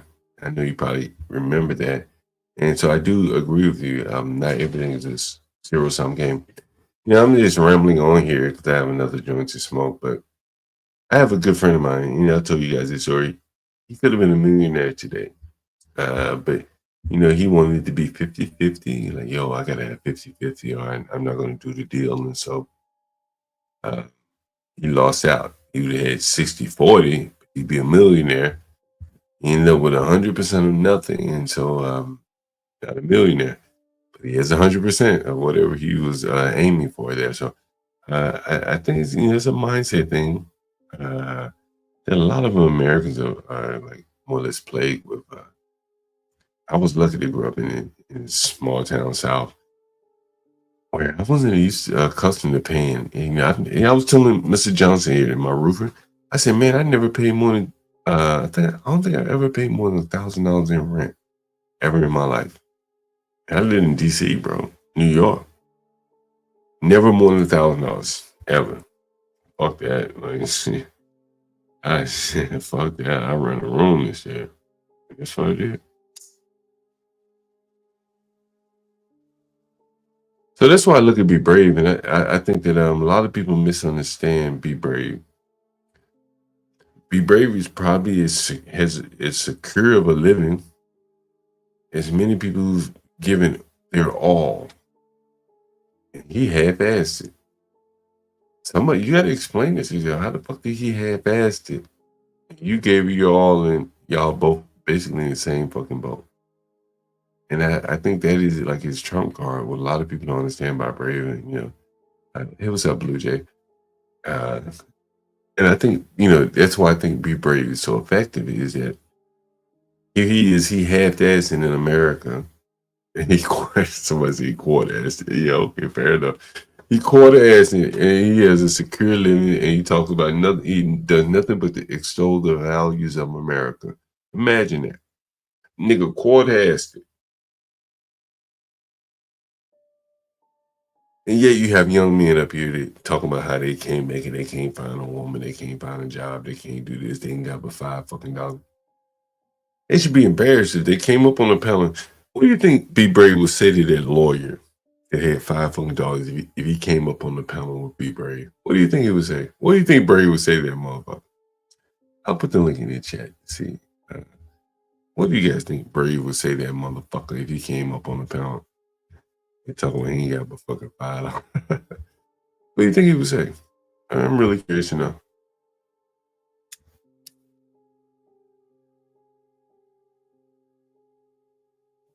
I think Be Brave would look at the motherfucker and just ridicule the nigga. Man, I wanted to play this, and since I have some time, while I'm like smoking my last joint here, I have one more. I do want to play this, and this is the perfect time to play it. Yeah. How many of you listen to American Renaissance? Yo, I bet Be Brave's home is paid off. I wouldn't be surprised if that motherfucker house paid off with equity in that motherfucker. How many of you guys listen to American Renaissance? If you don't, I suggest you should. Since we have some time, I'm going to play a little bit of this. I'll stop it where I think it's interesting.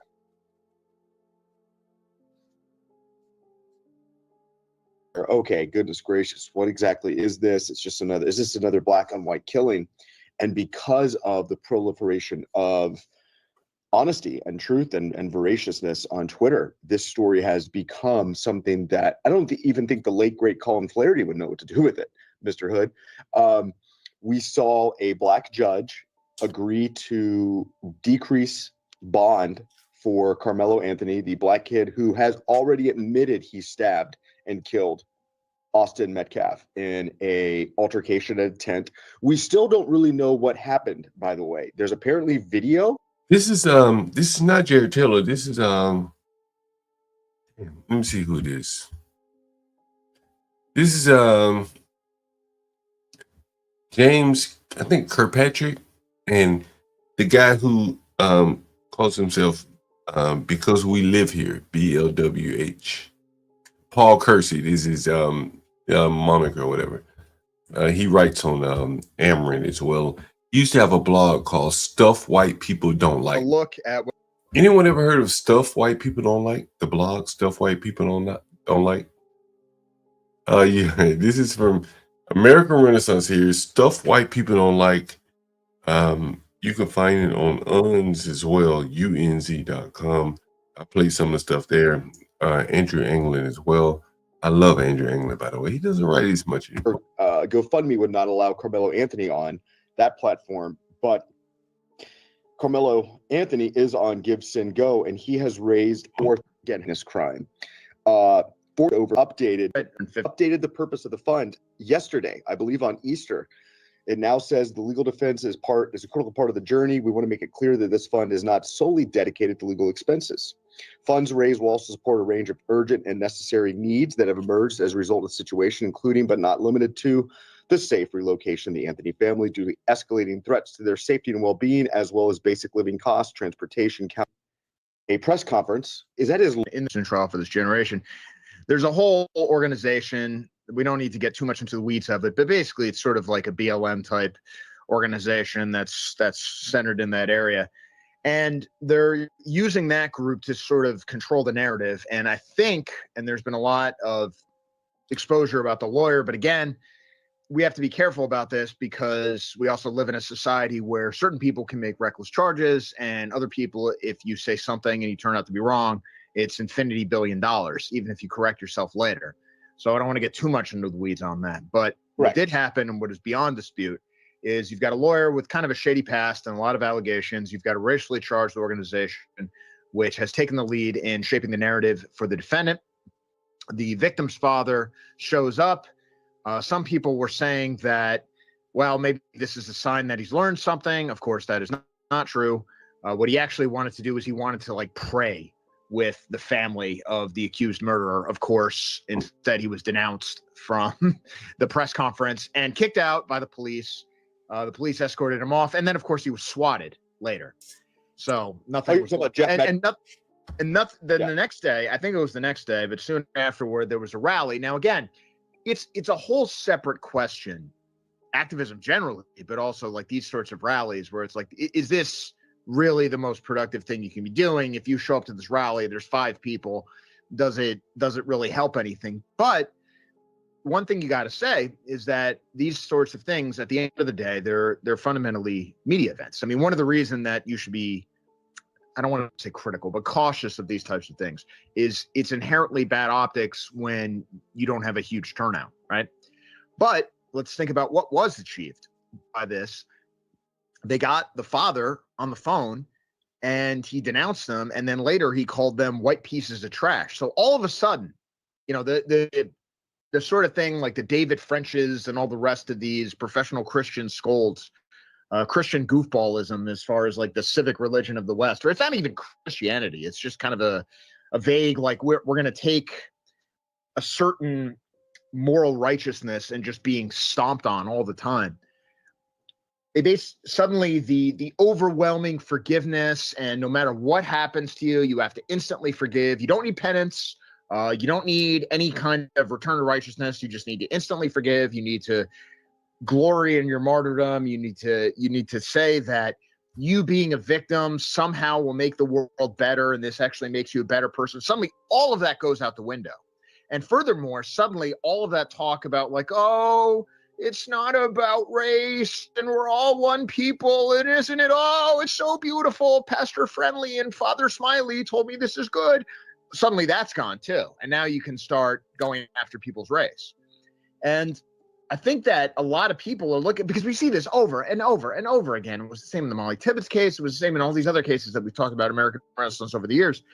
You see this so many times. And I there's always this question of when are people going to have enough? And I think for a lot of people, this is it. Like they just can't take it anymore. No, and go back to last year in Ohio with the situation in Springfield.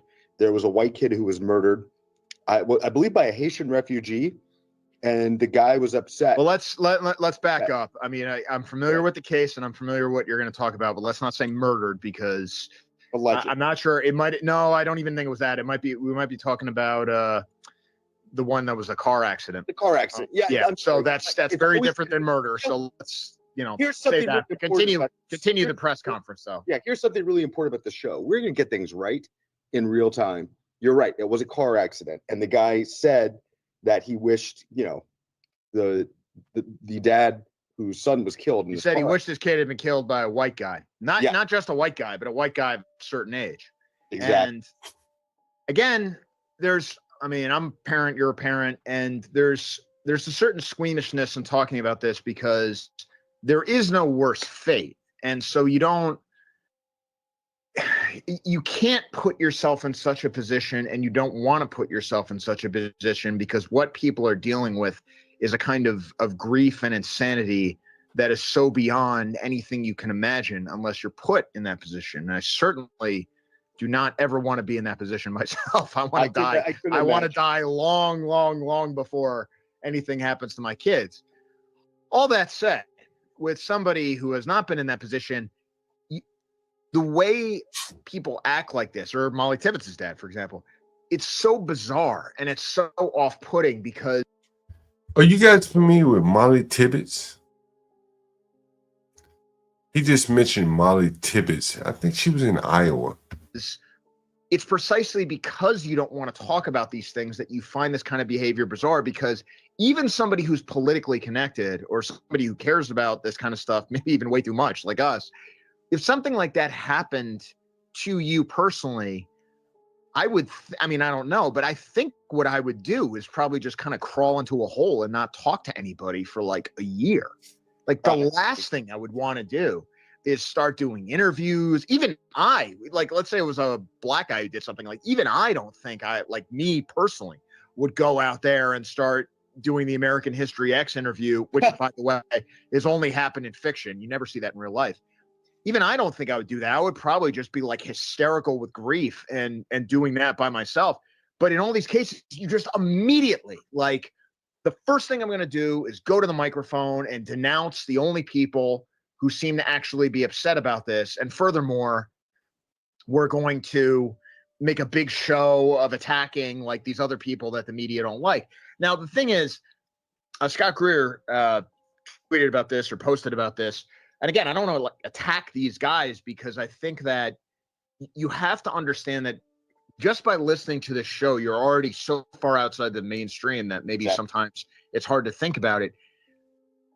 White Americans have been so gaslit that to be a good person is simply to roll over for this kind of thing. And really you sort of see this in the way people talk about Christianity and things like that. Like, to be a good Christian, you don't even need to believe in Jesus Christ anymore. Like the only real sin that exists, the only thing that makes you bad is racism. And so there is sort of a existential terror that you're dealing with.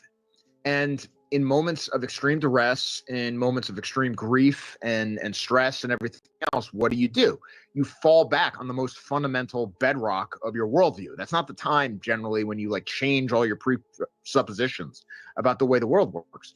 And so you shouldn't really be too surprised that you see these parents who are, I'm sure, hysterical with grief, falling back on the things that their society has told them their entire lives are the most important things to value. Because, if you go through the looking glass and you kind of end up where we have ended up, I mean, to us, it's just sort of cope. It's no, actually, like the people in charge at best don't care when the. Latino, you ever listen to American Renaissance? You're reading not really, but I just sent you a link of somebody actually bringing up Austin Metcalf to Donald Trump. Oh, really? Did he respond? I didn't watch the whole video. I just like saw that little snippet and sent it to you. Let me take a look, see what he says.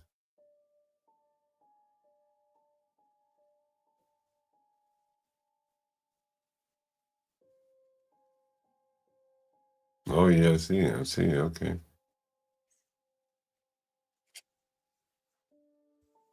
Awareness to the violence that's in public schools. And thank you so much for having me. Thank you so much. I'm so honored to be here. This has been an 8-year journey for me to raise awareness to the violence that's in public schools and the critical need to address violence in public schools. Again, been doing it 8 years because most administrations like to keep the violence hidden.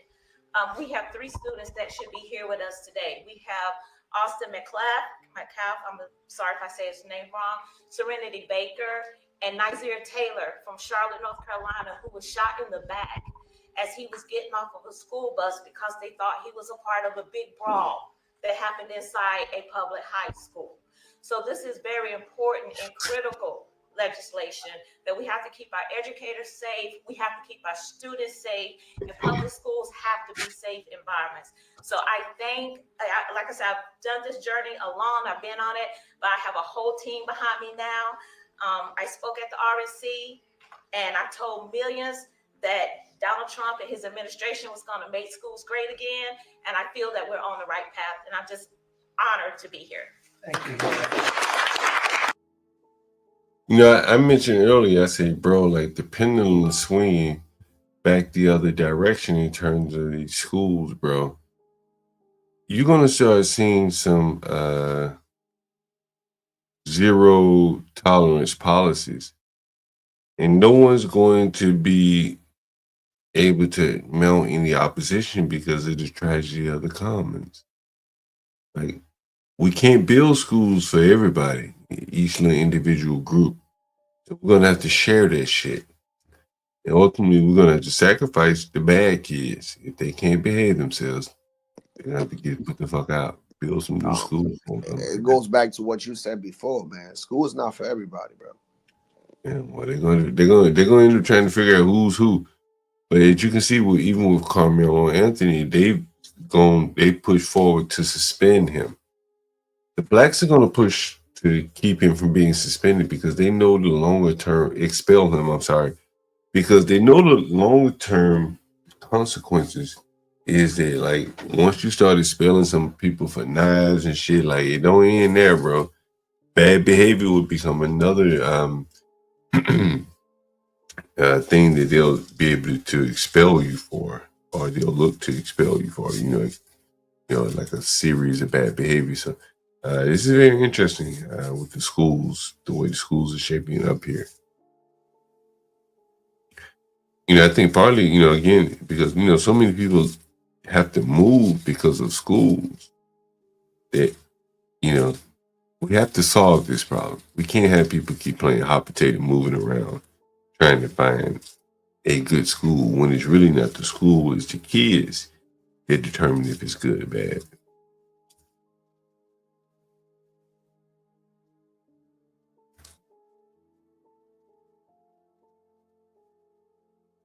But I didn't hear Donald Trump say anything about it, though, Latino. He was asked, but did he respond? He didn't respond, I don't think. You know, I think, but, you know, what's interesting again, as I mentioned, the media won't bring this up. They can't, bro. That lets you know everything. Bro, they couldn't wait. They couldn't wait to bring up Trayvon, right? With who's that? Obama, right? Because they can make hay out of that shit. They brought up George Floyd with Trump. But they can't bring up this boy here because I think they're scared of what Trump may say. Because that knife presents real serious problems. If they would have asked Trump, hey man, what do you think about the Austin Metcalf situation? Trump said, I don't think the boy should have had a knife. And what would the media say?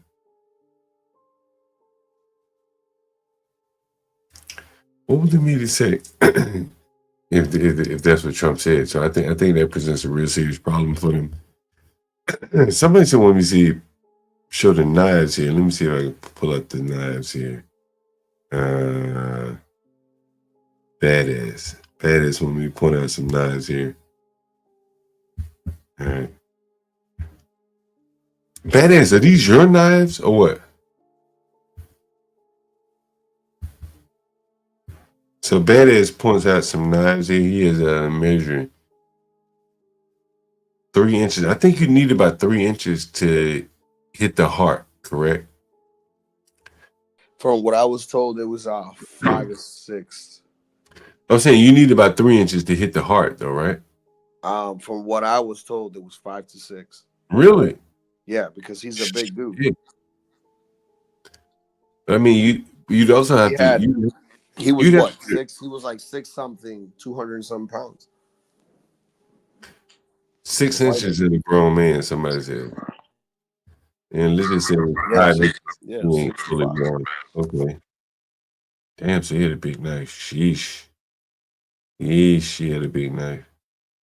I need to go see what size my knife is. Mine is a little bit longer than yours, Badass. Mine passes my 4 fingers. Yeah, mine's a little bit longer than that one. So it's a pocket knife versus a multi-tool. Yo, with a multi-tool. Oh, so okay. So what you're saying is he did not have a multi-tool. I think that's what Badass is saying. At best, he had a 3-inch pocket knife. I think that's what he's saying. Spyderco Manix 2. Spyderco Manix 2. Let me look that up. Spyderco.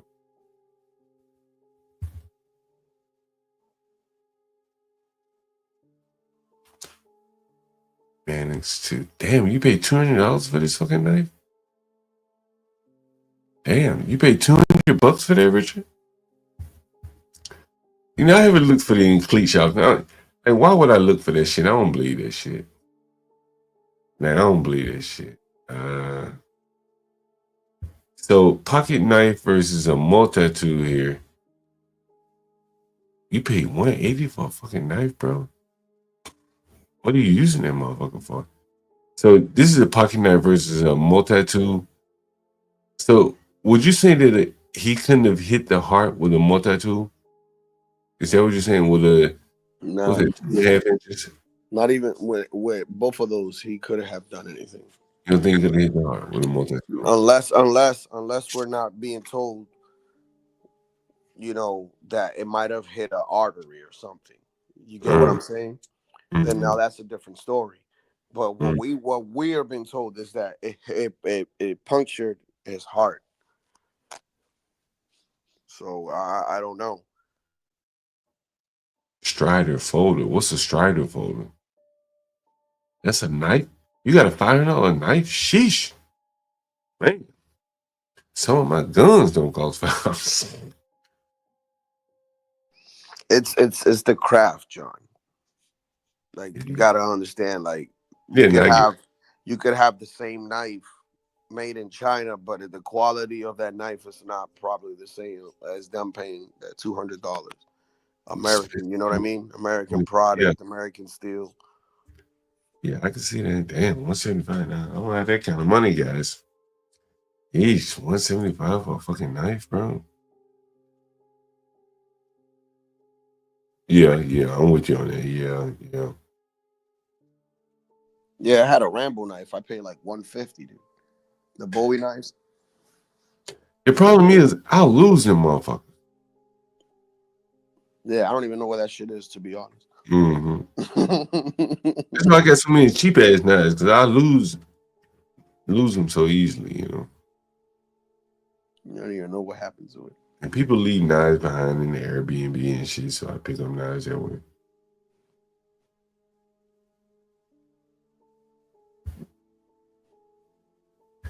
Yeah, you know what? I got a nice little compact razor blade. I've been had it for years. I haven't lost it. Maybe I should buy a nice knife, a Spyderco. Let me show you the knife he's talking about here. What kind of knife is this badass, by the way? 3 inches. This is Spyderco. This is the knife that he's talking about here. Yeah. It kind of looked like the knife I got. This is like a 3-inch knife. What is it? How long is this? Is it longer?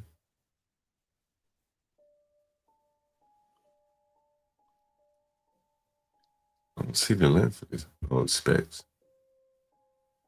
But John, Length 3 inches. Yeah. I had an incident happen with me. When was it? Yesterday. So Yeah. I'm driving. You know, remind you, I told you I live in the suburbs. I'm driving. My music is no louder than like maybe 15, and the music in my car goes up to like 35.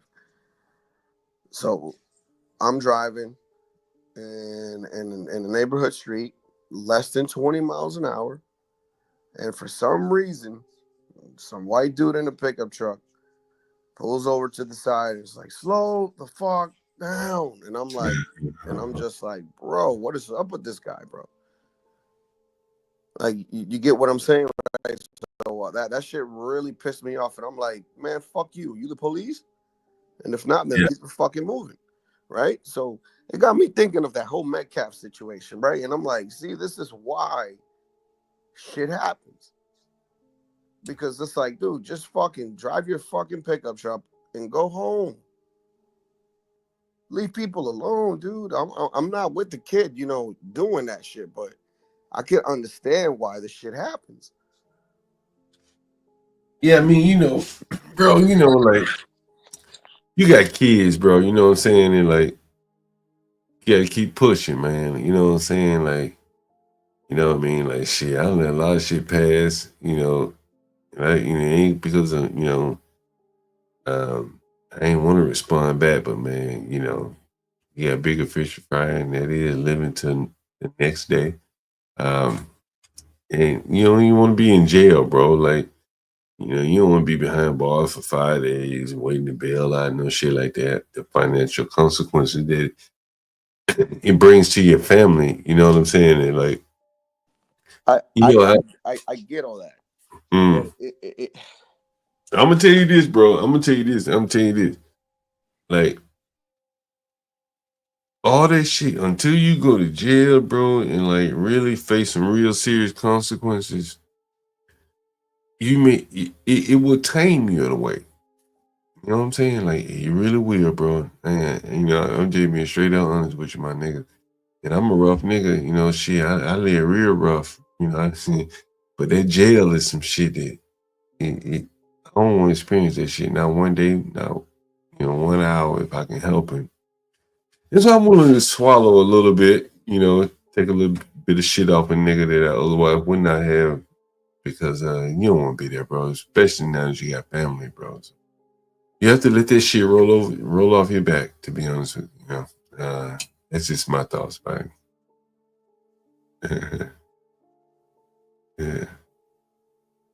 Yeah. Now I know what you're saying, badass. I know he had a knife, bro. Like, I ain't even tripping about this motherfucker. Ain't no cleat sharpener, no fucking Swiss Army tool. I was reading the other night about what it would take to hit someone in the heart. And my lady's a nurse, lovely Lisa. She's a nurse, and she's like, yo, like, it ain't easy. Your body is built to protect the heart, and you probably can bring the knife in straight on. It had to be sideways, and slit to fit between the ribs, assuming he came in between ribs. It's very difficult. It's very, very difficult shot. Yeah, man, because she's absolutely 100% right. This is why you have a rib cage around the heart area. Mm-hmm. And this is why I told you, I'm like, who knows? Maybe he stabbed him at an angle where it probably didn't stab the heart, but hit some type of artery, bro. And that's all it takes. Hey, better. So I guess one could extrapolate that a cleat sharpener wouldn't be longer than a Swiss Army tool. Is that fair? Yeah, John, but that whole cleat sharpener thing goes out the window, because guess what? Today's modern cleats don't use those type of shit. We're talking about the 1930 cleats, man. Like the cleats today, bro. Like if one of your cleats is like messed up, whatever, all you got to do, it's like this little wrench that comes with it, and you unwrench the little spot that you want, and then you add the new spot, and then you wrench it back, and that's it. Yeah. There's no, like, whatever that cleat filing bullshit that these people keep talking about, bro. That shit hasn't been used since like 1930, bro. Yeah, that's just straight bullshit, bro. I think it was more like the knife on the left, to be honest with you. I think that's what he had. Something, along those lines. I actually think he had something bigger, bro. Yeah, very, but it's along those out lines. of his bag, bro. Out of It his wasn't bag, no he didn't have it on his person. He could have. Yeah, out of his What's bag, interesting? Having it on his bag would have been more helpful in the lines of self-defense, to be honest with you. It would have helped him. But by the fact that he had to make a deliberate action of going in his bag, he got to unzip your bag, look through the bag, pull out the bag. He never de-escalated either, dude. So I think that that's really what really gets him puts him in a pickle here. I mean, he did de-escalate by telling him, but then he escalated again by reaching in the bag. So in Texas, the way it works is like, if you do that whole what is it, stand your ground bullshit goes out the window, dude. Yeah, he's gonna have a hard time with that. Oh man, it's been a long day here. 33 people in the audience, guys. Make sure you hit the like button. And the moment it took him to see what happens, he had a time thinking, yeah, he did. The law is very interesting, Meryl. Like, there's such a thing as called a reset.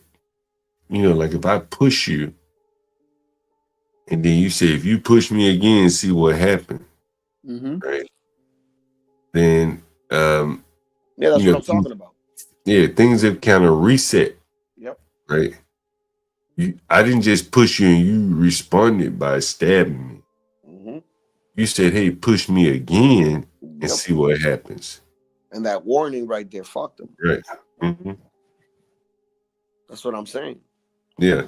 The law sees that as like, okay, the first push didn't start the fight because you didn't stab him immediately. hmm You warned him, provocated him, and then you stabbed him when you provoked him to push you again. Like that creates a real serious problem. That's two different incidents. Yeah, it's the same thing here. Look, in Massachusetts, like for instance, if somebody breaks into my home, God forbid, this person has to be facing me in order for me to be able to take a shot. Yeah. But if he's facing backwards, let's say, leaving out the door, I can't chase him and then shoot him. Hey Richard, do you just do you shoot up your ammo or do you store it? Is that for me? No, that's how Richard said he buys a lot of ammo. So I was just curious, does he store it or does he what does he do? Yo, I heard you should store it in those metal containers. Do you buy a lot of ammo, Latino? I mean, I got a couple ammo, but I mean, I keep it in a safe place. Mm. Yeah, I felt like that too, Shredder. I felt like that too. It didn't seem legitimate to me. I felt like that. Yeah, I kind of noticed that. He didn't seem authentic to me. I'll be honest with you. I noticed that. Yeah, I played it because of the message that he was putting out, but I didn't think it was authentic. Yeah, that's very true. Oh, you shoot 4,600? Damn, bro. You buy $1,000 a month in ammo? Jesus Christ. This is a shooting range right here, right across the street from my house. And it's just 9mm. Dude, where I live, it's like how Stanley basically says like his area is like, if we go far enough here to the left, you'll see some cows. If you go far enough to the right, you'll see the city. Yo, Richard, are you competitive shooting? Are you competitive shooting? Hey, at this much? Damn.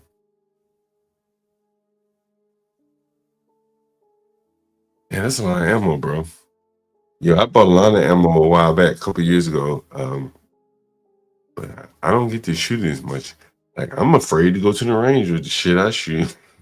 I don't know if that shit legal or not. I don't even feel like looking up the laws. Fuck all that bullshit. Yeah, I don't like. I seen motherfuckers go to the range and get fucking arrested for some shit they brought out there. So I'm like, I ain't got time for that. You go to the range a lot, Latino? Nah, not as much as my wife does. Bro, I can't tell you, like, bro, like, I ain't even gonna say that shit. I don't buy guns. Fuck that. I don't buy no fucking guns. You know, I mean, guns are legal in DC, but yeah, I prefer not to buy them. You know, yo, that's what I need right there. Yeah, I prefer not to buy guns, man. I bought maybe one gun in my whole life. You know what I mean? Seriously. Guns are trouble, man. Mm-hmm. I've had people give them to me, you know, trade them off to me and shit like that. But I refuse to go buy one. Fuck that shit. I'm not buying shit. Shit, in the hood, man. Fuck, man. Fucking crazy times, bro. I don't like filling out the paperwork, bro. Like, that shit might be public. Motherfucker look that shit up. Oh, he got guns and shit. Like, I don't want That's that. enough. That's enough for them to come and search your crib if they wanted to. Mm. Yeah, dog. Like, cause this is the thing, bro. Like, all these gun laws, right? Think about it, John.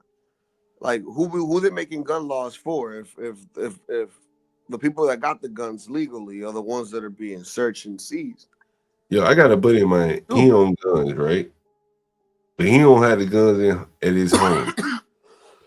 Nah, man. I ain't even try to get that shit, man. I'm like, fuck that shit, nigga. Like, fuck guns, like shit, nigga. Like, I don't need to go, nigga.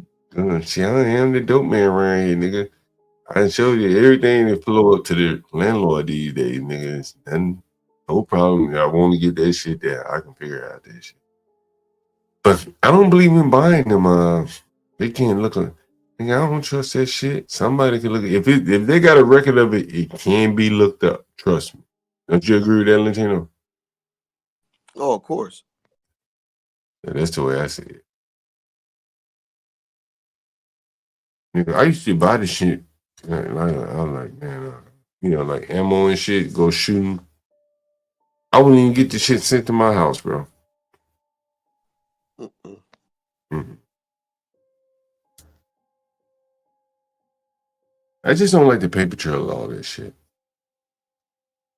I'm a little paranoid. Like, Be Brave with them guns in the back, man. Ain't no way the fuck I do no shit like that. I don't know how he does. Like, I'm surprised he does it. To let people know he has guns like that. Are you not surprised at that, Latino?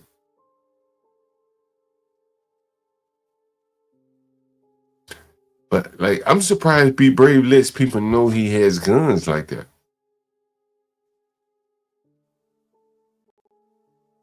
Yeah, but I think Be Brave would probably rather surprise you than, and I don't think Be Brave is like that. What you saying? Not shocking, badass. Now I don't think Be Brave is the type that wants to he's itching like it's a trigger finger. I think Be Brave is more to the I think Be Brave is more like when I talked about that little girl at the people door, he like, yeah, I'd have opened the door. I'm like, I wouldn't have, so I don't think Be Brave is he's not itching on the trigger finger there. That's just my opinion. What's like they hear also, oh, badass saying, yeah. Well, they ain't got no more. Man, I found not guilty though, so from this point on, like I can do what I want to do, but I like to stay out of the way, bro.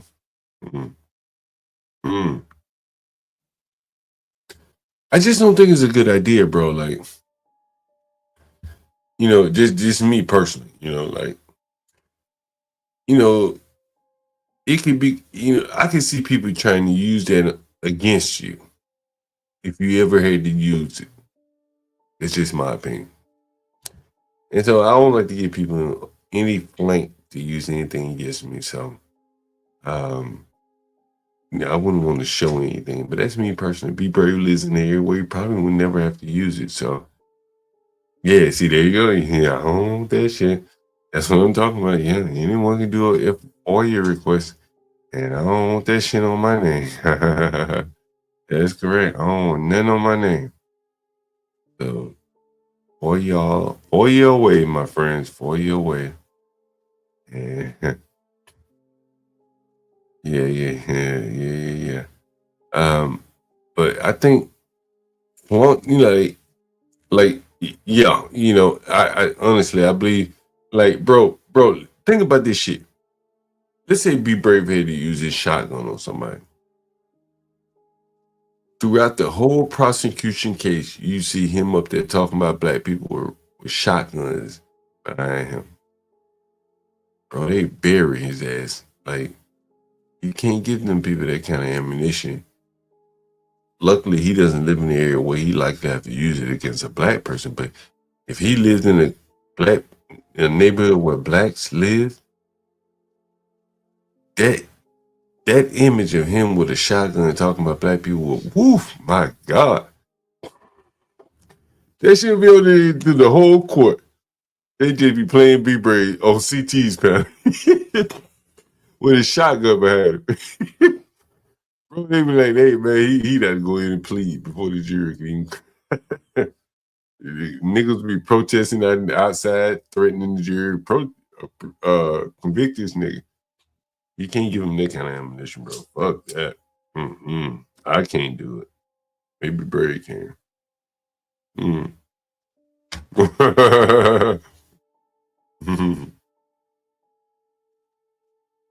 Another time, badass, not tonight, my friend. You say you got a backyard rifle range, a gun range, yeah. Or you be shooting a handgun? Like, I don't fuck with a handgun, too tough.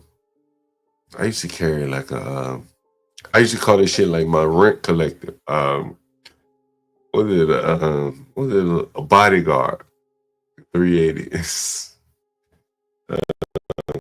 But you can't carry that shit in the wintertime because these niggas got these big puffy coats on. A little bodyguard didn't work. You gotta stand in a little bit, but you know you can't. It just doesn't work out that way. But look, guys, I want to thank you all for being here. We've been here like 9 hours. It is 11:30 on a